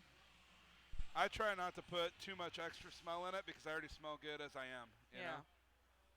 OnlyFans. Pretty soon the diss is going to be, at least I don't follow your dad's premium Snapchat. The trend is moving that way. Good lift. I'd be like, shut up, kids. This is paying for your college. Yeah. Question is, do you report your premium Snap for your taxes? No. No. Online coaching, premium Snap, those are gravy. Gravy, baby. Yeah. What about when you sell your pre-worn socks? No one's supposed to know about that. Do you charge extra for the ones with individual toes since they get in between? The ones that I have to wear multiple times, yes. Yeah. Get a good lather. They're like, hey, if you could do a Metcon in these, that would be a lot nicer for me. If you could get a little bit of toe butter in there. We got Zach great. Langdon coming up, 727 on his opener. We're really getting there. Didn't we run into this guy when we were in Ohio? For sure. For USPA Nationals? I don't know, maybe. At Elite FTS. Okay. Dope. No, we ran into another guy that was trained by Joe Sullivan, but I don't know about this guy. No, he was there. He was there at Elite FTS when we were there. Okay. Sure. He was too busy killing us, doing tricep extensions and sweating everywhere. We are using a Rogue deadlift bar right now, not a Texas deadlift bar. We are in Flight C. Flight C. Flight C. We're rounding out deadlift, the first attempt. Flight C is right now. Flight D is next.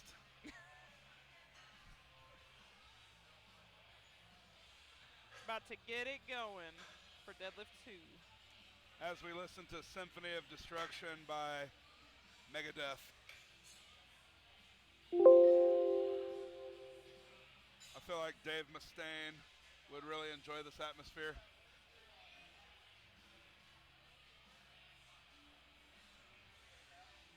What?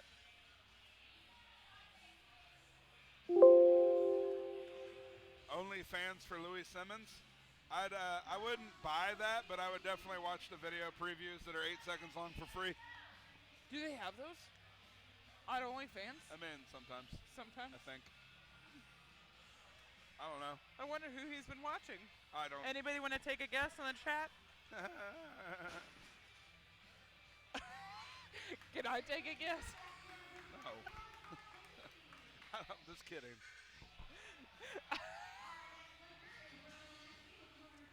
Damn. The D does come after the C, I'll tell you that.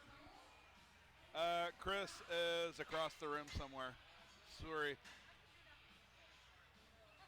I think that's just his way of talking shit Kate about me. Perry? You mean Katy Perry? At least say her name right, jackass. Disrespectful. How do you say this guy's last name? Miguel Conchola? Oh, Louis Lanuski. That was pretty good. I think I was so. pretty impressed. Louis Lanuski, 600 pounds for his second deadlift. Chris is not one of the judges right now. It's Stan, and let's see here. We got Jacob and Lori. You wish I had an OnlyFans. Thank you, Mass Gainer. I think I will stay. Is Marcus's name Filipino Lightning now that he's under 300 pounds? That's pretty good. Instead of Filipino Thunder? No. I feel like he hasn't gotten any faster. Jesse Norris is in Idaho. Who do we have up? Oh, Greeno's up next. I don't know. There's some pretty big backs up in this place. We got Michael Greeno going for a second deadlift of 611 pounds. What's his best, you know? His best deadlift? Yeah. In single ply, I think it was 650. Right. Not in single ply, it's like 630, so he's getting pretty close to it. He's had a pretty rough I was going to say. rough deadlifting in his prep. He tore his adductor off a few months ago and hasn't really been the same since. But he's really worked through it really hard, and he got his first 700-pound squat today. Thank you, Y-Doc. I'm doing my damn best. Actually, I'm just having a good time fucking around.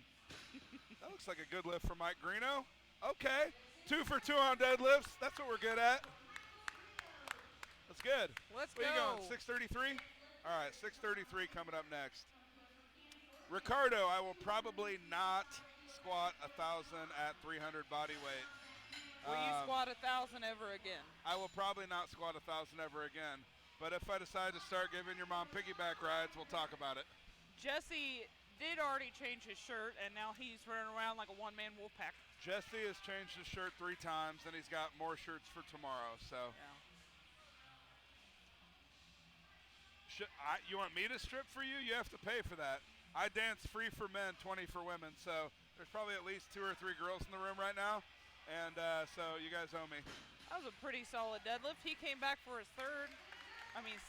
So far, my favorite fleshlight model is the butthole that I tried at Elite FTS. Yeah, that was a pretty good one. Definitely. That was a butthole? It was a butthole, yeah. Damn. A big one, too. I put my nose in that. Yeah. Let's hope no one used it. Yeah, it was deep. Yeah. Definitely one you can't reach the back of.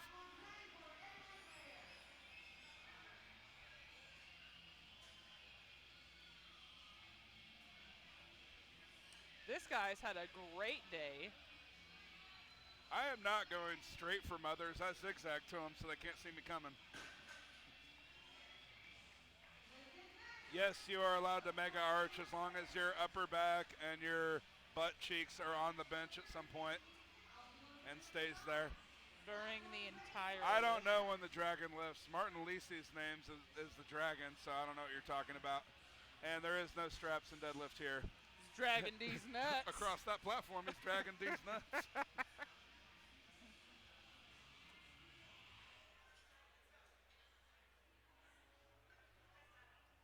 Dan Stevenson here with 628. That was a solid lift. No problem for him. I'm really sorry. Did I just chomp my gum into the headset? I apologize for that. I'll put that right back underneath my tongue.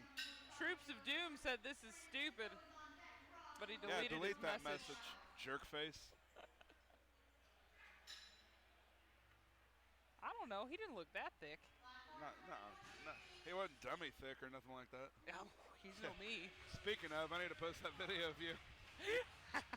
If you guys are listening now. Hey, make sure you guys all follow me because later tonight on my story, you guys can all have a little something to watch over and over. Oh, God. It's just a boomerang. It's fine.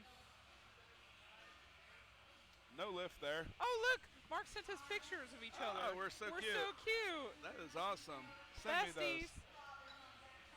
We will not be switching to the booty angle. I'm sorry. This is flight C right now. We're in flight C. Thank you, Alexandra.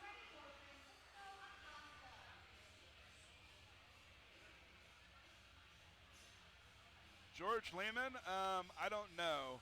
I think he's still in the Philippines or something, or Thailand. Nick Gurr. Who's Nick Gurr? I do not know Nick Gurr. I feel like that's like that Chingy song, Right There. I love it when you see that Nick Gurr. Nick Gurr. What's up, buddy? James.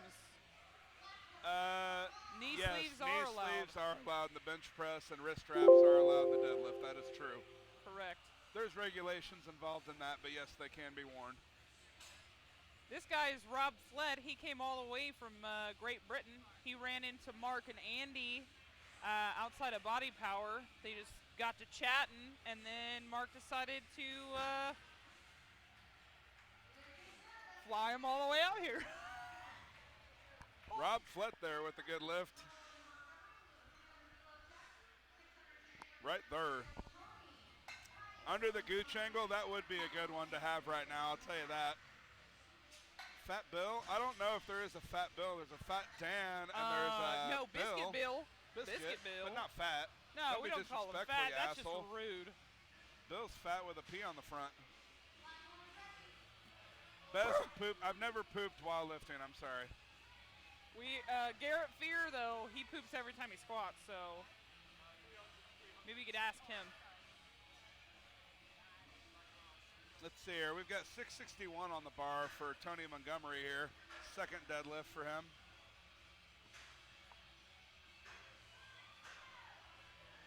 And the lift is?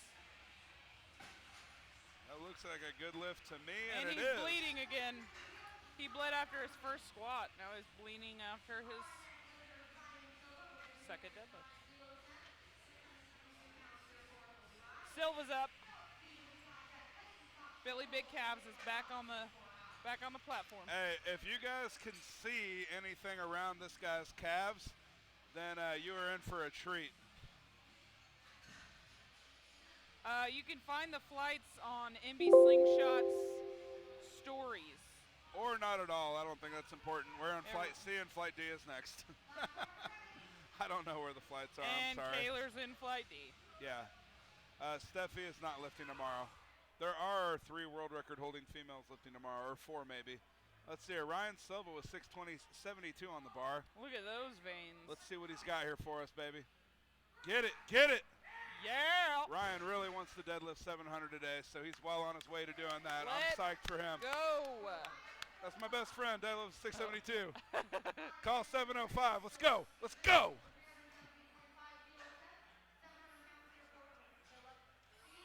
I don't know. My crotch is on fire.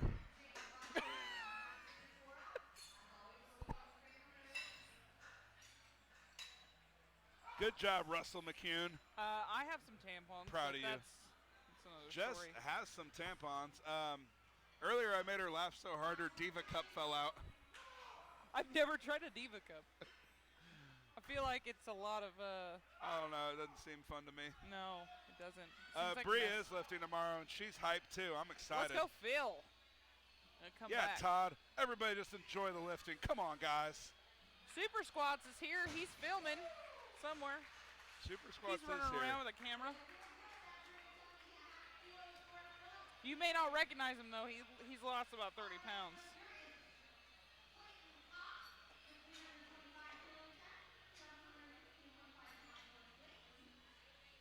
Hugh Janus is going to win. And it was deleted.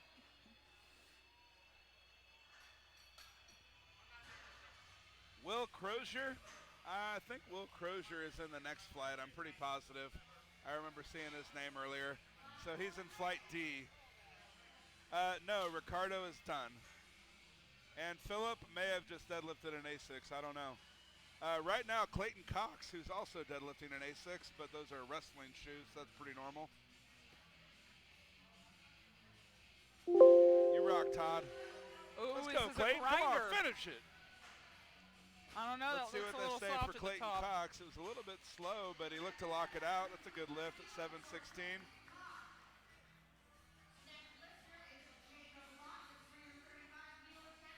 No, Wada, that did not happen with her. That was only an RP8. Also not the first time that comment has been made. You're so original. Pay Gosh. attention. Last time I heard that, I laughed so hard I fell off my dinosaur. I fucking hate you. God damn. Are you going to be commentating tomorrow? Most likely. Maybe. Remember last year when Mark was commentating and Brianne was lifting? He said, Brianne, motherfucker. And then his dad was filming. I'm going to get him over here when she's up tomorrow. Pretty fucking good. Hey, tell the story. So I'll tell the story tomorrow. How about that? That'll be more salient. Yeah. So I will try to commentate tomorrow if you guys enjoy it. So I actually changed my flight for tomorrow just so I could watch our amazing female lifters. I was supposed to leave tomorrow at like 11. Yeah. But I changed my flight, and Southwest only charged me $7.60. To change your flight. Easiest decision I ever made. Let's freaking go. So I will be here all day tomorrow. 2020. I'm with it. Thank you, Mark. With Crocs. Smelly is across the room somewhere, but he is here. I'm going to try and get him to commentate during final flight of deadlifts for sure. I'm sorry, but nobody here is lifting in Crocs. We only have the open straight division. Swiss miss me. Kevin Torres is not. Is he competing? I don't think so. I don't think so. Yeah, so JP is drinking. I'm double fisting San Pellegrinos right now as I should be. Sorry, I was in Napa the other day and I just only can drink this from now on. He's fucking double fisting. This is lemon and lemon zest. It's a really important distinction that they make it with lemon and lemon zest. Lemon zest really sells the lemon flavor. zest makes it sore, you know? Yeah. If then it's like a lemon burped in the water, like a LaCroix. Cena, we'll work on that because I agree we should be bigger. Our personalities are big enough. Yeah. 2 to 1, Zach gets that lift. Can we make our stream box bigger? Can we be bigger? Look at my tricep in that shot. I'm okay with that. We're about to get bigger right now. Oh, hell yeah. Whoa. A little smaller, a little smaller, a little smaller. Right there. That's it. Is this what the people want? This is what people see. This is what people want. I feel like this is what people want. Everybody remembers Eric Lillibridge. Duh.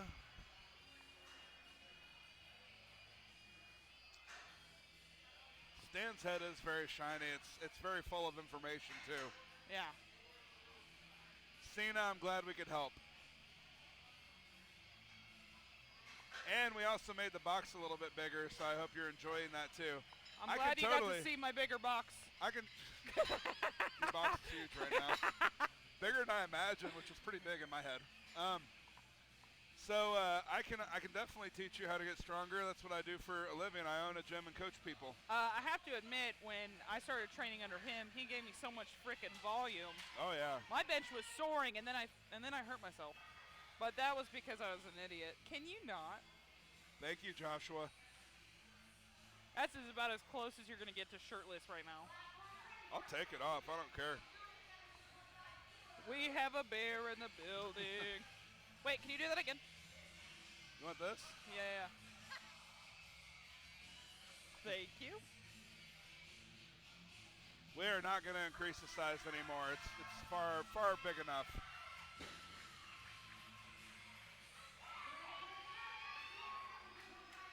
Good lift for. Well, if you ask his scalp routine, if you ask Vegan Gains, they're just gonna tell you he has cancer from all the meat he eats. The biggest opener in Flight D, I don't know. It's probably Kaler's though, I'd have to say. It is Kaler's. He's the last man in the. Yeah, we're definitely Flight listening D. to some hard Pantera right now, which I feel like we should be. Bigger Daddy. Calm down, Mark. Zam Zaddy. Kirsten, right. I totally believe that. He's a growing boy. Up. We got Louie coming up. Let's go, Louie. If 5 of you tell us that we need to turn up the audio, we will, but I need to hear it from 5 of you first. I say a lot of bad words because I want lift. to. JP will not be naked by the end of it because his wife is here. We are in Flight C. What's up, buddy?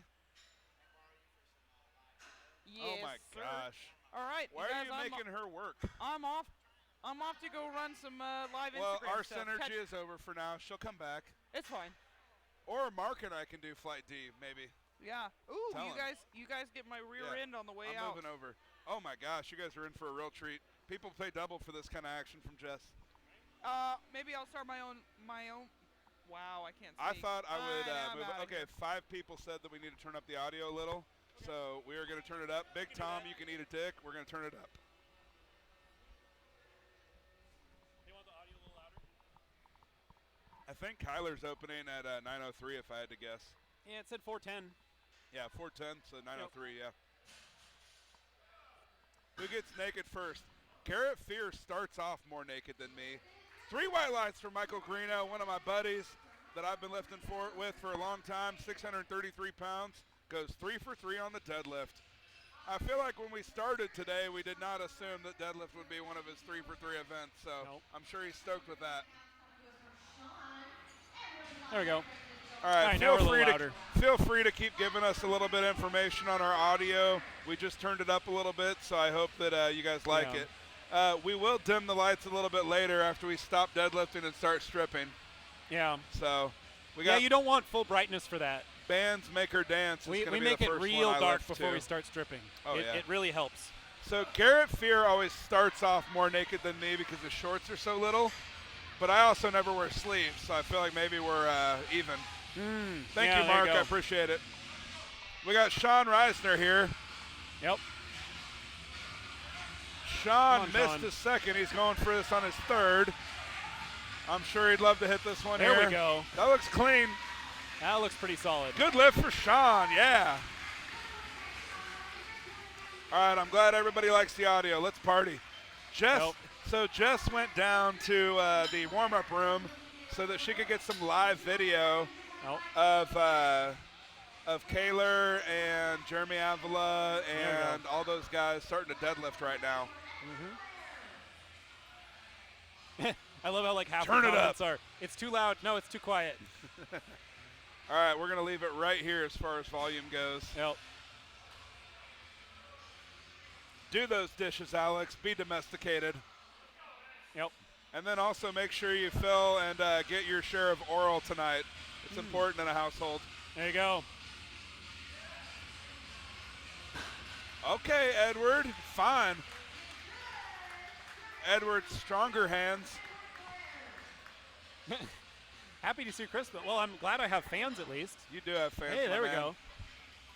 I hope everybody's okay with me switching from that chair to this chair. I just thought you would want more of me. Yeah, well, also, we didn't want the angle to be, we don't want you to look too, I could sit in a really bad way for us, but this is good. Yeah. So the best super heavyweight subtotal of all time and also the best subtotal of all time belongs to Andrei Milanichev. I believe he squatted 1070 and benched 584. Mine is the second highest. I did 1,003 and 611 or 960 and 639. I don't know which one's better. So I did a little bit of drink reviewing earlier. These are also drinks I've already reviewed before, but it goes without saying that I'm happy to do it again. These are San Pellegrino Essenza. Not a sponsor of mine, but I definitely would take a sponsorship from them. I am sitting on a taller box, JP. That's why. I'm still plenty short. Yeah. Thank you, Anthony. But though I am a little thinner, I might look a little taller, JP, so I appreciate that. Looks like Dan stalls out his knees there on 650, not there for him today. Nope. No, being very sportsmanlike. Hey, you know what's really funny about watching meets? Let's focus on how awkward somebody might be or feel while they're just walking around in their singlet when they're not about to lift, Right? My buddy Mike Greeno over here looks so funny. I know, he's like pacing around like, oh man, this is like, is there something I got stand behind? He's like from Forgetting Sarah Marshall. I wish I would have worn this fucking shirt. Yeah. Oh man. So, dude.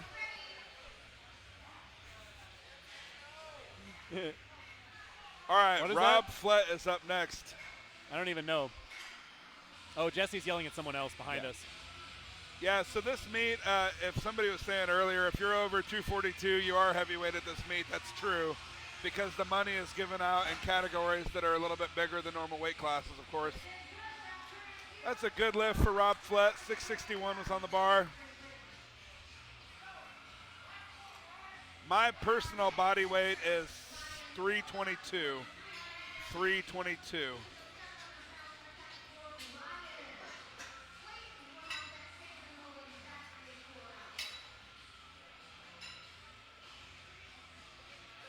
$305. Yeah, there's one multiply guy. There we go. They asked if there were anyone in gear. There is one guy in multiply, and just as you would expect from multiply lifting, he got one squat in and then couldn't unrack the other two. Yep. Yeah, those were rough. Did he get this? I think he unracked it on the third, but did he miss it? He got like halfway down. Didn't work out. I didn't see what he did with bench, though. Yeah. Multiply is very, you either succeed wonderfully or you fail catastrophically. Rachel, I think that you're a great lady, and I hope you have awesome tits. All right. Yeah, there you go. That was a shout out to that guy's wife. I am 5'10". I thought I was 5'11", but I'm only 5'10 and a half. I think all maybe my before spine, 1,000-pound squats. My spine issues have all made me shrink a little. I think I used to be 5'11". So I might have been before you did the tap dancing with 1,000. Yeah, I'm definitely wider than I am tall right now. That's true. That's pretty good. Anyway, Joshua, I hope Rachel really enjoyed that disrespectful comment. Yep. Sure, Clayton that's what she was going for. Next, 722 on the bar. Nope, not there for Clayton. Ends his deadlifts 2 for 3.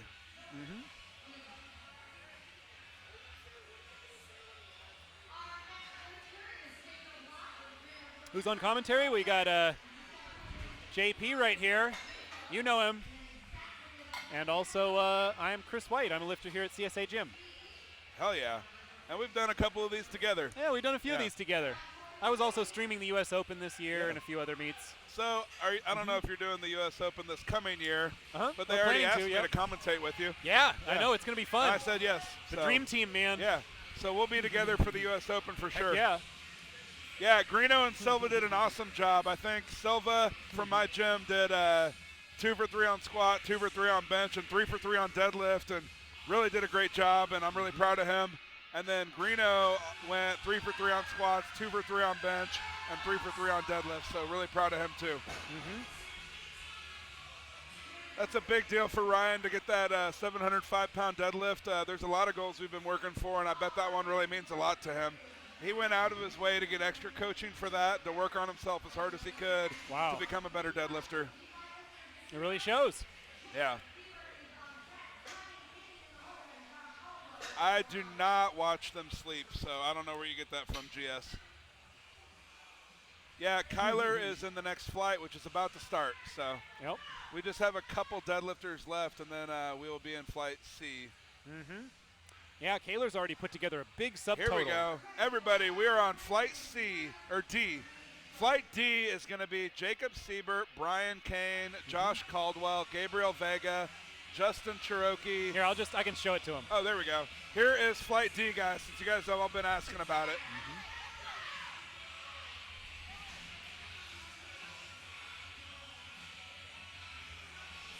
Here we go. Casey's opening here. Good. With a weight that I can't see. There we go. 600 pounds. Oh no, he didn't get it. All right. Something went wrong there. I don't know what just happened. Yeah. Yeah, man. Spotters and loaders are absolutely the MVPs. Yep. They do this, and I'm sorry. This is still flight C. We just watched Zach. Jacob, I think. Jacob missed no, his, and then somebody went after him. Oh, was that Zach then? Yeah. And then I think a couple people skipped their third attempt, so. I see. So we are starting flight D deadlifts now. It's a handy little button thing. Yeah, it switches what the actual output is, so he just I love that. Hey, we don't know what Kyler's third attempt's going to be because he's not even done one yet. So you're just going to have to wait about a half hour to figure that out. Yeah, the lifters typically email the meet director or to contact them beforehand and give them the opening attempts. At a meet like this, typically it's at weigh-in. But, for a meet like this, usually they're going to send you an email and you're going to send them your first attempt about a week ago. Yeah. And then they're not going to tell us their second attempt until after they've pulled their first attempt and come over to the judges' table to tell us what the second is. So we don't even know what the second's going to be. He doesn't even know what the second's going to be necessarily. Not. Yeah. Depending upon how the first one moves. Stan absolutely looks like the most jacked dad at soccer practice in his khaki shorts and his polo shirt. It's amazing. And he is. He's like the soccer dad Rhino now. Yeah, absolutely. There is a lot of great deadlifters in this flight, so you guys freaking tune in, let your friends know. Flight D is starting, and the freaking bar is going to hit the floor hard right now. I mean, the amount of great deadlifters in this flight is unfreaking real. Yep. We've got like 5 guys opening over 800 pounds. Here's Jacob. So this is our one multiply lifter. He's going to pull a sumo deadlift here in a squat suit. And it's real hard to get down to the bar and do. Oh, is that a hook grip? Okay, wow. Well, solid. Okay. Open it up with a nice quick 551 there. And we are going to jump 50 kilos to 661 for Brian Kane. Yep, exactly.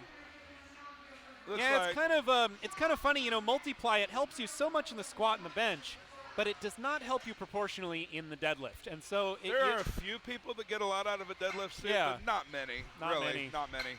One of the very few people I think was my coach, Jesse Burdick. Yeah. Was a great multiply deadlifter, over 800 pounds. Yeah, and very few 800-pound deadlifters. He got like 80 pounds out of the suit, really. Yeah. And Micah Marino too. I mean, he gets a ton out of his deadlift suit because he's an absolute technician. Yeah, Kyler is opening with 410. Yep. We got Brian Kane, one of the owners of Generation Strength, out of Victoria or Vancouver, Washington, something like that. They're right on the border.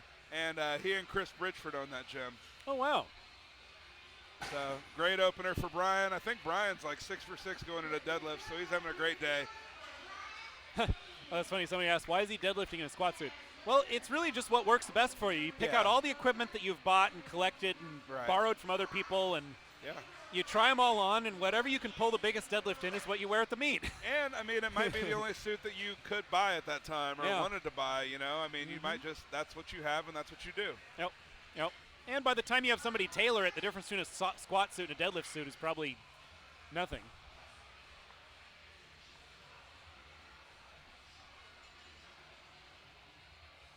Yeah, Vancouver, Washington. Here's Josh. Josh Caldwell's up here, Going for a 672 opener. He's had a real strong day today, too. Yep. That puts him in the meet with a pretty big total here. Let's see what he's got. He's got an 872.5 total. I think he's going to be pretty happy with that. Well, not happy with that. I'm sure he's going to go for more deadlifts, but that's pretty good so far. Math is pretty hard, but that's not bad. Yep. That's 1740 plus 170. So over 1,900 pounds on that's this a pretty total. good, yeah. At 220. Yeah, at 220, no kidding. Gabriel Vega opens with 672. No problem.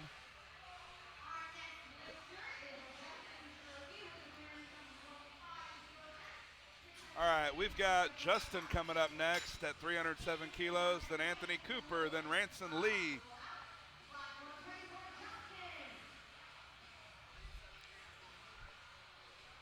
Someone asked if there's a qualifying total. No, there's not. This is a totally open meet, no invitations. This is an open meet. I mean, there's a lot of really big, good lifters that do this meet every year.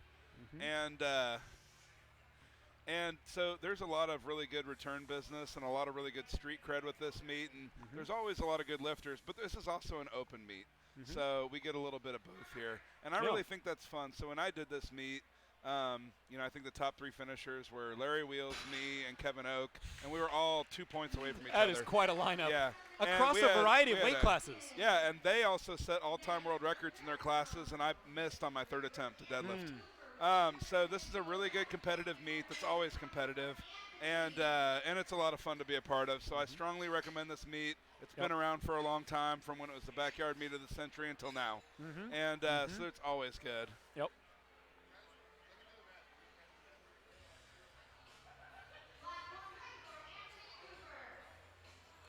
And it's nice to see a meet where it really is about the individual lifts and total versus the Wilks or other competition like that. Yeah, I mean, when I did this meet, I got an opportunity to, win $2,000 for like the biggest squat and the biggest bench, and then also for how we finished at the end, and that was really cool. Yep. Yeah, Kaler's coming up. He's going to deadlift in about 7 more guys here. Yeah.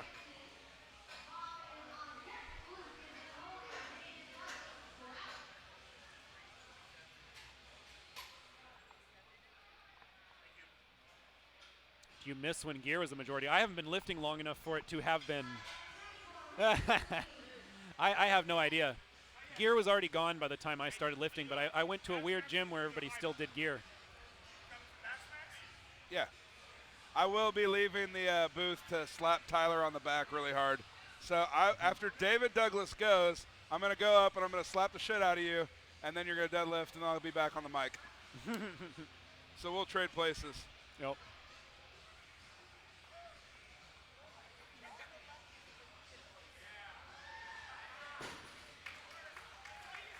There we go. Solid 694 opener for Ranson Lee there.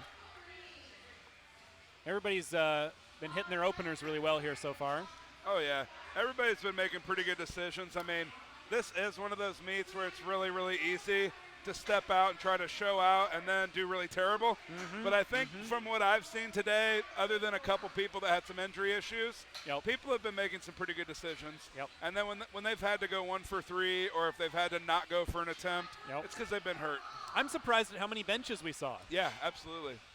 Like Tyler, for example, Obringer, so he opened up at 501 pounds. Well, he only has half of a pec. I mean, it's unreal how it looks. And it's like really, really, torn right scary here. And so his second attempt did not fly, so we just called it. Because he just can't press on that 3 times, Not at max effort. Good opener for Bob DeCacha. We got Luke Dreyer from Iowa next. He trains out of Big Iron North.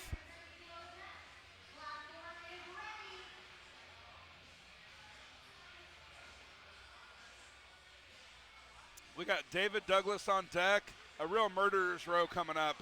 Tyler Obringer in the hole. Will Crozier is 3 out from Australia. Couldn't be a nicer guy. Andrew Herbert is 4 out. Jeremy Avila is 5 out. I can't move it, so. And then after that, I'm pretty sure that's our 410 with Kaler right after that. I believe so. Good lift for Luke Dreyer. David Douglas, one of the nice guys of powerlifting. Maybe even could be referred to as the Black JP Price. I feel like David and I are very similar. We both own gyms. Yeah. And earlier his wife brought me a really, really, really good cookie. So there you go. Shout out to Big Iron, that's for sure, Dylan. Nice. They've also got Caitlin lifting tomorrow. Caitlin's a really good 165er, I believe, or 148 out of Big Iron. And she's going to be lifting here tomorrow as well. All right, I'm going to go slap Tyler real quick. I'll be right back. All right.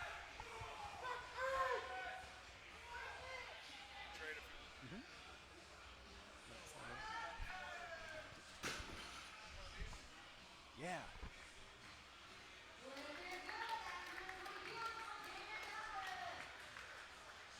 There we go. Good lift.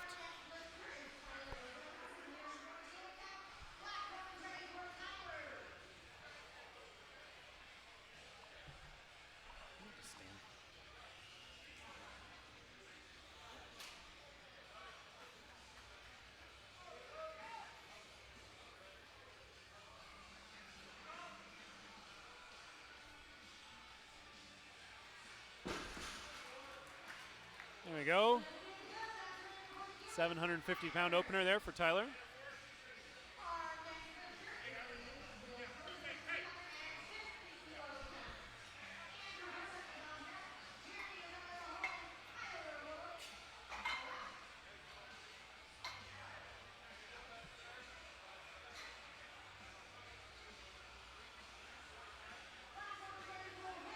Here we go. Will's opening here with a 771. Oh, yeah. Isn't that nice? Yeah, I have one of those at work at my desk. Yeah. I'm just going to stand for a minute.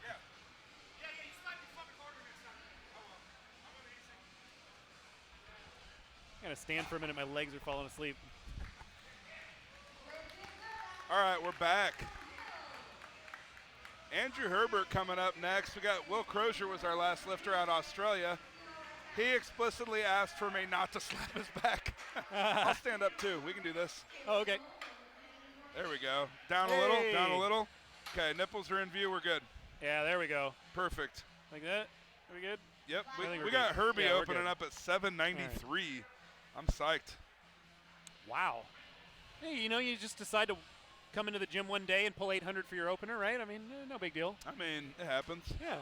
I feel like if somebody's going to do it, it's Andrew. Yeah, sometimes you feel good in the morning. You're like, open with 8. Yeah. Absolutely. Ooh.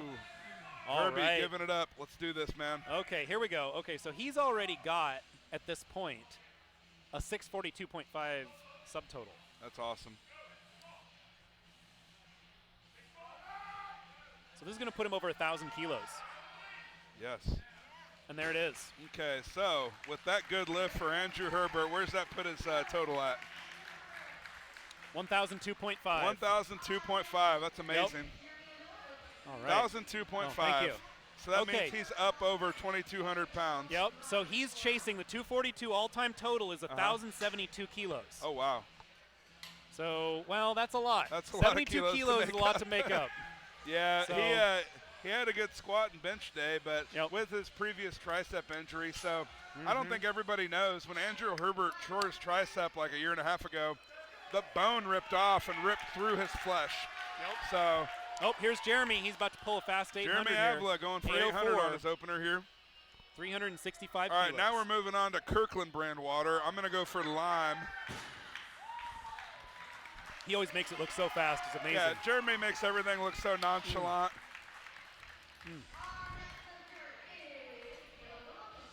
It's all right. I came back just in time for you guys to get hard for me again.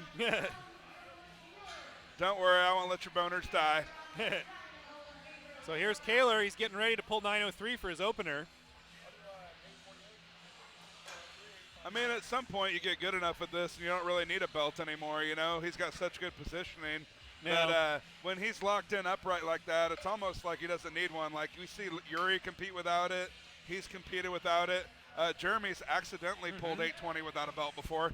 Yep. So. Yeah, it's kind of funny, you know, you take the belt off and you go, well, the position feels a little better maybe, but then you also don't have it to push on. So I think a lot of people wear their belt too tight. So yeah, some people just get way better tension and ability without it on because they're wearing it too tight, or maybe they're not using it for the advantage it could be, or they've gotten themselves into a great enough position that they just don't need it anymore. You know? That's true. He's very upright when he starts. Absolutely. And when you're upright like that and everything is so locked in, maybe you just don't need your abs like that anymore, you know, to push against that belt. Maybe you're already there. So hard for me to imagine, but I guess.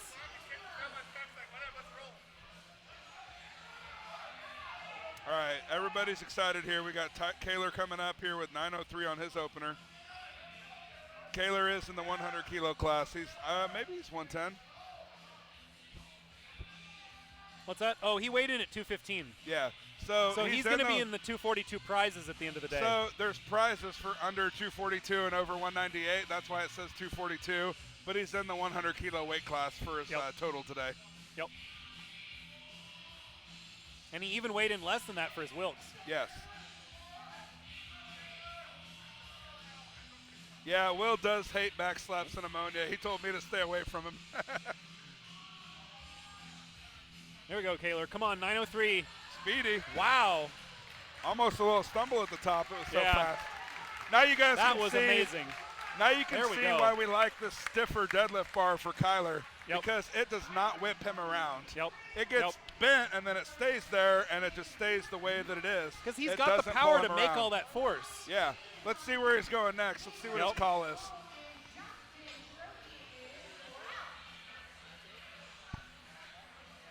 And that gives him a 940 kilo total. Oh, wow. Right now we've got 2 lifters over 1,000 kilos. Obringer and Herbert. Yep. And then how are we doing on Wilks here for our leadership? I would assume Herbert's got to be, well, I don't know. Let's see how we're doing on Wilks. Yeah, it looks like Herbert's got 539 right now, which is looks like it's winning right now. Absolutely. That was faster than most people getting off the toilet, that's for sure. That is true. All right, I got to sit down because I have a bad back. Yeah, I'll sit down too. Jesse Burdick, what are we calling for Kaler's second? What's that second attempt? 2 world records. He's going to break the world record, then he's going to break it again. Okay. Oh, for the total? Wow. 432.5 kilos. Somebody add that up. I have no idea what it is. So all-time world record in deadlift sleeves. And total in sleeves at the 220-pound weight class for Kyler on his next attempt. Oh, I looked up the wraps. Hold on, let me look up the sleeves here. Yeah.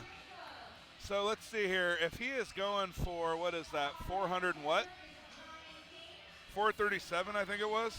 Yeah. Well, what is the record right now? That's 964 pounds. So I think the record right now, he probably had that at 900 and right around 60, 959, I think. Yeah, so so he's got the deadlift then. Deadlift, full power at 220. Yeah. 950.2, he's going to blow that out of the water. Yeah. But then what's the total in sleeves? I don't know. I don't know. But it sounds like that's what he's gunning for right now. Oh, yeah, of course. Man. Well, Yuri would have that record, so. Yeah, well, Yuri is 23.58, but he's in wraps. But not in sleeves, yeah. So I don't know. Does it say here in Open Powerlifting on the records page?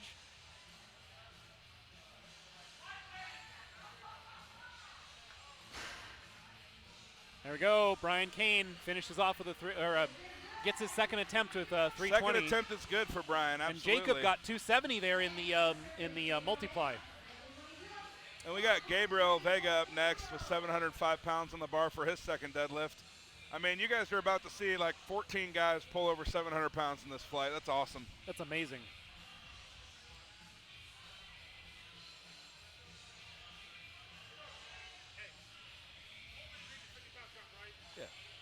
Yeah. Oh, it's right here. In sleeves, it says Kevin Oak 2101. There you go. Yeah. How many kilos is that? I got to do the math here.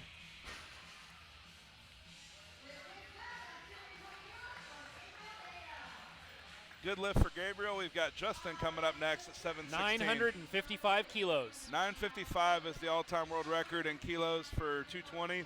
Yep. So where is he projecting right now for Kaler? He's just right off the screen. Got it. Yep. We're close. Yep.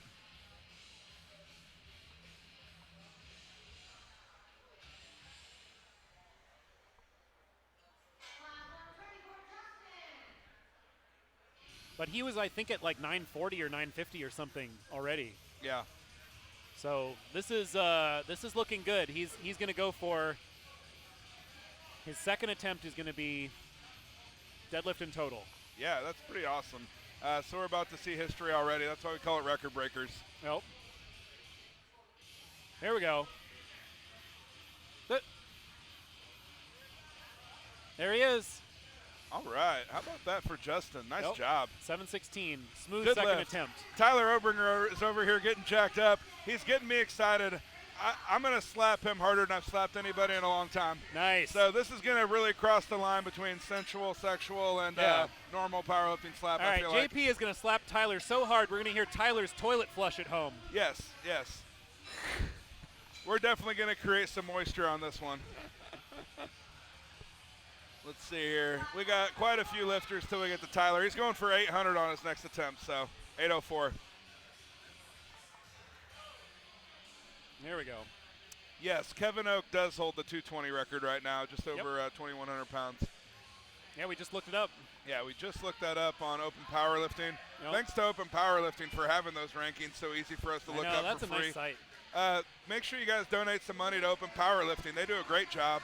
Yeah. I donate, what is it, like $3 a month to those guys or $3 a year or something? I don't even know. Yep. Yeah, 21.27 for Kevin at 100 kilos. Thanks for putting that up there, Patrick. We got Josh Caldwell up next at 727.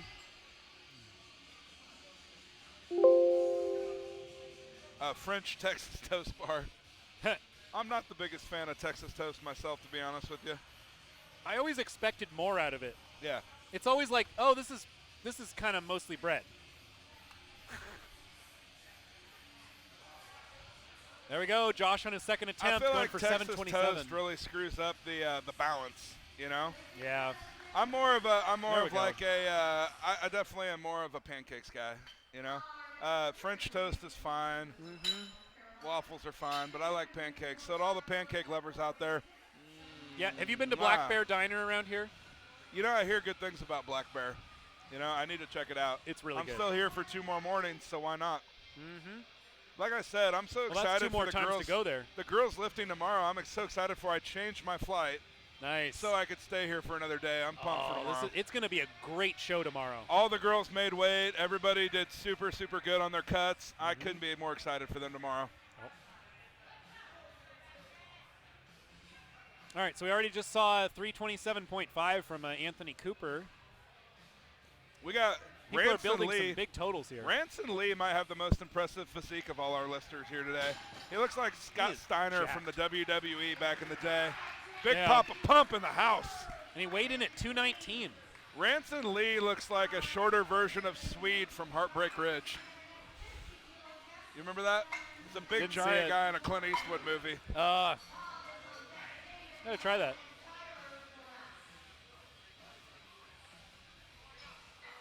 Luke Dreyer is our next lifter from Iowa. 771 pounds on the bar. That's 350 kilos for Luke.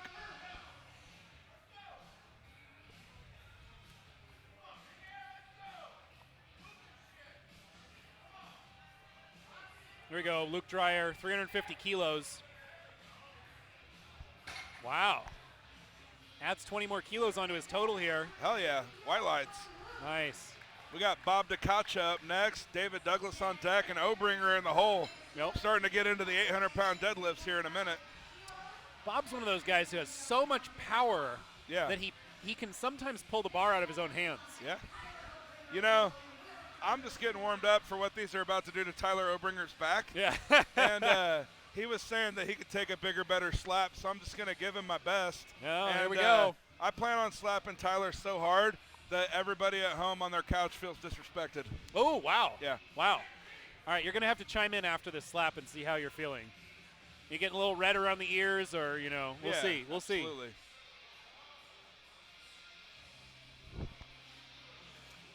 We all appreciate that James Strickland does full power and actually tries on the other lifts. Yeah, like, exactly. It's a fucking bitch move when you go full I know, power right? from bench only and you do token lifts. Yeah, exactly. You know? Yeah, you come in squat 225. Like, really, dude? Yeah, we saw that from TD Yeah. Davis, too. I mean, he squatted like 800 pounds at Bossa Boss's. That was amazing. That's awesome.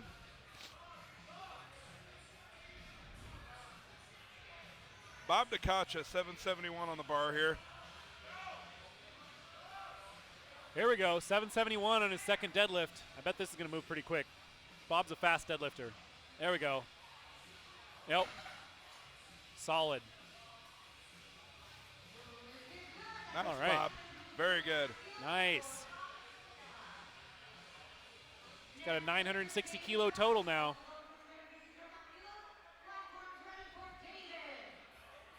All right, David's up. I'm going to go slap the shit out of Obringer here in a minute. I will be right back. All right.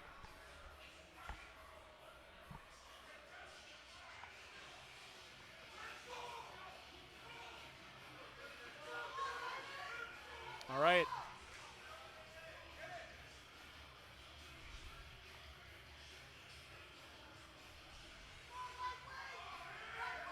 David Douglas, second attempt, 777.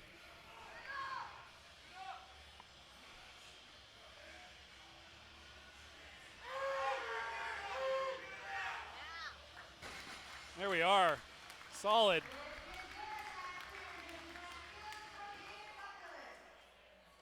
Someone asked, has Kaler pulled his opener? Yes, he has. And then you can pause the YouTube video that's happening and rewind if you want to go back and watch it again.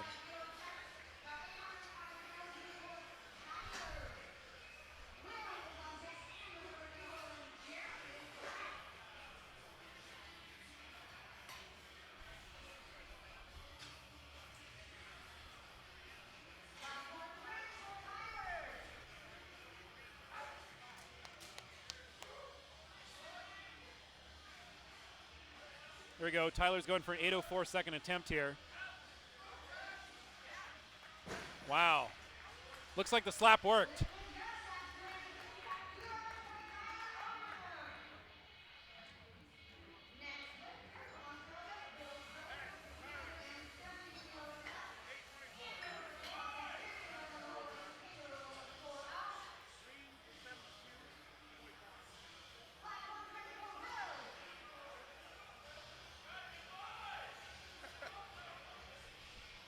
If you want to watch it.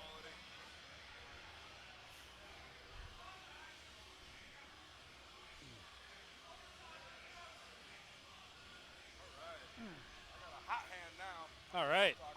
That was fucking good. Tyler smokes the old 804. I think he's going to go up into the 820s here. Nope. Oh, Will going for 8:15 on his second. Nails it. Strong.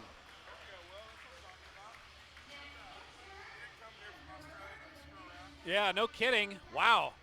That moved. All right, that puts Will into a 975 total with a 516 Wilks. We were asking about Filipino Thunder earlier.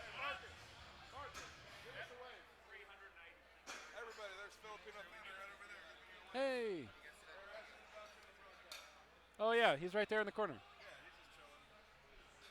Paul Jeffries, I don't believe you. I just give him the business. He's still ringing.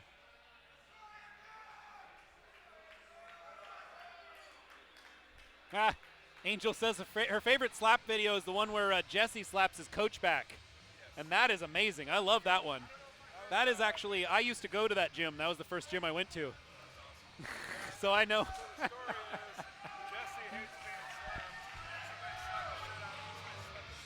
Yep. Oh, whoops. Oh, darn it. Don't worry, people. I'm back. There we go. Sorry, I broke the audio. It happens. Yep. We broke character. Don't worry, Cody. I'm back. I'm back. Yep. Sorry, to recap, Filipino Thunder's over there sitting on the monolift, and Jesse doesn't like getting slapped. Yes. All right, Andrew Herbert, 826, second attempt. Not good there for Herbie. No, he's gonna have to come back and retake that one. Yeah, Can you guys hear me okay? Just making sure. It seems like we can. Oh, yeah. I should have noticed that I couldn't hear you in the headset, but.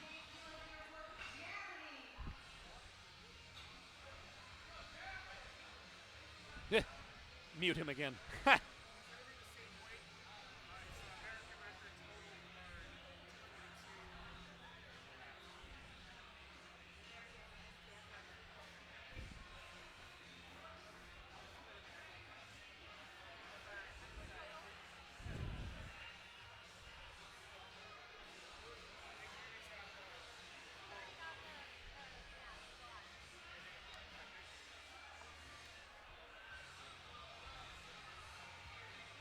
What's up, baby?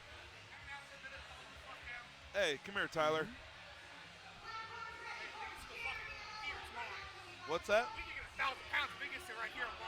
Yeah, Tyler right now is saying that if he gets the weight to his knees, he's not going to have any problem locking this shit out, and I believe that.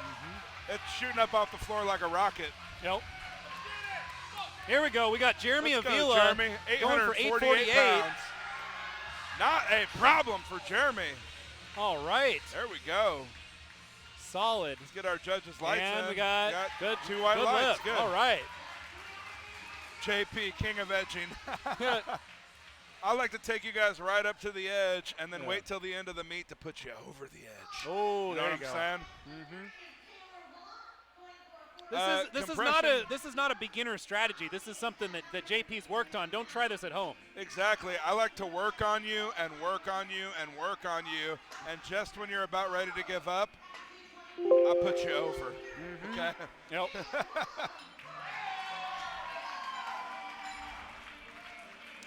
Okay, here we go. Now is time for history to be made. Kaylor Woolham, we're loading up the bar with 9:53 here. Kaylor Woolham is going to be taking an attempt at the all-time 220 deadlift. He weighed in at 215. He's going to try to deadlift 953. No one's ever done this before at 220. And at the same time, this will put him over the 220 all-time total record in sleeves.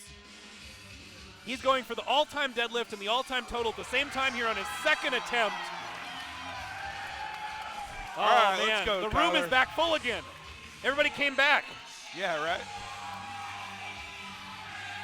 There we go. All right, we've got Kyler Woolham here from Texas, 953 pounds. Yep. In the SPF, you're allowed to wear a hat. Yeah, it's okay. Here we go. Kaylor's going for it. 9:53. Let's go, Kyler. Get locked in, baby. Come on.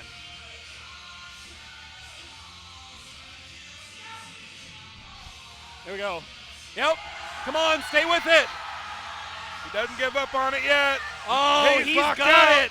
Wow. That is a good lift to me. God. Let's see what they say. Wow. 3 white There lights we for go, Kaylor 953 pounds.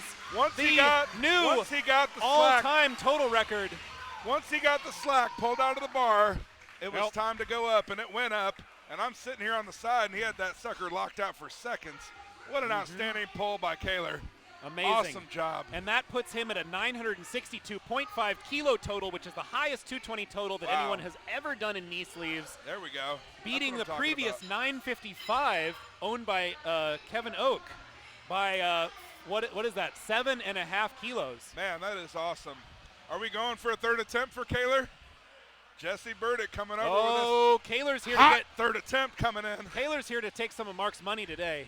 Kaylor's coming in here not to just fuck up this total, but to put it to bed. Yeah. And I'm pretty excited about it.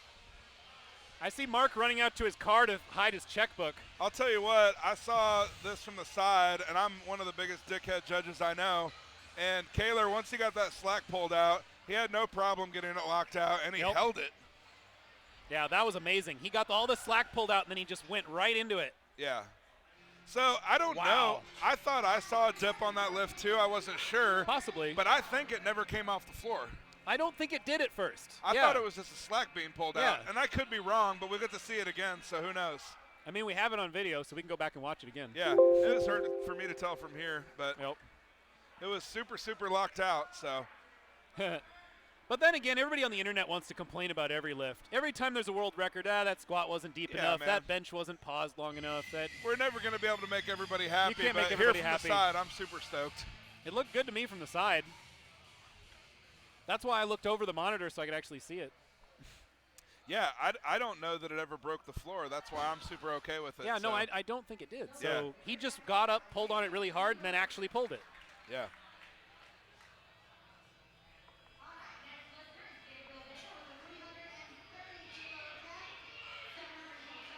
Yeah, unless you see daylight under one side of the bar, it didn't actually come off the floor. Yeah, and I really honestly wasn't looking at that, so it's hard for me to tell. But I think he's going like 970 on his third. I don't know. Well, he'll just do 970 really cleanly and then everybody forget about this one. Yeah, he'll do 970 real clean, then everybody can shut the fuck up. Exactly. But otherwise, I mean, that's the thing, though. It's like. Hey, I need you to say exactly one more time. Right? Say exactly. Yeah, so this guy right here knows how to say. This is exactly what I say. He knows exactly how to say the word exactly. You got to have that hard T. You got to give him the exactly. Okay, I almost say exactly like a southern preacher, like exactly. Exactly. Did you like that one? Sorry, I had to wait a second I feel for like that one. you have to use effort to say exactly with a T, but you say it so easily. I'm really happy for you. Yeah. It's just genetics. All right, Foster Parnell rewatched it, and Foster Parnell is not afraid to be an asshole, so yeah, I believe that Foster's true. And all right. 720. Oh, not quite. Not quite. No He lift almost there, had Gabriel. it. Almost had it. See, I think it's weird people are saying Cerakote ruins the knurling. If it didn't have good knurling on it, how could Kaler pull 900-something pounds off of it? I have no idea. I've honestly never used a Cerakote covered bar, so I wouldn't have a frame of reference. But it seems like everybody today is having a really easy time holding on to it. Yeah, it doesn't seem like anybody's dropping it, so I don't know.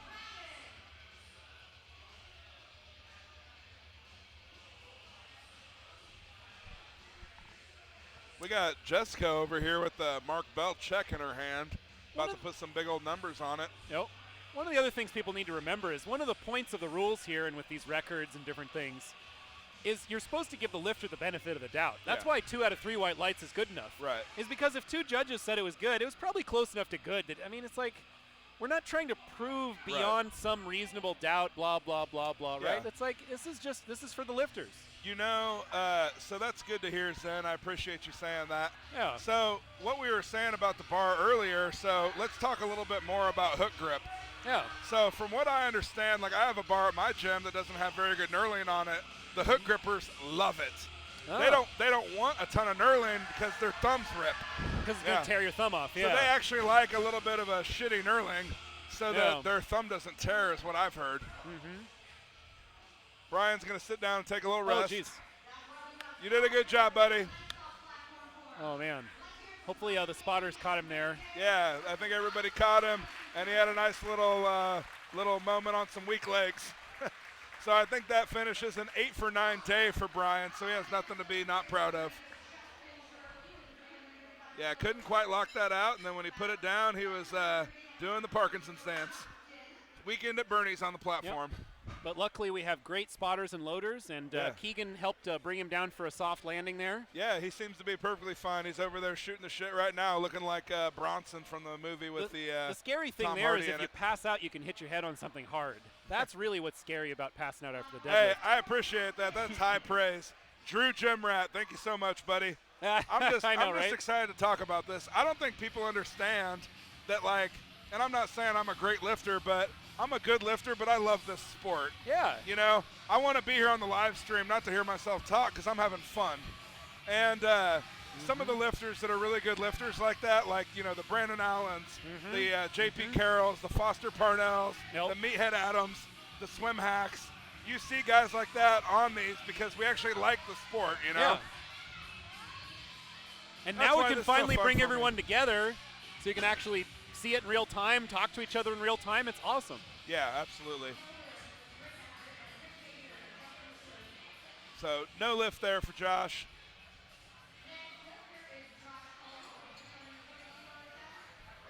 Well, that was Justin. Oh, I'm sorry, Josh Justin. is Josh coming is up next. Yep. Josh is up next, going for 749 pounds. Well, what's he saying about Texas? Is he talking about the Texas bar? No idea. Oh, whatever. I mean, most of the bars are good. I like the Texas bar. I like the Ohio bar. I'm trying to think of other ones I've used at a meet. There's Oklahoma deadlift bars, Okies. Yeah, that felt fine. Okie deadlift bars are really, really, really whippy. Is it like a little skinnier, right? They're really skinny, and the collars, and they're probably the cheapest of the bars, but loved the most. Yeah. Especially by conventional deadlifters. Yeah, we had like an Iron Wolf bar or something for a while for the deadlift, and I hated that thing. But they're like $800 too. Yeah, I didn't like that at all. I think Kyler's going for 970 next. We can't see it on our screen yet until it gets a little lower. Oh no, he's got it, 432.5. Yeah, 432.5 is his next one. So. Oh no, it doesn't. It's second. 0. That was his second. They haven't put it in yet. Yeah. So you guys are all going to be surprised for Kyler's third attempt, just like we are.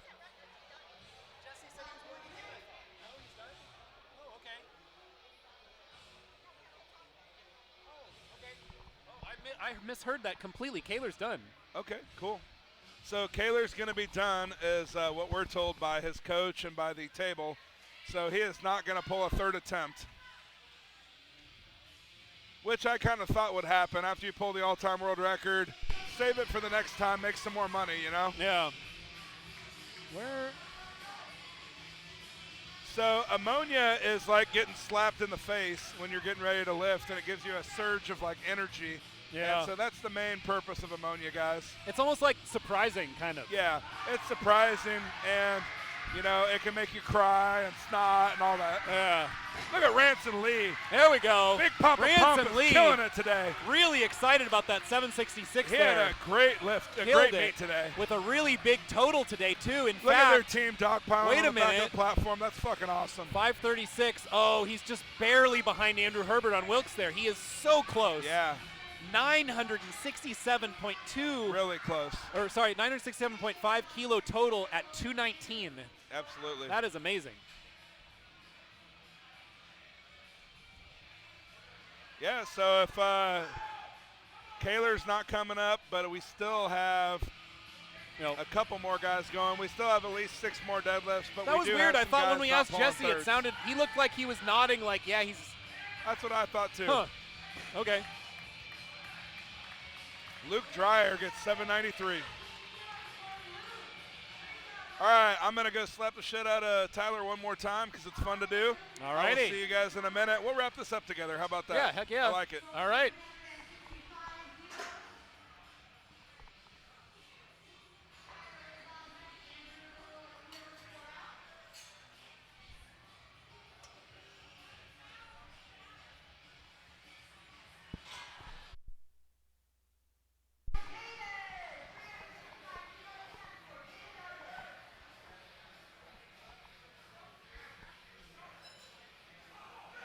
Here's where we're at.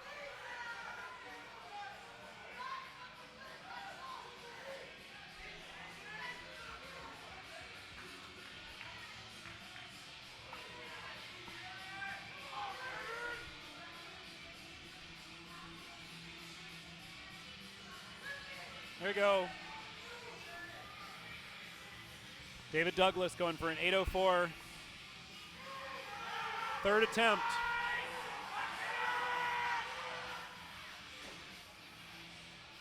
There we go. And puts him over 1,000 kilo total. Good job there to David Douglas. Look at him thanking, shaking the hands of the judges there. Or at least Stan.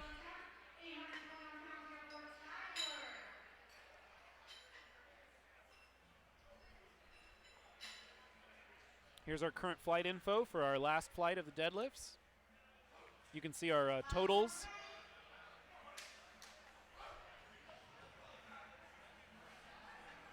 Here's Tyler going for 821 third.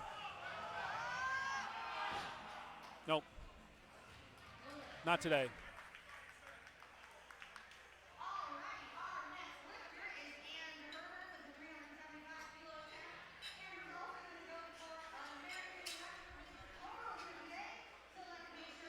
right, so we got Andrew Herbert's going to be going for a 375 kilo deadlift.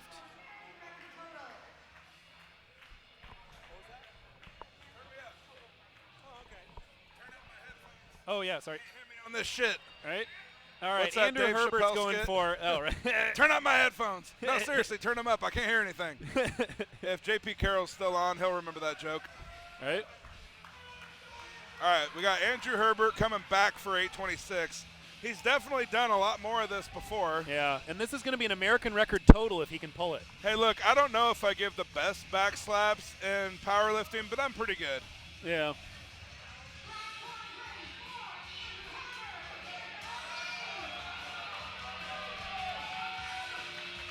All right, let's go, Herbie. The crowd is getting up for Andrew Herbert right now. Andrew Herbert. Let's go, Herbie. It's always exciting to watch One Andrew of the Herbert nicest lift. guys in powerlifting. Yep. Introduced me to his mom and dad earlier. Oh, that's nice. 826 pounds. Yeah. I weigh 322, Chad. It's not going to be there for Herbie today. It's just not going to be not there. Today. Had a great meet, really good squatting, probably took a lot out of him. Yep.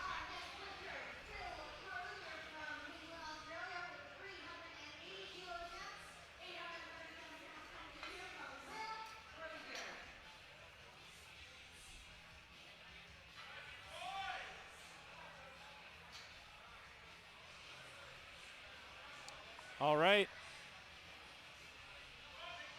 Will's getting close to closing us out here with a 380 kilo deadlift.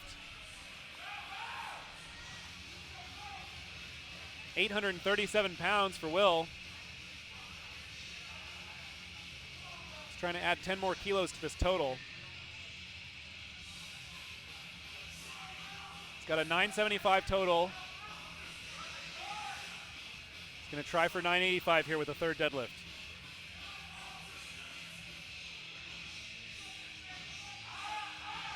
Come on, Will. Oh, looks like he might have it. And he has it. Gets it. 837 wow. for Will Solid Crozier. 837. Awesome Look at that. You job can tell for he's the pleased Aussie. with that one. He has had a good meet.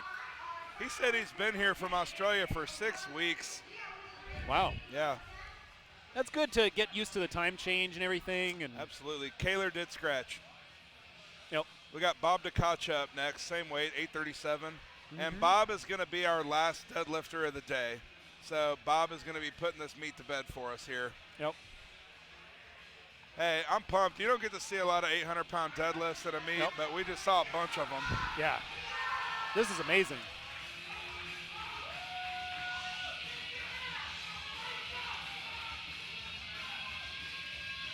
Come on, Bob. Bob DeKocha, here we go. Oh, not there in the hands. Fat man's curse. Yep. It's like I was saying, man, if he can hold on to it, he's got the power to pull big deadlifts, but he has a hard time holding on to him. Absolutely. So we did get to see some records broke. We got to see some wild men lifting and having a great time. We saw squats over 900 pounds, deadlifts over 900 pounds, benches over 500 pounds. Nobody into the sixes today. And I think had a pretty great time with it. So that was a really, really good day of performing.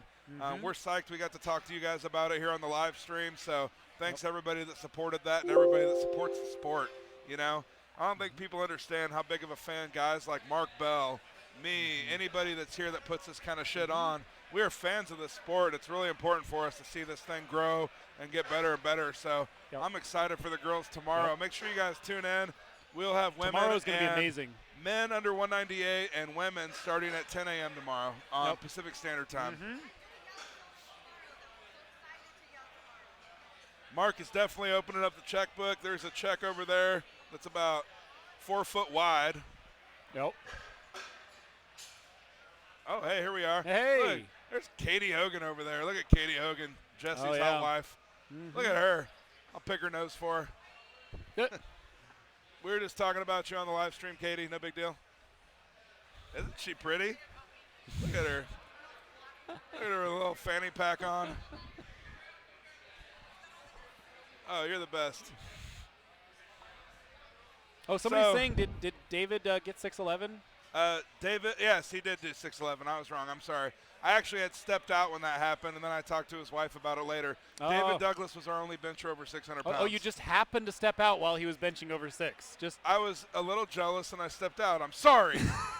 Fucking human, okay? That's all right. We won't. So the funny story about Katie, who is just behind me, Katie Hogan, Jesse's wife.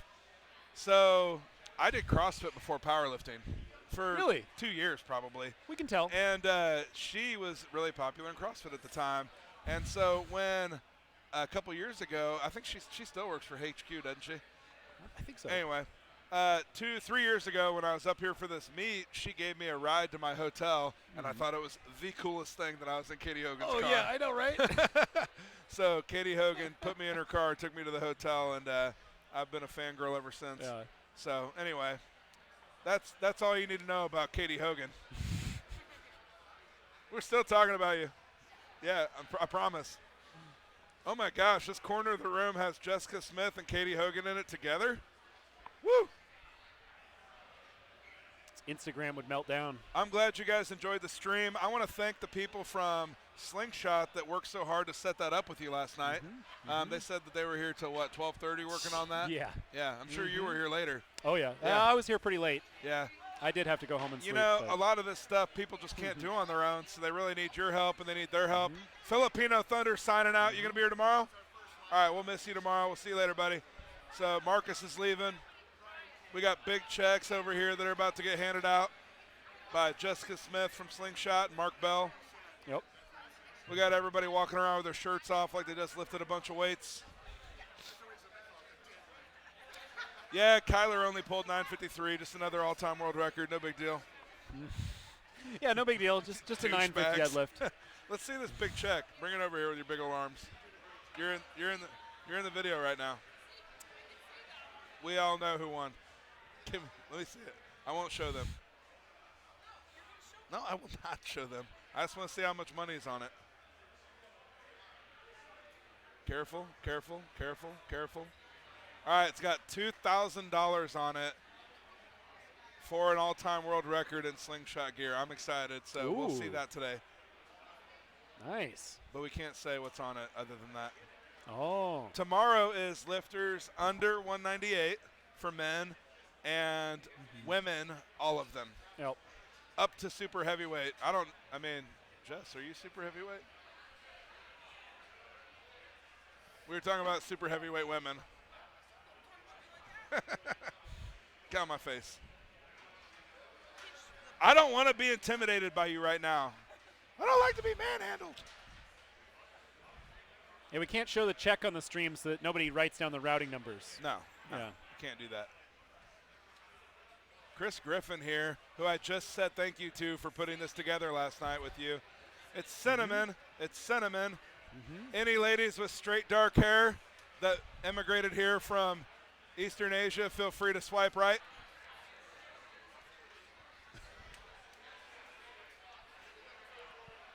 Cinnamon photographer up in the Heezy, looking all handsome and shit.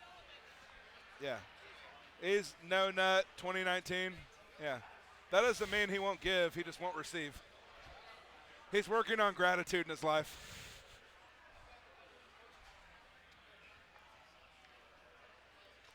I don't know who's going to be lifting in the lighter men. To tell you that I did know would be a disservice to them. I really don't know who's competing tomorrow in the men's groups. I wish I could tell you. Well, the way that they try to lay the flights out so that the weights make sense and the spotters and loaders aren't taking everything on and off the whole time means that Jesse's going to have to kind of go through the weigh-ins and put people in categories. Yeah. And that makes sense. I'm sure we probably won't see a roster until tomorrow morning. I host 7 meets a year, so as a meet director, sometimes you just get put in a spot where you can't put everybody in ascending weight order. Like, you just can't do it that way all the time. Like today, for example, the 220s were with the heavyweights. Yep. The 220s and sleeves were with the heavyweights. One, probably to showcase them in the later flight because that was super fun way to end the meet. And then 2, also, that's just the way the numbers shake out sometimes. Yeah. So we'll be interested to see how that works out tomorrow. They ended up right in the middle of the flight with the weights of everybody else rather than at the end of the other flight putting a bunch of plates on the bar. I mean, sometimes I don't know what flight somebody's going to be in until midnight. Yep. You know? Yep. And sometimes it's the next morning because some weights you can weigh in day of, you know?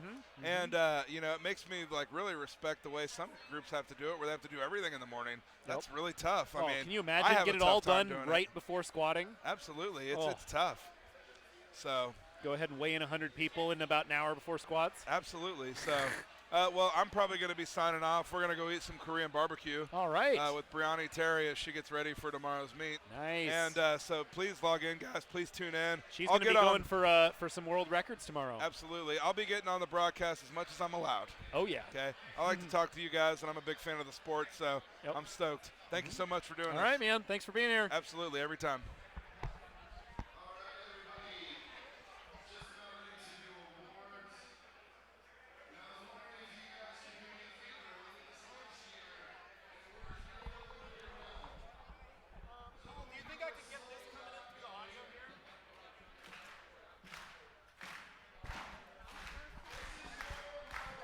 Here we go. We're doing awards now.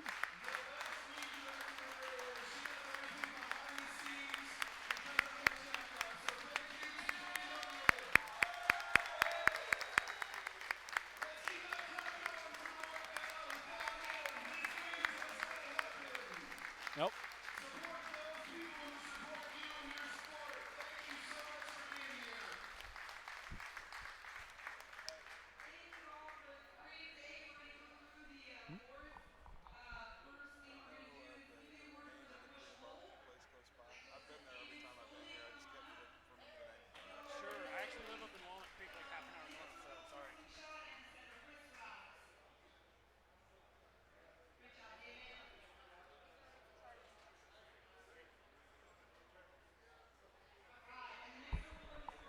All right, we're doing awards here, and let me just see if I can move this a little bit. Hold on.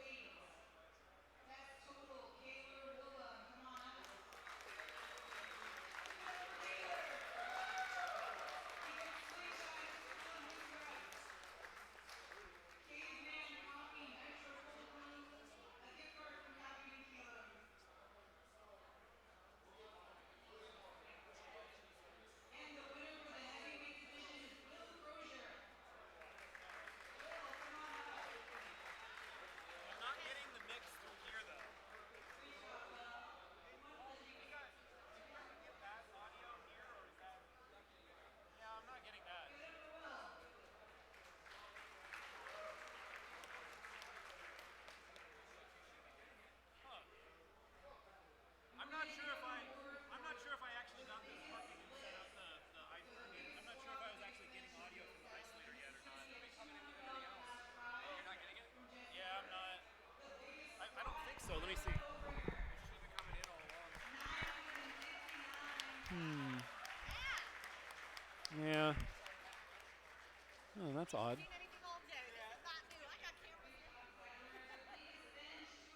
To David Douglas with 611 pounds.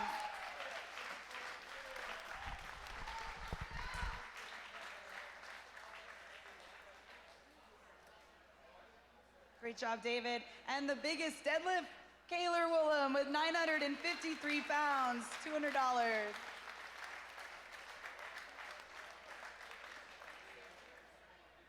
And then our award for best lifter overall today, with a total of 941 kilos, $500 cash, a Vertical Meals gift certificate, Sub-Zero supplement packs, On It supplements going to Kaylor Willem.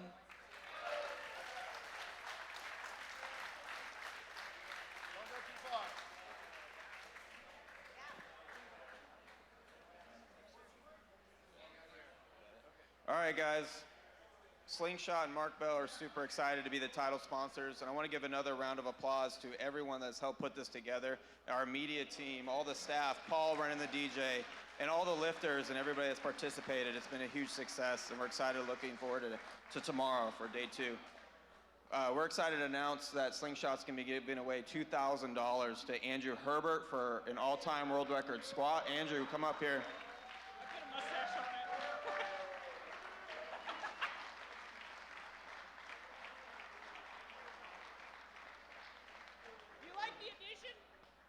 Yeah, he's got a hell of a stash on there.